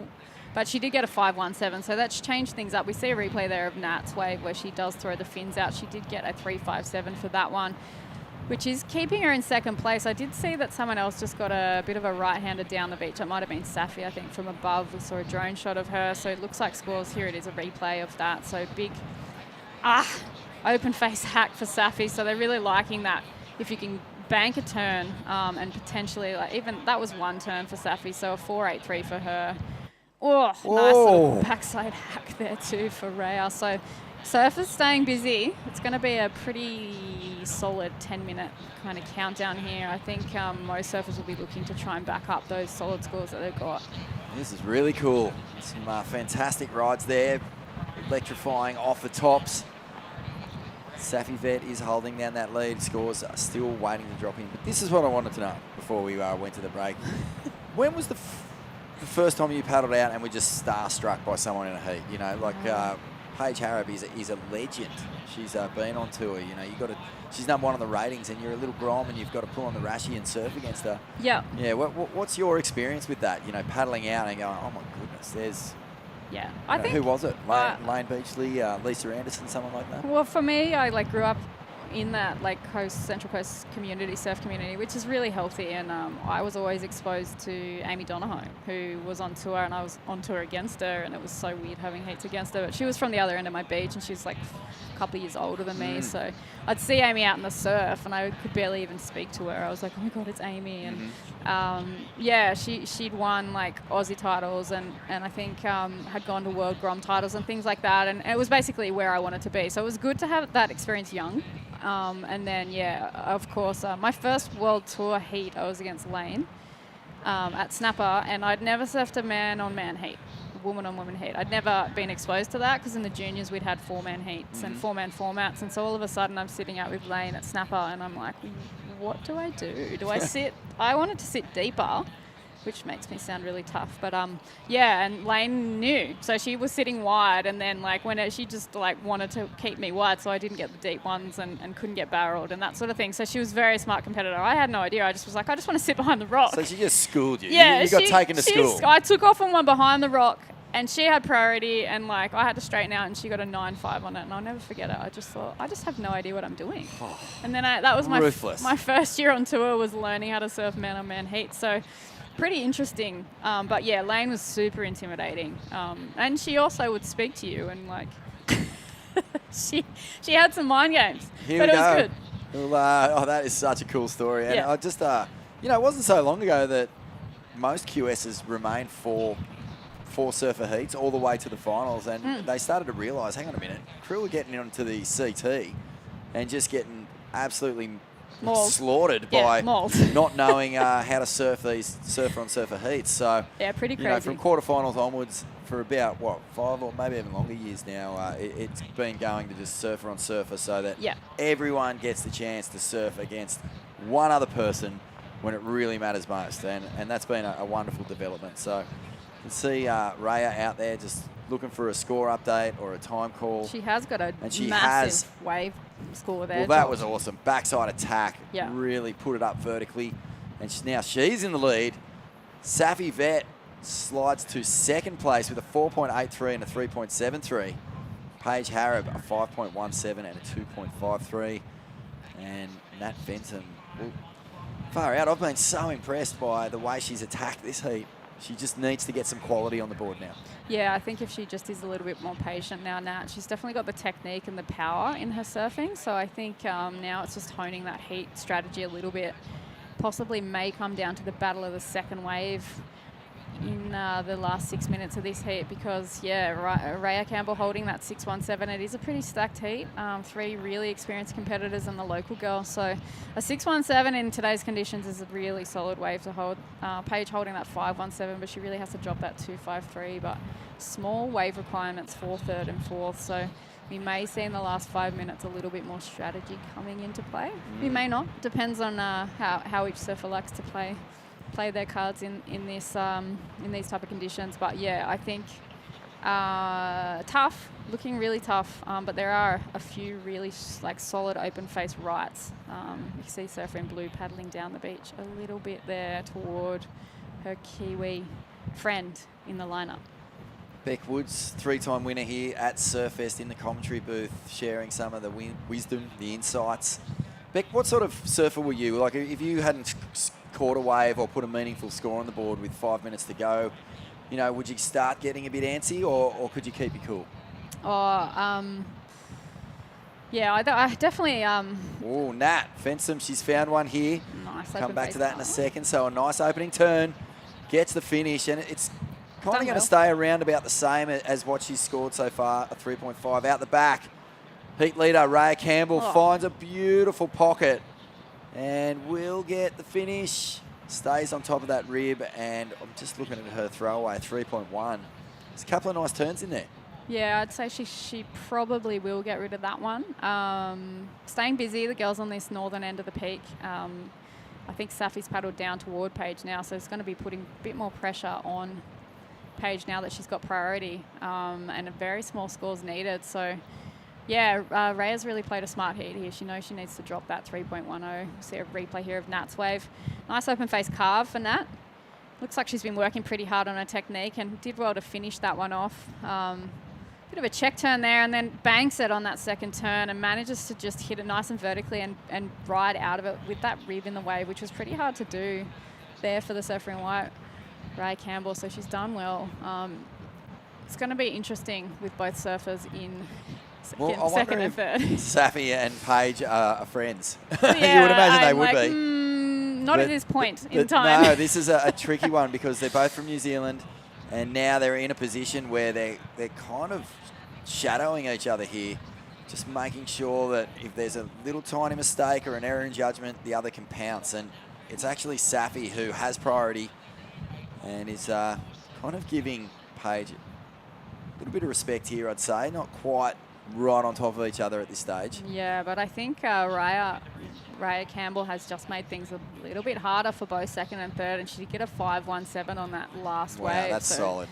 Really solid score there for her. She's kept her composure. She's really just thought, play my own game, stay on task, and get a couple of scores. So, I mean, for someone like Paige, yeah, she's got the experience here, and she would keep her head on. I think we see Safi using that priority. Open face slash there. Ooh, the first turn was a little bit half-baked. The second turn's nice and gets a good sting on the finish. And Safi felt good riding out of that one, but that first turn, it might... Oh, well, hang on. What, a 3.73? Anything better than that will make life a little bit more difficult for Paige Harrop. Yeah. She didn't get the 6.51. We know that. So she won't go into the lead. But Safi Vet is probably going to, I would say, make the required score for Paige just a bit higher. What do you think? Yeah, I'd say a bit of a check turn here, like a bit of a hip snap check turn, and then she's managed to do a nice little, like a snap into fin flare there. So hard in these conditions, but she did get the 3 turns on the board. Possibly, I think, will improve a little bit there, and she did get a 4.5. Oh, wow, beautiful carve back to the power source. Not a whole lot in that wave, but Raya Campbell is feeling it. Using the rail. Okay, eyes on this ride from Paige Harrop, #1 on the ratings. Hacks it under the lip, just the one turn. 4.16. Yeah. I think I did detect just a touch of frustration as she rode out of that one. Hard to know, I think, just because Safi's just dropped another score. So hard to know.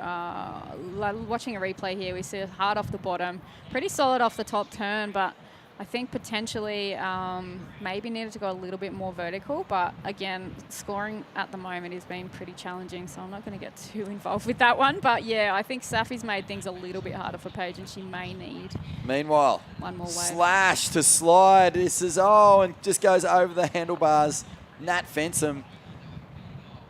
I'll tell you what, she does not look out of place at this level. No way. She's been really sparky. There's a lot to like about the way this young lady surfs.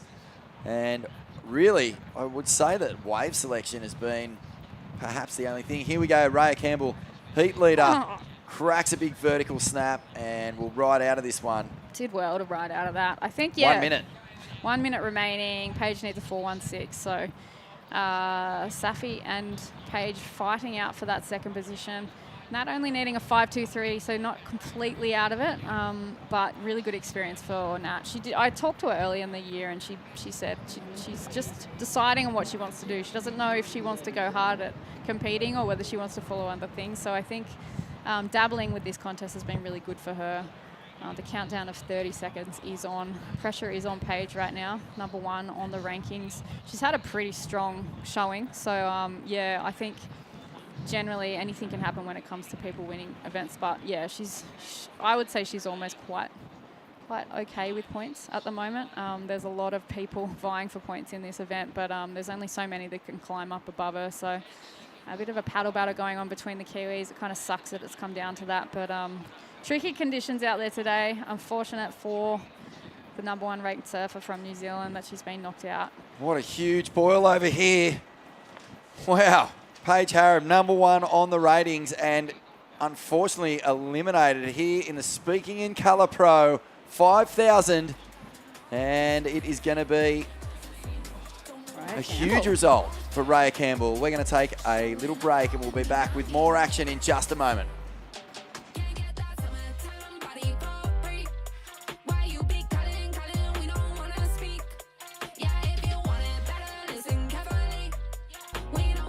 Those that are renewed by the warm sun, fresh air, and awakening winds.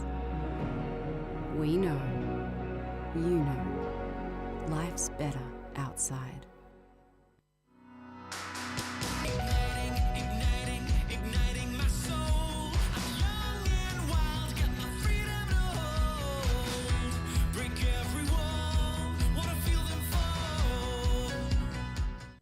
Hunter and Newcastle GWM Havel. Save now on 2022 plated vehicle with stock available for immediate delivery. Find the perfect vehicle and get a great deal From the people you can trust. Take a test drive today.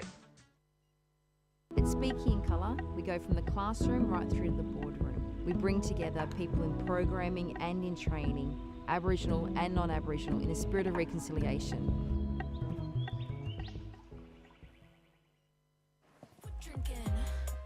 Welcome back, folks, to the Speaking in Colour Pro Newcastle Beach Surfest 2023, and a massive upset.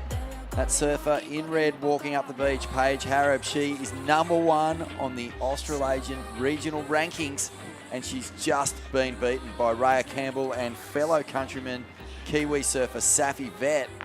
So bit of a frustrating end of the year for Paige here, but she is number 1 on the rankings, so she'll be watching every single heat for the rest of this thing very closely. Yeah, it's not... Only 4 spots available for the women. Yeah, it's super competitive. It's always difficult. You know, when you have got the lead, I remember like doing countbacks and all sorts of things with the WQS when I used to be trying to qualify, and sometimes it's good to have a couple of throwaways up your sleeve because, yeah, pressure is on. Tricky conditions out there, and I think Safi and Paige showed their sportsmanship, giving each other a bit of a high five at the end of the heat. We've got number 2 on the ratings in the lineup right now, Kobe Enright. She's had a strong showing as well. Second to fourth, there's only like 100 or so points or 200 points or something between second to fourth. So it's super close between those crew. And then I think Philippa's sitting just in 5th, so she might be a couple of 100 points behind the second to fourth getters. So it's very close. And then, yeah, all the way back to kind of 14th, it seems like. Yeah, there's all of the names in there. They're all throwing their hat in the ring, so it's going to be a good hit out this contest. As we see an aerial view of surfer in blue. Huge turn there. Sumumo Sato from Japan out there, and a nice start as we see Kobe Enright, and this young woman is a powerful force. Surfs for Snapper Rocks Board Riders Club, as you know, always sharing the lineup with heavy hitters, and as a result has turned into a real threat at any level of competition. Some of the real standout performances have come in the ABB, where, you know, everyone gets tossed into the salad there. It's you're surfing against CT surfers, former greats, world champions, up-and-coming grommets. Everyone's in the mix, and Kobe has been a linchpin performer for Snapper over the years. So it'll be great to see what she can do here. She's second on the rankings at the moment. So this is a big heat for Kobe as well. She doesn't want to do what Paige Harrop just did, and then watch people leapfrog and steal those spaces away. So let's throw it down to Raya Campbell, who put together a spectacular heat, some beautiful backside surfing and some vertical blasts. Raya, how are you feeling after that one? Oh, I was so nervous at the start. I'm pretty buzzing to get the heat win though, after exchanges and that, so happy. Yep, you had a mountain to climb, the #1 ranked surfer on the Australasian Regional qualifying series. That was Paige Harrop. Like, how do you prepare for a heat against such an experienced competitor? Just go hard, I guess. Like, surf my love best and catch waves. But yeah. Yeah, he did well. Mate, it's tricky out there. Like, is there sort of much of a difference when waves are starting to stand up between what's a good one and what's a bad one? Yeah, well, I was just looking out for those double up rights, like a bit wider down. I've been watching them the past couple of days and been surfing them, so I just looked out for that. And I know a couple of surfers got stuck up near the rocks where there was waves this morning, but yeah, just looking for those double ups and been able to get a couple snaps in before it dies off. Raya, you're coming into the back end of the year here for the qualifying series. What are you looking to do in this event?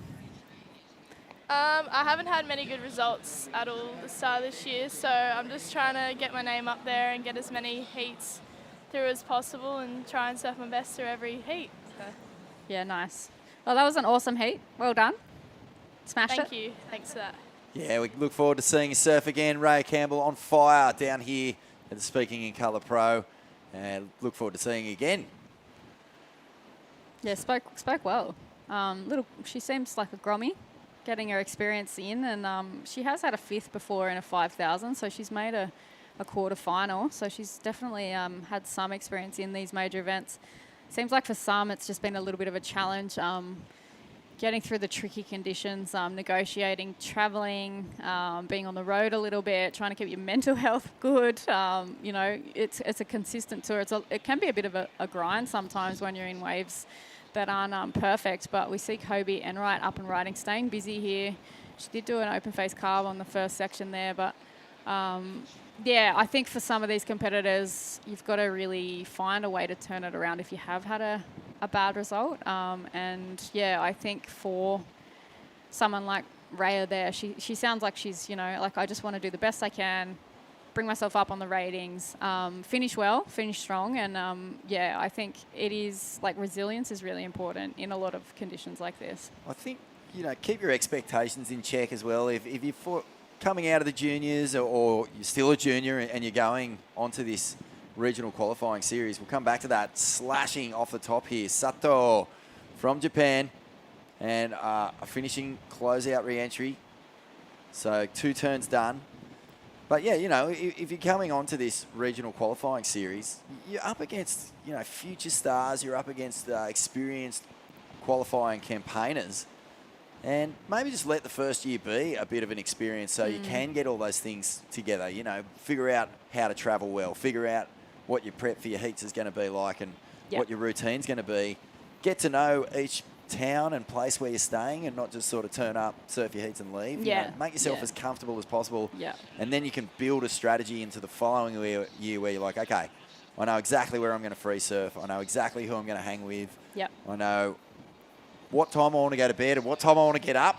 I know the coffee shop where I'm going to get my beans. I know everything. And then you can start sort of, you know, having some more realistic expectations about doing well. Yeah, definitely. I think making yourself comfortable and hang out with good people who make you feel comfortable as well is always a big part of travel. Yeah, keeping your head on. But yeah, I think just having fun as well. I always did my best when I was just having a good time. And yeah, like, it's such a great experience.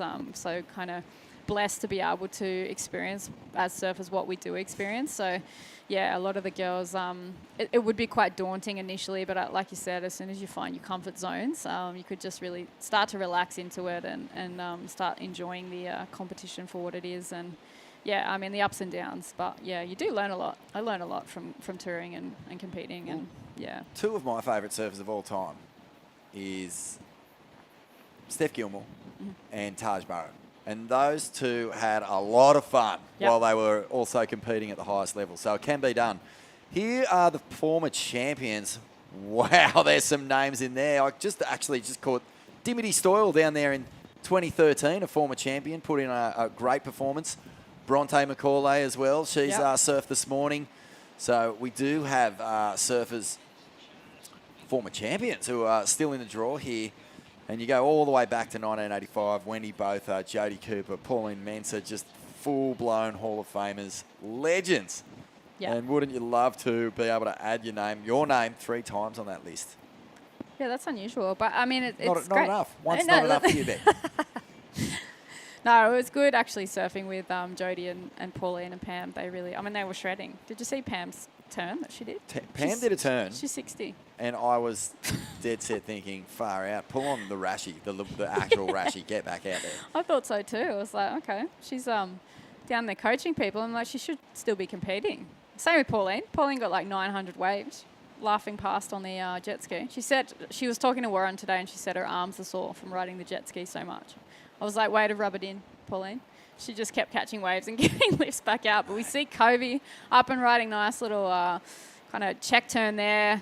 She's really good at that open face carb, Kobe. She's got nice, strong legs and linking this wave all the way through to the inside there. So interesting to see what they score for that one. They have given her a 3.0 basically for her second wave, which had only 1 turn on it. So very early days for these competitors, but we see a replay here. Watch Kobe's feet. They barely move. She just plants them when she takes off, and they're always in the perfect spot, and that just allows her to almost skate and snowboard along the wave face. It's remarkable. Beautiful stance.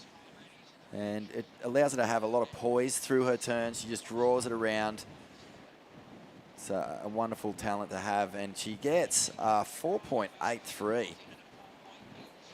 So nice rides. And that's a nice score too. At this stage of the heat, you know, things have been trucking along for 10 minutes or so, and everyone's round about, you know, that feel-out phase. But you want to start putting some numbers on the board. So 4.83, just short of a 5, obviously. And that'll feel good for Kobe. She's still got plenty in the tank. That never really got to open up completely at all on that wave. Yeah, and I feel like I almost expect that from Kobe now. So when she doesn't do it, I'm like, okay, but can you go back out and do that really large open face carve that she does where she throws the whole ocean of water? So I think sometimes, I mean, that's why I don't judge, because I do things like that where I'm like, no, but where's this turn? But I mean, a 4.83 in waves like this, we did see in the last heat, a 4.83 would have carried most of those surfers through as their second backup score. So yeah. So the Japanese surfer, Sumumo Sato she's 9th on the Asia region circuit at the moment. So it's pretty tight for the Japanese contingent or the Asian contingent as well. It seems like they've just come over and they're dominating, even in these early round heats in the women as well. So it's good to see the charge coming out of Japan. Yeah, I used to surf against a few of the crew who would come over with Conor O'Leary's mum, actually. They'd come and stay with her. And, yeah, like, definitely they knew how to really surf a heat. Yeah, you knew you could count on them that they were going to throw it to you. And this is, like, back in the Hassel days, too. So they'd get a couple of scores on you and they'd play the game really well. So... well, as well as being, you know, razor-sharp competitors, the amount of time... you know, a lot of Japanese surfers have been spending on the North Shore of Oahu. Yep. And the performances that they've been putting in at places like Pipeline and Haleiwa and Sunset Beach is just ridiculous. Like, I mean, some of the biggest, heaviest waves of the past 10 years have been ridden by Japanese surfers. And, you know, there's a guy there in particular, the Wakita Bowl. He has a piece of the Pipeline reef named after him. Wow, that's pretty cool. I think the piece of the reef that's named after me would be named after my elbow. That's where I jumped off. Oh, Beckwood's elbow. Managed to elbow the reef and take a big chunk out of it. And I was like, oh, I had no idea it was that shallow there. That place is, yeah, terrifying. I'm glad that the women are out there surfing and giving it a go now. It's really revolutionising the sport. We did used to surf at Chopu, and that was awesome. I enjoyed that experience a lot. But, yeah, the Olympics being held in Tahiti, which is going to be an amazing contest, I think, seeing the men and women. Hopefully they do get Chopu on. See a little bit of a wave there for Kobe Enright. She has got a 4.83 and a 3.0, so I know she being the competitor she is and sitting in second, she would be looking to definitely improve on that 3.0. And I think as, you know, an experienced competitor, you'd always be looking to at least get up, you know, in the sixes is something that you would aim for. You're always aiming for higher, but in certain conditions it can be a bit tricky. So WQS was always like try and get a pocket pair of sixes and then go higher if you can. But yeah, I mean, tricky conditions today. Surfers seem to be playing their own game a little bit here, but we have got Talia Henderson, who is from Point Lookout. Is that North Stratty? Yeah. Yeah. It is. So yeah, she got a 5th in the junior titles. I think she may be pretty, like this will be one of the first, I think it's the first year that she's done these contests. So good experience for her to be out in the lineup. Surfer in green. No doubt being watched on by many of the Point Lookout crew. Bede Durbidge, I believe he turned 40 the other day. Happy birthday, Bede. Yeah, happy birthday, Bede. 40 years old, the Pipeline Master, Triple Crown champion, world title runner-up. What a career he had. And still a young man, been doing a fair bit of coaching, I believe. And he's just one of the all-time Aussie greats. North Stratty's finest. Good. Of course, North Stratty represented heavily in the world title race at the moment with Ethan Ewing. And I can't wait to see what Heath's going to do at Bells. He'll be straight in my fantasy surf team. Don't you worry about that, Beck. Yeah, after last year, it was so disappointing that the Ocean went a bit flat in his semi. I really felt for him because I think by far he was like the in-form performer. So his mum's won a belt. That's incredible, isn't it? Yeah, I don't know how I didn't know that, but I didn't know that, and yeah, when I heard that, I was like, oh, that's, yeah, he had his mum's So there's one just in the house somewhere. Yeah, he had Amazing. his mum's name for International Women's Day on his back in Portugal, and then told that story, and I was like, how did I not know that? That's, yeah, amazing. But yeah, he's technique-wise, I think he's the best technical surfer I've ever seen. Just flawless. I love watching him surf. So. Yes. Big shout out to all the crew from North Stratty watching on. Talia in this heat. Yet to get going, but continuing on with this fantastic lineage of surfers coming out of the islands, those islands off Brizzy. And yeah, 8 minutes 40. Geez, things have been tricky here. Kobe Enright, I mean, one thing she'll be enjoying is that she got that 4.83 without ever really opening up. And that's more like it. So nice snap. There it was. Doesn't get the bonus section, but, you know, yeah, if you're going to do one turn, you may as well put I was waiting for that. plenty of muscle into it. Yeah. Here we go, Talia Henderson now. And we'll fly into this section, gets it up and over, just loses it in the whitewash. Tricky conditions here, lots of bump in the face. The tide kind of feels like it's wrestling with the wind. There's been a couple of weird little rip bowls forming up, but this one was incredible. Crack. Beautiful style. A little bit of power there, just a bit. She certainly packs a punch. I remember seeing her in the World Tour event down at Bells. She surfed at Winky. Against Steph? Yeah, I think I can't actually remember, but I think she got through the first round and then potentially may have bowed out. But surf's super strong. Nice to see her be able to do turns like that, throwing some fins. You know, she's got the height to be able to throw the board around a fair bit, and you see surfers like Steph and like Kobe with that height advantage when they do get on waves like Sunset and Snapper and where they can really open up and like huck into the wave. It's awesome to see. Yeah, so see if she can get another one. She got a 6 for that one, basically for one turn. So duly rewarded for that. I feel like Kobe's really searching for a win. She's had a couple of results. There's been a 3rd at the Gold Coast Pro. She got a 3rd at NEAS at the very start of the year. That was a big result because that was at 5,000 as well. Oh. But, you know, it's been consistent to get to this point where she's second on the rankings. But really, you know, you want to be heading into the Challenger Series if you're fortunate enough to qualify with a big result under your belt. And a breakthrough win would be just the thing she'd be looking for to head into a home comp at Snapper Rocks. I mean, that's a huge advantage, right? Yeah. You qualify for the Challenger Series, and then where are you going? You're going home. That's the first stop. So imagine the hometown support. Imagine the confidence that she'd feel jumping off the rock, getting into position, pulling in and getting absolutely gargled behind and spewed out onto the open face and then just completely rip the lid off it. Oh, it feels so good. So plenty to surf for here for Kobe. No one else but out. What do you think? Like, you know, there are years where you can win without winning. I mean, Joel Parkinson's world title year is probably the best example. He just had so much consistency that by the time it got to Pipeline at the end of the season, he was battling Kelly, and they were switching the lead. Kelly won 3 events that year, but for some reason just couldn't find any consistency. Parko ended up beating Kelly, won the Pipeline Masters final at the very last season. So how's that for pressure? Got it done, and very different to his 2009 campaign where he won 3 of the first 5 events, then copped an injury and watched it sort of run away. So I think that, consistency, it'll help you get to so far, but you really do want to highlight your year, your campaign with a big win, just so you're getting the job done. Yeah, I think if you are...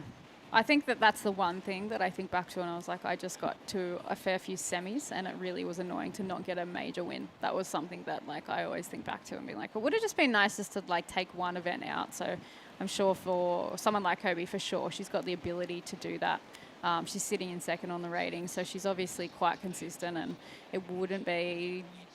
And you know when you're on, and you know when the conditions suit you, and you just have to run with that. So, yeah, I mean, all of the stars might align for her, and she may get a win in this event. But I know that would be on any competitor's radar, really, but especially for Kobe. I was talking to Matt Wilkinson just recently. It was actually just before the Portugal event on the CT, and we were chatting about how contagious winning is, and what changes in your psyche when you get a big victory. And he was saying that it's just belief. You kind of, if you're only making quarters and semis, then you chalk that up as a good result. Yeah. And then once you've won a comp, nothing short of winning will do after that. So, you don't settle for anything less. And that's the difference. You can get out there with, I guess just that 100% back yourself attitude where you're going, nah, actually a semi isn't good enough, and the job isn't done. Yeah. Just but when you make that heat, you're not paddling out going, what, it doesn't really matter if I win or lose from here. So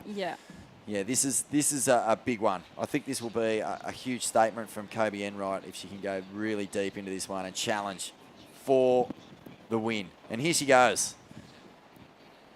She's just got such a beautiful style. It really is solid and hammers that end section. And that's nice because, we've already seen a big hammer from Kobe on a one-turn wave, but just that little check turn at the start will actually help increase that lead. You would imagine she's going to ditch the 4.83, I do believe. I think that was the one-turn wave. Yeah, and I think that's, I think what I was talking about earlier, it's something from Kobe that you come to expect. So, yeah, it's good that they kind of did stay low with the 4.83 at the start of the heat because she can do turns like that, which she just did, where she throws caution to the wind and is completely powerful. We see a replay there. Where she's sitting, I mean, these ones are definitely standing up a little better at the moment. Bit of a cleaner face. Oh, my goodness. That was just a full-blown power hack. I mean, it was a re-entry, but so much spray came off the tail and rail of the board. She'd get an 8 for that. That's one of the highest wave scores of the day. Oh, that's an 8-point ride. Wow, that is huge. I think you can't argue with the power. That's just full. Yeah. I mean, I remember Sunny Garcia, taking off on waves and just doing exactly that turn. Big layback drop wallet power snaps. So she gets the first carve in for a point of difference against her lower score, but that was a huge maneuver. Look how much water just exploded. She comes out smiling. She's the smiling feels assassin. Good. Okay, Sumumo. Just a little bit late there for Sumumo. She's got a pocket pair of 3s. She's built a pretty good heat considering that the wave selection hasn't been great. Yeah. And Talia Henderson just hasn't really been able to find much to work with. Yeah, just needs a little bit more of an open face wave. Potentially just, I think Talia looks like she's moved down towards where Kobe is sitting. Kobe seems to be sitting further down towards the rocks now, so she has found a couple of those little right-handers that kind of are ricocheting off with this northerly, forming little A-framers and little chip shots into that kind of corner pocket right that you get. But what do you think of this move from Talia? I think it's a good one. Yeah. Down the beach has been really tricky. It's not standing up that well, but as we saw with Kobe, there's a little bit of punch down here. Yeah, and she only needs a 4.5, so I think she's probably heard that Kobe's getting some big scores down here, and she's moved down to sit near the more experienced competitor. which would be nice to see her just get another right, just to be able to open up a bit there. But yeah, Kobe's left a really smart heat in this round, and it is why she's probably sitting in second on the ratings at the moment. Yeah, it'll be great to see her surf, if all goes to plan, of course, in this event at Snapper. Like you said, local knowledge out there, it always comes in handy. It certainly helps Steph out. Oh, man, I remember sitting, I think it was with Kalani Robb of all people, years and years ago, and he was blowing up about Snapper being the first stop on the tour. It was right when Mick and Joel and Dingo had won 3 in a row or something like that. And he was going, man, why can't the first stop of the year be at Rocky Lefts? Then we'll see who wins the first comp of the year. I mean, it's a huge advantage, there's no doubt. But, you know, we've seen other crew turn up and blow it up too. Don't forget, Gabrielle Medina beat Joel Parkinson in a backside hotly controversial final, that one. Okay, Kobe Enright in the lead. There's only 15 seconds to go. It looks like Sumomo has done enough as well. There's a set moving in. Is Talia going to get a last hit here? No, it's going to count down before she'll get a chance to paddle for this lump of swirl. That's frustrating, isn't it? Yeah, and Sumomo will come in here. And that is that. So Kobe Enright, how about that? An 8 and a 6. Really big, powerful statement surfing here from Kobe Enright. And we're going to take a quick break and be back with more from the Speaking in Colour Pro Surfest 2023.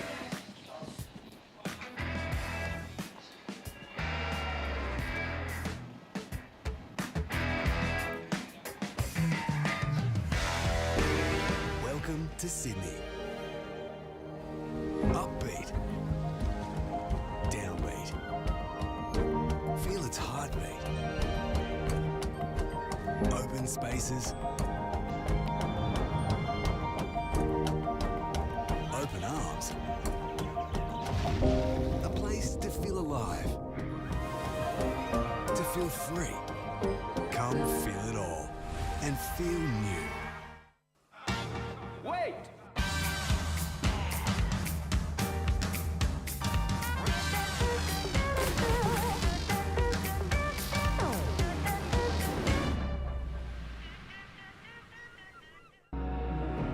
Where for the spirited, the grounded, the true outsiders. We know, you know, life's better outside.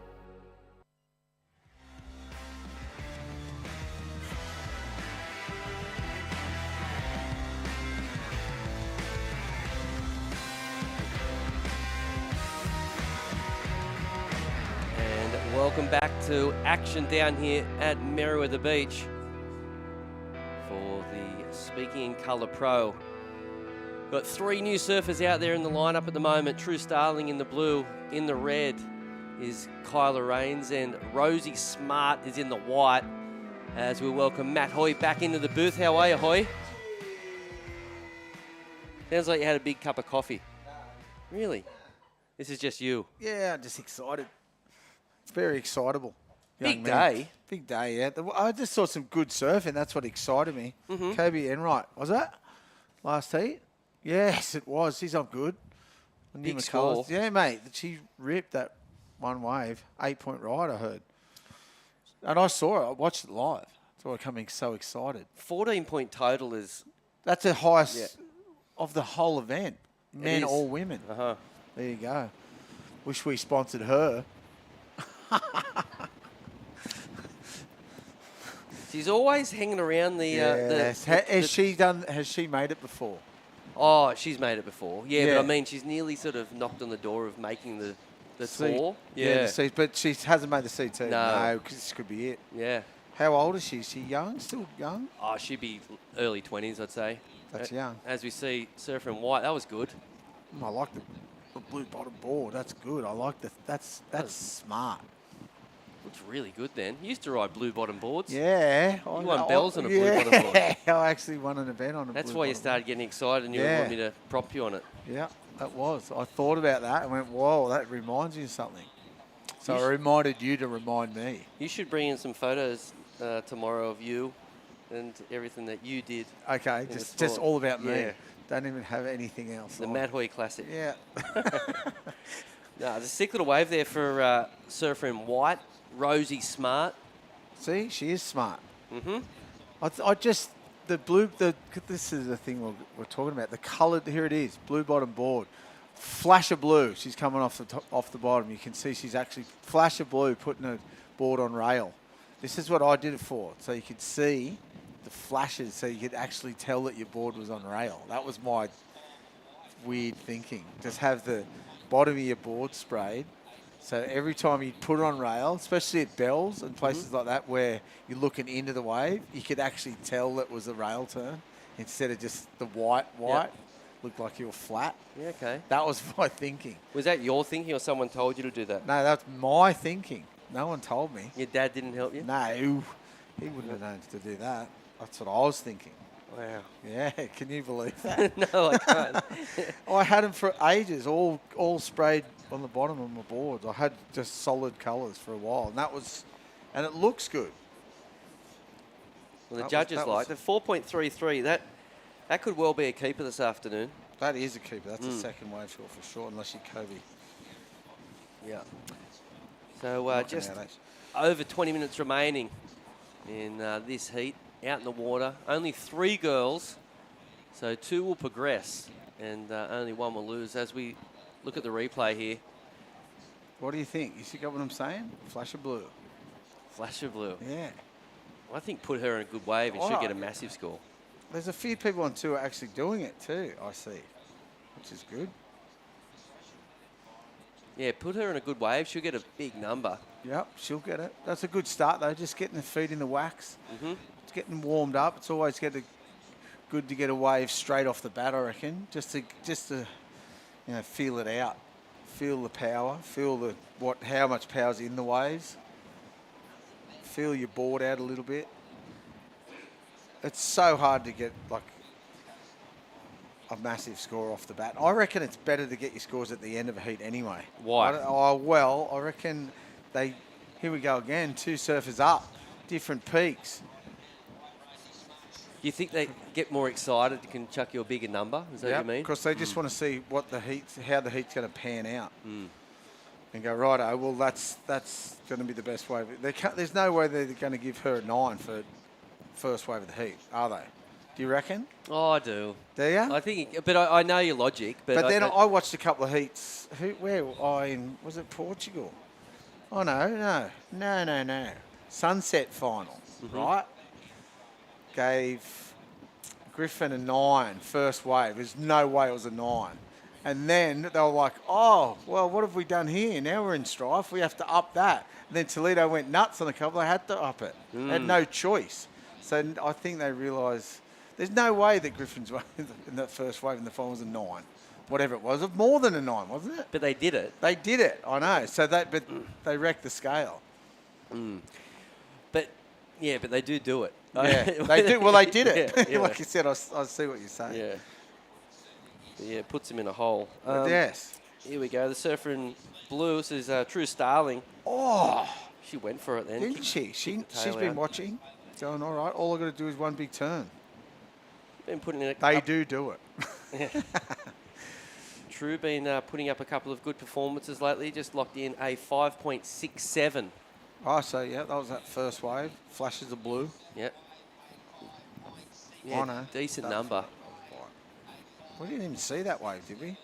Here's that wave again. This is White's first wave. Yep. Yeah, that's what I'm saying.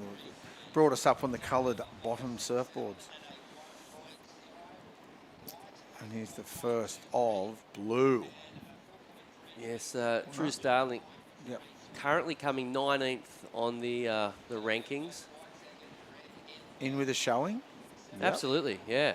But needs a big result. Even listening to Dimity before, Yeah. she seems to think she has to win. So if you're around that, late teens, early 20s, you're going to have to go for a win. Be good. We'll try and find out tomorrow what the cutoff is. Whether it be... Because it depends on people's throwaways too, I suppose. Is it best a certain amount of results? Oh, you could go through it now and get a bit of an understanding, idea. but it'll only help as we move through the rounds. Is there throwaways? Yes. Or they count them all?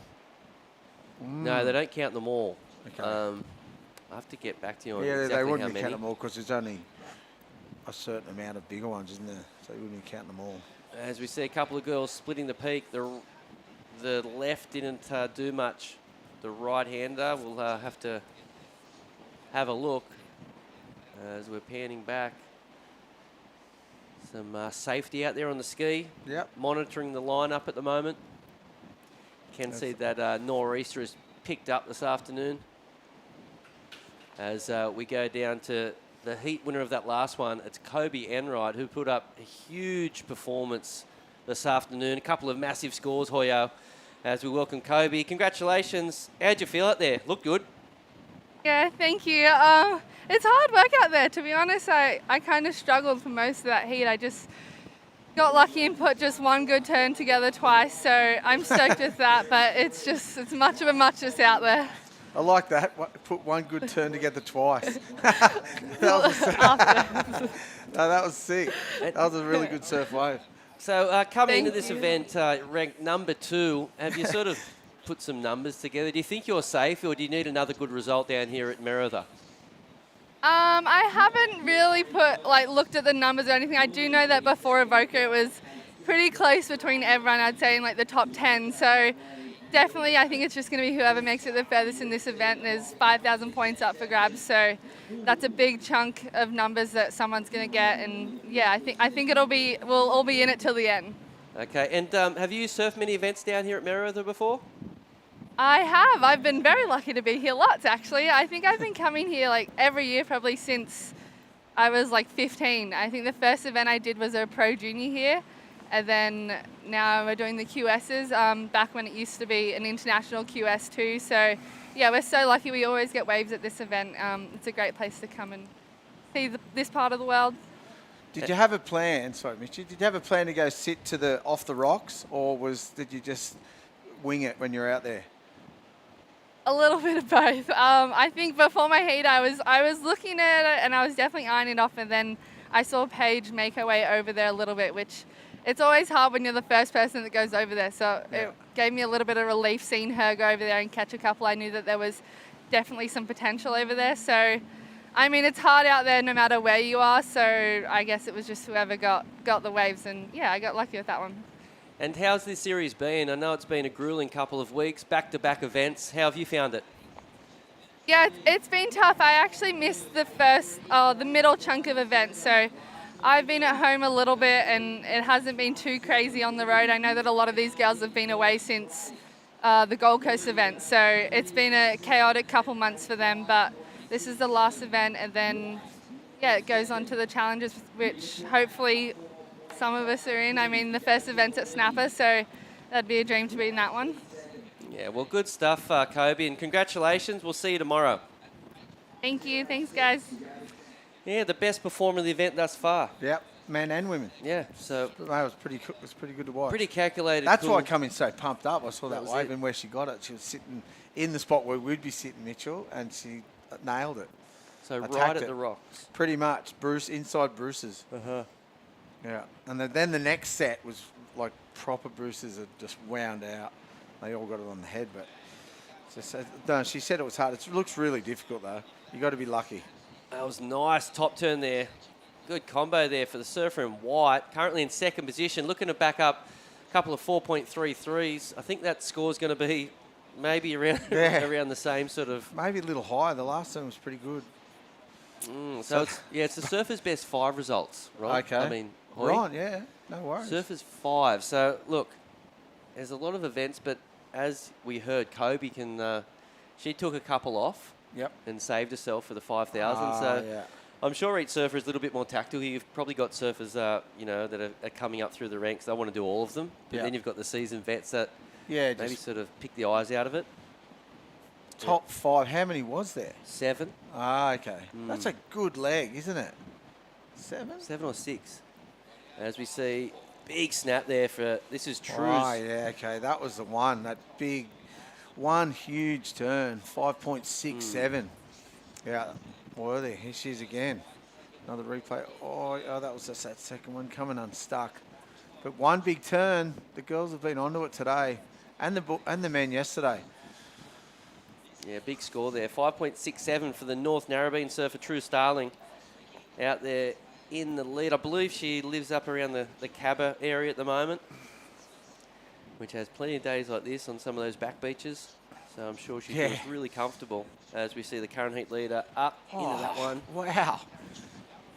She's throwing tail. That was sick again, wasn't it?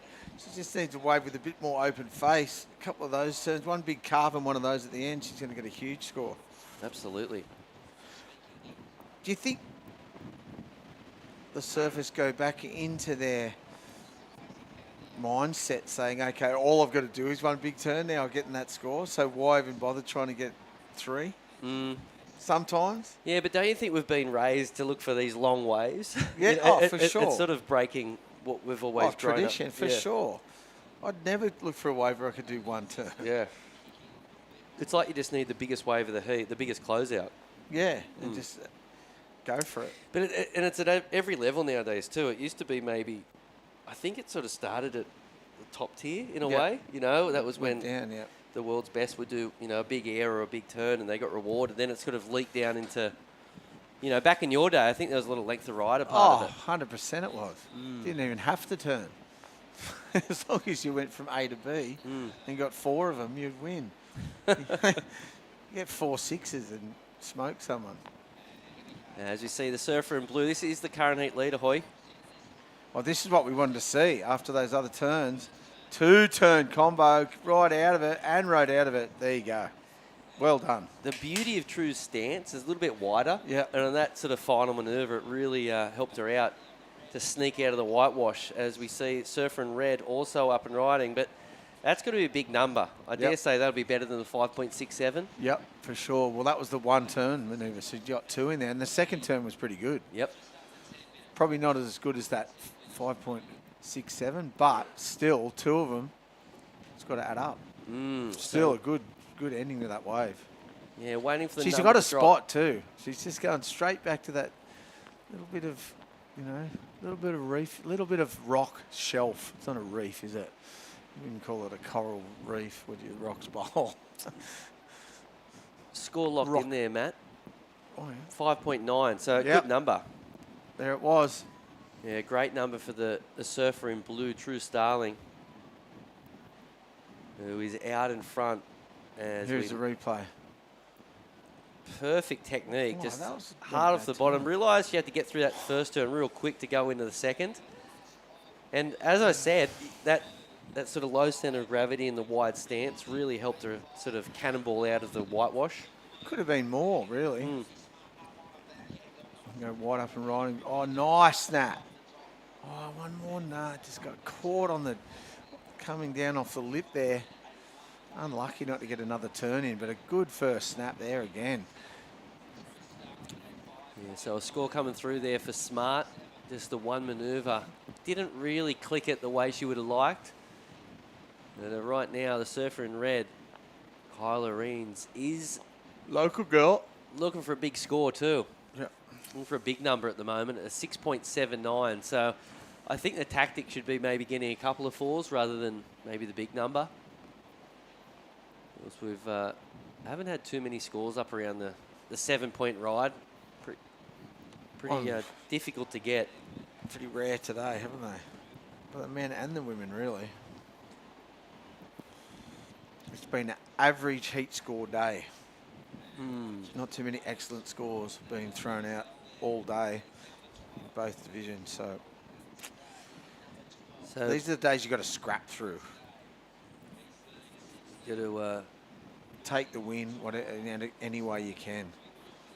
And build momentum towards the weekend. Plenty of points up for grabs down here at Merida for the QS 5000 event.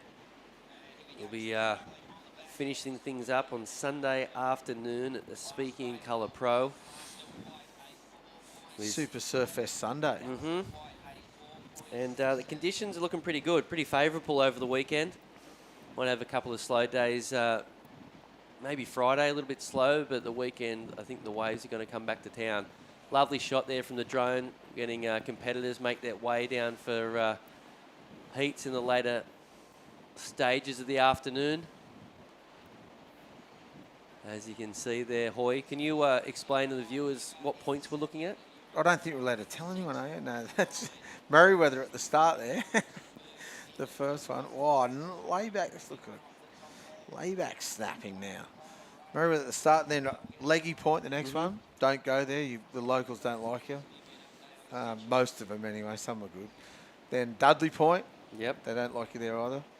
And then Redhead point right at the end where you can't really see around. So that's probably firing the salvo actually, Redhead, if you want to head down there.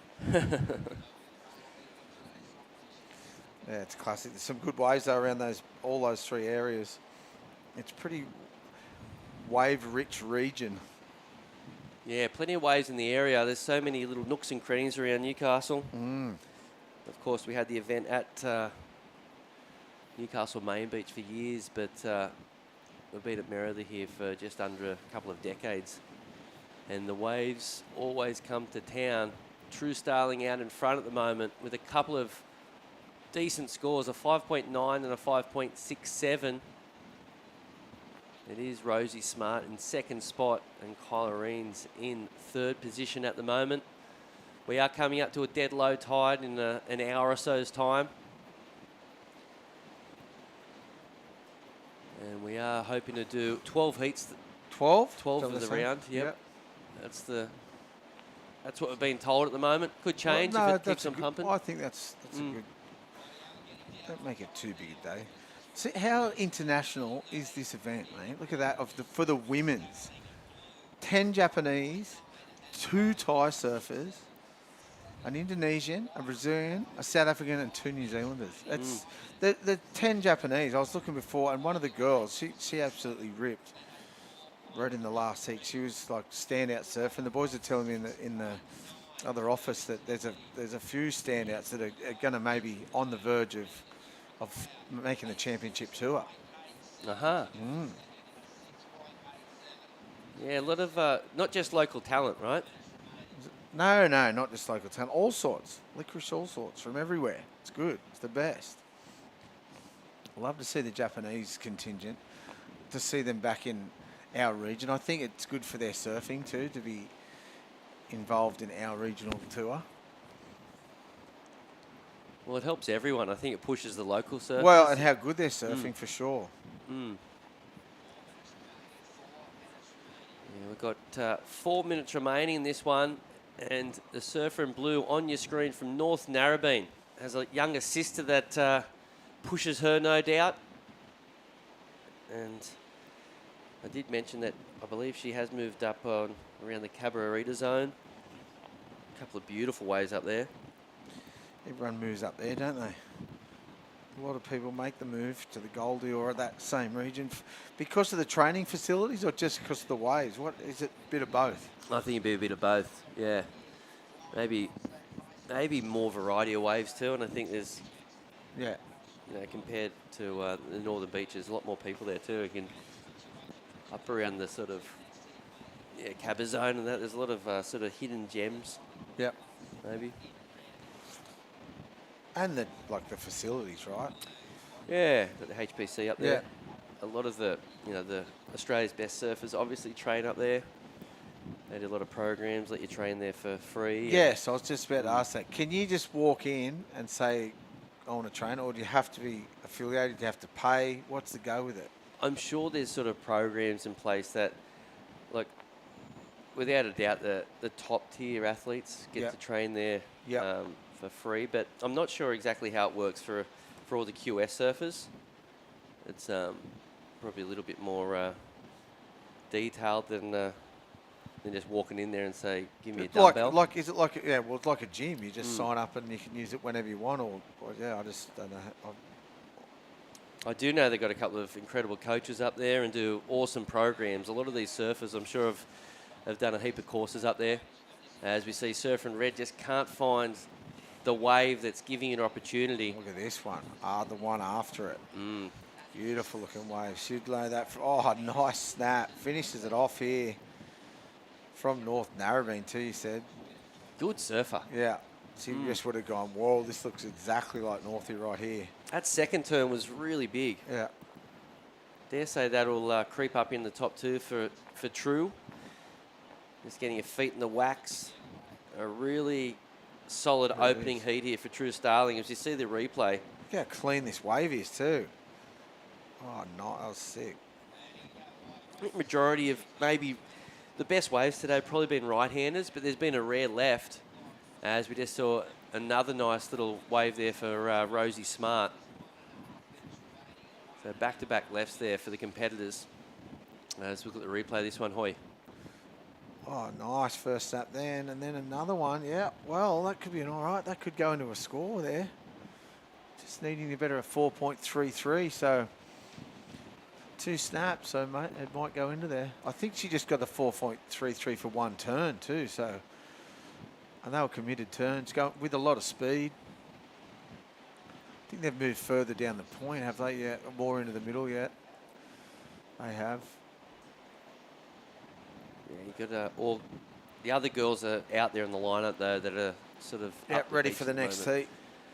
So 40 seconds remaining. This one, a couple of scores getting locked into the computer. The lady who's looking for a score is up and riding, surfing in the red. This is Kyla just looking for something. Can't find the section that she's chasing. Needs a 7.74. So it looks as though she might be bundled out of competition. As you can see, she's right on the inside with a big paddle out. And last of white, 6.20. That was the best wave of the heat. I was at a 5.20. That's not a 6, Matthew. Open your eyes, mate. Here she goes again. Oh. Big bottom hand turn there. Unfortunately, caught a little bit of rail, but looks like job done. Heat over. Really good performance there from True Starling, who it looks as though dropped a 5.37 on that last left-hander, so it wasn't enough to go into a top 2. No. But not to worry, she will be winning that heat. As we take a quick break and come back with heat 10, the round of 64 down here at Merewether.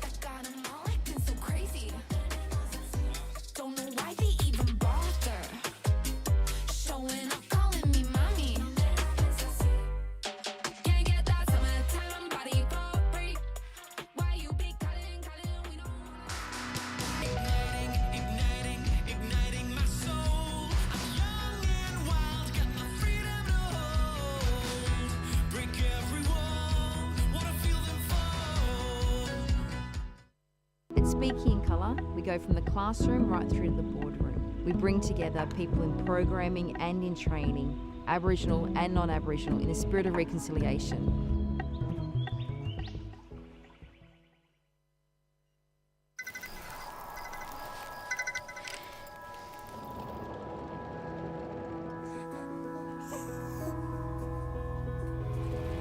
It's me.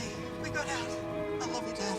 300 kilometres to your destination. No beds to Michael's. Get to the Royal.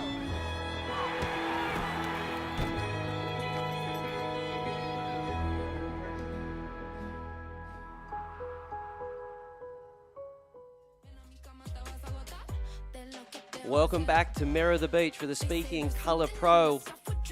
This is heat number 10, the round of 64. A couple of fantastic waves this afternoon for some of the world's best women.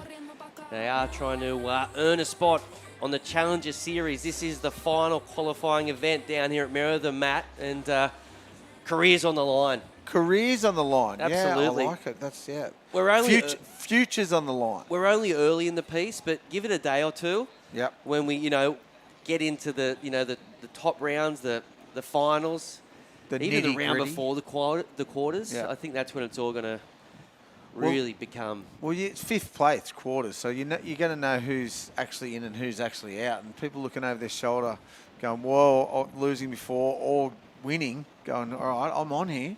And the people going, "Whoa, this person's coming for me." So the quarters you're going to know, though, eh? Fully. Early stages right now. Just kind of get a bit of an understanding who's, done their work. Yep. I know Kobe Enright's done a lot. Yep. I think Dimity Stoll's been a standout. I think True Starling was good. Yeah, we just got to Bronte McCauley. Yeah, for They've been sure. standouts, yeah. I missed her performance, but I know she got a couple of good scores. As we can see the setup down here at Merewether Beach, a couple of girls either getting ready. I believe that's a couple of locals. Ellie Brooks too surfed good in that same heat. That was a stacked heat for the poor other girls. They were 2 seasoned competitors. Look at that, mate. Where would you rather be from, Mitchie? Very lucky, mate. Well, here we go. Good little inside. Oh, just misses out. You born and bred in the area? Yeah, I was born at the Mater Hospital. Me too. Yeah. 12 minutes away from the beach. 12 minutes? Maybe. Wow. Maybe. Yeah. That is the nor'easter blowing. Plenty of sponsors down here at Merewether. Plenty of sponsors of this women's event. Absolutely. Crowdfunding, how good is it? Yep. Wouldn't be happening without the local businesses. Yeah, they all put $1,650 in, I think, and yeah, drew out of a hat for the naming rights for the competition, which is amazing. Every one of those sponsors gets one of the girls too. It's awesome. No, doesn't get one of the girls as a competitor. So yeah, if they win, I think they get 3,000 or 5,000. The event wouldn't be happening without the local community. So yeah, big shout out to all those businesses, local businesses, for making the event happen. And the girls are putting on a show. It looks like the surfer in green with priority, utilising it. Nice little snap there. Trying to find another section, and does pretty good there. Yeah, finishes well. That was a good looking little wave actually. Over on the rocks, I love it that they're sitting over there. That was Arabella Tarpey on that one. The goofy footer has already had a throwaway score. Now looking for another wave as we look at the red. Here we go, hard off the bottom, square, big snap in the pocket there.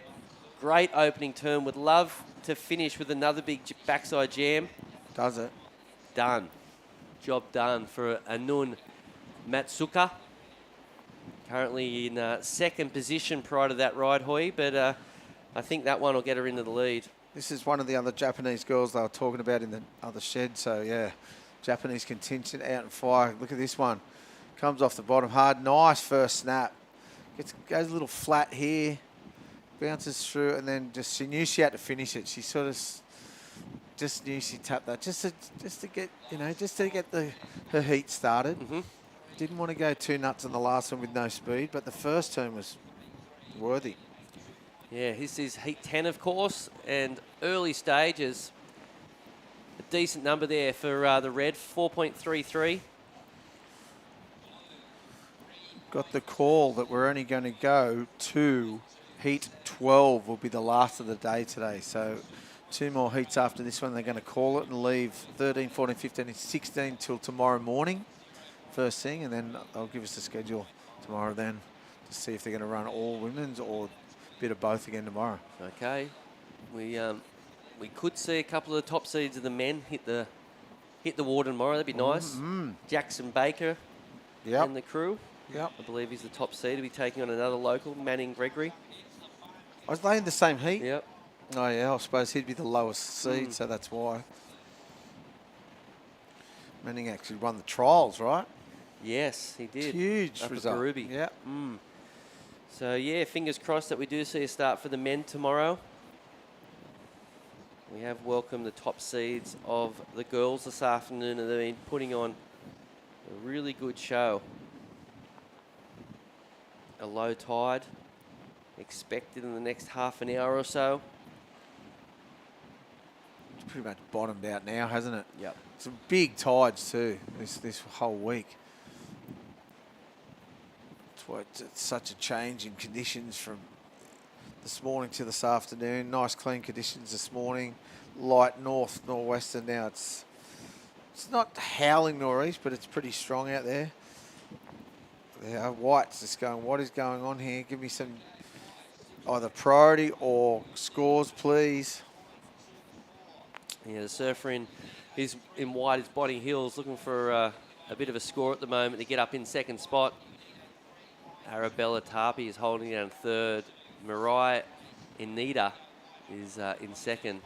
As we see the surfer in white up and riding straight into one. Real low centre of gravity there. Tries to ride that final manoeuvre out. Not going to be a great score, but something to get started with. Get that Those feet in the wax sort of loosen up, as they say. Already rode a couple, but real low-scoring waves, the first two. That's what I don't know what she was, if she was trying to find out if she had priority or she didn't have priority, or... Is there certain hand signals you got to do these days for that? Don't know. I think they're all the same. Are they? Just like this, just two hands up. What's going on? Well, if they're throwing up really fast, they're probably disappointed with the score. Yeah, true. Like, what's going on? I know you never wore a watch, right? No, so, I never used to wear a watch. So you'd be always just asking for a score. For no time call. Just tap your wrist. Tapping of the wrist. Now on the championship tour, they're wearing Apple Watches. Oh, no. What's the go with that? Do they have to wear them? They don't. I got told they had to wear them. Is that true or not? I don't think all of them are wearing them. No. Well, you couldn't say to someone that doesn't wear a watch, you have to wear a watch in your heat that you're not even used to. I think the majority of them do, but yeah. But it gives you everything you need to know on your watch, right? So, I suppose it's a good thing. That's the purpose of it. You can see scores, time. Everything. Wow. It's pretty amazing, really. Yeah, it be good in spots like when it's howling on shore, or spots like sunset where you're so far out you can't really hear. And yeah, absolutely. Spots That's like today and you can't really hear what's going on. Totally. As we see Surfer in red, couple of snaps off the top. Not a bad ride there for Red. As we say good afternoon to True Starling. How are you, True? And congratulations on an awesome performance. Thanks, guys. Appreciate it. It's actually better than I thought out there. So. You look like you had fun. Yeah, I did. I was just saying to some of the guys before that I kind of felt like throughout that whole heat I had a little zone to myself. Just trying to zigzag away from everyone. So, yeah, I had heaps of fun and stoked I got a little left at the end. Yeah, the little left was actually quite cool. It looked a lot like North Narrabeen, and I thought you felt quite comfortable on that one. Yeah, for sure. I spent a few days back at Narrabeen, or back at the first home, I guess, in between Port Stephens and Maroubra, so it was really cool to be there and see, the family and everyone. So, yeah, it was nice. And how have you been enjoying the series? You've been having a lot of fun. I know at times it probably gets quite grueling because there's back-to-back events for quite a few weeks. Yeah, this year I've had heaps of fun. Yeah, I was kind of a bit umming and ahhing if I was going to come back, but I didn't want to kind of stop competing without feeling like I gave it my best shot. So I was really happy for this year and how I'm doing so far. I've had a couple of breakthrough moments within myself in heats, which has been really cool. So, yeah, just learning as I go. Can you explain some of those breakthrough moments for us? I feel like it's just... Talk yourself up. It's just a feeling, I guess. There's just moments where I'm out there and I'm like, I feel really confident in myself, or I feel really confident on my board. I feel really lucky because I've got such an amazing support network with my mum and dad and my sister here, and I've just started coaching with Adam Dufner, which he's just been incredible and really opened up quite a few doors for me. So I think kind of just approaching heats in a different way has been great. And Nathan Hedge is in the crew as well, so we all know how amazing he is, and he's such an important person in my life too. So yeah, it's pretty cool. So what is the magic around your head coach? Because it seems like all you guys are having so much fun hanging out with him.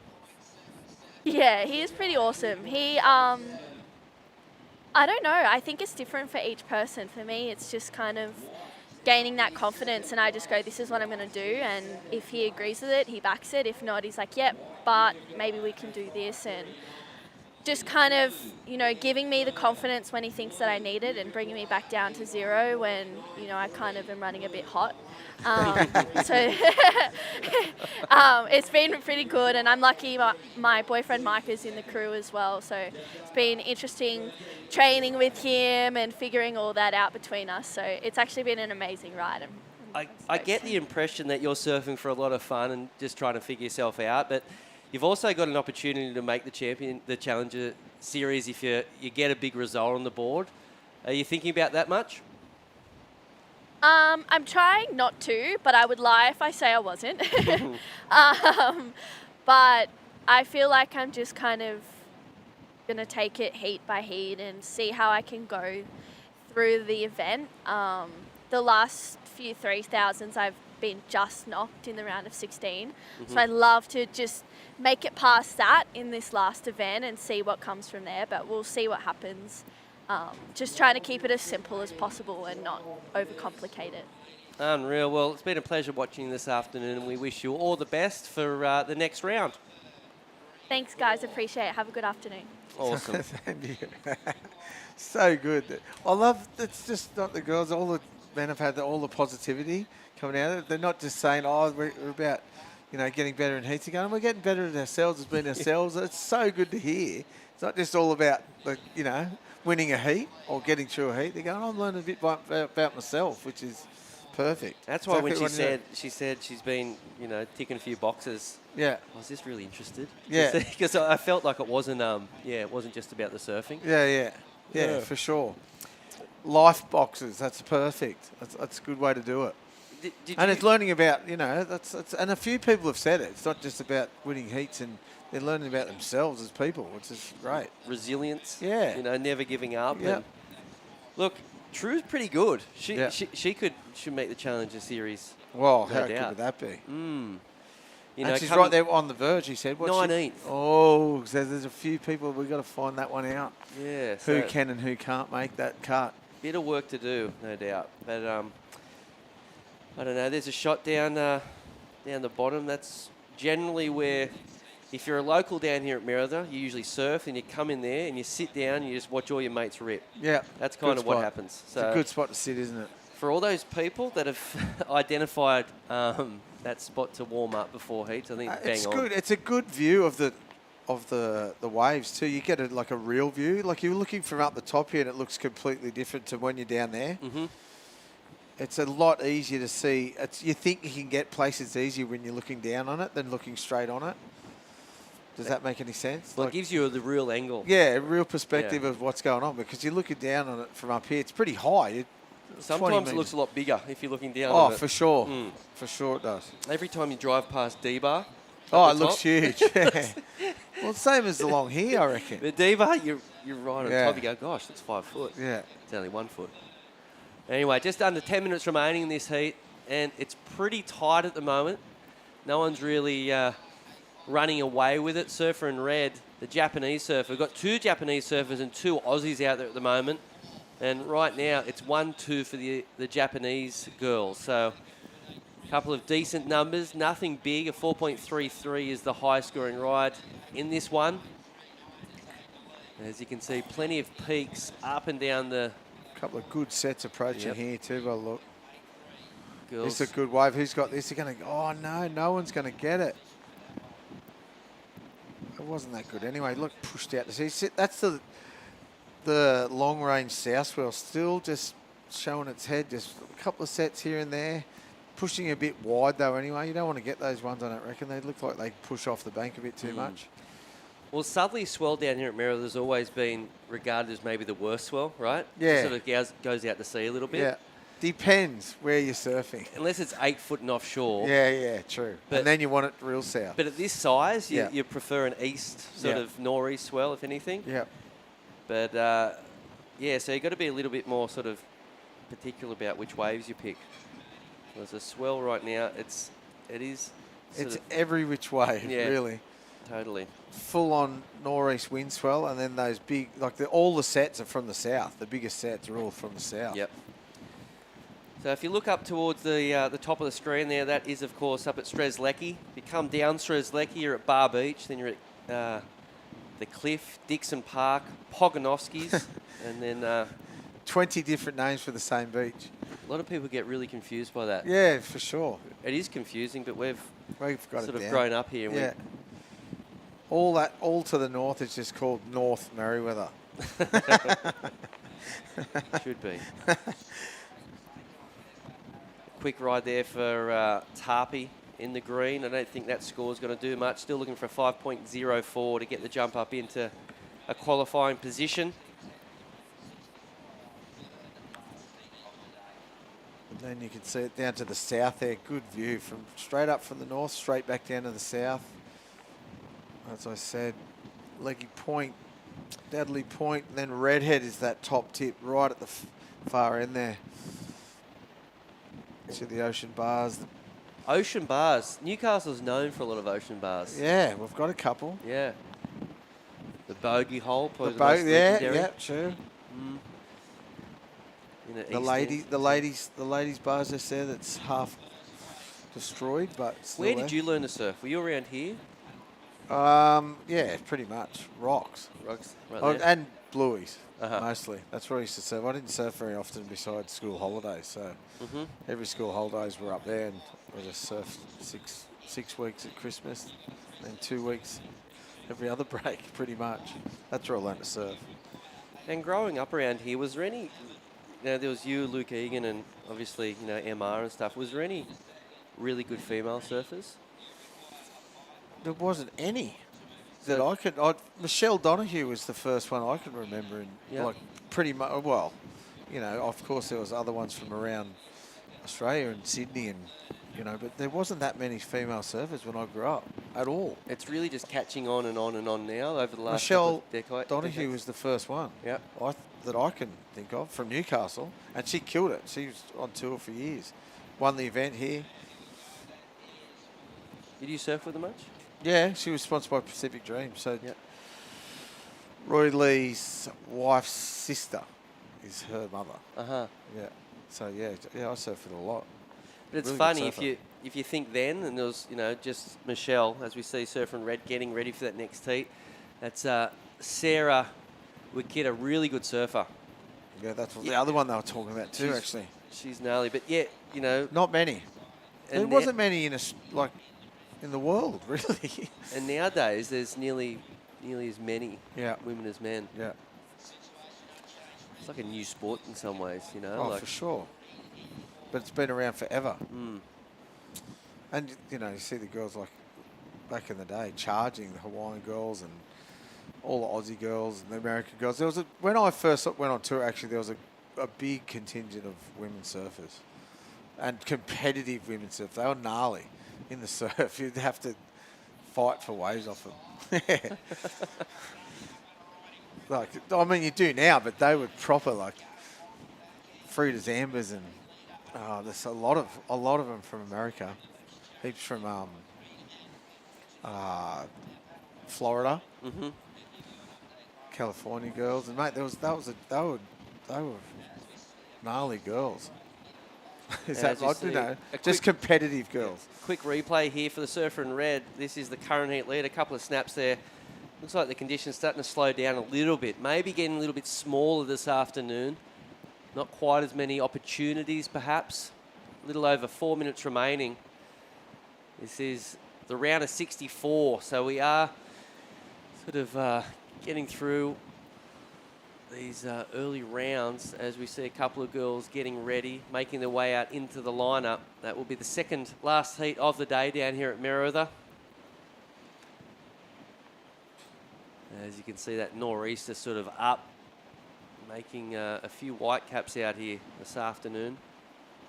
Pretty low scoring heat, this one, so it's probably good to get these heats finished this afternoon. I think the conditions are dead low, a bit not as bit sus, as you say. What could you say? A bit deteriorated from this morning anyway. It just gets a bit too low, and with those tides being so drastic, it gets really low and really high, obviously. So yeah, it's a bit closing out. As you can see, the rips running down the beach there. There's a lot of water moving, and there's a bank down there that could actually get good for the next few days, perhaps. Yeah, yep. We have really shallow. We have surfed events down there before, so we'll have to see what happens with conditions over the next few days, and we might be up the beach a little bit as we see the Surfer in Red, the current heat leader, up and riding here, Hoy. What she got in the lead? She needs a better of 3.87. So, yeah, I think that's about the same sort of range score. Not really getting a vertical face to do those snaps on, but yeah, I reckon, I don't know, it's about the same, I reckon. Yeah, not even. There you go, 3.17. Surfer in green up and riding, just snapping it out. It's so hard, those lefts just push away. Yeah, not a big number there for the man in green. The girl in green, sorry. Looking for a 4.57 to move up in the second. Still looking for the number. And unfortunately, that score's coming through. It'll be a throwaway. 0.87 here. Matt, 2 minutes remaining. That was a good overview of the contest site there. You can put that back on there to see, just from the front-on view, you can see what like the lineup really looks like. Looking from the beach, checking out where the competitors are actually sitting. That's the beauty of the drone shot. You can get a real different understanding of the lineup. And that front-on view, it just showed like the messiness. What, 2 swell directions, the south swell with the northeast wind swell hitting it. How messy it was. There you go. Look at that. It actually doesn't look that messy from there. Looks like the wind's sort of cross shore, but you can tell the south. Oh, now it's completely black. The south swell hitting it and the northeast wind making it the face pretty choppy, and splitting that swell up more than anything. Which isn't a bad thing, really. Yeah, I reckon I agree. It makes it peak up a bit more. So if it was a straight southerly swell, it'd be probably a closeout. As we see, Surfer in blue currently in second position, looking really good. Just hasn't had the rides. Right out. Just can't quite get out of it. Maybe back in the day that was judged complete, but not these days. You actually have to ride in front of the foam. How far out do you have to ride? That's what I'd like to know. Much further than that. But I don't get that, but is it a foot? Is it like, do you just have to?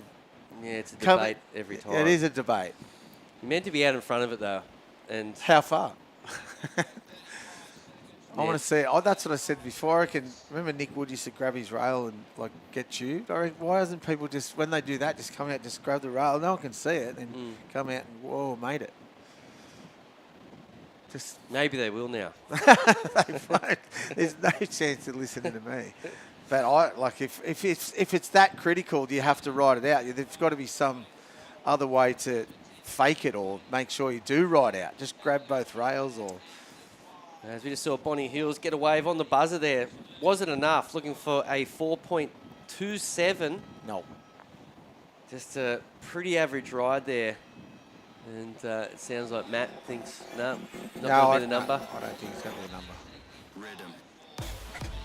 Okay, so we'll wait for that score to get locked in. But in the meantime, we're going to have a quick break, then come back with the second last heat of the day. It'll be heat 11, the round of 64 down here at Merriweather Beach.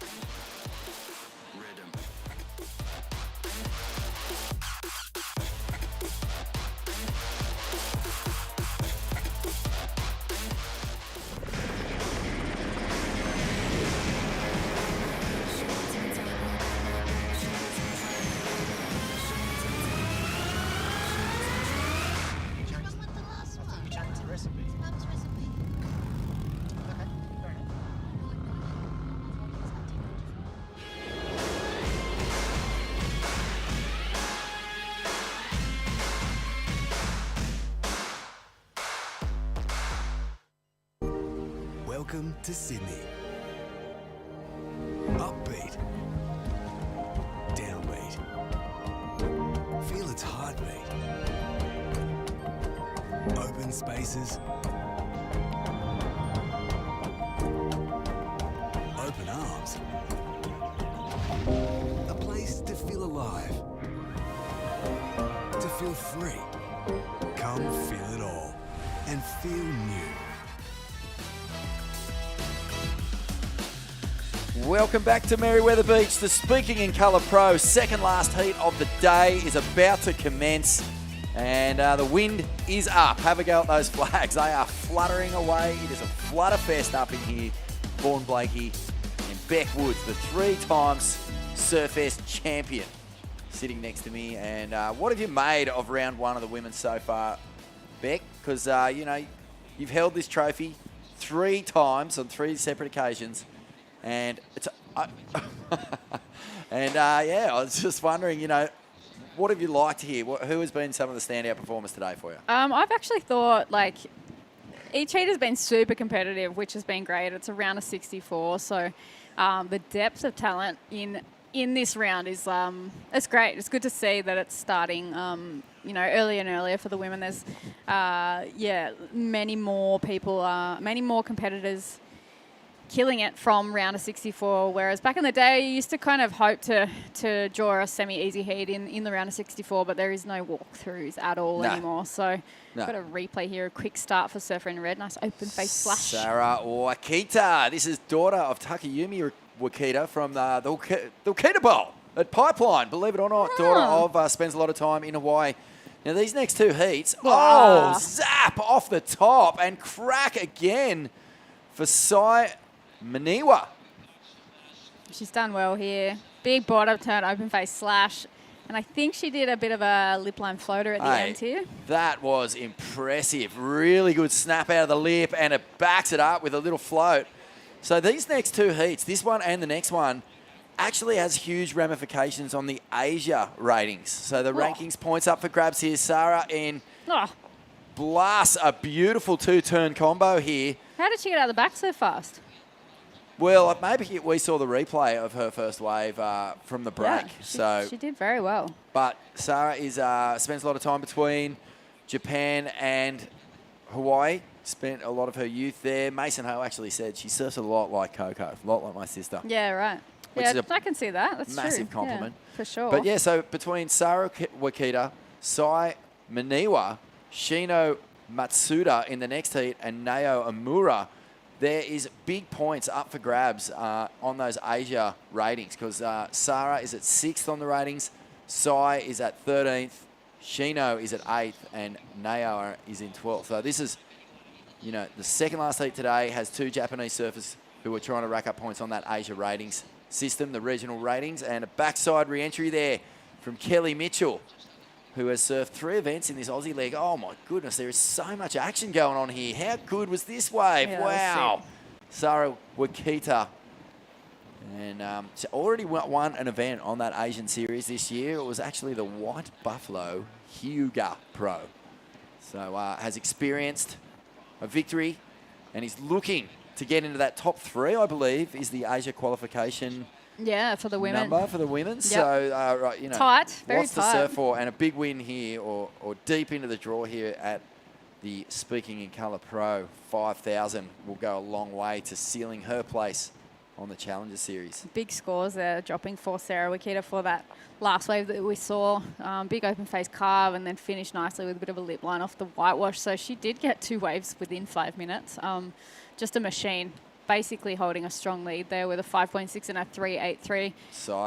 Sai also getting a strong start. Her first wave was pretty solid with a 5.67, so just slightly better than Sarah's wave, but you can tell these Japanese competitors are hungry. I have got a vague recollection that Sai Maniwa won the 2021 Tweed Coast Pro Junior. I think Lennox Smith won the boys, junior men's, and Sai Maniwa won the junior women's. So that was a good result. Yeah, we all know how hotly contested all the junior events are and have been over the past couple of years as Surfer in White in that next heat is preparing. Yeah, it says I had a quick look at Sai, and basically said that she's had a first and a second this year in a couple of pro juniors, and she's sitting in and around, did you say 13th there, Bonnie? Yep. Yeah, so still a junior burger, shredding, getting quick starts, and I won a couple of juniors this year too, so hotly contested that Asia region. Only 3 spots is pretty brutal, but 4 for the Australian series is also pretty brutal, and 7 for the men. Yeah, if you are just tuning in and you're wondering what we're talking about, in this event, the Japanese surfers are actually surfing for points in their region, the Asia region. Yep. So even though they're competing against Australians, the points will go to their Asian qualification points and rankings. So, you know, if you get through, if Kelly Mitchell gets through, she'll get the points for the Australian region. So it's an awesome system that they've set up because it just means you can, you know, surf multiple events all over the place. Yep. And a nice little top turn here from Kelly Mitchell. I believe she started her own sustainable swimwear label a few years back. It's called Elation. And she's, you know, a bit entrepreneurial, not just out there ripping, but also getting stuck into business and making a contribution to, you know, saving the planet. Sustainable swimwear, that's a really cool idea.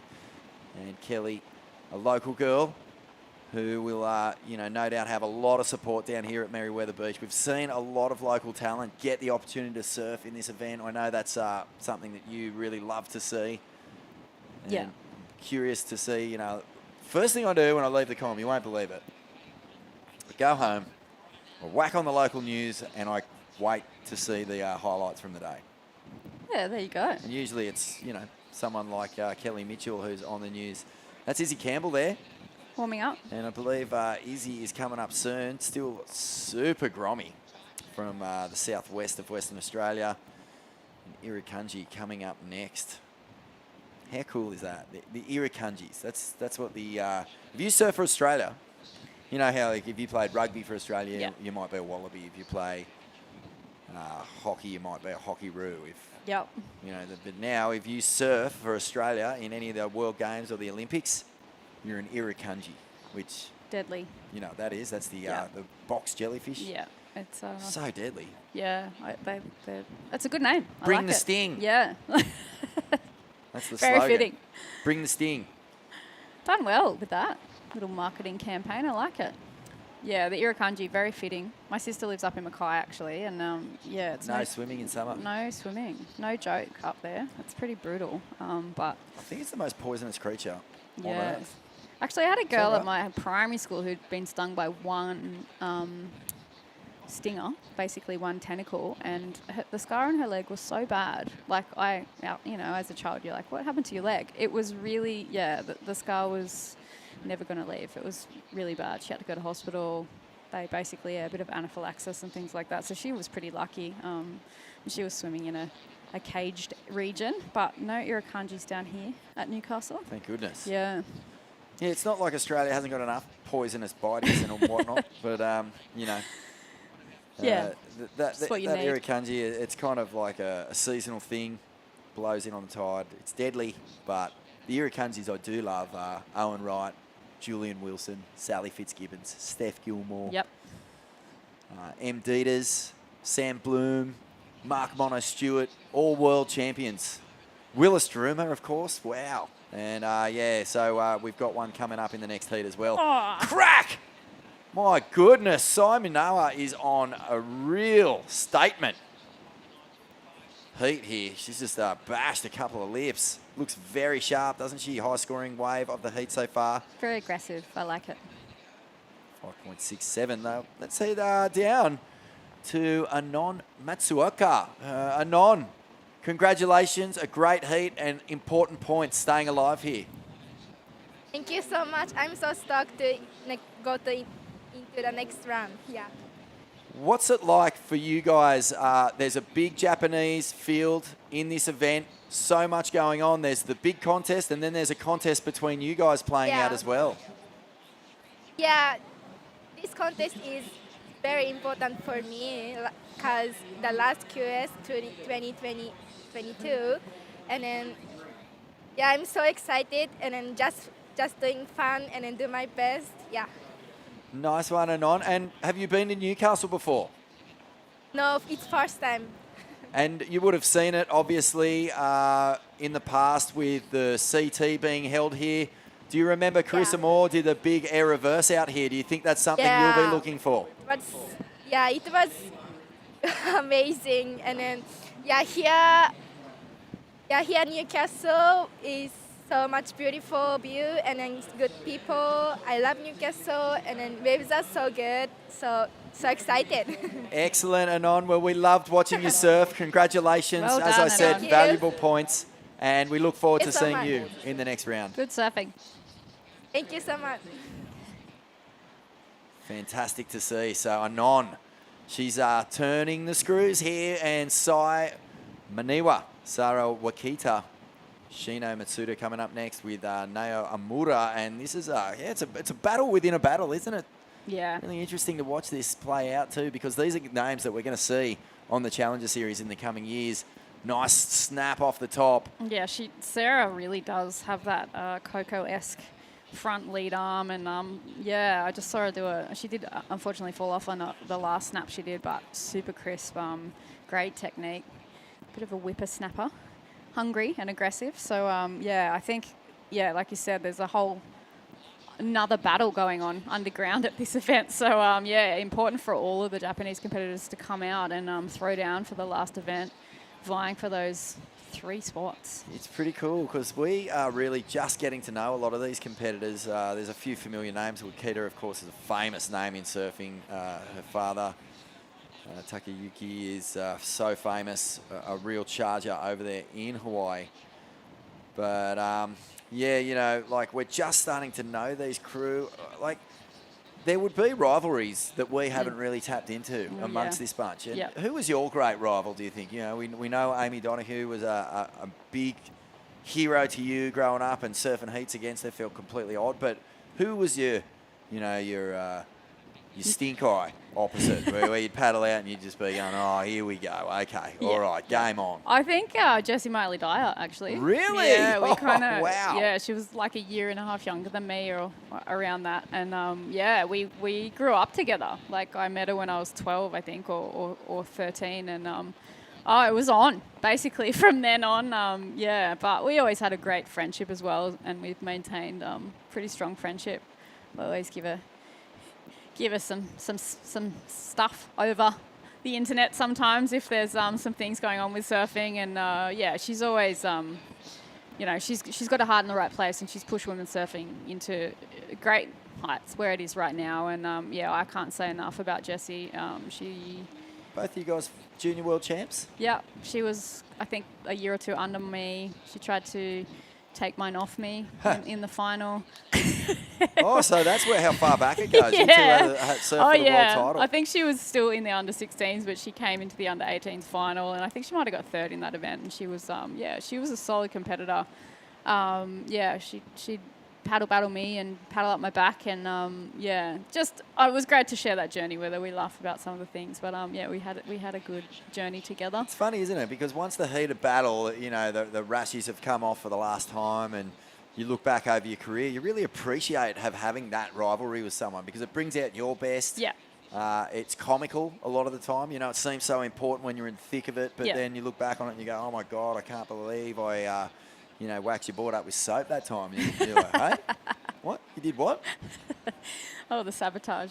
Yeah, we, yeah, it was good. I think it's nice, like, to have lifelong friendships. Even with Pauline, I was saying, like, I met her when I was 19, and I'm nearly 39. Let's not discuss it. But that's 20 years of my life that I've known some of these women. And, yeah, longer with Jessie. I think she's one of my oldest mates that I'm still in touch with. So, yeah, it's pretty awesome to be able to share those experiences together. Well, it's going to be fun watching, you know, where these rivalries develop with this next wave.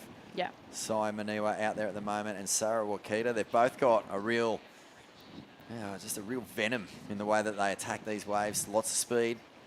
Quite similar approaches, and not much separating them on the ratings, the Asian ratings at the moment. We've got 6th for Sarah Okita, 13th for Sai Maniwa. We're both very young. And Kelly Mitchell, who's also out here, the local girl, and she is sitting on a pair of 1s at the moment. So just biding her time at this stage. Time has been sort of getting away from us a little bit. She might need a little bit more of an open face right, I would say, just to be able to throw down some turns. It is pretty tricky out there, and I think that's why the Japanese competitors have got busy early.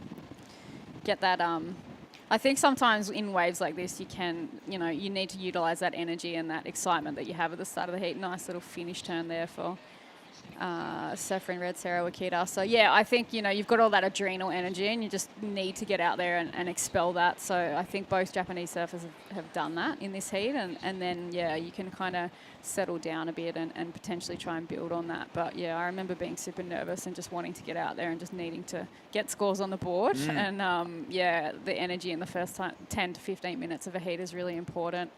Because yeah, you can only burn adrenals for so long. But here we see the surfer replay there of, I think, one of her first waves, but really crisp surfing. Finishes that nice and strong on the inside, and it's tricky been out strong, there. hasn't it? Strong surfing from both Japanese women here. That was a beautiful hack. Gets the little rebound. I think that was the 5.6 for Sarah Wakita.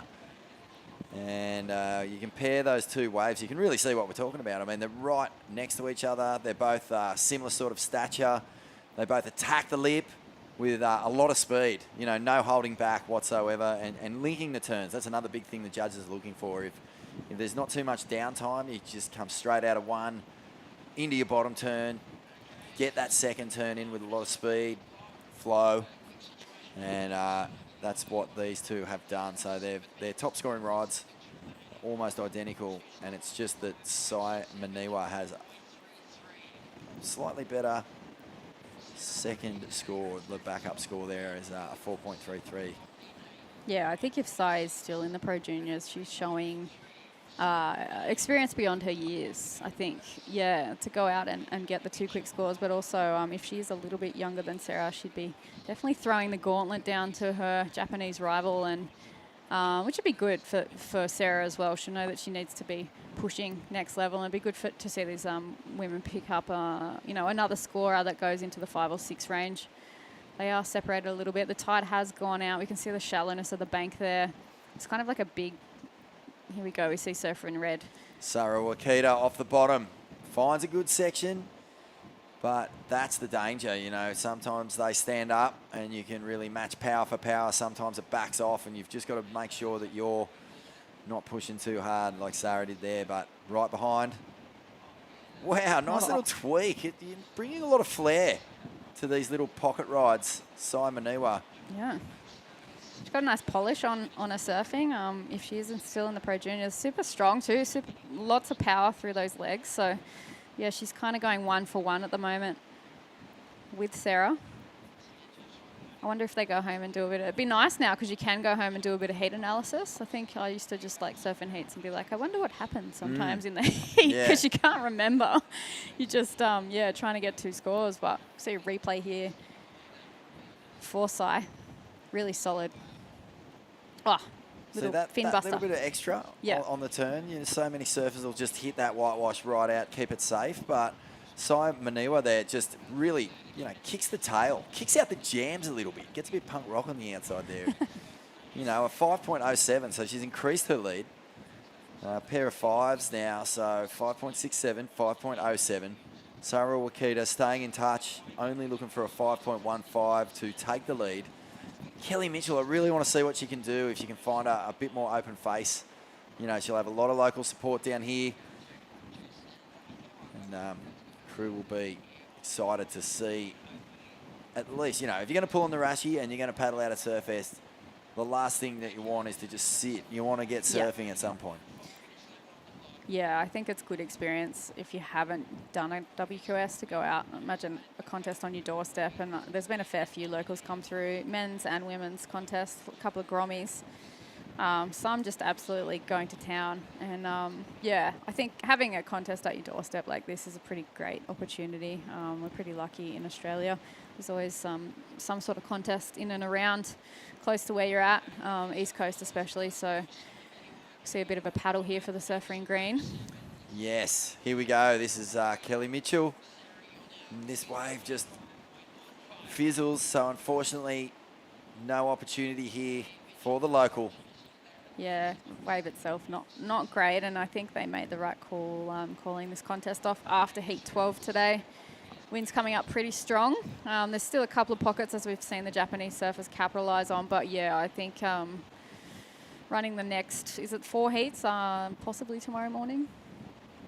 Let's see what the call is, bright and early. I think we'll, hopefully we'll just rip it. Yeah. Be a lot of fun to get to the weekend. Surfest weekend is one of the big ones. It's so much fun. There's a real carnival atmosphere down here on the beach at Merewether, and things really fire up. I mean, Newcastle does not need an excuse to party. This place loves a good time. I think the footy's on this weekend as well, so that always brings a real atmosphere to the town. Yeah, I mean, maybe they might win a game. Oh, drawing blood. I can't believe you said that. I'm a Manly supporter, so... Me too, yes. That's rare. No, big high five. So any dig Manly I can have... Just quietly. Yeah, just quietly. Having little digs at Newey. I mean, they're always a great team. They always put in a good performance, but yeah. Well, we let them have their moment in 97, didn't we? Yeah, won't forget it. Out the back, looks like a couple of surfers.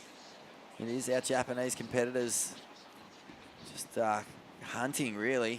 looking for something in these last 2 minutes, 45 seconds. But Kelly, I thought for a second she might pull the trigger. Probably a good call.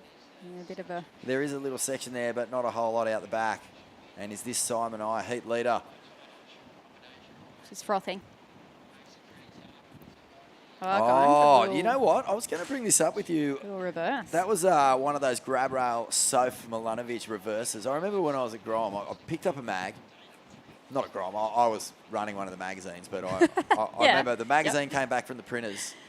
Yeah, a magazine came back from the printers, and I opened up the inside front cover, and it was a Roxy ad of Sophia doing a grab rail, full-blown, almost club sandwich reverse. Yep, I do remember that. Yeah, I think that was at D-Bar. What? Yeah.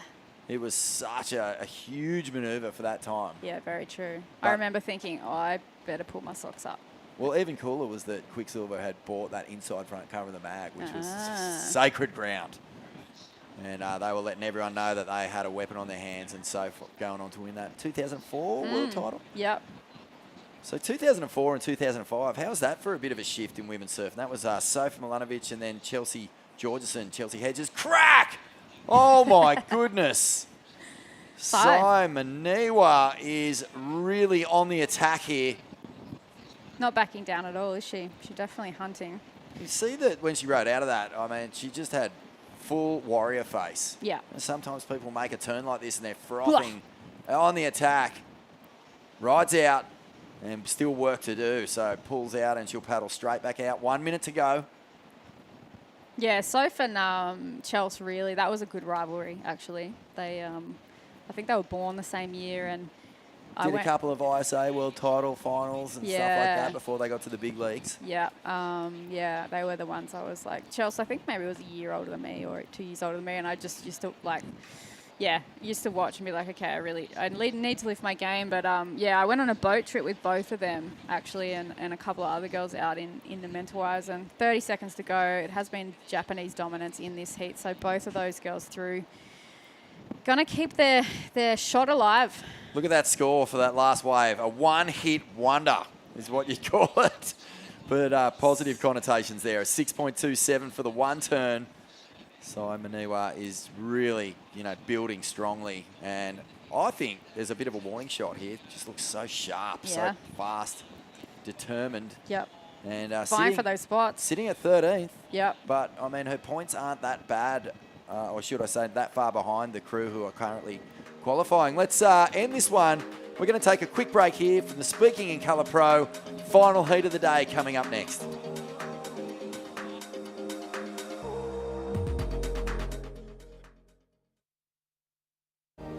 Upbeat. Downbeat. Feel its heartbeat. Open spaces. Open arms.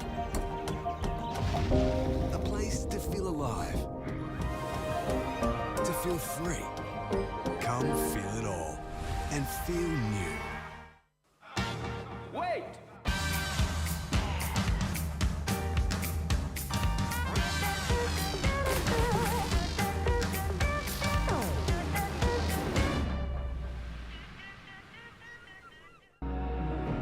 Where for the spirited, the grounded, the true outsiders. We know, you know, life's better outside.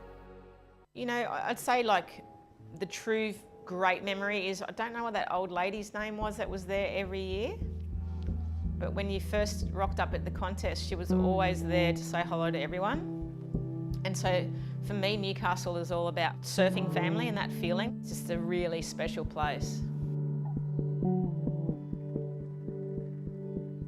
When I rocked up here yesterday, I went straight to the beach and Osha Curtis was out there. And I just felt so proud that what we fought for, the women today, are getting acceptance. It's just one more step, and that's to have equal amounts of men and women is what I'd love to see. The way things are going, I don't think it's far off. It's very true, like you said about the Girls Can't Surf movie. There's a saying in there that says, if you can't see it, you can't be it. And so now women around the world are seeing other women do amazing things, And so everyone's excited to see rising women reaching this point.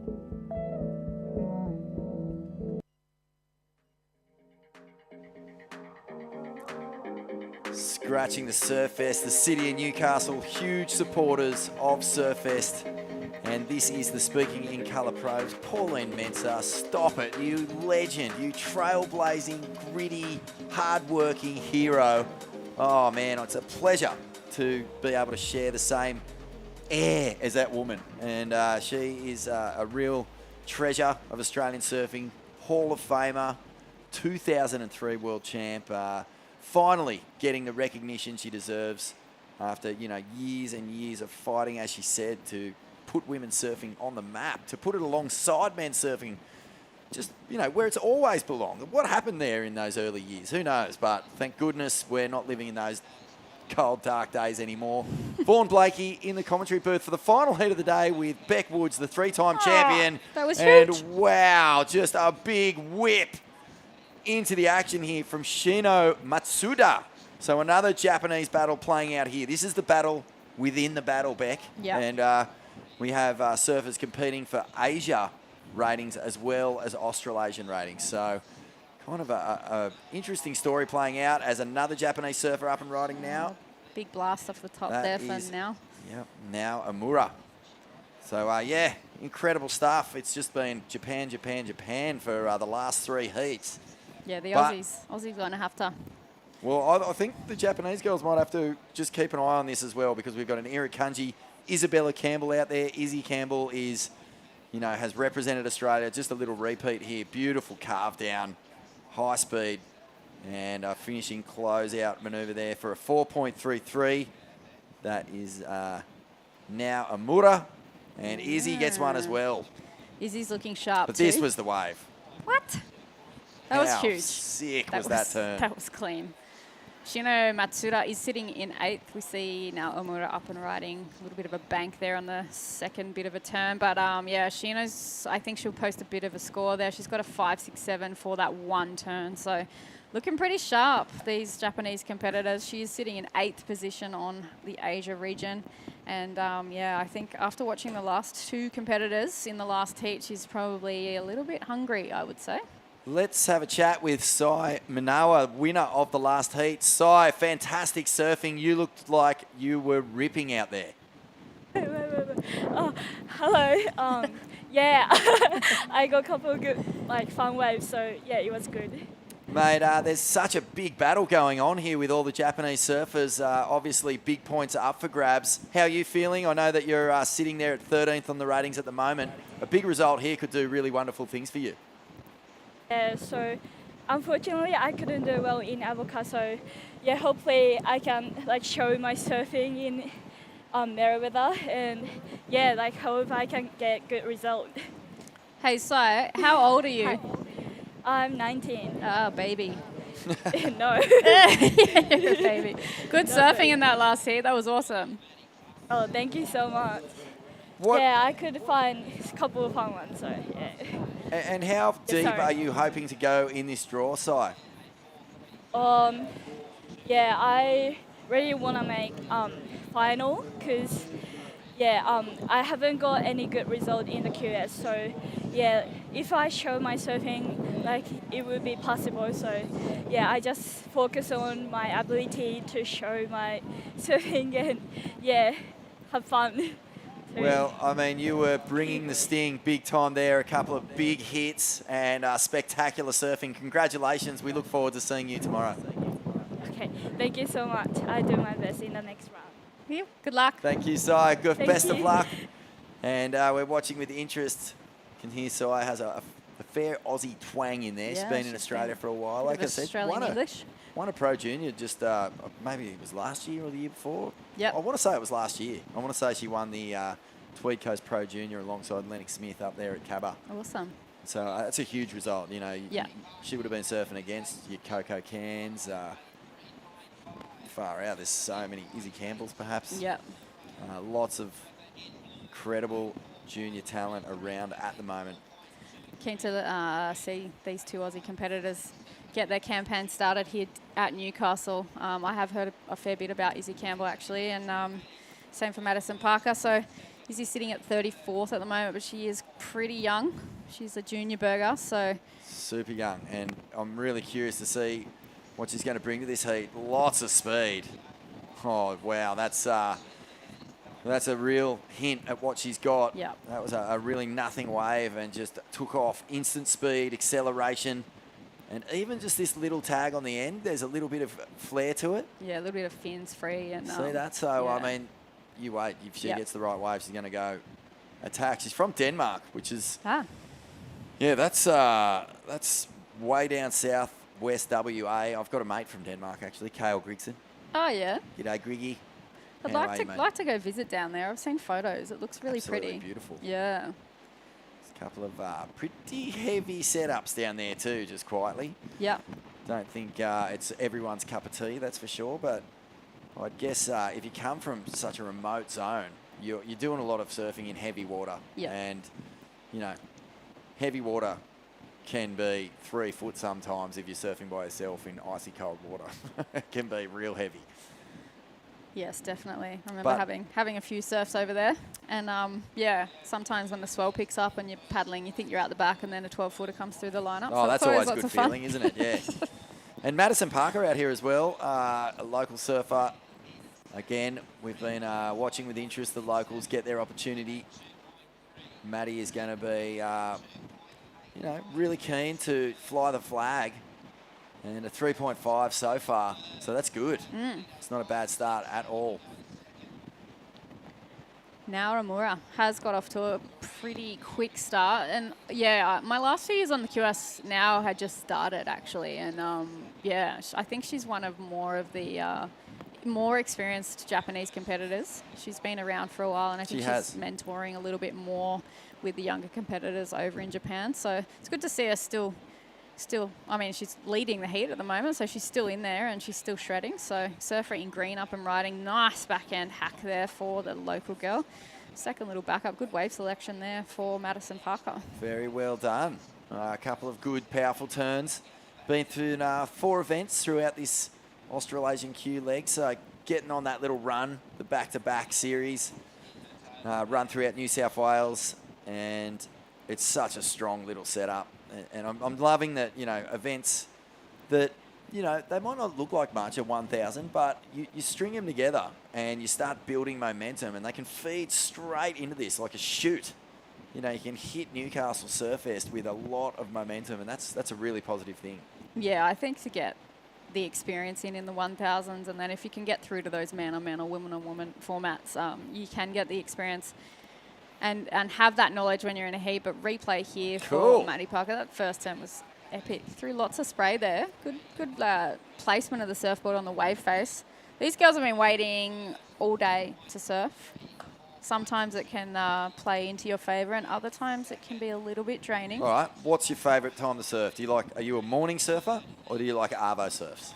I always liked morning because I used to get a little bit nervous and I'd get a bit drained. But by the time you get out there, if you have been waiting all day, nice little bank there for Japanese surfer. If you have been waiting all day, sometimes you can use a little bit of that aggression that you've been storing all day and get out there and just, the judges are sitting there all day and they're watching surfing all day. So you've got to really, you've got to take them something that they actually want to look at. Otherwise, you're not going to get a score. So especially by the last heat of the day, I think you've got to really bring it. And I think, if you've been a bit frustrated and waiting, then it's a good environment to get out there and just smash it. So these girls are doing that right now. We see a little replay there of red. Yeah, Shino has a wonderful technique off the bottom. Really draws it off hard and then has a real spring, elastic backside attack when she goes up the face. Even then, a little bit late, but just able to whip it back down. Let's stay here with now 10 years or so on the QS. So as you said, really experienced competitor starting to take on a mentor role. This will be a big contest for Nao because, there's a lot on the line here for the Japanese competitors. That Asia region is also going to wind up at this event. So they're going to solidify their qualifiers for the Challenger Series right here at Newcastle as well. Yeah, it's looking a little bit tricky. You see that gutter at the front there? It's forming a little bit of almost like a left left bank. But you can see sometimes that gutter can cause a little bit of ribbing in the waves. So, yeah, the girls have been negotiating that really well this afternoon because it is pretty low tide out there now. So, yeah, coming to the last heat of the day, I was talking to Sarah Baum because she was heat 13. So she's been waiting all day. Oh. And she... You got to love that. Yeah. We're going to call it off, actually. Yeah, she was kind of like, oh, look, I was ready, but I'm glad that I'm not going to be surfing. So it's hard. You know, everyone's under the same conditions. You've all surfed early, you've all surfed late. So, yeah, it is a game of stamina. And how's Baumy's performance over the past 12 months? I mean, Yeah. I think maybe the most improved surfer on the women's tour in the past 12 months. Already qualified for the Challenger Series through a wild card, South African wild card. Yeah. So she didn't have to rely on points here, even though she gobbled up 5,000 of them up at Tweed Heads. Which is, I mean, it was such a good win for her because she has been working so hard down here. Yeah, her partner's an exercise physiologist, so she's training hard every day. She's out in the water. She's working on her equipment. She got 10th on the Challenger last year, so you know, surrounding herself with good people. She's got a good community base around her down here, and commentator's curse.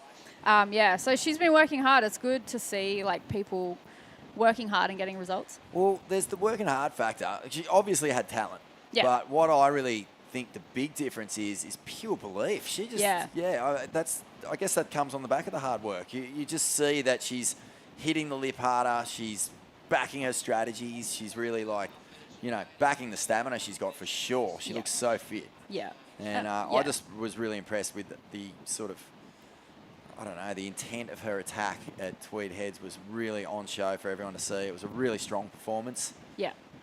And yeah, so it's kind of like it's been a nice regional leg for Sarah because knowing that she'd qualified, it allowed her to just surf with so much freedom. Yeah. And I think you can start sort of exploring different ways to structure your heats, work on things that you might not necessarily think are your strengths, and you can really figure out, you know, ways to be the best competitor you can be without that extra pressure of needing results. Yeah, for sure. And I think she has been playing around with that and playing around with like coaches and different, like catching more waves, catching less waves.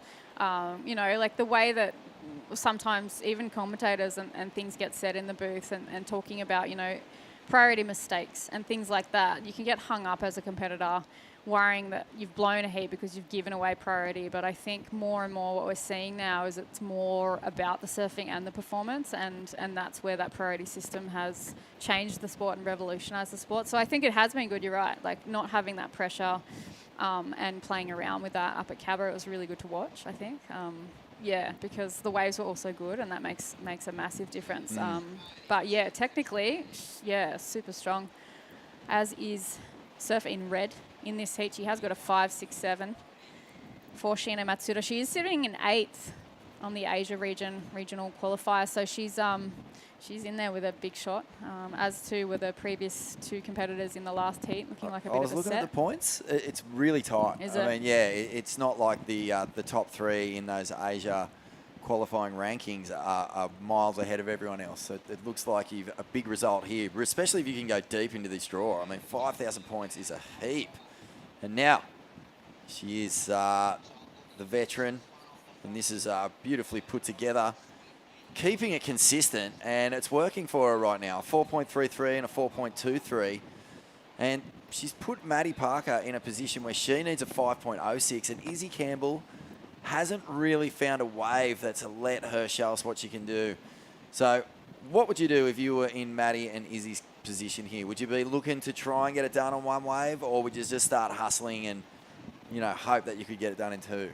Yeah, I think it's tricky conditions out there. I think they seem to be sitting kind of in similar positions to each other. So, yeah, I would try to get any chip shot at the moment, because it is possible to get, you know, what we saw with Surfer in Red Shino's first wave. I think she got a 5.67 basically for one turn. So if you can take off on a wave with some substance that does have a big section on it, I think just going super hard at that.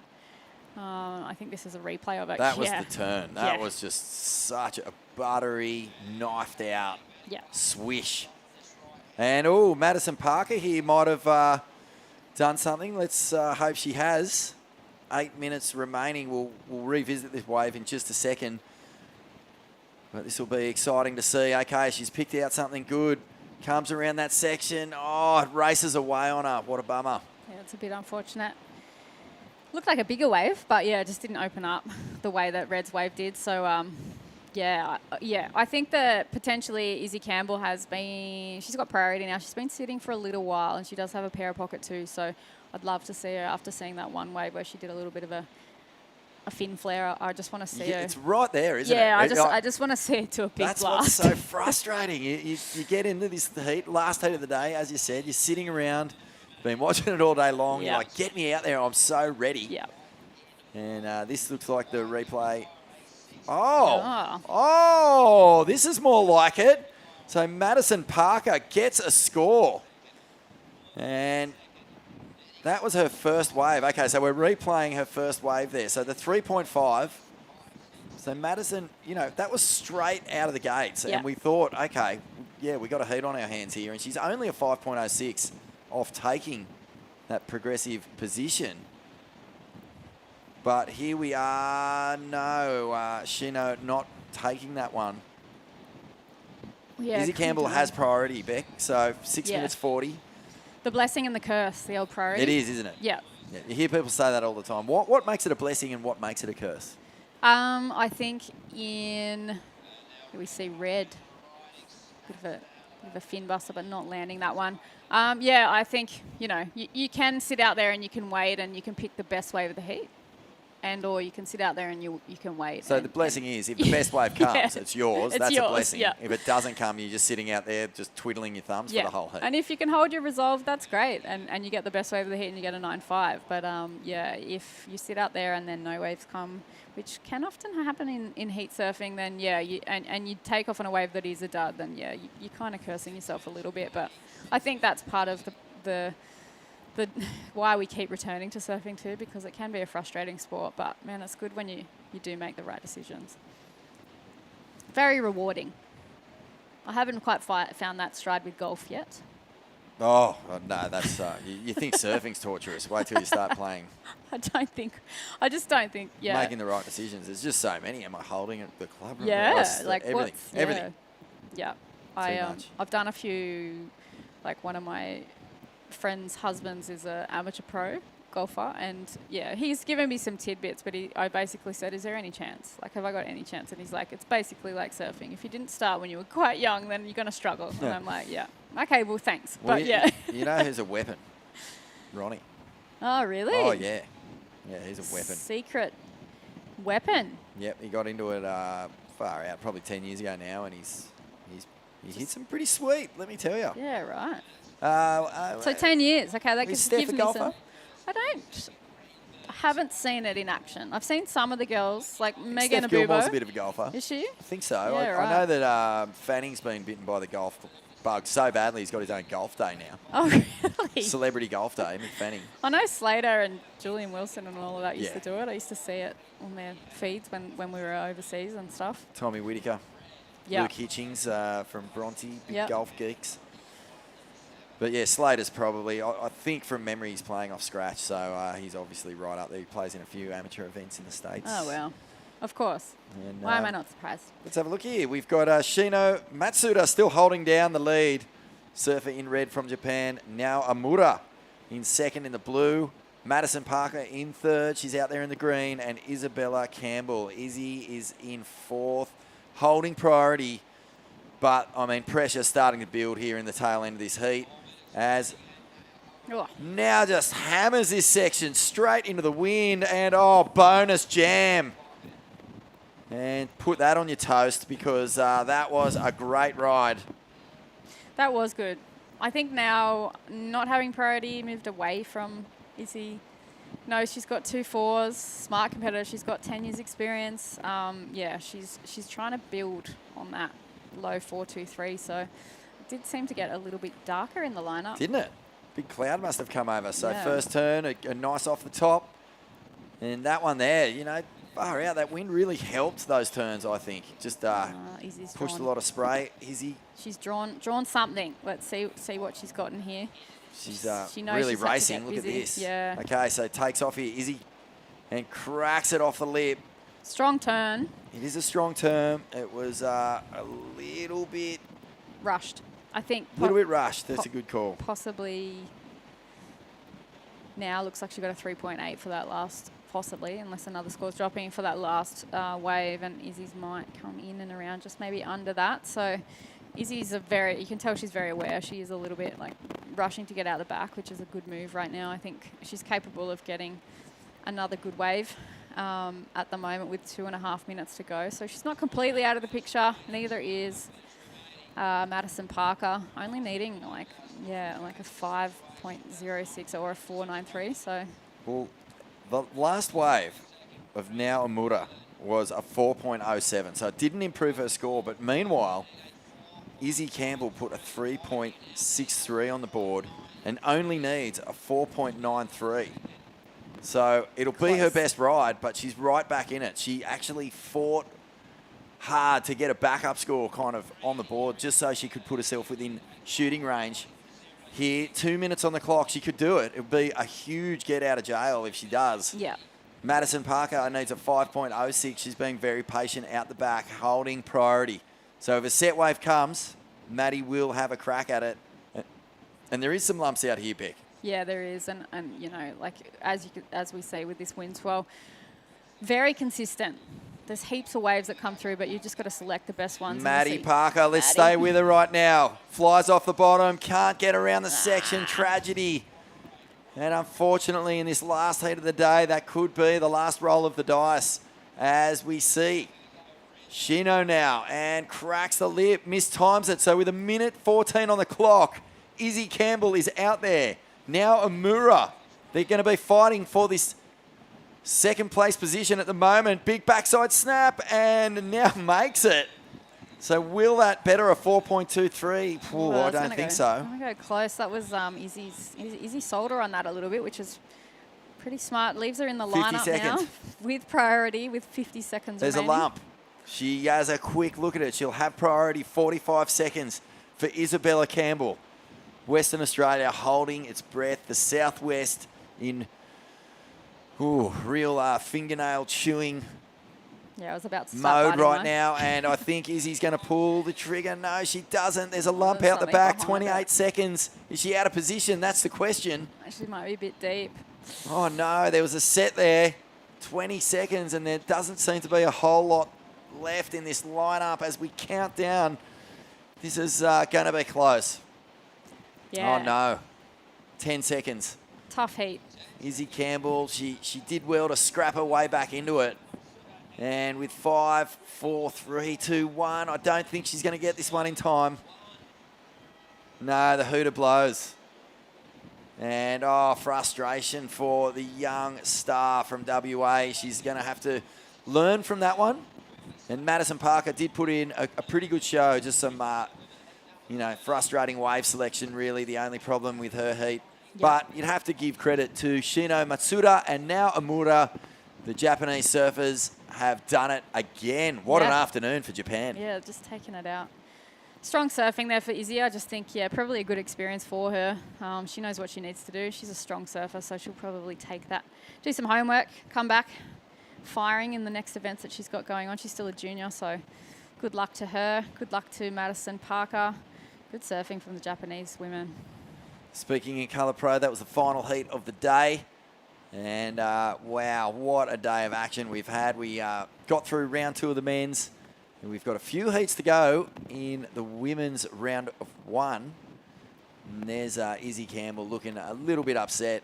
And, far out. What can you do? Sometimes you get out there, your intentions are good. Yep. We could tell she was feeling good. Like, there was no way she wasn't, she was, loving her equipment, feeling up for the fight. Yeah.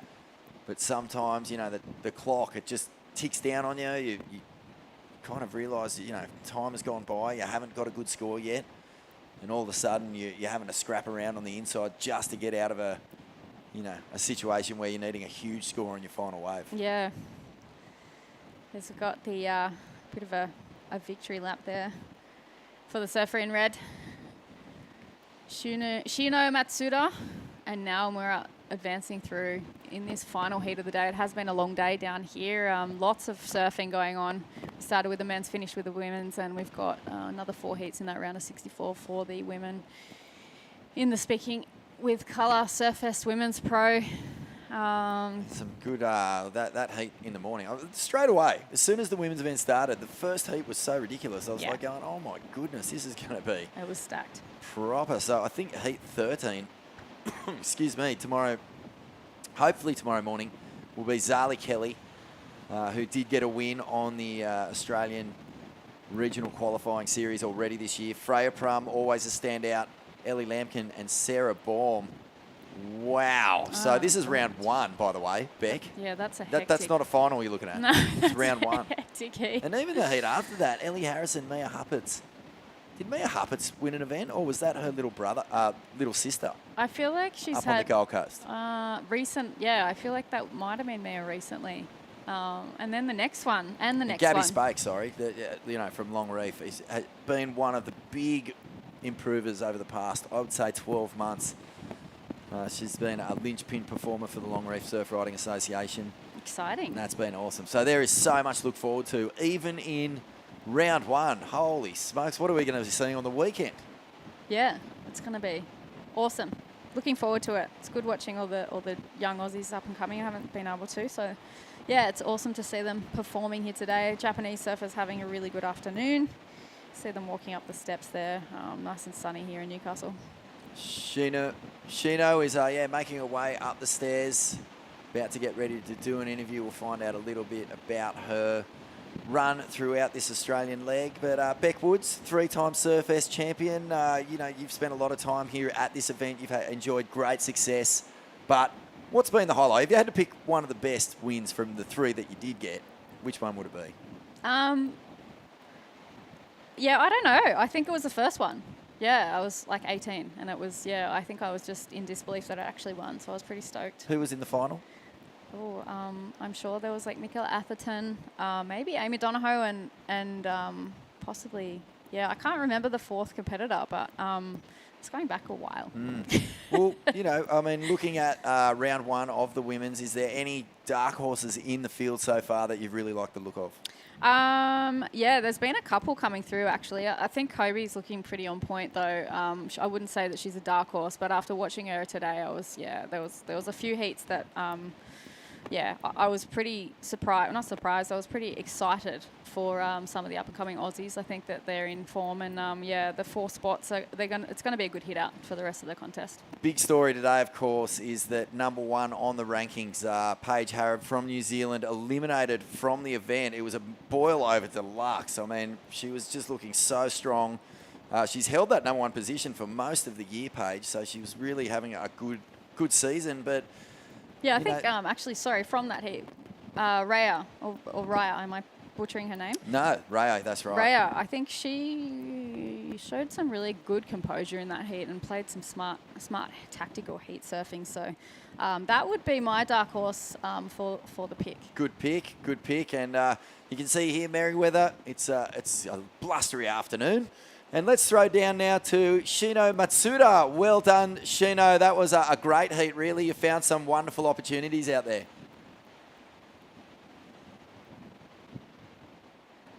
Shino, can you hear us? I don't think she can hear us. Shino Matsuda, well done. A tricky heat in the afternoon, but you found some good little corners and put some beautiful backside snaps on out there. Yeah, having a few audio issues at the moment. This young woman, gosh, she puts it, I think it was one of the turns of the day. A beautiful backside off the lip and beautifully done, wasn't it? It's just a big old swoosh. I think we've got a few technical issues for the interview there. We're not going to be able to get there, but we will see her. Oh, well, apologies to Shino Matsuda, but guess what? We'll be seeing her again. So the Speaking in Colour Pro here at Surfest. We're going to wrap it for day number 1 of the women's, but stay with us because tomorrow morning we're going to have the call and we could be back with more action. Surfest 2023, how good is it? See you soon.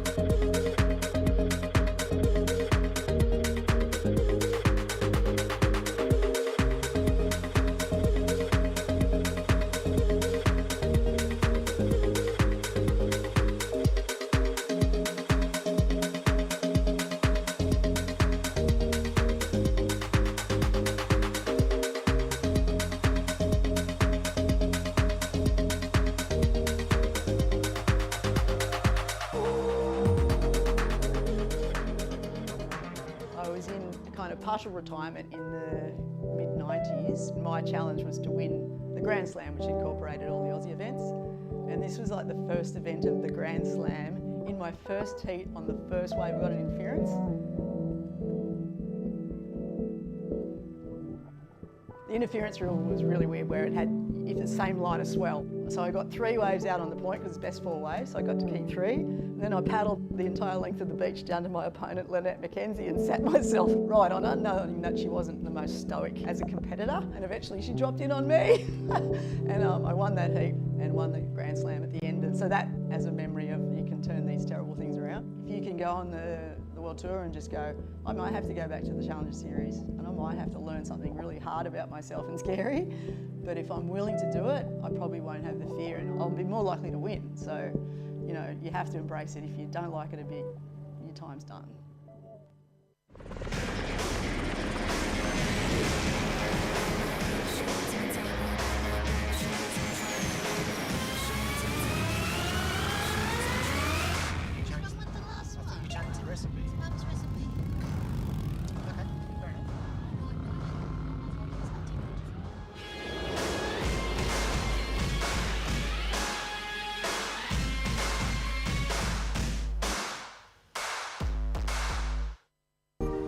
Welcome to Sydney.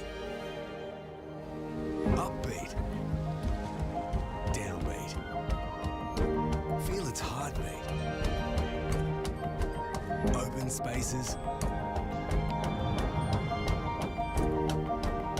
Open arms. A place to feel alive. To feel free. Come feel it all and feel new. Welcome to Sydney. Upbeat.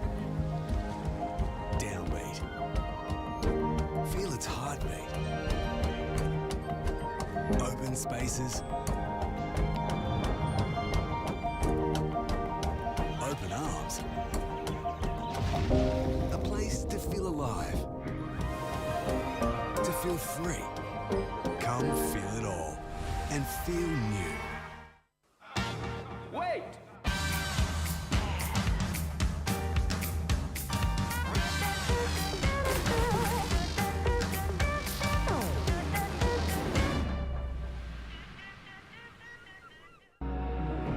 We're for the spirited, the grounded, the true outsiders. We know, you know, life's better outside.